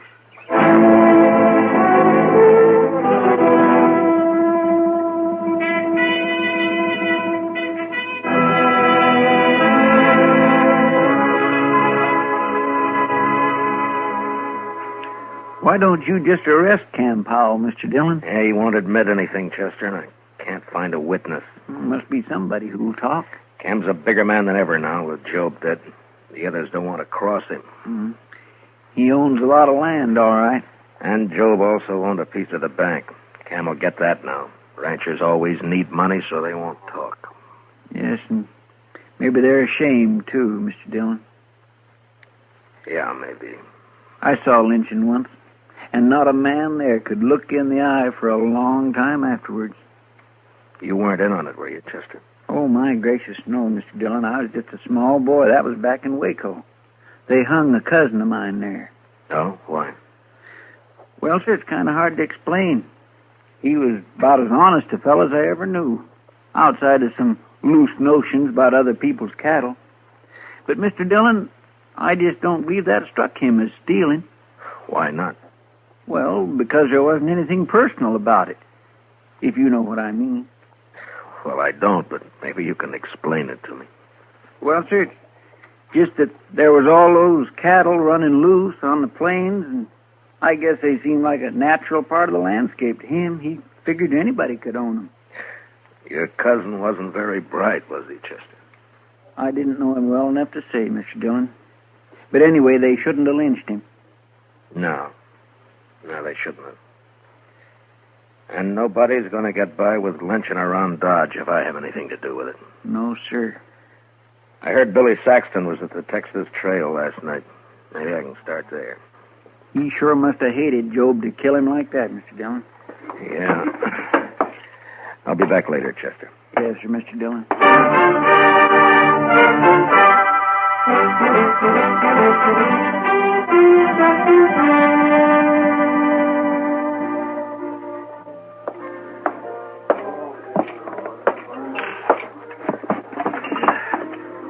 Hello, Kitty. Hello. Well, I can remember when you'd give me a smile. What's the matter? Nothing, Matt.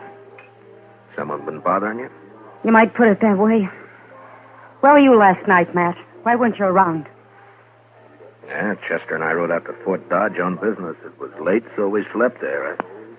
I thought this town could go one night without trouble. You sure thought wrong, didn't you? You're upset about the lynchings, that is. That's it.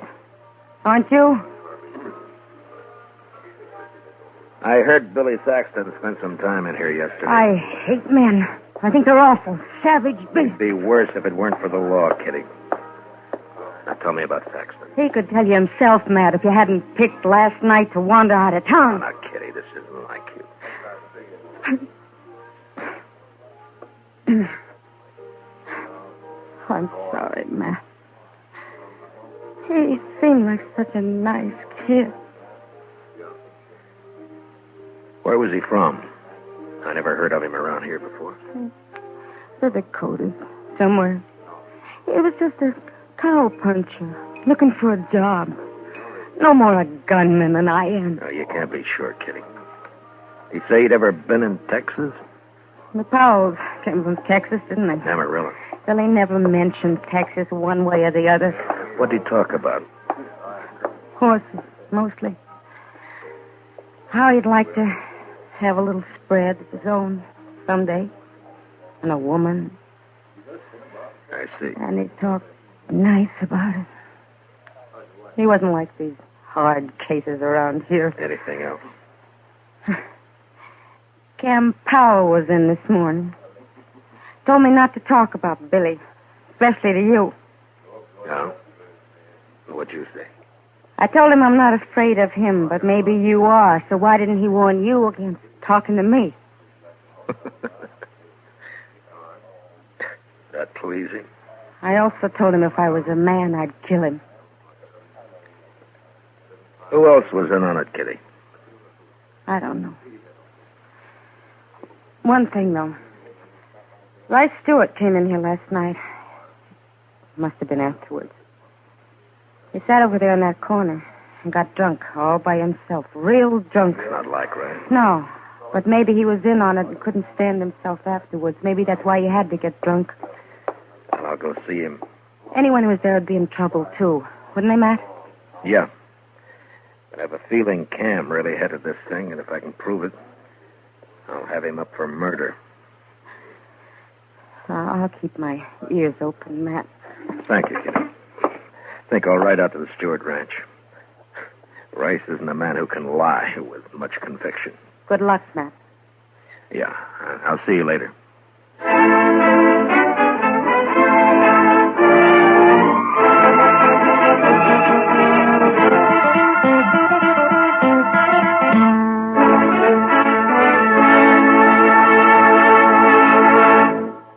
We'll return for the second act of Gunsmoke in just a moment. But first, do you know how old the school building in your community is? If it's over 25 years old, the chances are that it's woefully inadequate to the present demands on it. Join with the groups in your community working for better school conditions. Remember, better schools build a stronger America. Now the second act of Gunsmoke.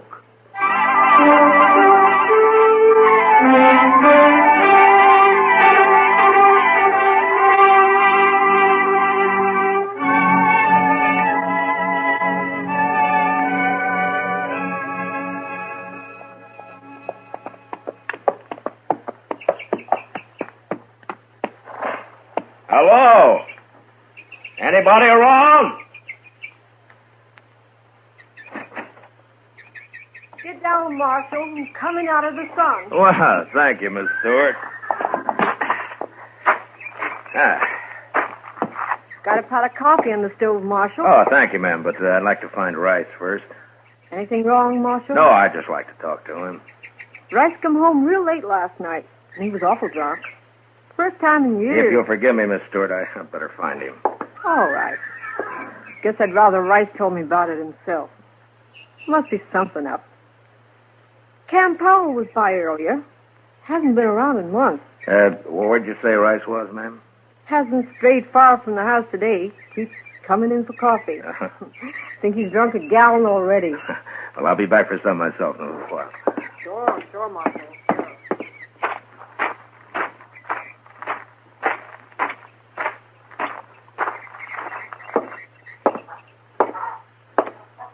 Rice?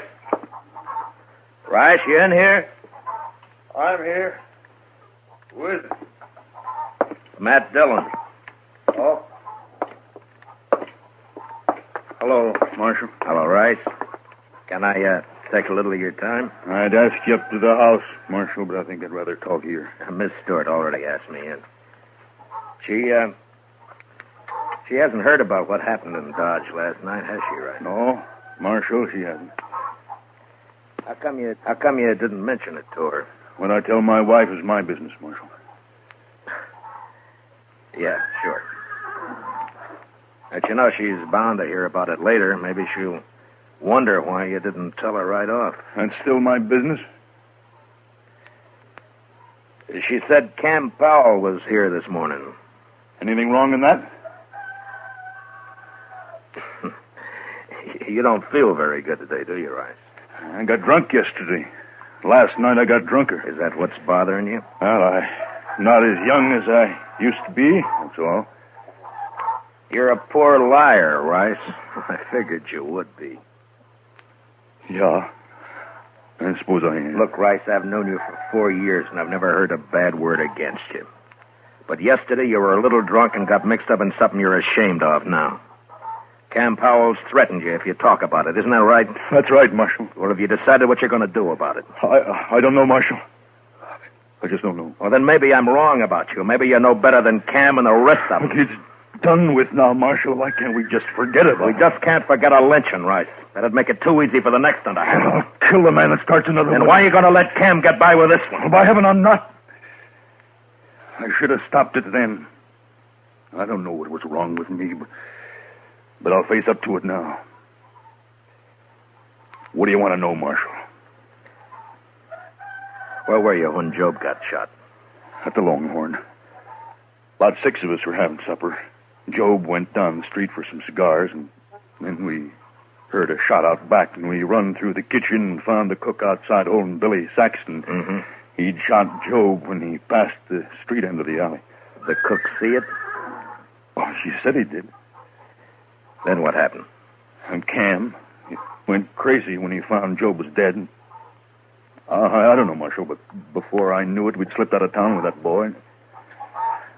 Cam hung him on that little tree about a half mile down the road. Yeah, I know. I cut him down. And that cook, that Hank something or other, I remember he grabbed Saxon's gun when we run out back. I can't get it off my mind. Nobody ever even looked at the boy's gun to see if it had been fired. Cam just hung him on the cook's word for it. Mm-hmm. All right, Rice. Thank you. Will you be a witness if I need you? I'll see you through now, Marshal. All the way. Oh. I feel better already. All right. Let's go get some of your wife's coffee, Rice. Yeah. Then I got to get back to Dodge. It's good coffee, Marshal.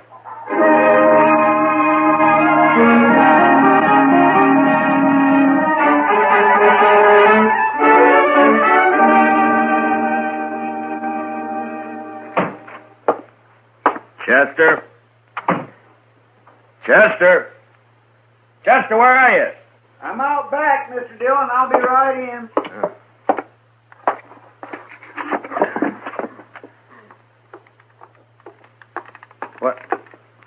What's that you've got all over you? Paint, Mr. Dillon. White paint. Paint? Well, where'd you get it? Now, what are you up to now, Chester? I sent St. Louis for it, sir. I thought it'd be a good idea to make the hitching rail out back all white. Well, what for? Well, sir, we might be in an awful big hurry some night, and that... all right, Chester. All right. Look, I want you to go get cleaned up. I want you to have supper at the Longhorn tonight. Well, I sure do thank you, Mr. Dillon. No, Chester. I want you to go there alone. Oh. Yes, sir? It's for a reason. Do you know the cook over there, Hank something or other? That's Hank Ashford. He's not a very good cook, Mr. Dillon. How long's he been around? Oh, about a week. I don't think he likes cooking much. He don't seem to be very willing either. Well, it doesn't matter. I doubt if he'll be around for long. Why not, sir? I'm guessing that he'll be wanting to get out of Dodge fast after you let it drop. Real casual-like, mind, that I've ridden out to arrest Cam Powell. Is that so? You going to bring Cam in tonight, Mr. Dillon? No. You're just going to make Hank Ashford think I am. And don't let anyone else hear about it, though. Oh. I've got it, sir. You happen to know where Hank rooms? The Dodge House, Mr. Dillon. That's pretty fancy for a cook, isn't it? Yes, sir. All right, you go to supper about 6 o'clock. And I'm gambling that Hank Ashford will be packing his things at the Dodge House by 7. All right, Mr. Dillon.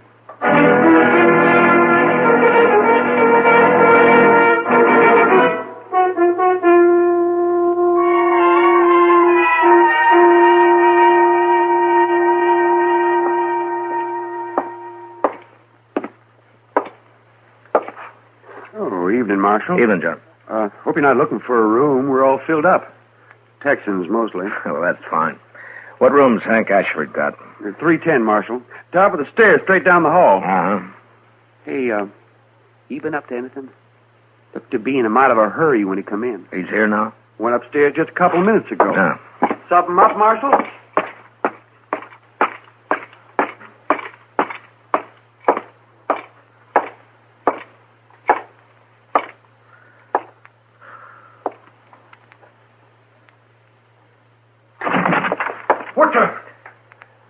What do you want? Leave that gun lay where it is, mister. Here, I'll just put it in my belt. Less likely to get you in trouble that way. You're the marshal, ain't you? You leaving town, Hank? Yeah, I am. Why? I'm tired of cooking, that's why.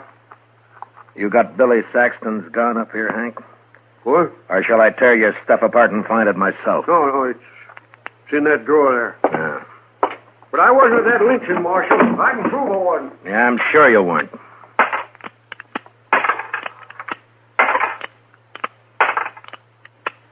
Yeah, all the shells are here. And the barrel's clean. I thought this gun killed Joe Powell. It did. I cleaned it, that's all. You're pretty neat, Hank, for a hash house cook. Yeah, catch this. Now what? And you handle that gun pretty well, too, for a cook. Look at the way you're holding it now. I don't want that gun. What are you trying to prove, Marshal? You're a gunfighter, not a cook, Hank. All right, Marshal, I used to handle a gun, but I'm looking for the peaceful life now. Any law against a man changing? No, but you're under arrest anyway. What for? I'll think of something. Let's go.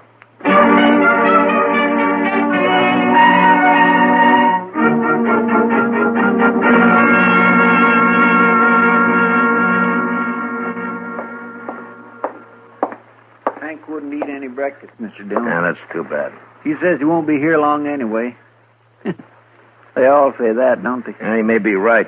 I see Cam Powell coming across the street for him right now. You going to let him go, Mr. Dillon? Well, we'll see. All right, Marshal. What's the bail on Hank Ashford? There's no bail at all, Cam. What do you mean, no bail? You can't hold a man like this. I'm not holding him. You mean he can leave? Anytime. And what'd you arrest him for in the first place? Oh, let's say, suspicion. Suspicion of what? Well, drunkenness? He wasn't drunk. No, but he might have got drunk. You're pretty high-handed with that badge, aren't you, Dillon? You tell me, Cam. You ought to know about being high-handed. We're wasting time. Turn him loose. I want to get out of here. I'll get him, Mr. Dillon. Hank's a right handy man to have around, huh, Cam? What does that mean? Well, he can cook. Probably turn his hand to most anything.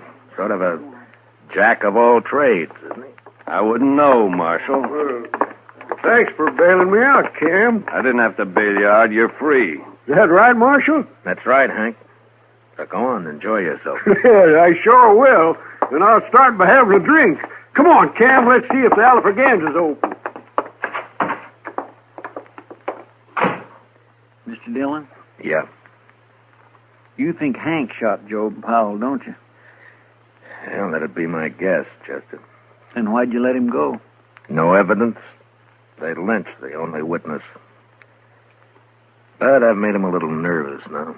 He'll get real jumpy with the help of some liquor. Well, what good will that do, sir? They just might hang themselves, Chester.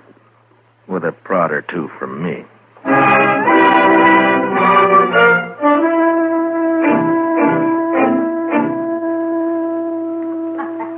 Well, come on. Let's yeah. Are you still here, gentlemen? May I buy you a drink? What are you doing here, Marshal? Why do you want to buy us a drink? Bartender. Dillon, give me that bottle there, will you? Kim, I don't like this. Let's get out of here. Wait a minute, Hank. I'm too big a man in Dodge to get pushed around by any marshal. I just want you to have one drink before you leave, gentlemen. Yeah? Just one. For you, Cam. And for you. Thanks. Yeah. Well, gentlemen, here's to, may he rest in peace, Billy Saxton. You looking for trouble, Marshal? You're the one who's got trouble, Hank. What do you mean? You turned me loose yourself. Yeah, I know. But what about Cam here? What? You think Cam's going to let you go after everything you've told me? What'd you tell him, Hank? Nothing. He's lying. I told him nothing. And what are you talking about, Marshal? Just that I've got about all the evidence I need, Cam. Won't you ask Hank? He can tell you. Go on. Hank, if you cross me, I'll see you die for it. You believe him, do you? Well, go ahead. You didn't have the guts to shoot your brother yourself. Shut up. Who are you going to hire to shoot Shut me? up, blast you. Shut me up. Shut me up. Man, use your head. You got us in enough trouble already. I have. If you'd let me shoot that boy when he stumbled on me, would have been all right. Stop you may be rich, Cam, but you sure ain't smart. I'm going to kill you, Hank. Well, draw on me and I'll have 2 pals tomorrow. All right, hold it, both of you. We've heard enough. Well, there you are, Hank. Marshal's heard all he needs. You're done for now. Yeah? Well, I shot a marshal in Trinidad once. Don't see why I can't shoot one in Dodge. Don't try it, Hank. Why not, Marshal?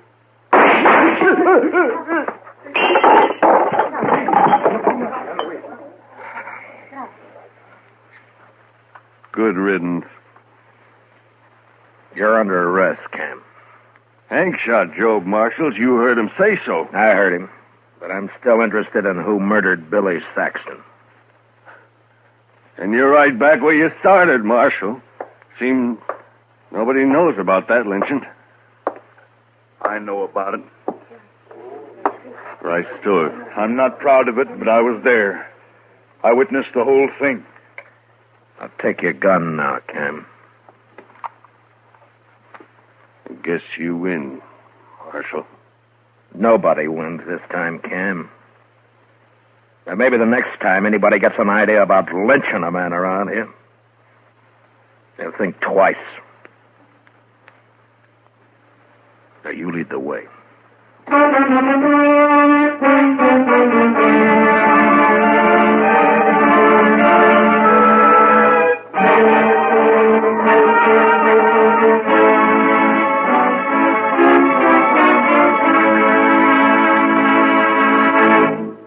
Gunsmoke, under the direction of Norman Macdonald, stars William Conrad as Matt Dillon, U.S. Marshal. Tonight's story was especially written for Gunsmoke by John Meston, with music composed and conducted by Rex Corey.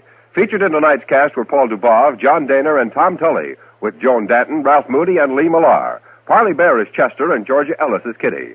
Join us again next week as Matt Dillon, U.S. Marshal, fights to bring law and order out of the wild violence of the West in Gunsmoke.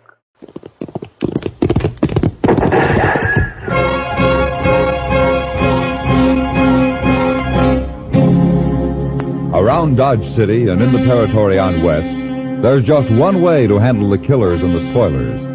And that's with a U.S. Marshal and the smell of Gunsmoke.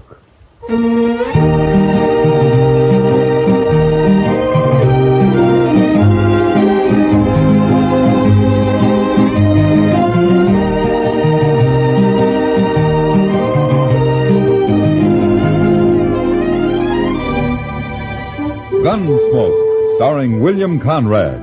The story of the violence that moved west with young America. The story of a man who moved with it. Matt Dillon, United States Marshal.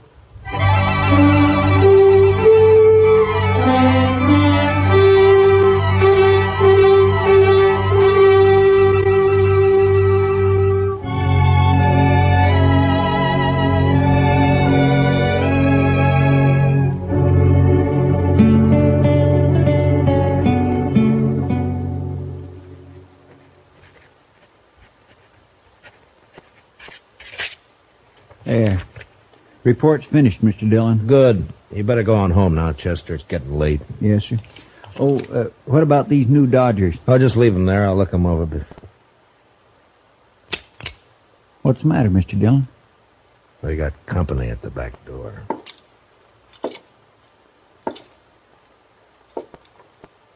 Yeah. All right, come in, mister. In, I said. Get your paws off of me. What? A girl. Sure, I'm a girl. What do you think I am? Well, put that long rifle away and I'll tell you. Where'd you get that thing, anyway? Pappy brought it with him from Kentucky, if it's any of your business, which it ain't by a darn sight. Uh-huh. What you doing hanging around in the alley? Get rid of him there, and we'll jaw about it. Huh? I see. Chester?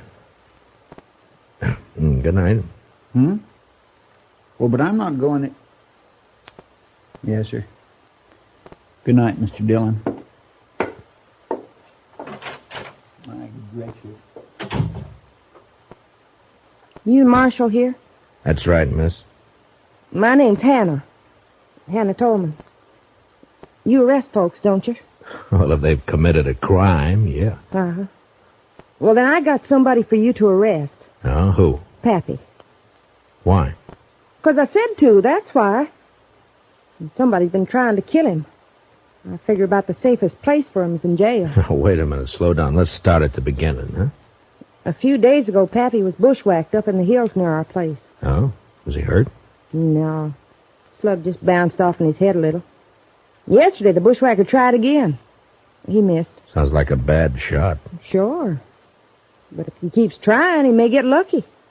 So you put Pappy in jail until I can run down this ambushing gent, okay? You plan to cross guns with him yourself? I may be a girl, but I was barking squirrels while you was still trying to dent a tin can. Well, you better let me take care of it, miss. And as for your father, I can't jail him without a charge. Sure, I know that. What kind of a charge do you want? Well, what kind do you have? Well, most any, I reckon. Ain't it enough that he's drunk all the time? Well, I can hold him overnight on that. What if he shoots up the town?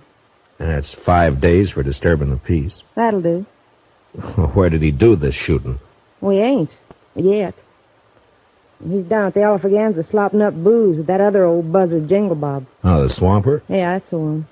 You'd best be somewheres around the saloon in a few minutes. I got a feeling Pappy's about due to bust the law again.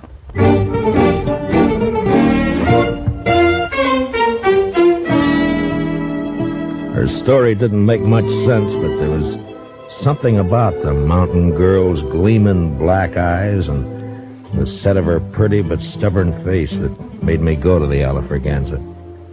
At the bar, I ordered a glass of rye and watched two bewhiskered old-timers trying to outlie each other over a rapidly emptying bottle. Yes, Jingle Bob. You just wait and see. Jed Tolman's gonna have the biggest darn horse ranch in Kansas come spring. Sure you are, absolutely.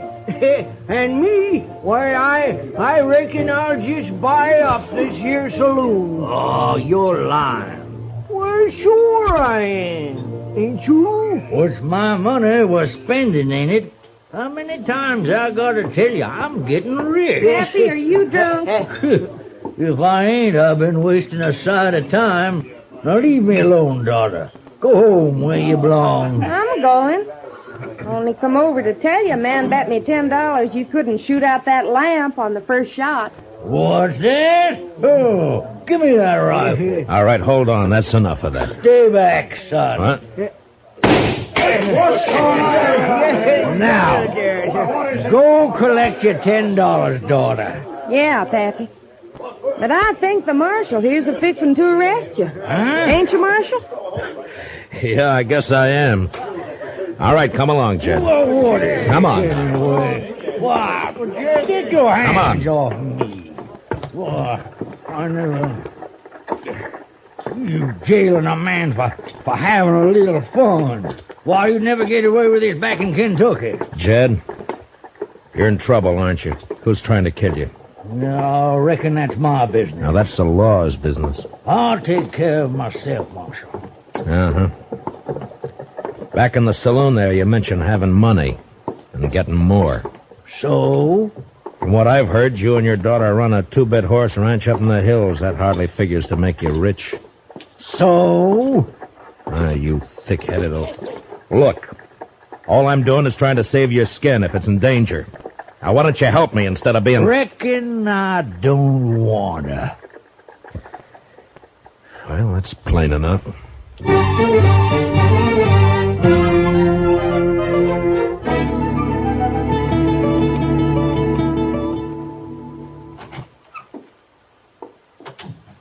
Morning, Chester. Morning, Mr. Dillon. You better take a look at this new Dodger. Huh? Wanted for robbery and murder, Vic Tolman.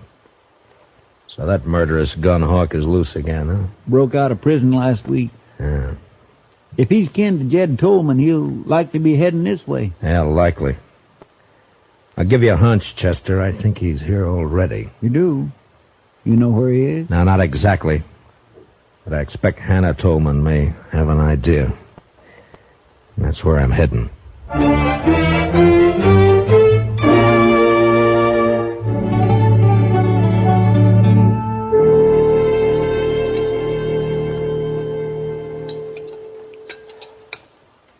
Now, that's what I like to see. A man-sized appetite. This wonderful corn pone. I'm a good cook. Been cooking for Pappy ever since Ma died 10 years ago. Huh? You take pretty good care of him. Somebody has to. Pappy's kind of shiftless. Reckon he'd starve if I didn't feed him. Only things he cares about are wild horses and booze. In a pinch, he'd give up horses. You know, you're quite a woman, Hannah. You're pretty, brave, and with more courage than most men I know. Too quick, Marshal. What? You're sweetening me up for some reason. Not that I mind, you understand. I'm partial to a strapping fella like you. And Pappy's always after me to get hitched up. Says it ain't fitting for me to be 22 without a man. Oh, you're still young. Not the mountain folk. I'm an old maid. And I'm agreeable for some sweet talk. Only I don't trust yours. What are you after, Marshal? All right, Hannah. I only want the truth. About what? Where's your father getting this money he's spending? I wish I knew. Who shot at him? I don't know, but I'm aiming to find out. Where's Vic? Where's he hiding, Hannah? Who? Vic Tolman, your brother. Or maybe he's your cousin. Brother. Where? I don't know. Hannah, be sensible. Vic's a murderer. Vic's my kin. We Tolmans don't turn on each other. If you shelter him, you're guilty of... Marshal, I reckon you just wore out your welcome.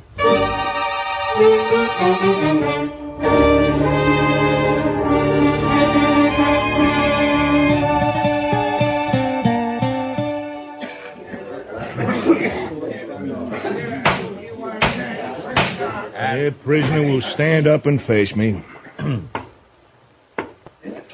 Jed Tolman, you've been found guilty of disturbing the peace. Sentence of this court is 5 days in jail or $100. 100? Well, Judge, ain't that a mite steep just for... $100 or 5 days. I ain't got that much on me. But I can get it if you let me go. Just a minute. Order in the court. Now, what's the meaning of this interruption? I want to pay this man's fine, Your Honor. That's your privilege, sir. $100. Pay the clerk. Yes, sir. Dick Curry. Somebody's been turning over rocks. Well, I don't know him, but he's sure a friend. Looks like I ain't going with you, Marshal. Yeah, looks like. But in your boots, I wouldn't be happy. Curry's one of the worst killers yet unhung. Oh, Matt, is that a way to talk about me? I'm clear with the law. Come on, Mr. Tolman. Go ahead, Jed. And, say hello to Vic for me. Vic? Oh, no. Mr. Curry. Is that true? What's the difference who put up the 100? Come on. No. No, not if it's Vic. No, you can't make me. I said come on. Marshal, don't let him take me. Oh, shut up and come on before Curry. Stay out of this, Marshal. I don't think so. You paid his fine. You didn't buy him. He's going with me, Matt. Don't try to stop me. I can't imagine anything that'd give me more pleasure. You don't like living, do you? Very much. Now, just any time you feel like it. No. Not here, Matt. I'll pick my spot. Yeah. I'll try not to turn my back on any dark alleys. Do that. And Tolman, I'll be seeing you again.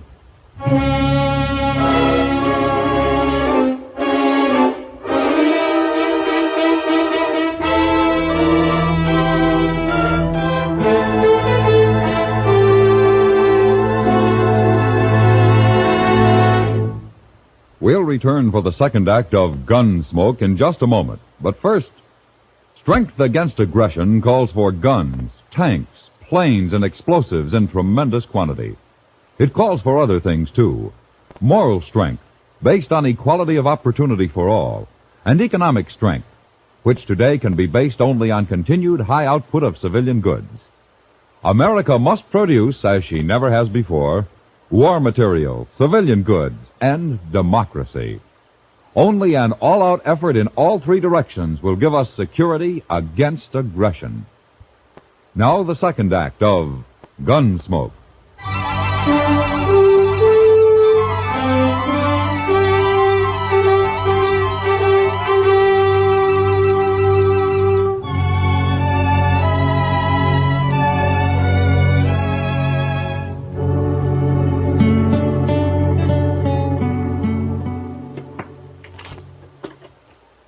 Some stud, Marshal? Why don't we play while we wait? No thanks, Jingle Bob. You needn't wait with us. Jed's my friend, Mr. Dillon. Sure. Maybe I can't help him none, but at least I can share whatever the trouble is. Understand? Mm-hmm. Now, Jed here is a lying old ringtail drunk, but me, well, when a man is down to scrubbing saloon floors just to get the liquor that'll keep his nerves from shaking apart, he's grateful for any friendship that's offered. Don't move. Curry, get his gun. Sure thing. You recognize me, Marshal? Yeah, let's have it. Yeah. Vic Tolman. There are Dodgers out on you. You're a cool one, Dillon. Too bad we're on opposite sides of the fence. Yeah, it's too bad. Real pity. Now I'm going to enjoy this job. What job? Well, don't you know? Vic's taking his paw away from you. But you won't mind. You'll be dead. Curry, you stick here and take care of these two. Jed and I'll go on ahead. Oh, son, I don't want to go nowhere. Now, Paul, don't rile me. You're going with me. None of you are going anyplace, Vic. Check. What? Window. Reach high, both of you, and let go of that hardware. Now, you better do as he says. Because Chester's a little nervous with that shotgun. There's mine. Looks like the odds are with you, so... You might as well get rid of that spare in your boot, Vic, before you run into any temptations. You got sharp eyes, Marshal. The law gets a lot of backing up tonight. Your mistake, Vic. Sometimes people just don't give Chester enough credit.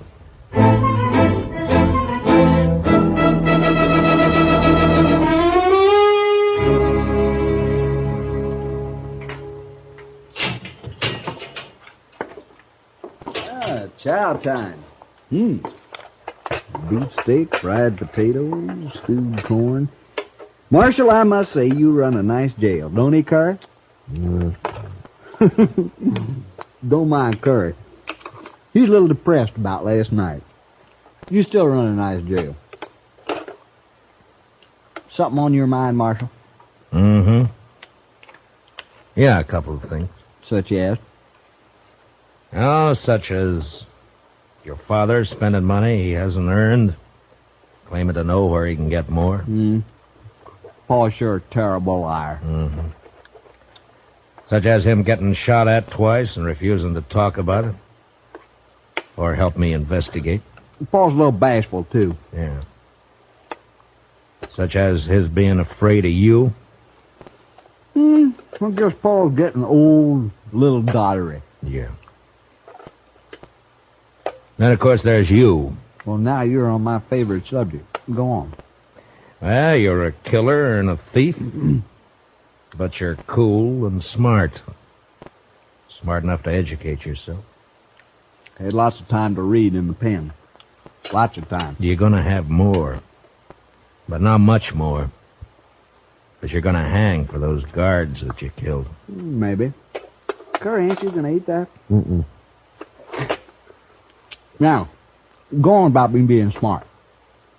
You're smart enough to know the most dangerous place for you to go after you escaped was here.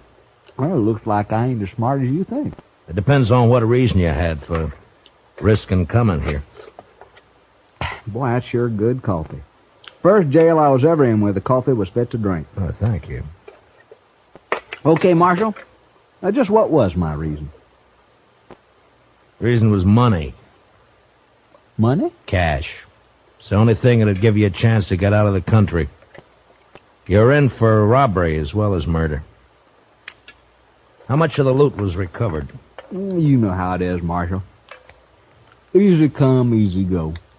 I spent it as fast, well, nearly as fast as I got it. So nothing was recovered, huh? No, it was all gone. It was all hidden, you mean? Hidden until Jed found it. Paul? Sure. That's his source of money. It's also why he was afraid to go with you. Like I said, too bad we're on opposite sides. You got brains and you use them. You want to fill in the details for me? I'll tell you this. You're right about my cash and money. I'd had it and be on my way to Mexico by now if Paul hadn't switched hiding places on me. You know, it hurts. Paul's turning against me. Yeah. The Tolmans always stick together. Except when money's involved. How about you, Marshal? Money by you? Sky's the limit. I'm sorry. Mm-hmm. Well, I figure not. Well, been a nice chat. Want to take you straight. Hurry, give me a hand. All right, back up, Curry. That's it. And tell Vic when he wakes up to take it easy. Or he won't live to be hung.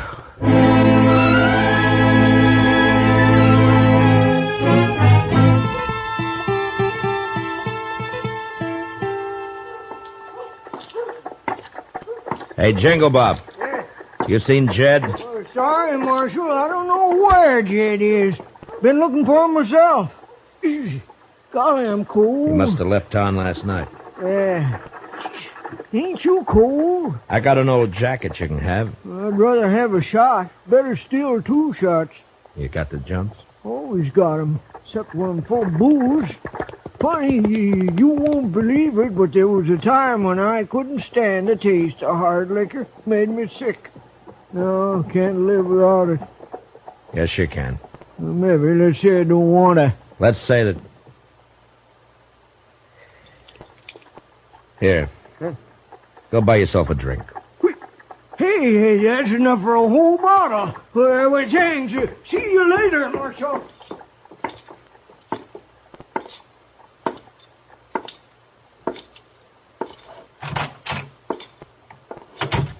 Supper time, Chester.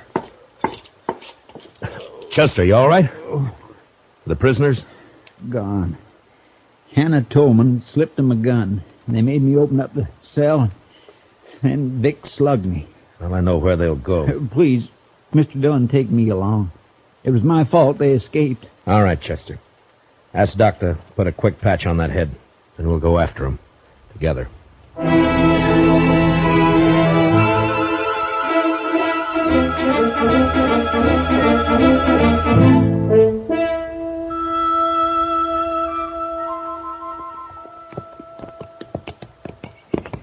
Starting to get dark. Yeah. Why'd we leave the road back there? I wanted to reach that rise, Chester. But we circled around to come up the back side. Does that have something to do with you bringing binoculars? Yeah, it does. Vic Tolman will know he'll be followed. I want to see what kind of a surprise he has for us. All right, pull up. You wait here.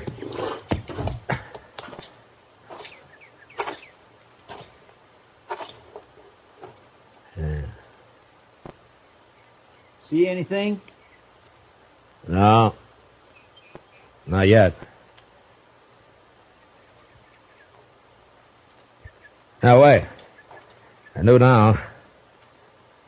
Yeah, it's Curry, all right. He's holed up in some brush just beyond the turn in the road down there. Well, what do we do, Mr. Dillon? Take the horses and circle back the way we came. Start up the road, but don't make the turn. I understand. Now be sure. As long as you don't make the turn, you'll be safe. But, I do want you to make some noise. Noise? Yeah, I want you to sing, whistle, throw rocks, anything. Just so long as it holds Curry's attention.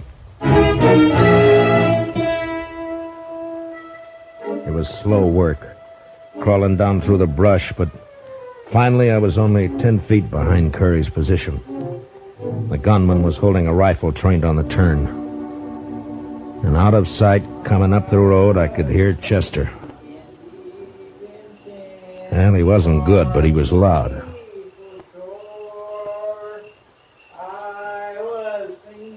Come on around that turn, blast you. All right, don't turn around, Curry. What? You may have a point, but I like Chester, bad singing and all.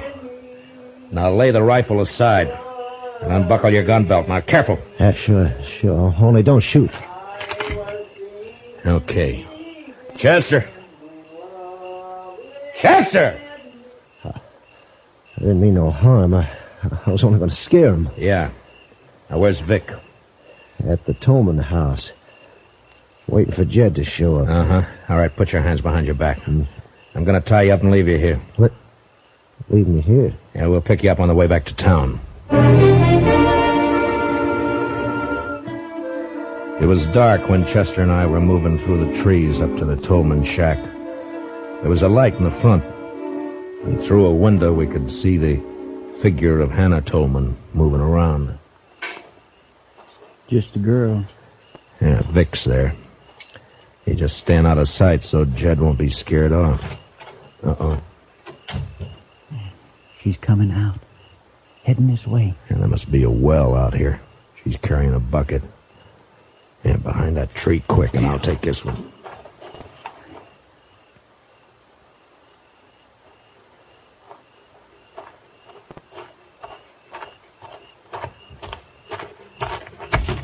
What do you think you're... All right, now quiet down. We're not going to hurt you. Stop fighting. Chester, grab her legs quick. Yes, sir. I was saving these handcuffs for Vic, but I guess they'll do for you. There. Now, do you promise to be quiet, or do we gag you? All right, have it your way. Chester, give me your bandana. Yes, sir. Here. There, that should do it. All right, stay with her, Chester. I'm going for Vic. I was halfway to the shack when inside Vic Tolman became suspicious.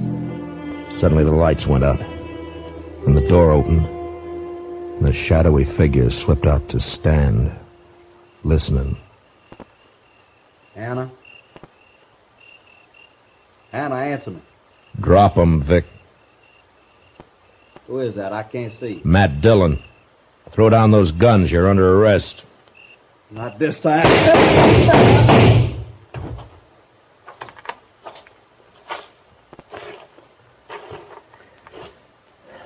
Vic? You were right, Marshal. I ain't gonna live to hang. Vic? Mr. Dillon, over here. Yeah, what is it, Chester? Who's that, Jed? Yes, sir. I caught him sneaking towards the house. He was carrying this bag. Here, let me see. That's the money. I was taking it to Vic. Is he... Yeah. You're too late, Jed. Oh, no. To give him his money. If only he hadn't taken them shots at me. He didn't. Until he found out where the money was hidden, he was the last person in the world to want you dead. But, I don't understand. He must have... No. Only the person who knew where you had the money would have shot at you. Nobody knew that. How could they? Who you could... talk a lot when you get drunk, Jed. And you only get drunk with one person. Huh? You mean Jingle Bob? Yeah. Yeah. I remember. I was bragging. Told him all about finding it and switching hiding places. Why, that low-down snake. And him pretending to be my friend. Come on, Jed. I'll help you bury Vic. Then we'll get back to Dodge. We Tolmans sure have had a bad week.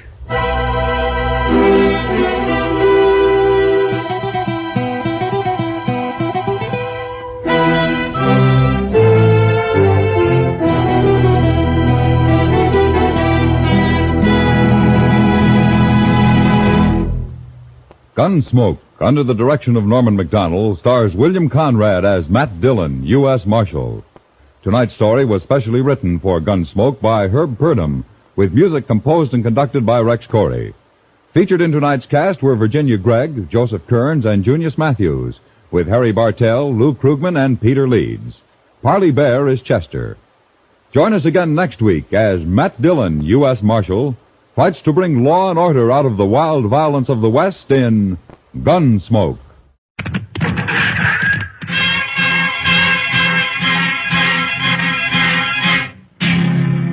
Around Dodge City and in the territory on west, there's just one way to handle the killers and the spoilers, and that's with the U.S. Marshal and the smell of Gunsmoke.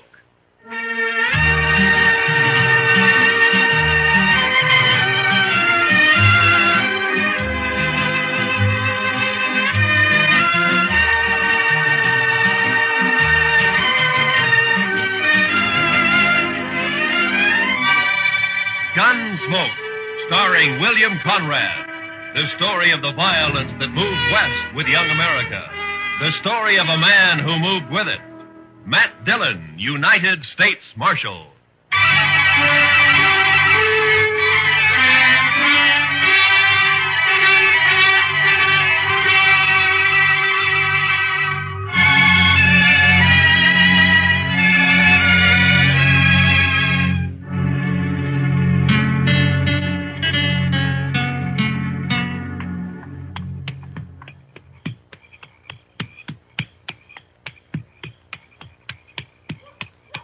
Oh, boy.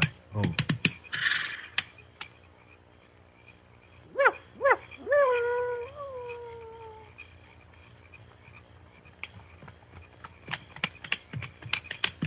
Wild Hog? Wild Hog, that you? Wild Hog, you there? Who are you? Put that spear down. Listen, Wild Hog and me are friends, big friends. You'll make much noise. You're Cheyenne, ain't you? You must be with Wild Hog. What name, you white man? I'm Ord Spicer. Ord Spicer, you hear? You bother me and you'll be in big trouble with Wild Hog. No trouble. Tell these other redskins to put their spears down. I need more room. Come, white man. Are you with Wild Hog or ain't you? Much talk, come. All right. Any tricks, I'll shoot you first.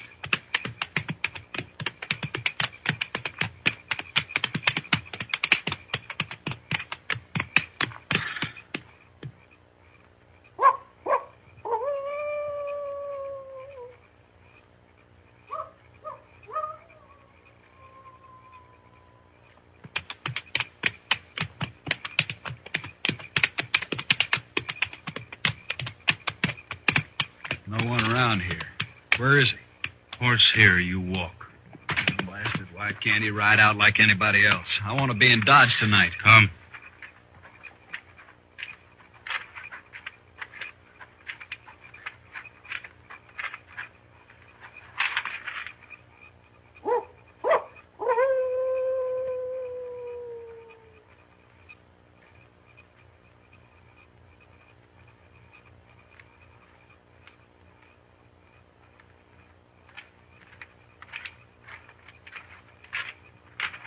Wild Hog? It's me. It's Ord Spicer, all right. Yes. These braves of yours sure keep you covered. You can't tell one from another, except you, of course. Hayden thought maybe I'd run into the wrong Indians. No moon tonight. Oh, I recognized them as Cheyennes, all right, but you never know with... With what, Spicer? Nothing, Wild Hog. Forget it. You never know with Indians. Now, Wild Hog, you and me are friends. Don't get so touchy. I didn't mean nothing. We are not friends. I pay you. That is all. Sure, we're friends. You're about the most educated Indian I ever met, that's why. I learn only English from the white man. Nothing else. Well, you sure had a good teacher, fella. General Custer, many bitter moons ago. I was a scout. Don't matter. I never heard of him. He was killed. Well, that's nothing to do with me. You got the money, Wild Hog? Yes. Here. $500. 500? Our deal was for 1,000. You will get the rest later. But I'm running a big risk for you Cheyennes. This is mighty dangerous work, Wild Hog. It will be even more dangerous if we do not meet again, Spicer. Oh, Wild Hog, you can trust me. I'll be back, you know that. Yes. When? Ooh, 2-3 days. Where'll I find you? Make camp near here. We'll find you. Okay. I'll get on into Dodge now. Goodbye, Wild Hog. Don't get drunk, Spicer. Never touch it.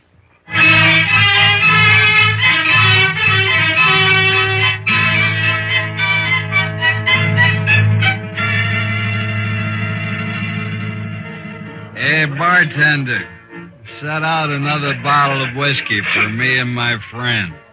What'd you say you're called, stranger? Ord Spicer, friend. Mm-hmm. Here, let me fill your glass. Some town you got here, Dodge. You're sure easy with your money, Spicer. Nothing's too good for my friend. Say, what name you go by anyway? You got a lot of money, Spicer. Sure, I got money. I'll have more soon. You must have hit it rich, huh? Sure, I hit it rich. Easy money, friend. Easy money. How'd you do it, Spicer, anyway? Friend, I live like a gambler. My life's chicken one day and feathers the next. Right now, it's all chicken. Yeah, but how'd you do it? You made out real good, Spicer. Brains and guts, friend. Brains and guts. That's all it takes. I know, but how? You don't get money like that robbing old Indians. What's that? Huh? What'd you say about Indians?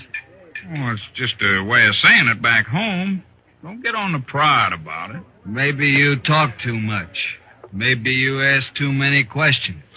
Hey, what's the matter with you anyway? Maybe you know too much. Look, Spicer, if you're hiding something, don't trouble yourself. I ain't interested in you or your money or your liquor. I don't like that. You don't have to. You bet I don't. Keep your eyes right on mine, Spicer. I want to watch you die.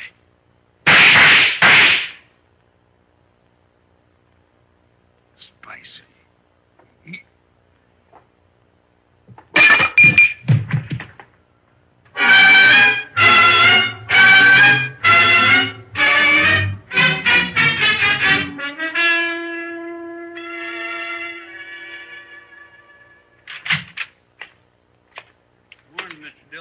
How's our prisoner, Chester? I got 2, Mr. Dillon. You got 2? Yes, sir. There's that Ord Spicer fella you locked up, and then there's a drunk who tried to buffalo me after you went to bed. No? Did you have any trouble with him? A little, Mr. Dillon. He tried to hit me on the head with his 6 gun. Well, you look all right. Oh, he didn't do it, sir. I bit his thumb and kneed him at the same time. Well, that's quite a trick, Chester. You must have been practicing. No, sir, I haven't been practicing. But I had it all thought out. I see. All right, let's turn Spicer loose. I'll go get him, Mr. Dillon.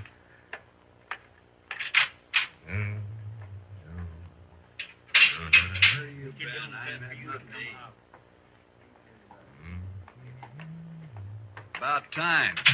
Where's my gun, Marshal? There it is, Spicer. And, don't use it around here anymore. You can't bother a man for self-defense. I just want you to stay out of Dodge. 1 kill at your limit here, even in self-defense. I ain't up fair to you, Marshal. Besides, this is a poor town anyways. You can have it.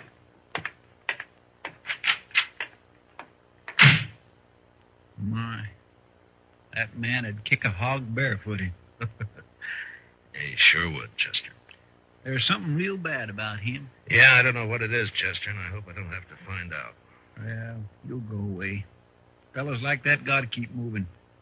Seems like nobody wants him. Now, don't feel sorry for him, Chester. He got that way all by himself. Yes, sir. I mean, no, sir.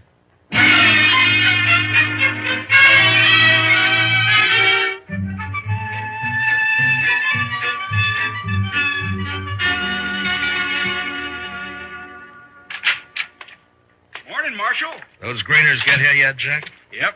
Come in on the Santa Fe yesterday, Marshal. 4 of them. Right back here. Oh, good.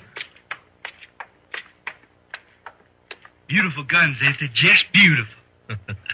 You're a good storekeeper, Jack, but I only need 2 of them. Well, I can make you a good price on all 4, Marshal.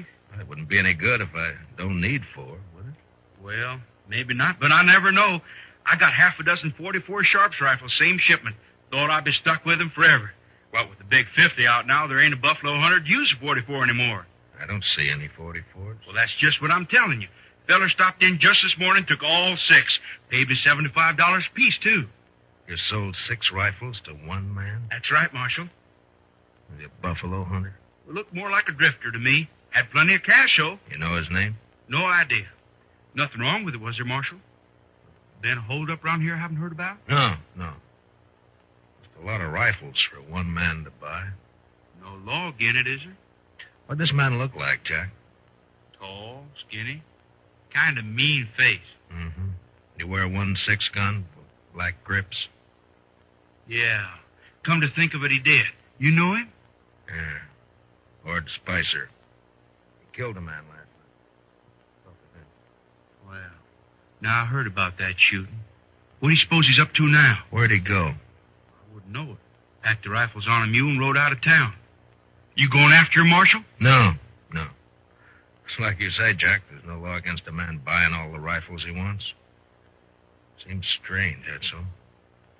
Well, let's settle on the price for those greeners, huh?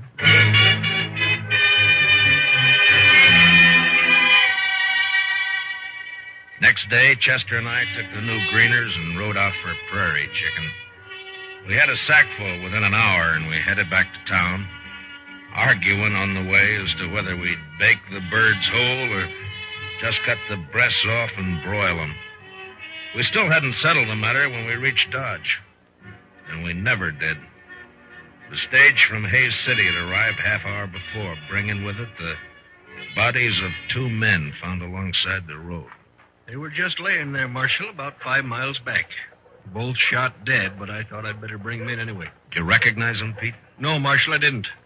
The doc says they're a couple of riders from the T-Bar outfit. Yeah. He got them up in his office now. You bring in their horses? No sign of a horse, but there was an awful lot of tracks around. All right.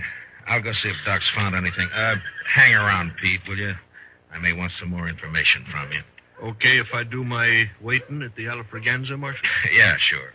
I'll put our horses up, Mr. Dillon. Yours, Chester. I may want mine. Yes, sir.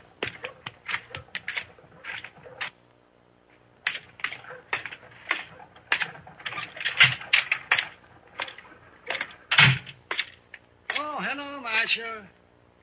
Just finishing up here. Be right with you. How'd they die, Doc?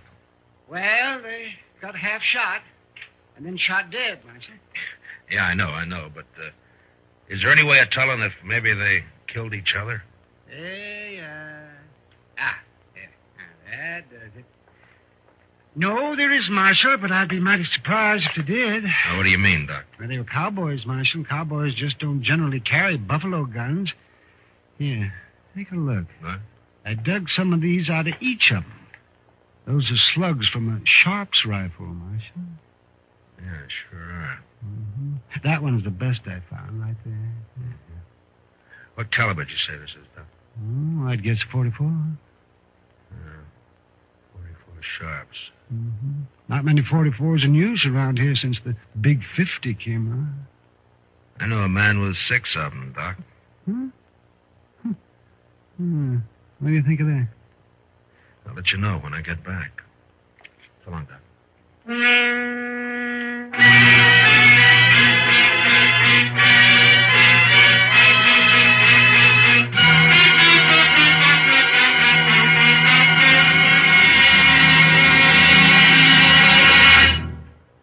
We will return for the second act of Gunsmoke in just a moment. But first, behind the famous creaking door to Inner Sanctum tomorrow evening, there lies one of the most hair-raising tales to date.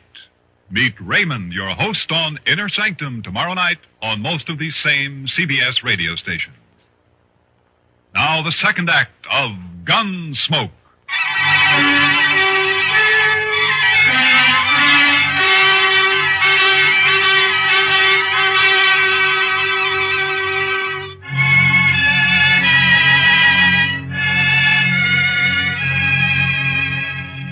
The stage driver rode with me back to where he'd found the bodies, and from there I rode on alone. It was an easy trail at first. There must have been more than a dozen horses running together. Long toward dusk, however, they suddenly split up, and I was faced with 2 different trails to follow. I made a gambler's choice and rode harder than ever. There was only an hour of light left to track by when my horse stepped into a prairie dog hole, snapped his leg, and went over hard. My head glanced off a rock. There was a shower of light, and nothing.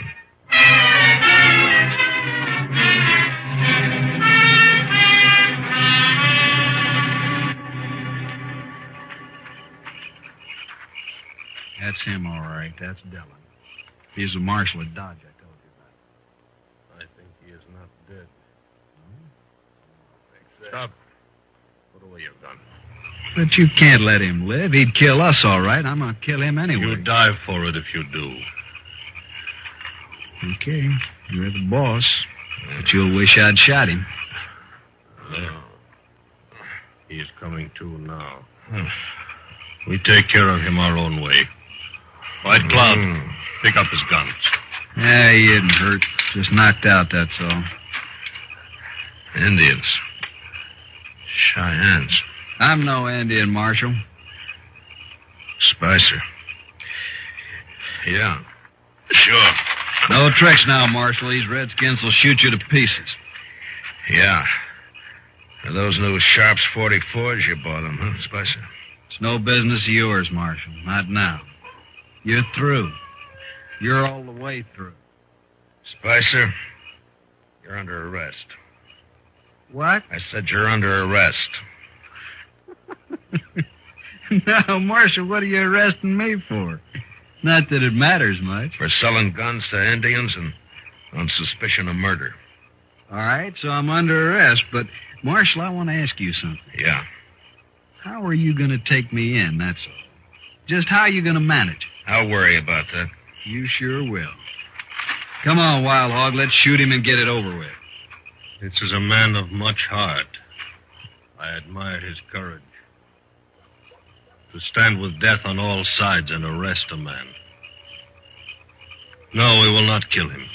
Not yet. But you can't take him with us. White Cloud, give him a horse. Come.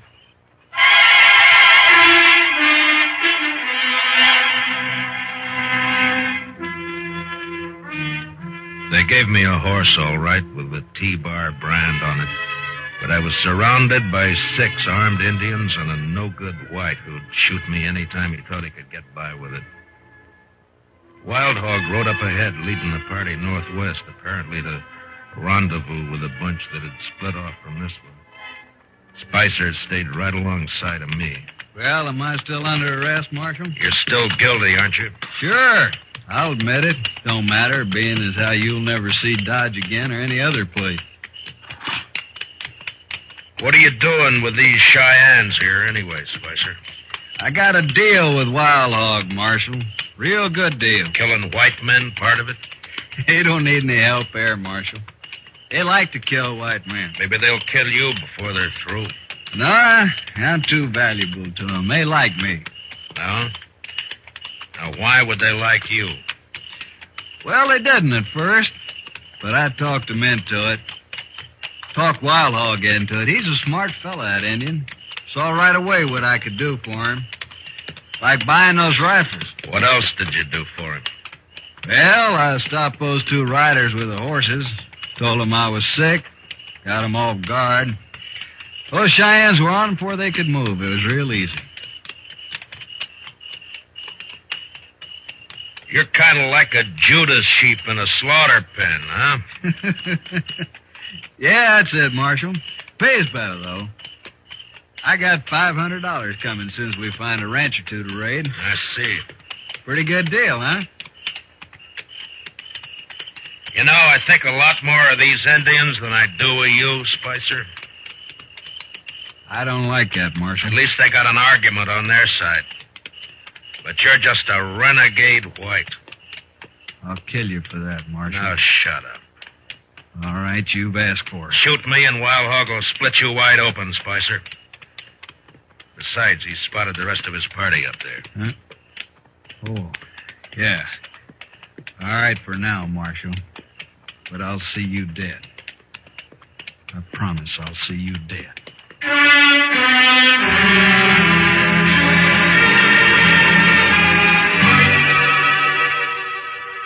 I was still alive 2 days later when we crossed the Smoky Hill River about 100 miles northwest of Dodge. There were 15 Cheyennes in the party. And day and night, 2 of them, by turns, never took their eyes off of me. They seemed anxious for an excuse to cut my throat. I had to watch every movement I made. Looked pretty hopeless. Wild Hog was smart, and he took no chances. But often he and I rode along together, though always flanked by my 2 warrior guards. Country is greener already. Better every mile. Why have you been raiding so far south, Wild Hog, if you like this land better? We are northern Cheyenne, Marshal, from the Bighorn Mountains. The Army took us south to a reservation in the Oklahoma Territory. Oh, so that's it. You jumped your reservation, huh? Why should we live in a hot, flat land that has no game? But the Army will be after you again. You've broken the law. Whose law? Ours or yours? All right, Wild Hog. But the Indian has a law against murder. You've broken that twice that I know of. Cheyenne does not speak of it as murder to kill his enemy. Those cowboys weren't your enemy, Wild Hog. They weren't fighting you. The Army drove us from our home in the mountains. The Army took our horses from us. We are going back home now on other horses, that's all. That doesn't explain your killing. Those men were peaceful. Marshal, if I could, I would kill every white man in the country. But I cannot. The Indian nations cannot. The red man has always fled before the white man. Those cowboys weren't chasing you? We needed their horses. They didn't even have a chance to fight. You tricked them. Is it only the white man who is allowed to trick his enemy? I was young once, Marshal, but I have seen too much trickery and lies and destruction and broken promises. I'll admit that's happened, Wild Hog. But you know, not every man is a liar and a killer. No. There are white men like you. And there are white men like Spicer. Spicer. Tell me something. Would you consider Ord Spicer guilty of murder? The Indian is Spicer's enemy, not his own people. Therefore, it is murder. Then you understand why it's Spicer I came after, and not you. Why not me, Marshal? You're the Army's problem, not mine. I expect to fight the Army many times before we reach the mountains. Yeah.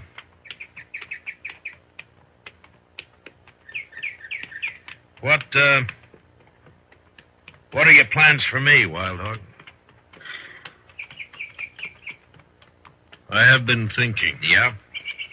I do not know yet. Well, what about Spicer? Spicer works for me. Why should I think about him? Then you're not as smart as I figured. All right, Marshal. I do not trust Spicer. He is a traitor to his own people and only for money.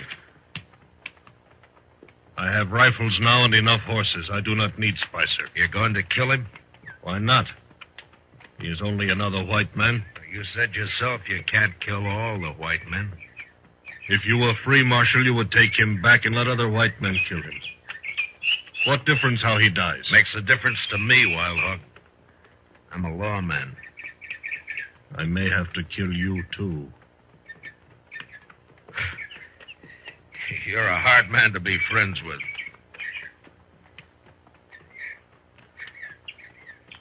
I will explain to you, Marshal. It matters little about any Indian. Few more winters and not many of my people will be alive. I do not complain of our fate. Tribe follows tribe, nation follows nation. It is the law of nature. The white man's turn to be defeated and to disappear will come.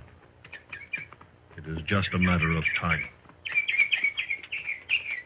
And so we may be brothers after all, Marshal. I'm not sure I believe all of that, Wild Hog. Of course not. Still, I recognize you as a warrior among your people, as I am a warrior among mine.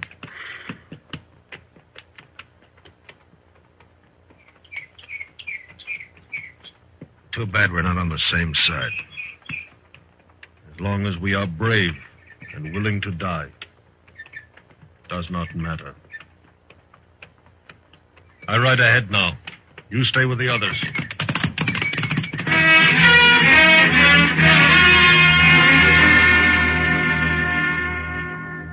That night, we reached the North Fork of the Solomon River and camped with the shadow of low hills not many miles ahead. Wild Hog ordered my guards to keep me some distance from the rest of the party. So I pulled up some buffalo grass and bedded down on it early. I watched the stars until sleep came.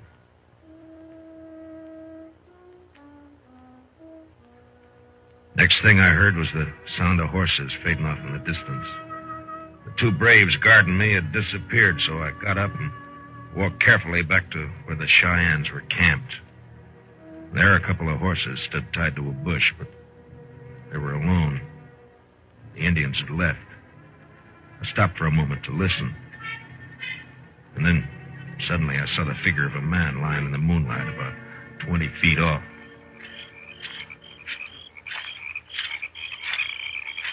Spicer?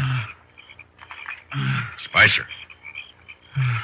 Yeah, there's no blood on you. You're all right. Come out of it, man. Come on. Yeah. My hair. You've been knocked out, that's all. Now, come on, sit up. Oh, it's you, Marshal. What happened? Where are they? Where's Wild Hog? They've gone. Gone? Gone where? Here, let me... Where'd they go? They've been headed for the Bighorn Mountains. Less chance of running into the Army if they travel at night. But they couldn't leave me, not here, not now. Looks like they did.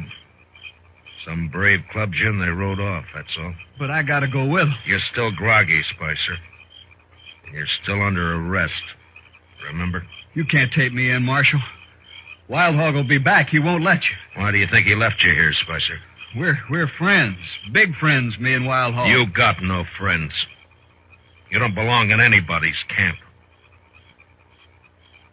And I'm taking you back to Dodge anyway.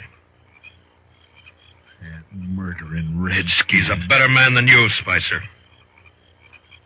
He's brave and he's willing to die.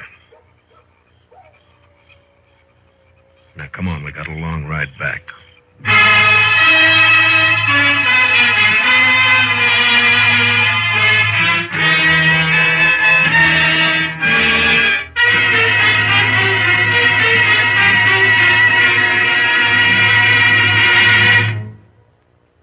Gunsmoke, under the direction of Norman Macdonald, stars William Conrad as Matt Dillon, U.S. Marshal. Tonight's story was specially written for Gunsmoke by John Meston, with music composed and conducted by Rex Corey. Featured in tonight's cast were Harry Bartell, Larry Dobkin, Herb Vigran, and Jack Crucian. Parley Bayer is Chester, and Howard McNear is Dark. Join us again next week as Matt Dillon, U.S. Marshal, fights to bring law and order out of the wild violence of the West in Gunsmoke.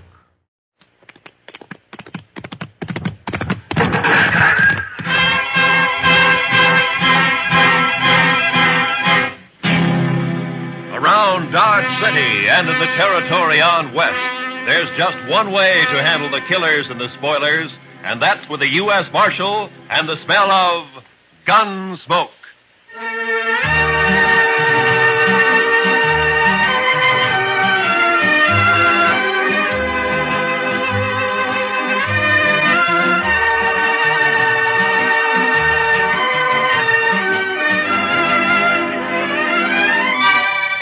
Gunsmoke, starring William Conrad. The story of the violence that moved west with young America. The story of a man who moved with it. Matt Dillon, United States Marshal.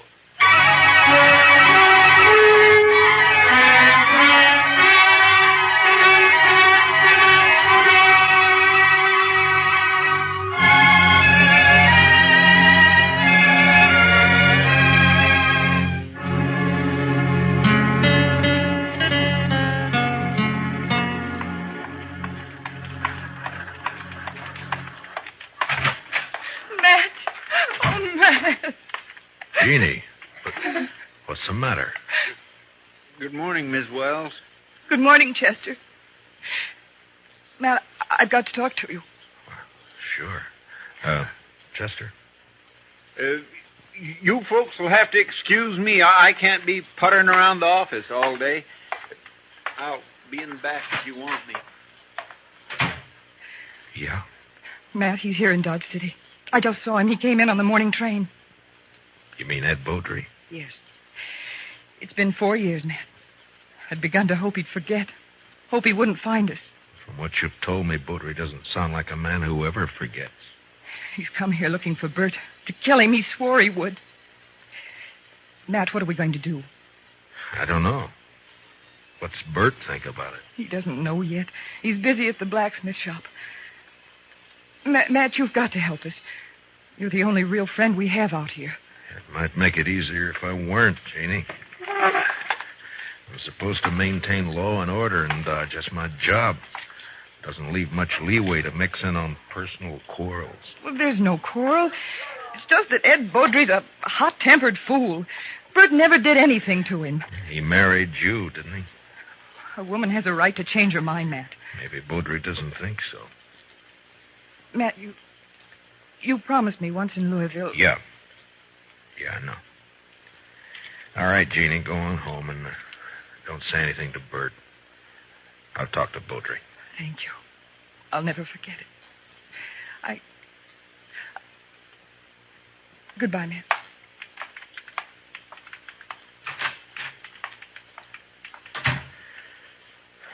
Chester. Yes, sir. I'll be right there, Mr. Dillon. Did Miss Wells leave? Yeah. Fine couple, the Wellses. Did you know them before they came out west? Not Bert. I knew Mrs. Wells. I guess we better drop over to the Texas Trail, Chester. There's a fella in town planning to do some killing.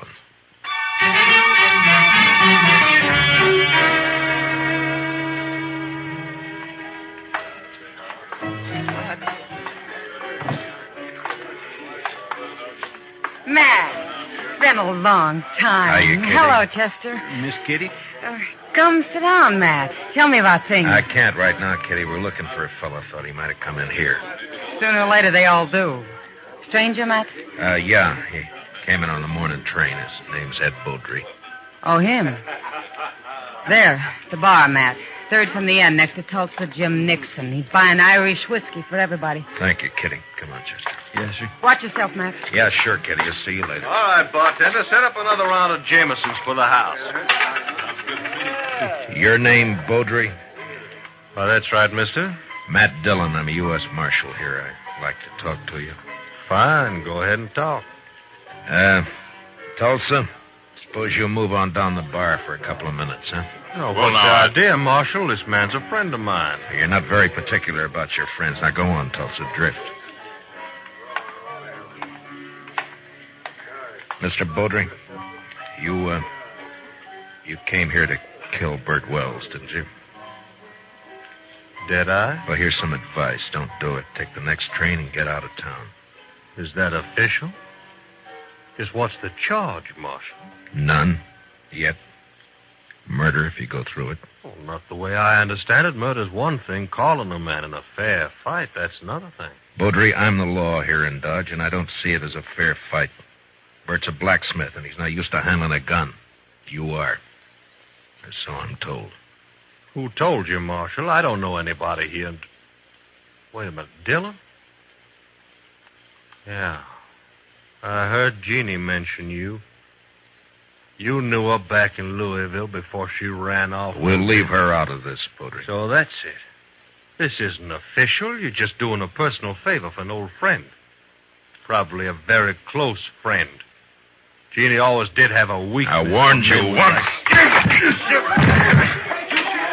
All right, hold it. Now get up, Beaudry.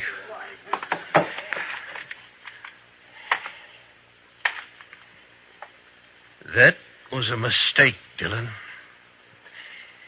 Now I'll have to kill you, too. I'm not a blacksmith, Beaudry. I'll look you up just soon as I've finished with Bert Wells. If you kill Bert, you won't have to look me up.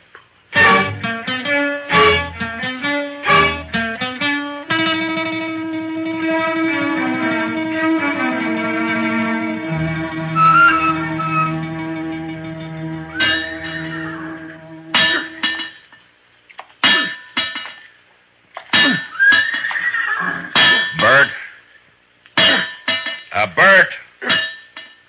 Huh? Oh, Matt. I didn't see you come in. I wanted to talk to you, Bert. About what, Matt? Ed Beaudry's in town. Beaudry? Well, it was bound to happen sometime. Has he been bothering Jeannie? No, she just happened to see him get off the train this morning. She came and told me. She shouldn't have done it, Matt. It's not your problem. Maybe it is, Bert. I'm the law in Dodge, and the law doesn't like the idea of personal grudges ended up in a killing. What do you aim to do? Yeah, prevent it if I can. Well, I wish you luck.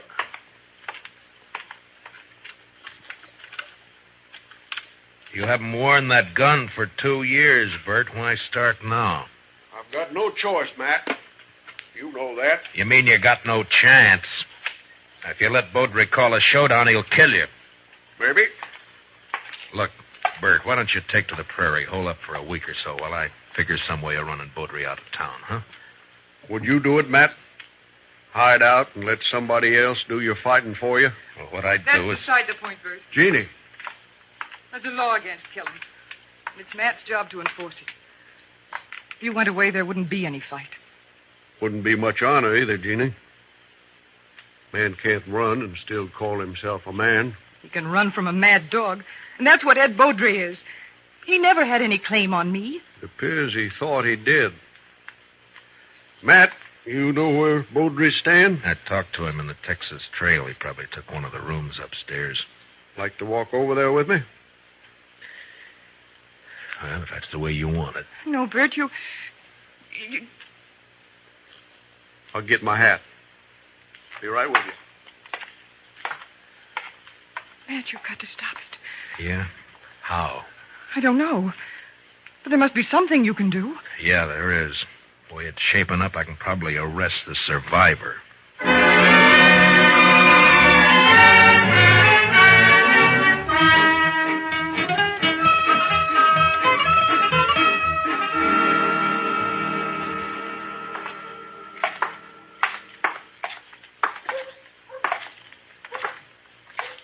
There's still time to turn back, Bert. Afraid not, Matt. I should have had it out with Baudry back there in Kentucky 5 years ago. Jeannie wanted to run away and avoid trouble, and she was so beautiful it was hard to argue with her. Yeah, I know. Be hard on her if anything happened to you. Life's always hard on a woman, I guess. Worse out here on the prairie. Look out for her, Matt, in case I mean if anything. Mr. Dillon? Huh? Oh, what is it, Chester? Baudry left the saloon a little while ago. Went over to the livery stable to hire a horse. Oh? I think he's riding out to your place, Mr. Wells. He's been doing a lot of talking. Jeannie will be there alone, Matt. I better get back home. It won't be necessary. Here comes Baudry now. I won't draw unless he does, Matt. Heads up, Chester. Yes, sir.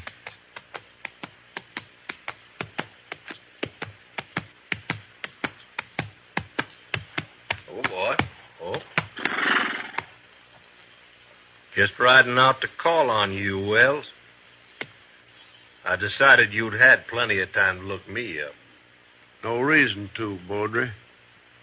Most men would figure they had reason. Somebody been in a local saloon, telling their wife's history. What? Baudry, you... All right, hold it. Don't draw, Bert. Chester, cover Baudry. Just keep your hands still, Mr. Baudry. You're fast with that gun, Dillon. Fast enough, Mr. You make Baudry. a good bodyguard. Too bad you can't ride her 24 hours a day. I told you what to expect if you keep pushing this thing, Mr. Baudry. Now use some sense and get out of town while you're still alive. I've been in lots of towns, Dillon. I left them all alive. Wells, I've been planning to kill you for 5 years. Plans don't always work out. Listen, Will. You got till sundown. After that, I'm going to shoot you on sight. All right, Mr. Baudry. If you've finished speaking your piece, move along. Why, surely, Mr. Dillon. See you later. Well, still a couple of hours before sundown. Think I'd like to spend them with Jeannie. I'll see you, Matt. Yeah, sure. Goodbye, Bert.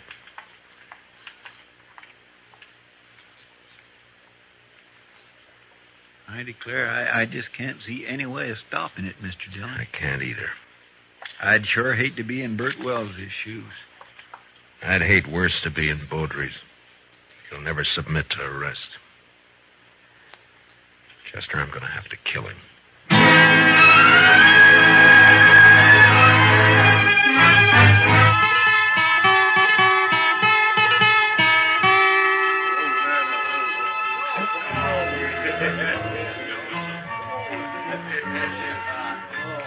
Why don't you relax, Matt? You're nervous as a cat. Yeah, and I'll stay nervous, Kitty, until I find out what's happened to those two. Baudry slipped out the back way just at dusk. The piano player saw him. Yeah. Well, Bert pulled the same trick. I had a couple of boys watching the blacksmith shop, but he managed to give them the slip. There's nothing you can do now, Matt. Well, Another killing. And you in the middle again. Why, Matt? Why do you do it? it's a job, Kitty. Somebody's got to do it. But why you? There are other things in life if you look around for them. Well, maybe I will someday. Will you look my way, Matt? Well, Matt, I brought my kit. I'm all prepared. Where are the victims? No victims yet, Doc. You're jumping the gun. Well, I understand it's going to be a real showdown. The boys at the bar are offering 2-1 on Baudry. That's about the odds I figure if the shooting really starts. Oh, it'll start all right. Oh, and there's not a thing in the world can stop it. Chester, what are you doing in here? I told you to watch that street.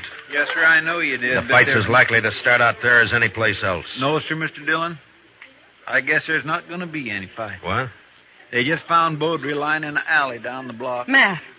Somebody sneaked up behind him with a hammer. He's sure dead.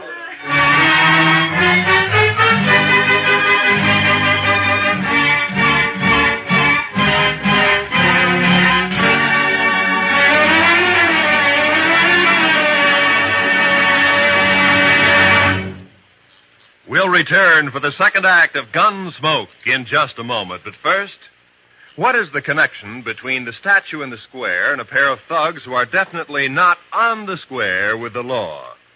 Tonight on Gangbusters, hear the complete details of this exciting case taken from actual police files. Remember, it's Gangbusters later tonight on most of these same CBS radio stations. Don't miss it. Now, the second act of Gunsmoke.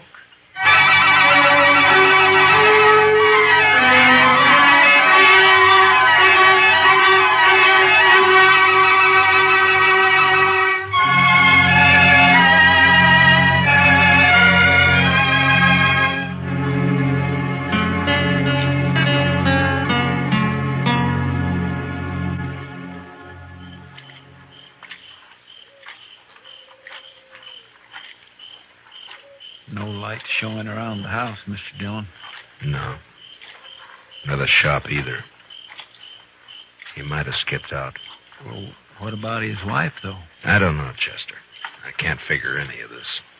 It's not like Bert to pull a sneaking trick like that. Hold it. Don't move. He's there by the tree, Chester. Yes, sir. Bert? Who is it? Who's there? Matt. Chester's with me. You better put away the gun. All right, Matt. I thought it was somebody else. Who, Bert? Well, you know who. Beaudry, of course. Guess I better take your gun. Official, Matt? Official. Well, I got no quarrel with the law. Here. Thank you. Now, why did you do it? What do you mean? If it had been a gunfight, the law couldn't have touched you. Now, the circumstances are all in your favor. But this way they'll call it murder, and they'll be right, because that's what it was. Matt, what are you talking about? It's no use. You left the hammer lying right beside his body. It's got your sharp brand carved in the handle of it. Whose body you talking about? You mean Beaudry? Yeah, sure, Beaudry. Matt, you're making a mistake. I went looking for Beaudry, yes, but I didn't find him. Then I come back here. I was afraid to leave Jeannie there in the house alone. I didn't do it, Matt. You're wrong. It's not up to me, Bert. It's the court's job. All I can do is take you in. The evidence is too strong, and I got no choice. No choice? I didn't have a choice either. We must have had a choice somewhere back down the line. When? Where was it we could have stopped and turned back? I'm a marshal, not a philosopher. Now, let's go. What about Jeannie? I got to tell her. Chester will take care of it. Be better if you do it, Matt. You're a friend. That'd make it easy. I'd rather not if you don't mind. Now, come on, let's go.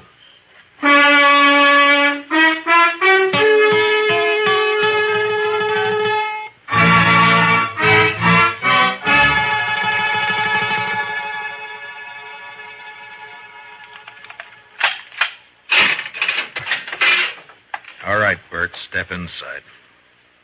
4 years we've been friends, Matt. I never thought it would come to this. Neither did I. You said you didn't find any money on him. It could have been robbery. Or made to look like robbery. But either way, there's nothing I can do. Now, you better step inside.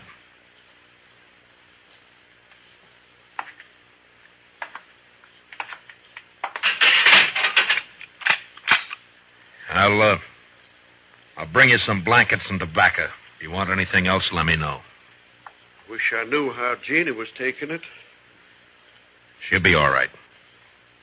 She's a fine girl. Matt, look out for her, will you? Bert, a man's job is one thing, friendship's another. This prairie country is rough and tough and wild at the best. And without the law, nobody could survive in it. And that means putting friendship aside sometimes. But a man still doesn't forget. Yeah, I'll look out for her. Thanks, Matt. I'll see you later.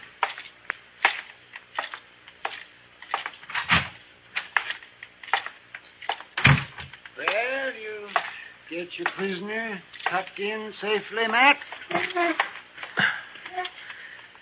What about Beaudry? He's dead. Absolutely dead. Like I never saw anybody any deader. Blacksmith hammer makes a mighty fine weapon. Yeah, at least for sneaking up behind. I can't figure Bert doing that's not like him. Sometimes a man changes under pressure, Doc. Yeah, I can't figure it either. What would you say his chances are? Bad. Straws all point one way. Yes, maybe somebody's been messing with the straw stack. Who? That's a good question, man. Well, the court will ask it. Yeah, if he ever gets there. What do you mean? I just come from Texas Trail a while ago, and some of the boys are kind of riled up. They're talking real loose. No law against talking. Doubt if they aim to leave it at talking, Matt. They figure the evidence is a little on the weak side. A court might turn Bert loose, so they're saying it's up to them. Yeah, they're just mad because they lost their source of free drink. Well, maybe so, but you better keep your eyes open, Matt.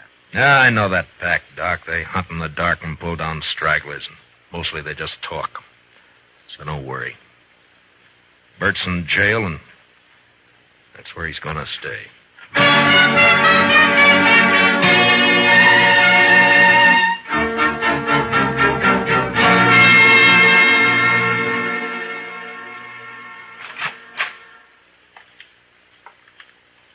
Matt? Matt, are you here? Yeah, I'm here. Wait a minute, I'll light the lamp.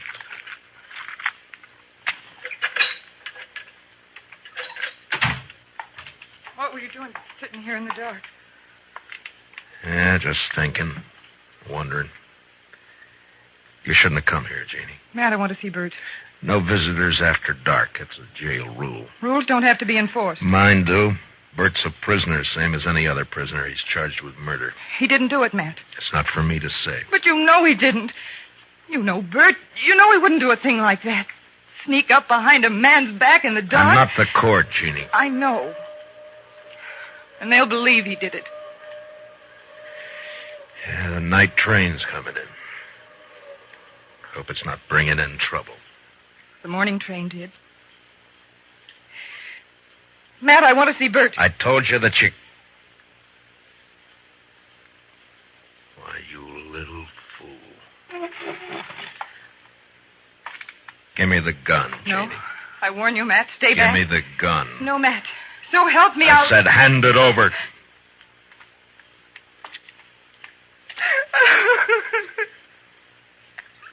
You knew I wouldn't shoot. Yeah.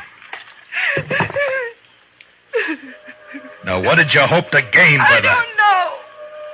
Get Bert out. Maybe I don't know. None of this is his fault. Something's got to be done. Matt, you've got to help me. Mr. Dillon? Yeah, what is it, Chester? I just come from the Texas Trail. I think there's going to be some trouble. Trouble? The bunch that hangs out around there are doing a lot of drinking and talking up the idea of coming over here to the jail. Oh, no. Well, maybe we ought to go over there and do some talking ourselves. Jeannie, I think the best thing for you to do is to go back home and stay there till morning. Now, don't worry about this. Nothing's going to happen. Oh, but, Matt, you can't handle that crowd alone. I've been handling things alone for a long time. All right, Chester.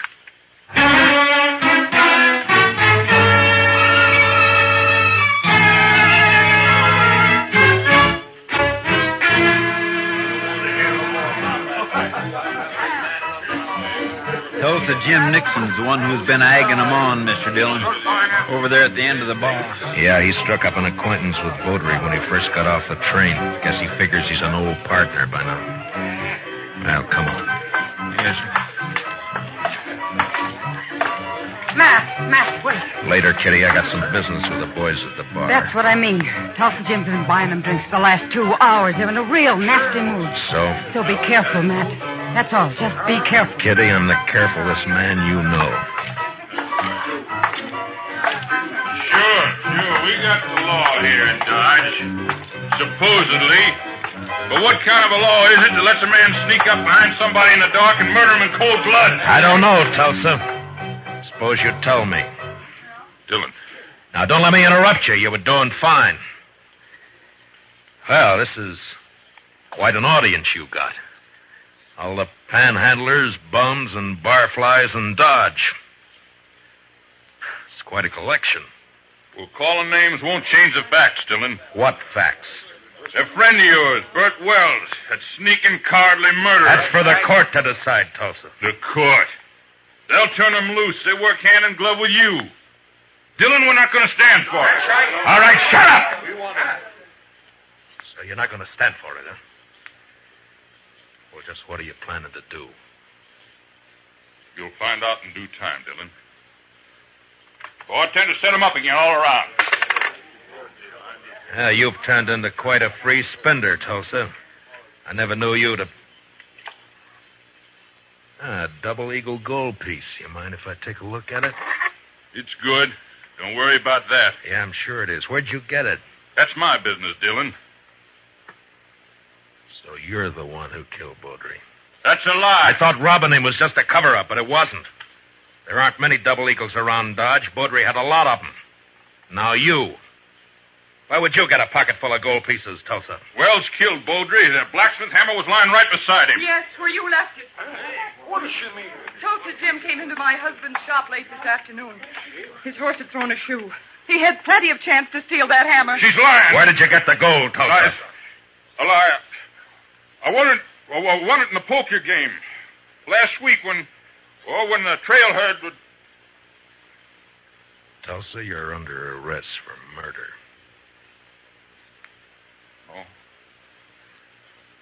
No, you'll never take me. All right, Doc. You better get up an inquest. Confound it, Matt. You never give me any chance to practice on live people.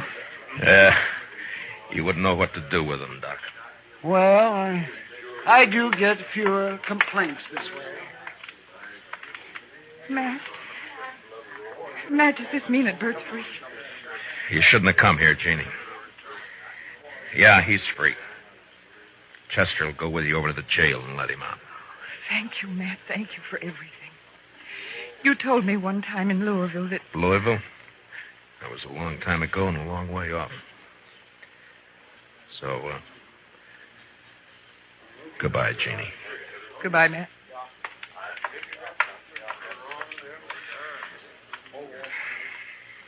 What's it all about, Matt? What? What's anything all about, Kitty? Professor, what do you say let's have a little tune, huh? Why, sure thing, Mr. Dillon. What'd you like to hear? Oh, how about that one of Foster's? Jeannie. Jeannie with the light brown hair. You bet. You knew her before, didn't you, Matt?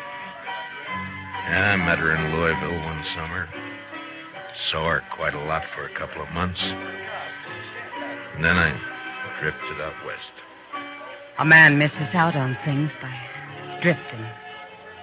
I told her then if she ever needed help to call on me.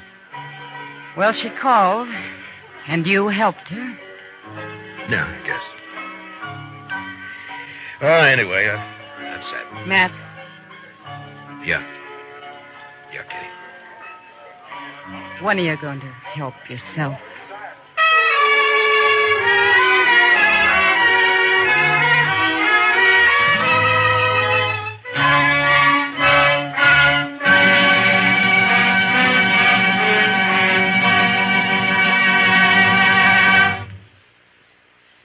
Gunsmoke, under the direction of Norman MacDonald, stars William Conrad as Matt Dillon, U.S. Marshal.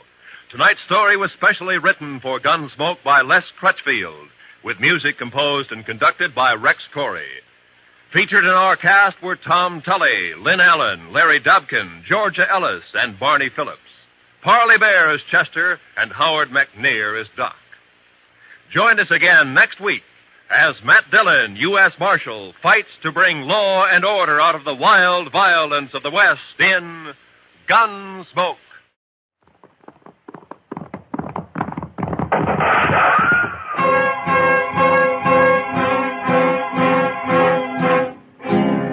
Around Dodge City and in the territory on West, there's just one way to handle the killers and the spoilers, and that's with the U.S. Marshal and the smell of Gunsmoke.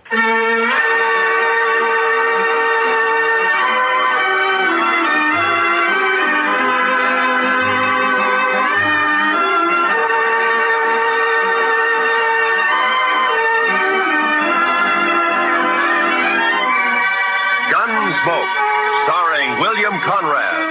The story of the violence that moved west with young America. The story of a man who moved with it. Matt Dillon, United States Marshal.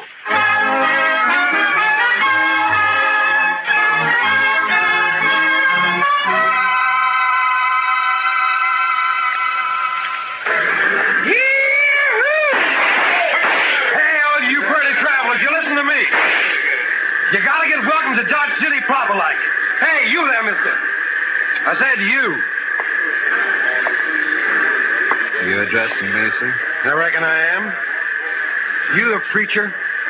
Not exactly. You dress like a preacher. If you'll excuse me. Back up, fancy pants. You ain't no preacher. I figure on making you dance some for the folks. You think you can hoorah me? Dude, I said dance. Dance or the next shot will take off one of your toes. I don't think I'd like that. Doc, no. All right, Thorne, put up the gun. Marshal, you got a wild and woolly town here. Marshal, you move aside. I'm going to make this grinning dude kick up his heels for us. I'd say that might be quite a trick, Thorne. Unless he's changed a lot since I last met him. Have you, Doc? Not for the good, Matt. I was afraid. You pasty-faced tenderfoot. I said for Shut you... up, Thorne. He's drunk, Doc. He's dead. You just don't know it yet. I'll take it good if you'd meet me later at my office. All right, Matt. To you. Well, that's sure a lot of talk. Now I'm going to shoot that dude's boot heels. Fire one shot and I'll pistol whip you, Thorne. What's that? You're kind of forgetting who's holding a gun, ain't you? Oh! I wasn't forgetting. Oh, my wrist. You broke my wrist. I doubt it. Now let's go to jail. Oh, you can't put me in jail. I'm Thorne Finley. Move. Oh, you wait till I tell Big Jack about this, and I will, too. Do that. He might be grateful to me for saving your neck. You pulled some fool stunts, Thorne, but you've never been closer to dying than just a minute ago. You mean from that fancy pants? Oh, I could handle 6 like him. That makes you a lot of man. I can name a dozen pretty good gun hands who can't handle one of it. What? That's Doc Holliday.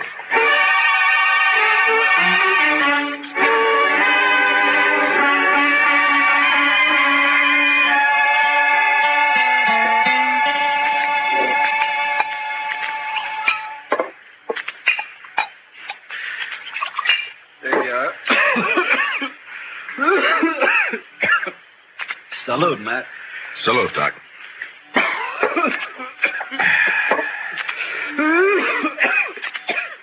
It sounds worse, Doc. Yeah, I got orders to go to Arizona. Air's dry there, better for my lungs. Going? Thought I might. Wyatt invited me to visit him. He and Virgil and Morgan are the law down there. Some little mining town called Tombstone. Well, it sounds peaceful anyway. If it isn't, it will be by the time Wyatt Earp gets through. He is the peacemakingest man I ever met outside of you. Matt, who was the tellerhead down at the depot anyway? Oh, Thorne? He's just a spoiled kid. Kid? Couldn't be much younger than you. Sure, but Thorne never grew up. His father has coddled him and protected him and gotten him out of scrapes ever since he was a pup. He's never had to be a man. Not with Big Jack wet nursing him. Big Jack. Big Jack Finley. Oh, you know him? I've heard of him. Well, that figures. He owns about half of Kansas. Star in a box runs more cows than he can count. Swings a lot of weight in Dodge? Yeah, too much. Mr. Dillon? Mr. Dillon, somebody said that Doc Holliday had come into town today and he... Oh, excuse me. It's all right, Chester. Why don't you shake hands with him? Don't mind if I shake with my left hand. It's kind of habit. Yeah, I know. Mr. Dillon has the same habit. He would. How about dinner tonight, Matt? Sure. How long will you be in Dodge? Not long. Just till I finish a chore. Oh? That, chore have anything to do with Big Jack Finley? Might say so. Gonna kill him.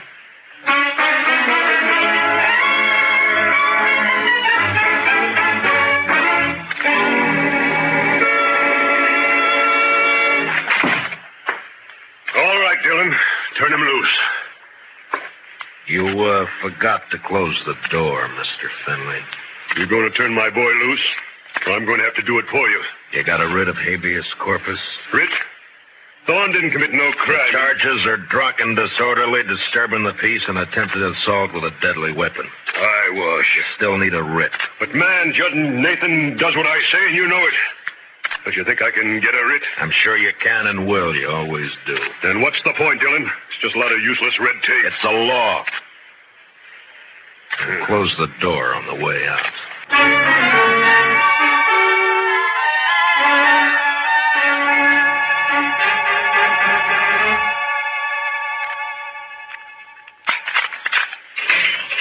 All right, Thorne. Didn't I tell you Big Jack would get me out? When are you going to learn you can't play? Save the speech. The law can't touch a Finley. You ought to get smart, Marshal. Like you? Sure, like me. Hi, Big Jack. You okay, son? Fine. Anything else, Mr. Finley? Why, yes. My boy here is a little boisterous sometimes, I know. High-spirited, you understand? Uh-huh. So I want to put a stop to all this nonsense of yours, arresting him every time he kicks up his heels a bit. Go on. Well, I'm offering you a job. Let's say, protecting my interests. $200 a month. And no work, naturally. I see we understand each other perfectly. No work, of course. All I have to do is just shut my eyes whenever Junior here breaks the law, huh? I said we understand each other. There's no need to elaborate on it, Dillon. There's a big need. Only how do I explain to a person like you that some men don't wear a price tag? Huh? How do I explain how I feel about a so-called respectable citizen making the law his private doormat? Hey, you're nothing but the stupid gunman I've always thought you were. I understand you took the part of Doc Holliday against my son. I kept Thorne from committing suicide, yeah. You sided with a notorious killer against an important citizen of this community. Now I'm telling you, Dillon, Holliday, I don't want him in Dodge tomorrow. Doc may be a gunfighter, but he's clear with the law, Finley, and a better man than your son will ever be. What? Why, That hurts, doesn't it? I'm serving notice, Marshal. You run that killer out of Dodge City, or I'll do it myself.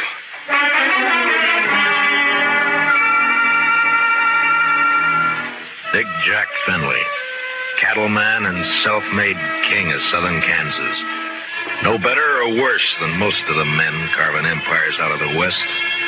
Until love for his son blinded him to the fact that Thorne Finley had gone bad. And from here on, I knew the war was on between Big Jack and me. So Big Jack Finley's going to run me out of town? No, unless I do it first. Oh? I do something naughty, Matt? Well, you threatened a man's life. That.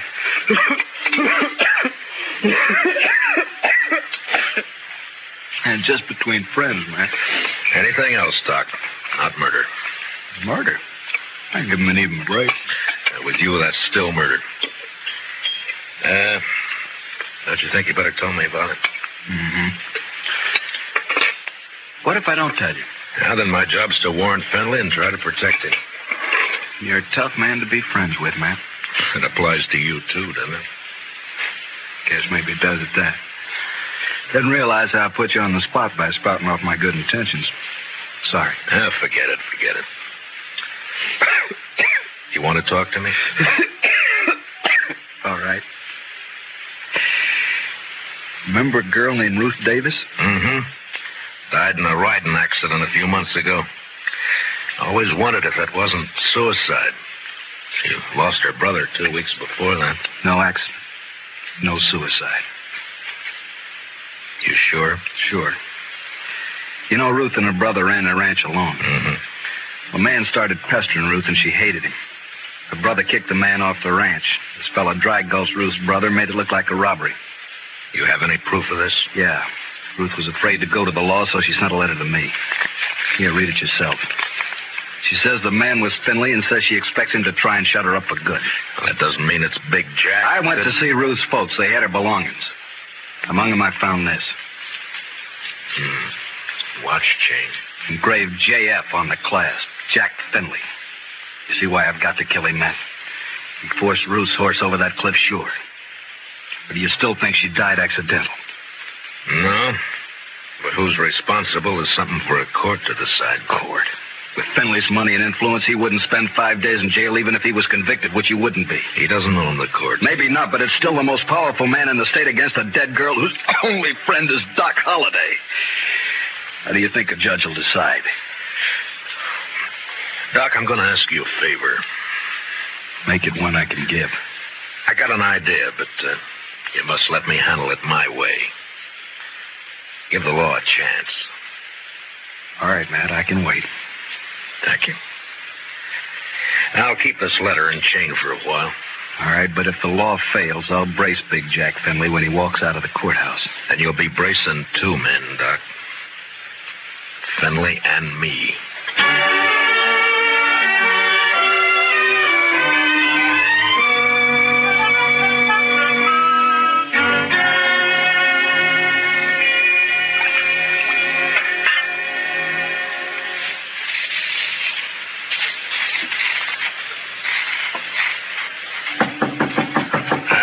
Come in. Morning, Marshal. Looks like it'll be a fine day. Well, you're up kind of early just to bring me a weather report, aren't you, Judge Nathan? Huh? Oh, well, I want to see you. Go right ahead. You mind if I finish shaving? No, please do. Just thought I'd chat with you about the... Dr. Finley's? Yes. It seems that Big Jack's very upset by your attitude. I'm not surprised. Feels you're a little rough on his boy. I am. But then his boy's a little rough. Yeah. Well, perhaps Thorne is high-spirited, like yesterday. Yesterday he was just plain high. Tell me, Judge Nathan, how do you like being on Fenley's payroll? What? You know, you used to be a pretty decent person. Oh, you can't talk to me like... Yes, I can. I'm sending a copy of Thorne's record to the governor. Governor? And with it, I'm sending a list of the writs you've issued to get him out of jail and a copy of the court records. I've only tempered my justice with mercy, that's all. Thorne's been arrested for 18 offenses, convicted of 10, spent no time in jail, and paid a total of $15 in fines. I'd say you've been very merciful. You said you were sending this to the governor. You haven't actually mailed it yet? No. You got enough.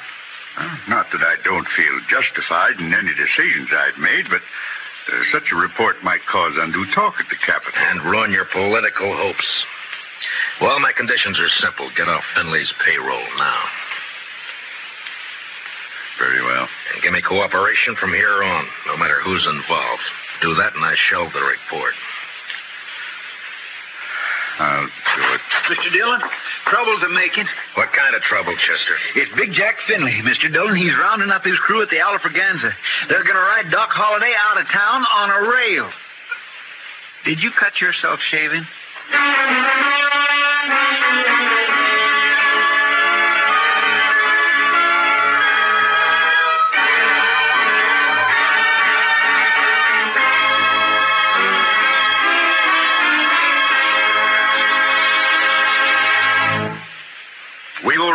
in for the second act of Gunsmoke in just a moment. But first, don't forget, starting Monday, CBS Radio's tremendous news staff will start bringing you the complete coverage of the Democratic Convention in Chicago. As you found during the Republican Convention, CBS Radio never misses. So, starting Monday, stay with CBS Radio all day and evening for the Democratic Convention. Now, the second act of Gunsmoke.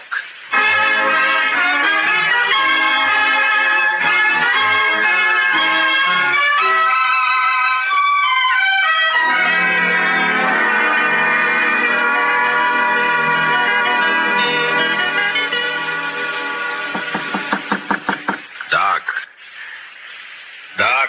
What? Wake up, Doc. It's Matt. Oh.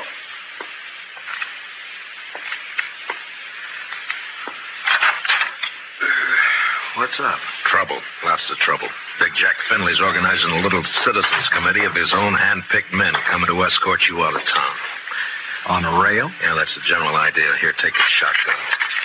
Yeah, I'll hide it under the covers, modest like. Here. I'll wait against the wall here. Good. That'll put him in a crossfire. If it comes to that. There's enough of them, we're in a spot. And likely we are. You're risking your neck to save me some bruises. One I owe you, friend Matt. It's my job. Still one I owe you.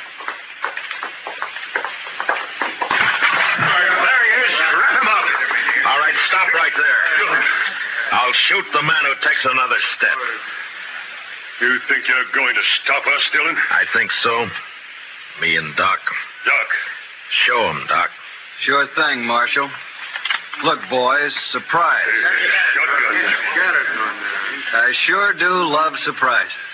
Dillon, I've got a dozen men with me. Well, sure, about 6 of them will die, Finley, if you don't crawl out of here fast. And guess who'll die first, Big Jack? You there, Moncrief. I always figured you for some brains. Get your boss out of here, quick. Sure talking sense, Big Jack. Shut up, Moncrief. You showing yellow. Oh, but, man, there's nothing here for us to die over. Listen to him, Finley.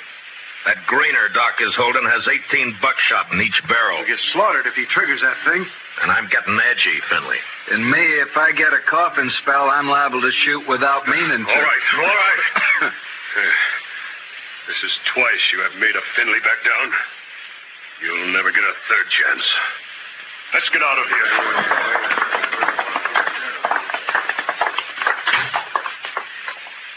Matt, when you gonna arrest him? When I'm ready. Not long. I hope not. Getting impatient to see that man dead.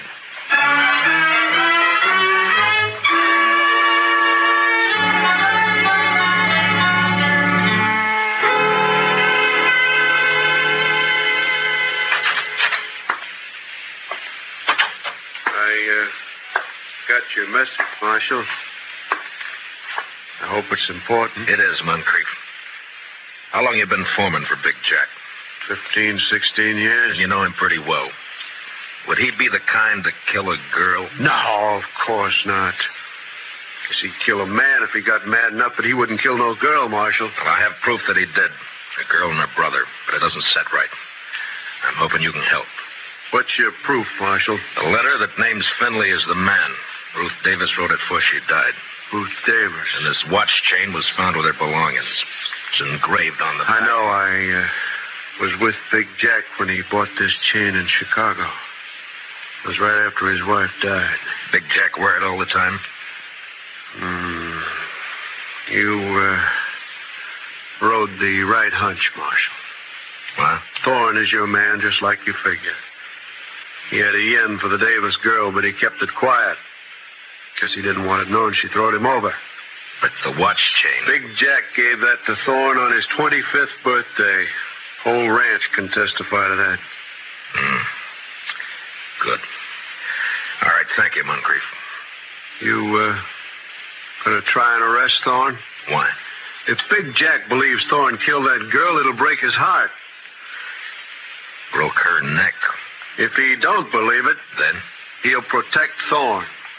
And, Marshal, there's not enough lawmen in the state of Kansas to make Big Jack give up his son.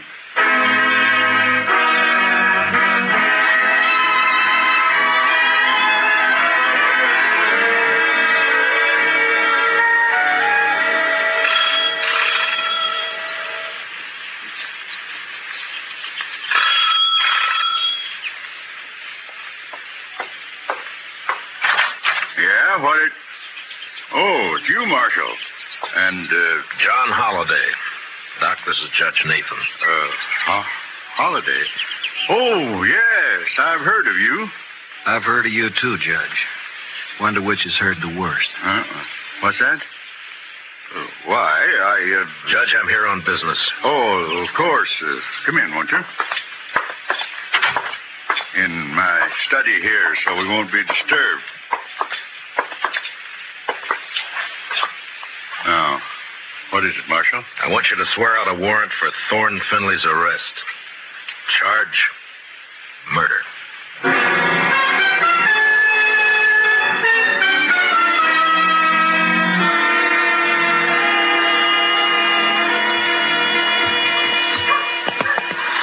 You sure you want to go with me, Doc? I'm sure. All right, hold up your right hand. Oh, no, Matt, you wouldn't make me a lawman. If you go as my deputy. I'm not letting you make this a private fight. And with my friends, if they hear I wore a star... All right, Matt, it's your show. You swear to uphold and enforce the laws of this community, the state of Kansas, and the United States to the best of your ability as deputy marshal, so help you God? All of that? All of that. I swear. Here, pin on this badge. All right, man. You know, I'm feeling this badge is going to cramp my style something terrible.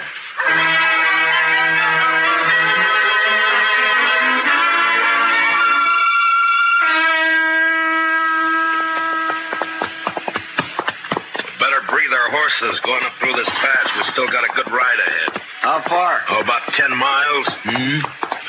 What do you think, Matt? Will they fight? Well...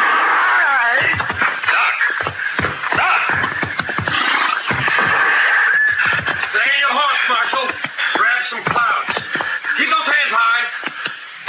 Young Queen's on the other side of the pass behind you.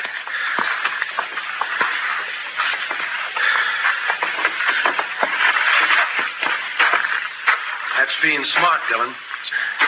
Queen will drop you if you touch her gun butt. You're handy at this bushwhacking, aren't you, Thorne? If Doc He's all right. My slug seems to have bounced off his thick skull.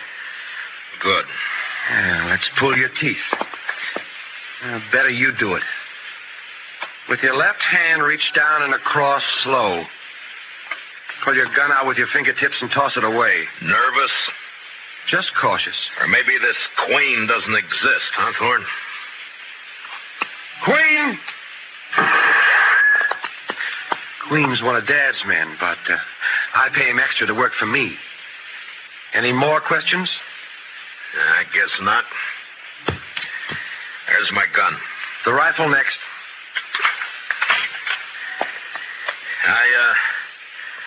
I got a penknife in my pants pocket.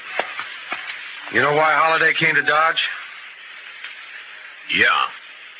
Yeah, I guess you do. You wouldn't be riding with him. Well, he's not going to tell any stories to my dad or anyone else. You can't kill us, you stupid... Not planning on killing you. And what have you got planned? Queen's kind of a magician. He's going to make Holliday just disappear. Folks won't care much about one of his kind. I would. I'd care so much I'd hang you for it. No, with Holliday gone, it's your word against mine. And you won't be able to approve a thing, Dillon. You sure of that? I'm sure. Otherwise, I'd take care of you along with Holliday. Now get on and start walking back to town. It's like I told you. Law can't touch a Finley.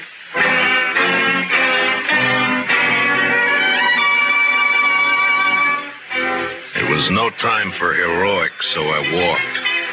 When I reached a turn, I cut back through the rocks, but it was too late. They were gone. And with them, the horses, guns, and Doc Holliday.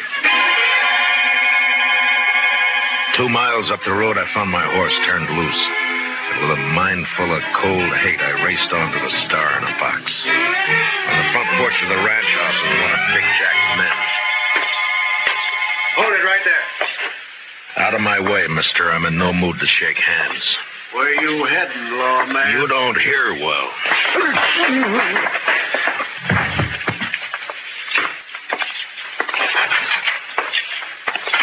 Dillon. Where's Holliday. How should I know? Get off my ranch. And where's that prize son of yours? What? Trot him out. I want him. Do you now? What on earth for? Thorne, put that gun away. Oh, no. This is just in case the marshal loses his temper. I've lost it, Junior. Sure. Dillon, I've had all I'm going to stand from you. You just think you have. Where's Holliday, Thorne? Where'd Queen take him? Holiday? Why, I haven't the faintest idea. Where is Queen, Dad? The riding fence line, but... See, Marshal, we don't know where your friend is. You're under arrest, Thorne. What's that? Ask him to show the warrant. Here. Read it, Finley. Oh, no. No, that's not possible. The judge wouldn't issue a warrant without proof. He has proof, Thorne. This is a lie. Thorne couldn't be guilty of murder. No. Take a look at his face. Son. Daddy's trying to frame me. Don't let him get away with this. No, I won't. I won't. Get out, Dillon. Man, open your eyes. This is not going to help you. You heard me. I don't believe you, your warrant, or your proof. I believe my son. So get off this ranch. Get out of the state. You let me see you again, so help me, I'll kill you myself. Forget me. You're bucking the law. You can't. I make my own law. So do I. Doc Holliday. But you're supposed to be dead. Queen was supposed He's to... the one who's dead. I carry a knife in my boot just for men like him. Thorne, God help me. You are guilty. He sure is. And if he knows any prayers, he'd better get them over with. No, Doc. He goes back with us as our prisoner. You're wrong, Marshal. I'll take care of my son. Dad, no. You rotten, lying murderer. Please don't. I should have strangled you in the cradle when you were... I'll shoot you all! Finley, look out! I threw myself at Finley and both of us hit the floor, rolling away from Thorne as he raised his gun to fire. Then in the doorway, the blood-stained, terrible figure of Doc Holliday went into action. His pale hands blurred over his holster. Ruth Thorne!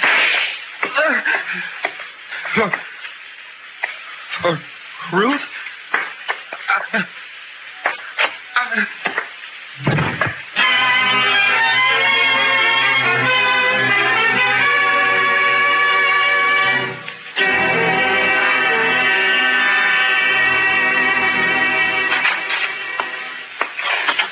Ready to leave, Mr. Holliday. Thanks, Chester. You sure you want to stay around a while, Doc? Yeah, we're good friends, Matt, but you're a peace officer. I guess I'm not a very peaceful man.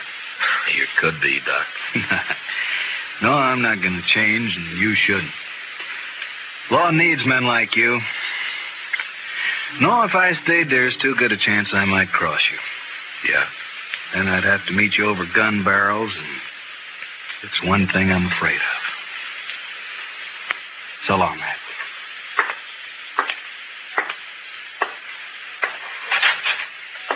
Good luck, Doc. My.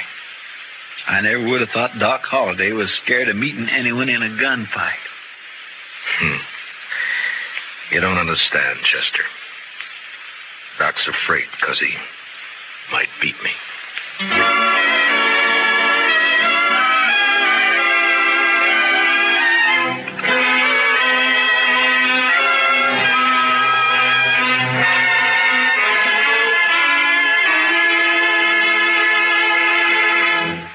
Gunsmoke, under the direction of Norman MacDonald, stars William Conrad as Matt Dillon, U.S. Marshal. Tonight's story was specially written for Gunsmoke by Herb Purdom, with music composed and conducted by Rex Corey. Featured in our cast were Harry Bartell as Doc Holliday, with Lee Millar, Nestor Paiva, Ralph Moody, and Tom Tully. Parley Bear is Chester. Join us again next week as Matt Dillon, U.S. Marshal, fights to bring law and order out of the wild violence of the West in Gunsmoke.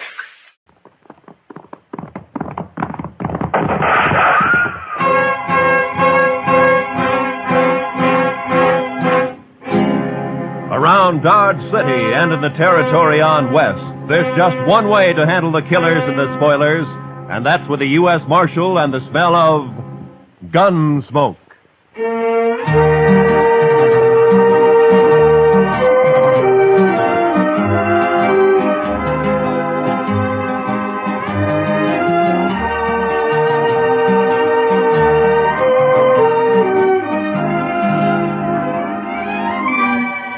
Gunsmoke, starring William Conrad. The story of the violence that moved west with young America. The story of a man who moved with it. Matt Dillon, United States Marshal.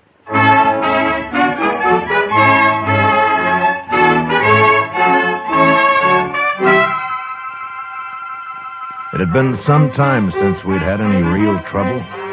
Anything more than throwing a few juiced-up cowboys in jail to sober up for a few hours. And I liked it peaceful for a change, and I hoped that it'd stay that way. Well, that morning I'd gone to take a few catfish out of the Arkansas. When I got back to the office, I found a note from Chester saying he's at the Alafraganza having a beer.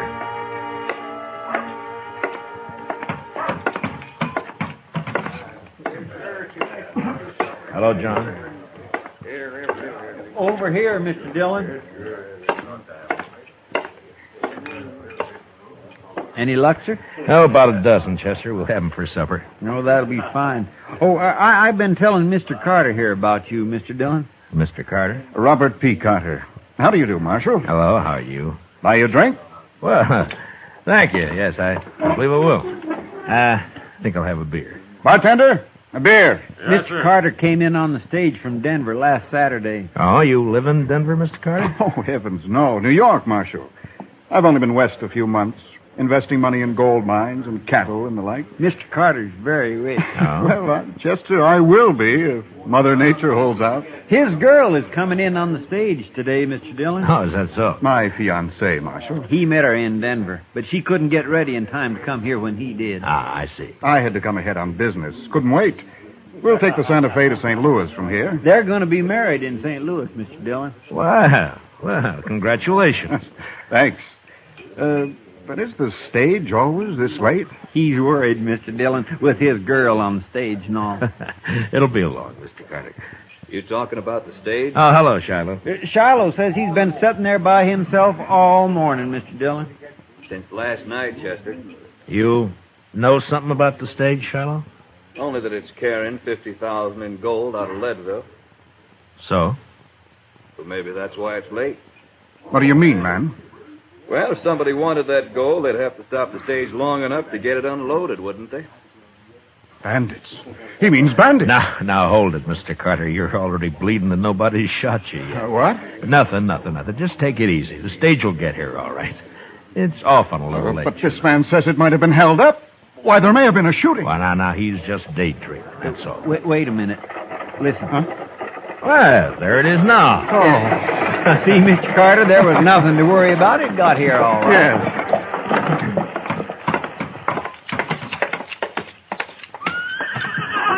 Marshal! Hey, Marshal, come here. What is it, Jim? Got held up, Marshal. What? Lost 50,000 in gold. Where'd this happen? About 20 miles back near Cottonwood Draw, but... Anybody shot? Now, they shot and fired. They tricked it. But Jane! Marshal... Where's Jane? What? Driver! Where's the girl who was on this stage? What's happened to her? That's what I started to tell you, Marshal. There's a tree across the road. We got down to move it. This rider got the drop on us. He's all alone. Never mind all that. Where's the girl? He took the gold, took the girl, too. What? He took Jane? You mean to tell me you let him take Jane? Well, now, mister, there wasn't much choice. He held a shotgun on us, and they're gone before we could do a thing. Oh, but this is impossible. Now, take it easy, Mr. Carter. We'll find him. You'll find it. You were out fishing when it happened. What kind of law is there around here anyway? Easy, Mr. Carter. I took one of the team after him, Marshal, but I couldn't get near him. He had an extra saddle horse with him. Put her on that. I see. But I don't think he planned on kidnapping that girl. Way it was, he just looked at her and told her to come along. Did you recognize him, Jim? No. Those horses are both sorrels. By heaven, Marshal, you'd better get her back here at once, or I'll take this up with Washington. I'll see you disgraced. Shut up, Carter. Chester, go get our horses and a couple of rifles. I'll get a few more details from Jim here. Well, don't you want a posse, Mr. No, there'd be too much shooting around that girl. Now, hurry, will you? Yes, sir. I'll hurry, Mr. Dillon. Mark my words. You'd better have Jane back here by nightfall, Marshal. You care to ride along, Mr. Carter? No. No, I'm not equipped for that sort of thing. I'll take care of matters at this end. Yeah. All right, now, Jim, now tell me first exactly what happened. Well, we just come down into the draw about 100 yards from the creek.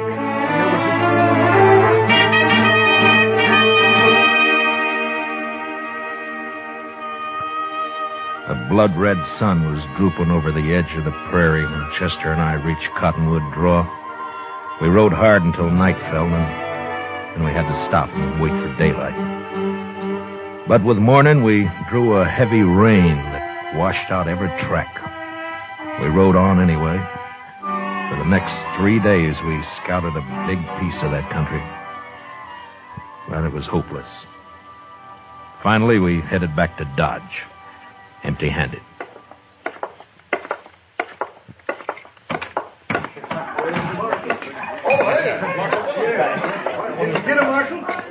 Bartender, bring me a bottle, will you? Sure, Matt. Where is she, Marshal?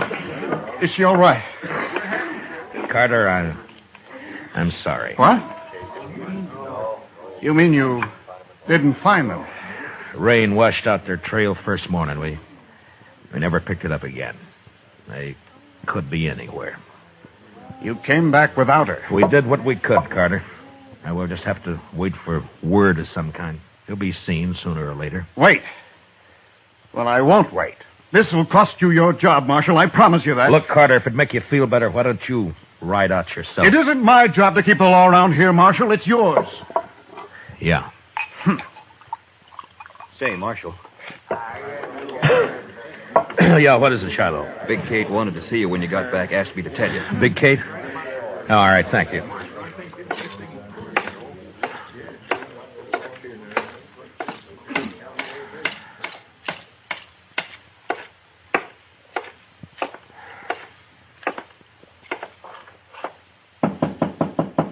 Come in. Oh. No luck, eh, Matt? How'd you know, Kate? I can tell by looking at you. Yeah, it's thousands and thousands of miles, that prairie. It'd been just luck if we'd found them. Nobody's blaming you, Matt. No? Carter is. And I suppose it's hard on him. His fiancée and all that. Carter's no good, Matt. Well, I never liked him, but I suppose that doesn't matter. And I'll tell you why he's no good. Huh? You know something, Kate? Carter's been drunk a lot while you were out. He was bragging to one of the girls last night. Bragging? What, about what? Not much, to my way of thinking.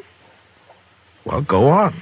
Well, to make it short, seems Jane's father got into a big deal with Carter up in Denver. Yeah? Carter got him tied up good and then threatened to ruin him. Well, so what happened? He didn't ruin him. He took Jane instead. Yeah. Well, maybe she likes him. You don't know much about women, do you, Matt? You think a Boughten bride is likely to be in love with the man? So that's what I have to bring her back to. Well, what are you going to do about it? What can I do, Kate? Just have to wait and see what turns up.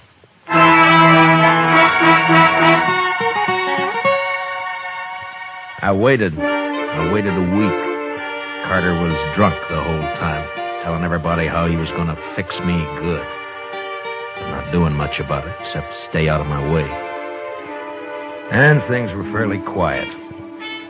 Chester and I spent most of our time in the office. Well, he sure fooled me, Mr. Dillon. Now, Carter? Yes, sir.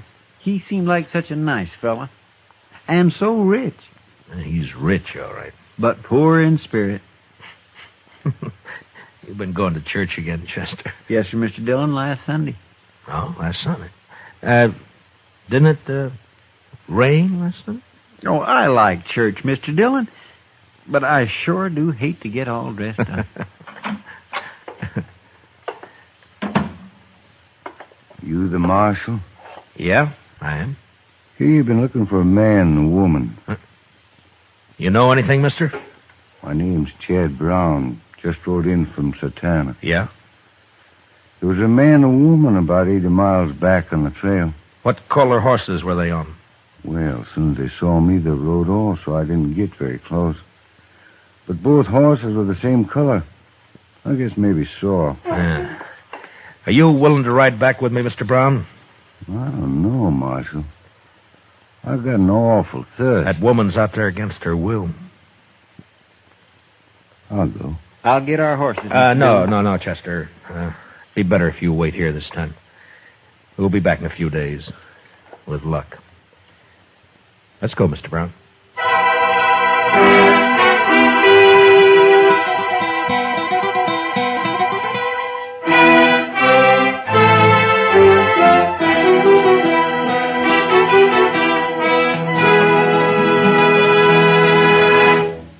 We will return for the second act of Gunsmoke in just a moment. But first, Frank Fontaine now brings you comedy with 4 members of the Frank Fontaine family, guest stars, and a delightful cast of entertainers. Sunday nights on CBS Radio. Listen in for the Frank Fontaine Show tomorrow night. It's refreshing summer listening.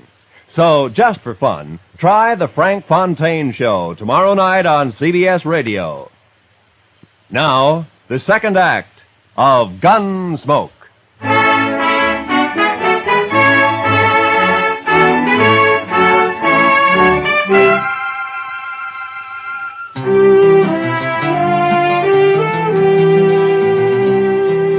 Chad Brown and I covered the 80 miles in a day and a half. The Outlaws' trail headed south for a few miles and then turned northeast, back in the general direction of Dodge. It was hot and still. On the horizon, there were occasional flashes of heat lightning. And then in the distance, we saw the long, low cloud of yellow dust that spelled cattle. A Texas herd trailing north. The kidnappers' tracks led straight into it, and an hour later, we pulled up not far from the swing of the herd. A line of longhorns stretched for several miles across our trail. We watched them, looking for a lag to ride through. All of a sudden, a rider came hallooing down on us. Hold up! Hold up there!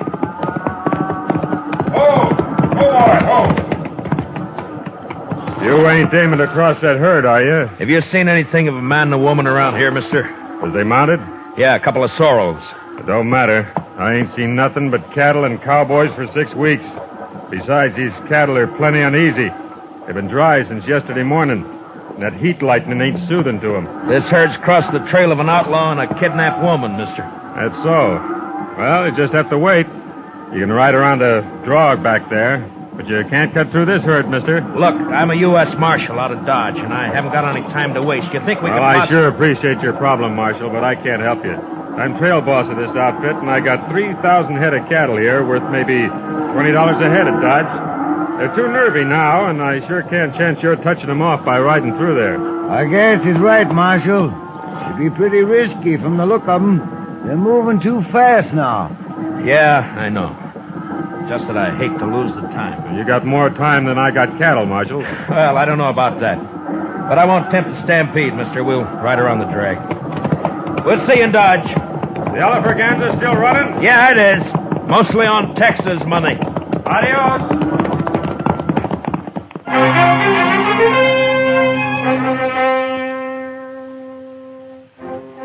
We rode down along the herd and back up the other side, about a 4-mile detour. But we picked up the trail again and followed it till dark. Next morning, we found the outlaw still headed straight for Dodge, and all we could figure was that he must be new to the country and just plain lost. Naturally, he'd want to avoid asking questions of anybody. By noon, we were in sight of town, and during the last hour, neither Brown nor I said a word. Finally, we rode up Front Street and got down at the jail.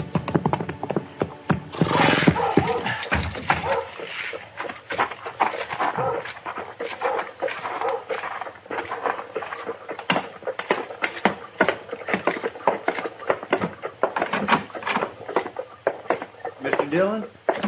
We got him, Mr. Dillon. They rode right in here early this morning. Gave himself up, huh? Yes, sir. I got the man locked up in back, and the money is over at the bank. Oh, good. How's the girl, Chester? Oh, she's fine. A little tired, but fine. Yeah.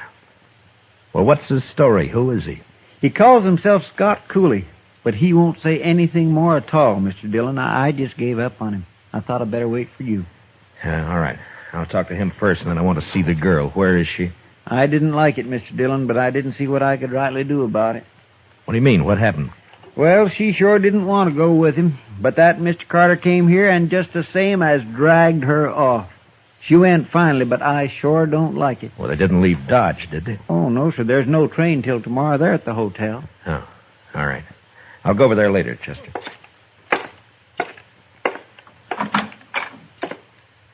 Yeah, so you're Scott Cooley, huh? You're new around here, aren't you? Well, anyways, I never saw you before, Marshal. Well, I've tried hard enough to meet up with you, Cooley. You're in trouble, you know, bad trouble. Marshal, you got anything to say, just say it right out. I got nothing to say. I'm just curious why you rode into Dodge, that's all. What do you care? I'm here. You got the money back and... And what? Oh, leave me alone, Marshal. Just let me alone. You gotta talk sometime. Now listen, Marshal. I'm ready to serve my time. That's why I gave myself up. But talk, no. I don't have to talk. Not for you. Not for anybody else. Mm-hmm. All right, Cooley. Have it your way. Marshal. Yeah? Marshal, you going to see Jane? Yeah? Why? Well, what are you going to see her about? Find out what happened? Yeah. Marshal, I don't suppose you'd let me out of here just long enough to kill Carter. Yeah, you mean the girl told you about it? I wouldn't care if I hanged for it. It'd be worth it to kill him. Mm-hmm. Tell me something. What makes you think what you did's any better? What? You wouldn't understand, Marshal. But you do what you can for her, will you? Anything else you want to tell me? No, that's all.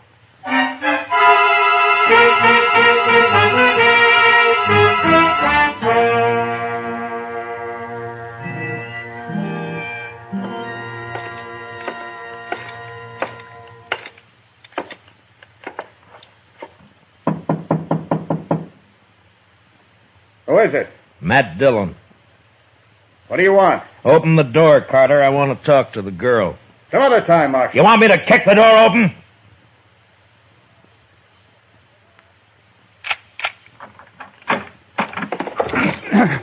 You're asking for trouble, Carter. How do you do, miss? I'm Marshal Dillon. How do you do, Marshal? I know you've been through a lot, miss, but I have to get the whole story from you so as I can file the proper charges against this outlaw, Scott Cooley. You want to use me to put him in prison? Is that it? Well, he's committed 2 crimes, robbery and kidnapping. We'll want him up for both. Well, doesn't the fact that he gave himself up and returned the money help at all? I'm afraid I don't gather your drift. Then let it go at that, Marshal. We're leaving Dodge on the next train. So Jane won't be here to testify anyway. No? Is that what you have in mind, Jane? Oh, no. I mean, I don't know. Oh, please. She's upset enough. Marshal, leave her alone. If I want anything out of you, Carter, I'll knock it out. Now shut up. You can't talk to me like that. Wait. Marshal, I'll tell you all about it, but first... Yeah? Well, not in front of him. Make him go out, and then I'll tell you. All right, Carter. Outside. Don't you order me around. This is my room, and... I'll throw you out. If I open the door and find you around, I'll throw you all the way downstairs. Now get it!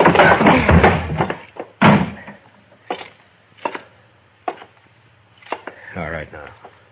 Jane, you can talk. Can I trust you, Marshal? Really trust you? Well, that's up to you. But I'll tell you this. I know about Carter. About you and Carter, that is. Then you know how I hate him. Yeah? But right now I'm curious about this kidnapping. What happened? Why did Cooley give himself up? Because we decided we couldn't live being hunted down the rest of our lives. Ah. So you were in on it with him, huh? No, Marshal. The first time I ever saw Scott Cooley was when he held up the stage. I'd like to believe that. Very simple, Marshal. I love Scott Cooley. What? I love him. Oh, now look, Jane, girls like you just don't go around falling in love with outlaws.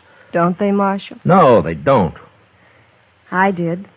Then either you're crazy or you're lying to me. And if you weren't a woman, I'd throw you in jail right along with him. I'm a woman, Marshal, but I've no objection to going to jail with Scott. Oh, then you admit you're his accomplice. No. I suppose it's hard for you to understand, Marshal. It is. Well, I'll try to make it simple. You see, Scott doesn't know why he took me with him when he held up the stage. He's never done anything like that before. It just seemed perfectly natural to him. He saw something he wanted and he took it. That's all. I'm afraid the court will look at it somewhat differently. Well, I suppose he'll go to prison for the holdup, but not for kidnapping. Why not? Because I'll testify that I went with him of my own free will. I almost wish you two hadn't ridden back to Dodge. Marshal. Yeah. You said you know about Bob Carter and me. Yeah? Well, Scott's been wild and he's done wrong, but he's never done anything really evil. Well, maybe you're better off with Cooley. If he straightens out. You know I am. Don't you, Marshal? It's no business of mine. I'm a peace officer, not a matchmaker. My job's to keep Cooley under arrest and get him up for trial, and that's all. Now, what you do is your own business. You can testify any way you like. I can't stop that. Oh, please. Marshal, help me. There's no one else who can. Yeah, who is it? It's Carter. Open this door.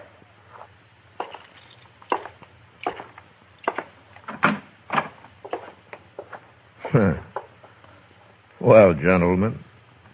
There are 4 of us here, Marshal. We figure you've talked to Jane long enough. Yeah, I think I have, Mr. Carter. You're leaving? Yeah, we're leaving. Are you ready, Jane? Oh, thank you, Marshal.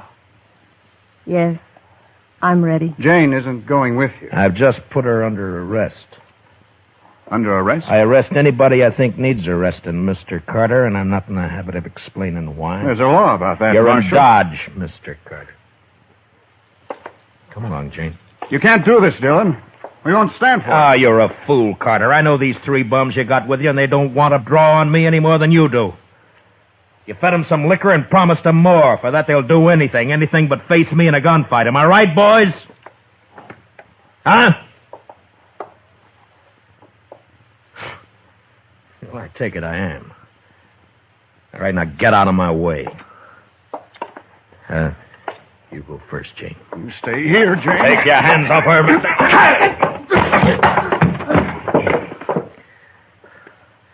Just step over him, Jane.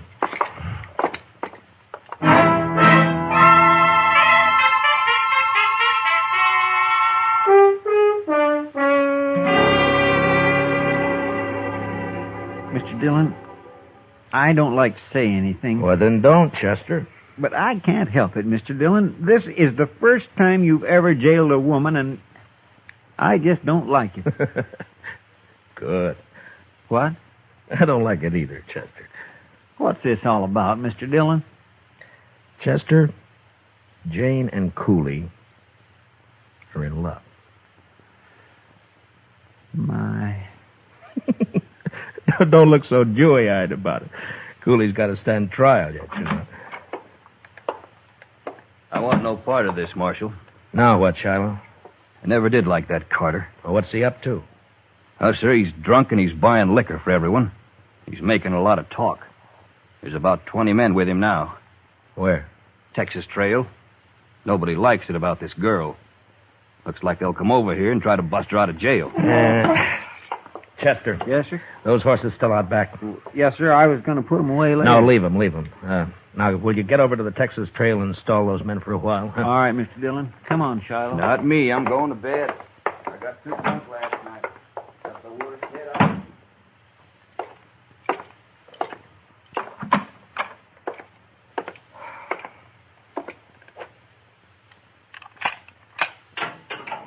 Cooley, Yeah? come on out. What is this, Just Marshal? hurry it up, will you?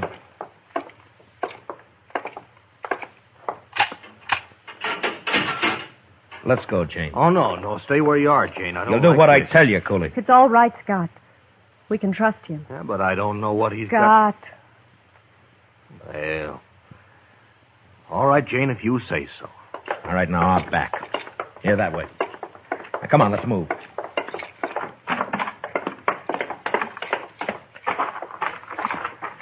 All right, you take the gray horse, Jane. He's gentle enough. But hurry, will you? Come here. Come on, boy. Where are we going, Marshal? We're going to Hayes City. Cooley's going to stand trial there. Yeah, They got the money back, Scott. They can't do much to you. I know. But there's that kidnapping, too. I won't testify. That's all. Jane, you're going to have to testify. You'll be in contempt of court if you refuse. Then I'll lie. Anyway, I did go of my own free will. After a while, anyway. That's perjury. But you don't have to do that either. There's an easier way. How?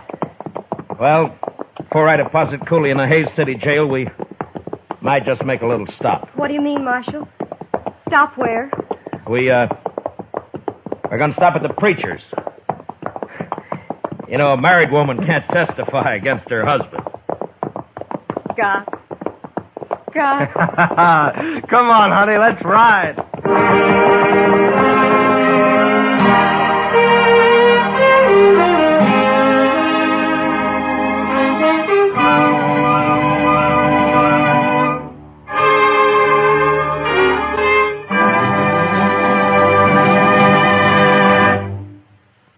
Gunsmoke, transcribed under the direction of Norman MacDonald, stars William Conrad as Matt Dillon, U.S. Marshal.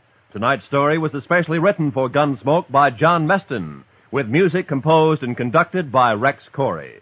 Featured in tonight's cast were John Stevenson, Larry Dobkin, and Patricia Walter, with Mary Lansing, Herb Ellis, Jonathan Hole, Jim Nusser, and Frank Gerstle.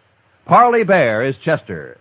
Join us again next week as Matt Dillon, U.S. Marshal, fights to bring law and order out of the wild violence of the West in Gunsmoke.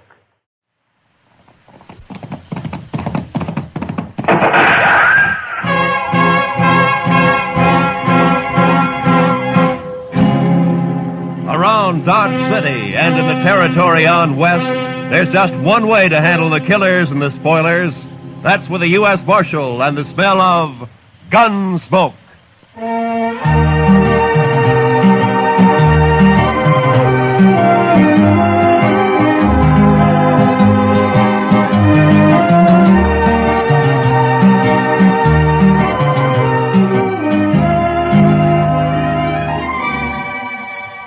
Gunsmoke, starring William Conrad.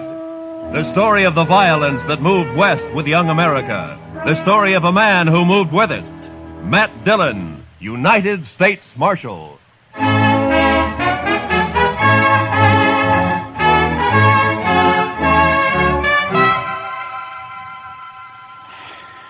Sure is hot today, Mr. Dillon. Yeah.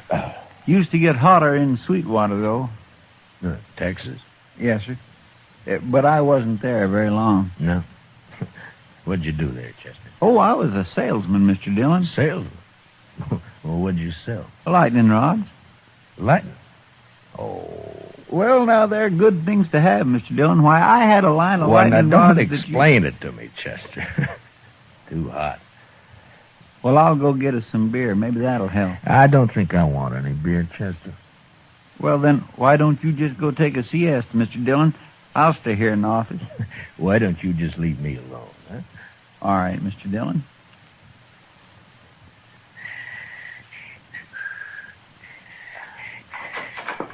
Marshal, Yeah, what do you want, Doc? a couple of cowboys been feeding their liquor over at the Texas Trail. That's what saloons are for, isn't it? And they were giving Kitty a bad time. Oh? She got rid of them now. But they're down at the end of Front Street now, making remarks and pestering the town ladies. It just might lead to trouble. Well, I'm not going to walk down there in this heat just to lecture a couple of hard-nosed cowboys. I'll go, Mr. Dillon. Oh, good, Chester. You go, huh? Just tell him to take it easy and leave the ladies alone. Yes, sir, I will, Mr. Dillon.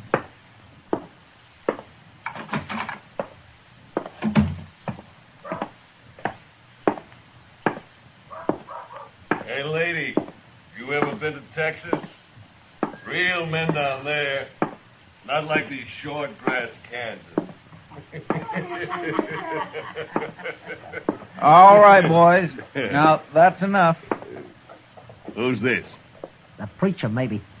Boys, Marshal Dillon sent me down here. And we're going to send you right back, fella.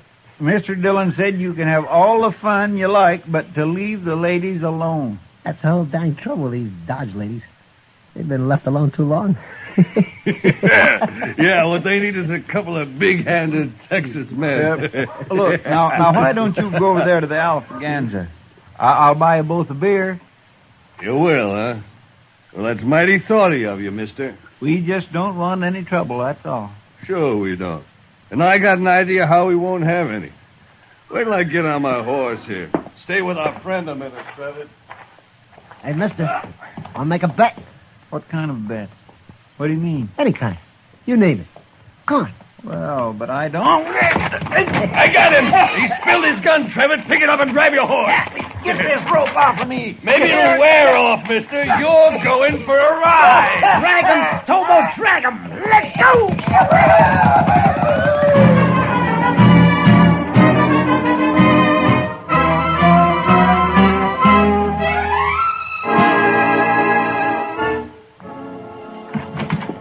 I got Chester, Marshal. What? What? Who got Chester? A couple of cowboys. They roped him and dragged him out of town. Come on. Well, which way? West, I'm going with you. Hurry.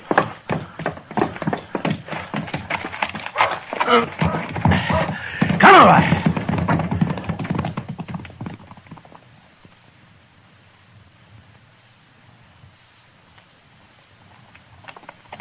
There they are, but they're not dragging anything. They must have cut him loose. There he is, by that sagebrush there.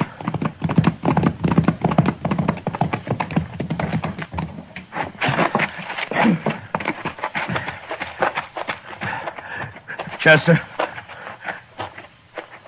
Chester.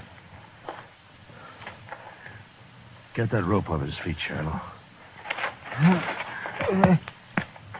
Look at him. He's bleeding all over. They tore him to ribbons. I'll stay with him, Marshal, if you'd like to. No, Shiloh. Go get our horses up. I want to get him back to the dock right away. All right, Marshal. It's all over, Chester. I got you now. We'll be at the dock soon. Easy, Chester. Easy, fella. Easy now.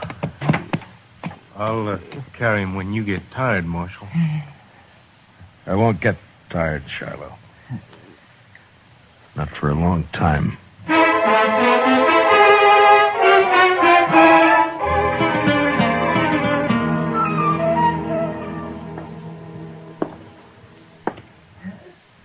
Well, Doc?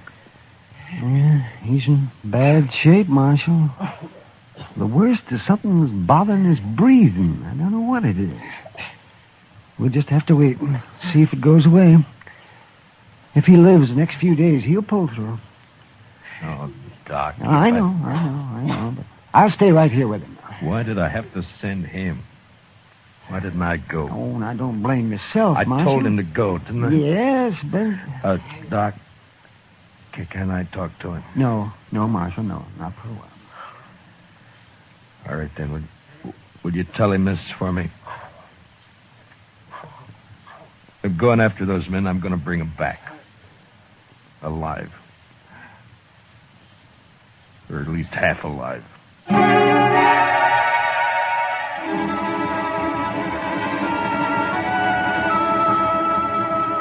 In the street outside, waves of heat move back and forth, making things seem unreal. Like Chester lying up there at docks. That seemed unreal somehow. I walked down to the jail and I went inside and I sat there for a while. And then all at once I got up and unbuckled my guns and I hung them on a peg behind the desk. And I went over to the Texas Trail. I'm over here, Matt. Sit down. Matt, I heard about Chester. How is he? Doc doesn't know for sure. Oh. They were in here bothering you. Who were they, Kitty? I never saw him before. One was a kind of weasel-faced man named Trevitt. And the other? Big man. Real brute. Named Stobo, I think. I see. What outfit, they say? Would it be the Crow Track? Yeah. The Crow Track's holding a herd up the river. Thank you, Kitty. Wait a minute, Matt. Yeah? It's no business of mine to ask, but where are your guns? It would have been easier for Chester if they'd have shot him and killed him. But I don't see... So I'm not going to shoot them. Chester dies, I'll see him hanged. Otherwise... Otherwise what, Matt? I don't know. But I'm going to bring him back and we'll wait and see. You're taking an awful chance. Maybe. Oh, Matt.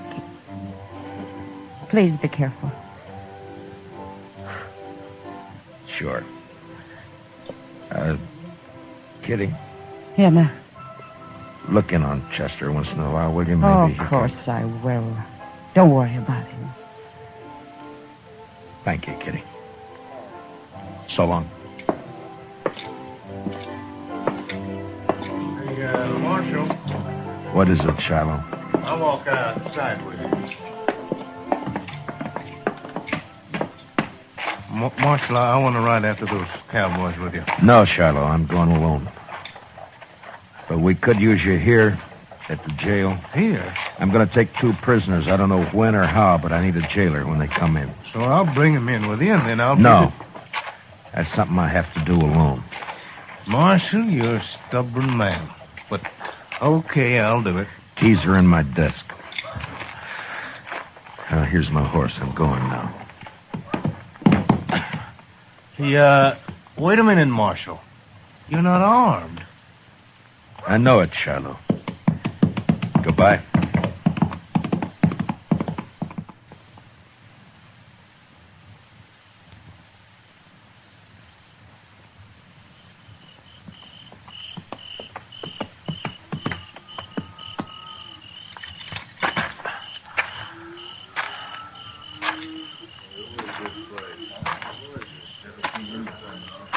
Who's the trail boss here?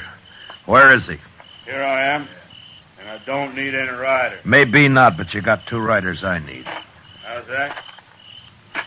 Just what do you want, mister? That's the Crow Track outfit, isn't it? That's right. I'm looking for a couple of your men called Stobo and Trevitt. They ain't here, mister. And where are they? They come back this afternoon, picked up the gatherings, and left. Didn't even wait to get paid off. I'm telling you this just because they're no good, and I'm glad they're gone. Which way'd they go? I wouldn't tell you if I knew, mister. I didn't think you would. Who are you, anyway? I'm a U.S. Marshal out of Dodge. That's so? Well, I don't know what you want them for, and I don't care, but how you going to take them, Marshal? Put salt on her tail? You ought to at least take a club if you're going after that Stobo. He's mean, he's big. Besides being a Texan. We've hung Texans up here before, mister.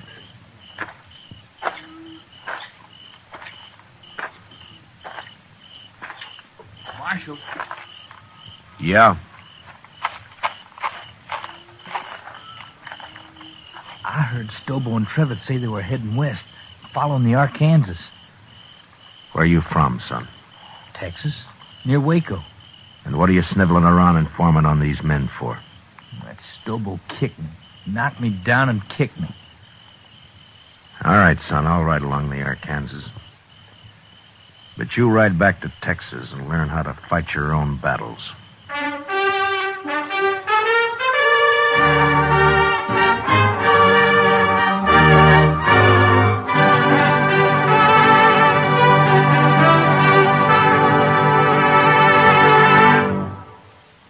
We will return for the second act of Gunsmoke in just a moment. But first, the conventions start next Monday when the Republican Party takes over Chicago.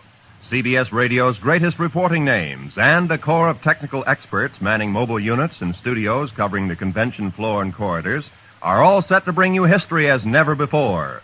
Whatever happens, wherever it happens, you'll miss nothing when you tune in the conventions on CBS Radio starting next Monday.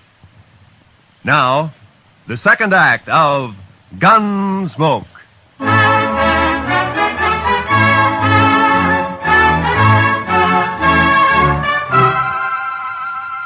I cut straight down to the Arkansas and followed it west. I rode close to the water where I could use the sound of it for only my cover.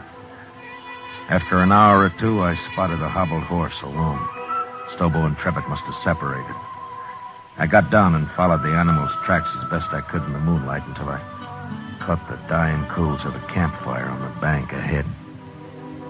To one side, I could make out the huddled figure of a man asleep in his blanket. It took a long time to crawl to his head where I saw the weasel face of the man Trevitt. His gun belt lay on a saddle blanket in easy reach. I stood up and heaved it out into the river. And as Trevitt sat up with a snap, I kicked him back. Down! Don't shoot! Don't shoot! You sit up again and I'll smash your skull, Trevitt. Don't kill me. Don't kill me. Shut up. Now, where's your rope? I told you to lie down. Now, where's your rope? Under my saddle there. You gonna lynch me? No. But you may hang legally if you live that long. Now, keep your arms in that blanket and lie still while I get you roped up here. Who are you, mister? Yeah, that'll do it. Let's just say I'm a good friend of a man you dragged out of Dodge this morning. Stobo was in on that, too. It was his idea. He did it. Don't worry. I'll find Stobo. You ain't gonna leave me like this? I'll be back.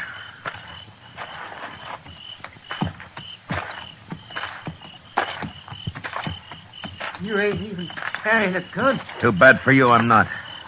Now, Trevor, I'm going to throw you across my horse and tie you on. He'll take you into Dodge right to the jail. When you get there, tell Shiloh who you are if you can still talk. He'll give you a nice, clean cell. You're the marshal. I'll be back when I find Stobo. You can't do it, Marshal. I'll die on that, son. Ride like that across a horse. No, listen. Stobo's about a mile upriver. We had a row and I left him. See, I told you, Marshal. Let me go now. Trevor, how would you like to go to Dodge behind my horse with a rope around your heels? No, don't, Marshal. Don't kill me. I'll pack you on now.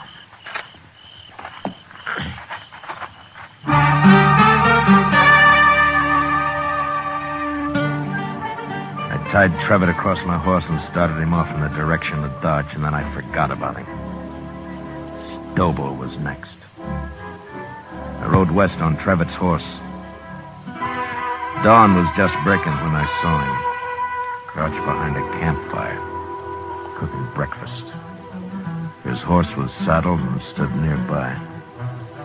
I rode straight up, got down, and walked over.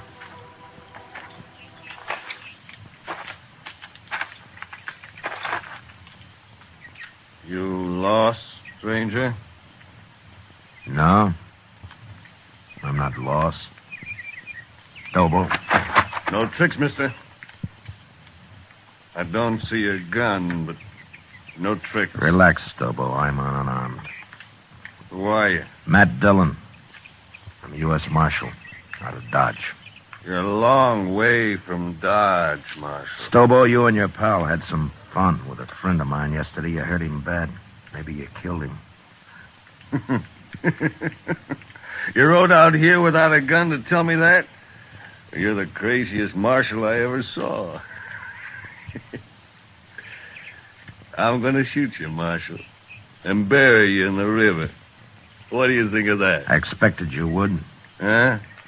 But unless you want it on your conscience that you refused to feed a man on the trail, you better give me a piece of that pork first. You're about the coolest man I ever saw, Marshal. Do I eat? Sure you do. Sure. You just stand right there across the fire and don't move. I have to shoot you before you've been fed. I know. It's too bad I only got one dish for your last meal, Marshal. A man can keep sassy on meat alone, Stobo. Yeah, he sure can. Well, looks about done. At least this here piece says you can't... All right, I got your gun, Stobo, so don't try anything. You burn me! You burn me! Just a few coals. It won't hurt you. Now shut up and get on your horse. I'll kill you for this, Marshal. You can't hurt me like that. On your horse! Come on now. Get up there. Now, you just sit there, Stobo. I'm going to throw a noose around your neck, so keep your hands down. There now. Now, you ride toward Dodge. And you do anything I don't like, and I'll jerk you off your horse and drag you the rest of the way. Now ride.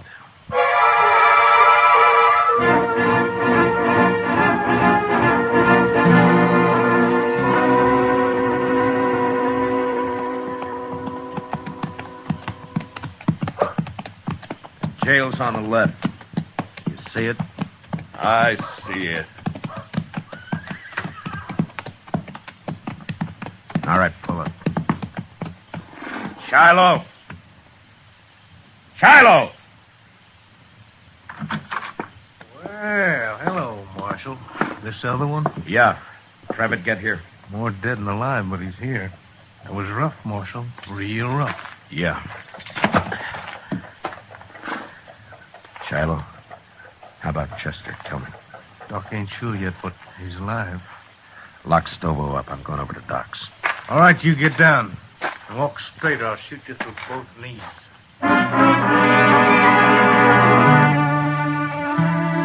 Chester was asleep, but the doc let me take a look at him. Seemed to me he had more trouble breathing than before.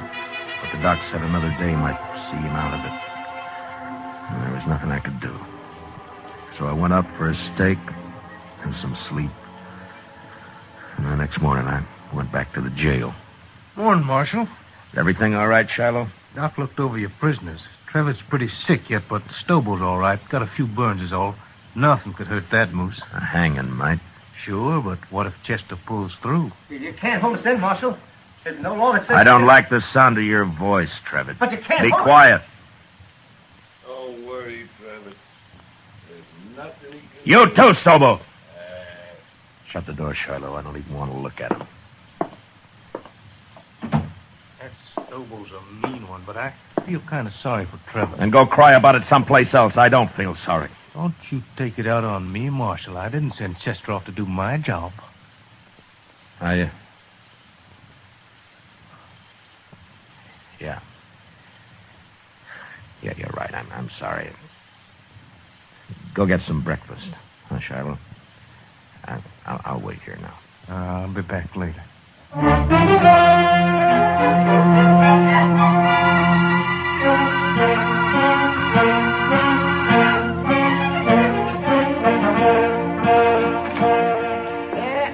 Hello, Marshal. Doc? What? Well, what is the doc coming? Chester. He's going to be all right. You sure? Why, of course, Marshal. His breathing suddenly changed. The pressure's off somewhere. Oh, he's going to be fine. That's good. Of course, he'll be in some pain for a while yet, but... Yeah. All right, Doc, I'll come see him in a little while. I'll tell him for you, Marshal.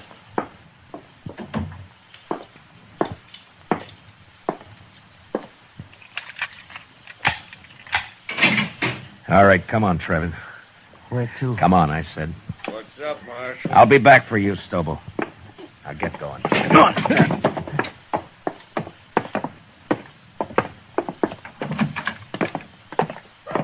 It was Stobo, did it? Not me. You can't do anything to me. Shut up. Trevitt, your horse is down at the National. Go get on it. You turning me loose? Get your horse and ride, and don't ever come back to Dodge, not while I'm alive. Now go on before I change my mind. Yeah, sure, I'll go.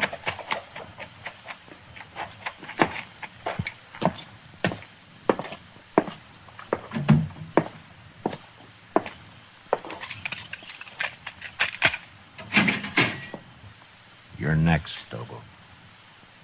What you do with Travis? Put a knife in him? I turned him loose. Now, come on, get out of that cell. Am I free, too? You will be in a little while. So the doc, Marshal. Chester's... Hey, where you going with Stobo? Gonna shoot me in the back, probably.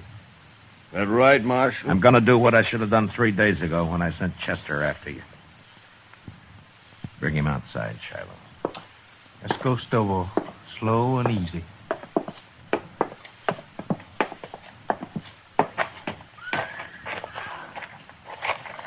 Bring him over here, Shiloh. You're gonna drag me, is that it? You try that. That's what you do, isn't it, Stobo? Don't try. Never mind. Shiloh, hold my guns. Here. What the... Oh, I get it. You're gonna fight me. Marshal, you're crazier than I thought. Why, I'll tear your throat out. If he wins, let him go, Shiloh. Maybe I will. I said you'll let him go. All right, Marshal, all right. Maybe you're crazy, but I guess this is your party. Come on, Marshal. I'll make it short for you. Real short. Stand back, everybody. Get back, do you hear? You're big, Stobo, but you're stupid. You're ugly stupid. Why, you... I'll kill you! I'll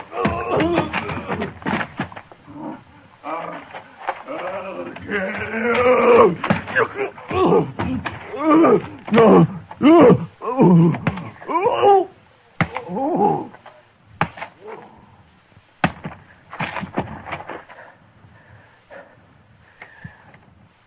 Give me my guns, Shiloh. Here. You don't look too good, Marshal. I'd better get that doc. He's hurt, but he isn't dead. If he can't ride, throw him on a stage, but get him out of here. If I see him again, I'll shoot him.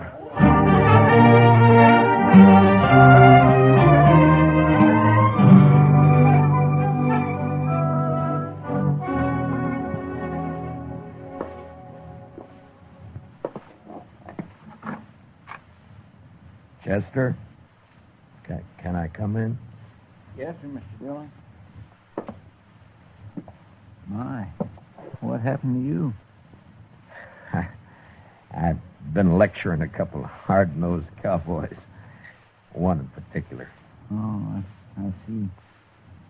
I'm sorry, Mr. Dillon. Those two sort of got the drop on me. Yeah, it sure did. Mr. Dillon? Yeah? I've been thinking, and... Yeah? What is it, Chester? Well, Mr. Dillon, I'm not much help to you here. Maybe I better just... That's enough, Chester. Well, but I've been thinking... Well, just stop thinking. Yes, sir, Mr. Now, look, Chester, I'm going to tell you something. I need you here. You see, you're the only man in Dodge I can really trust. The only one. Yes, sir. Well, you can trust me, Mr. Dillon. Yeah, I know. And I'm thanking you, Chester. But you're sure no help to me lying there, you know. No help at all. Well, I don't aim to stay here long. The doc says I'll be up and around again. Look, Chester, I tell you what. I'll go get patched up, and then we'll make Kitty come over and fix us some steaks, and we'll have some beer, too, huh? Well, what do you say? My, that'd be fine, Mr. Dillon. My, I'd sure like that.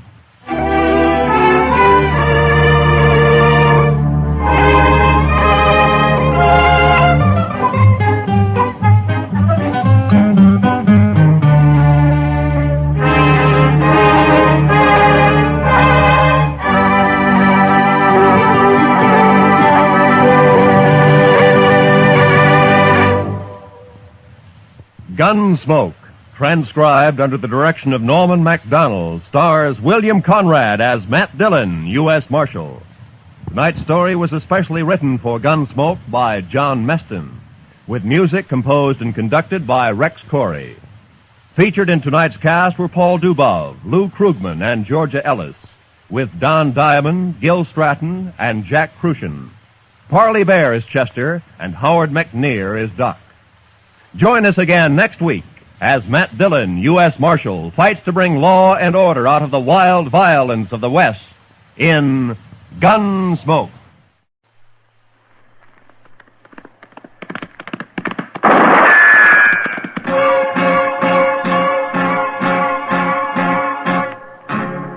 Gunsmoke, brought to you by Chesterfield, America's most popular two-way cigarette. What a pair. Chesterfield King Size at the new low price. Chesterfield Regular. Around Dodge City and in the territory on West, there's just one way to handle the killers and the spoilers, and that's with a U.S. Marshal and the smell of Gunsmoke.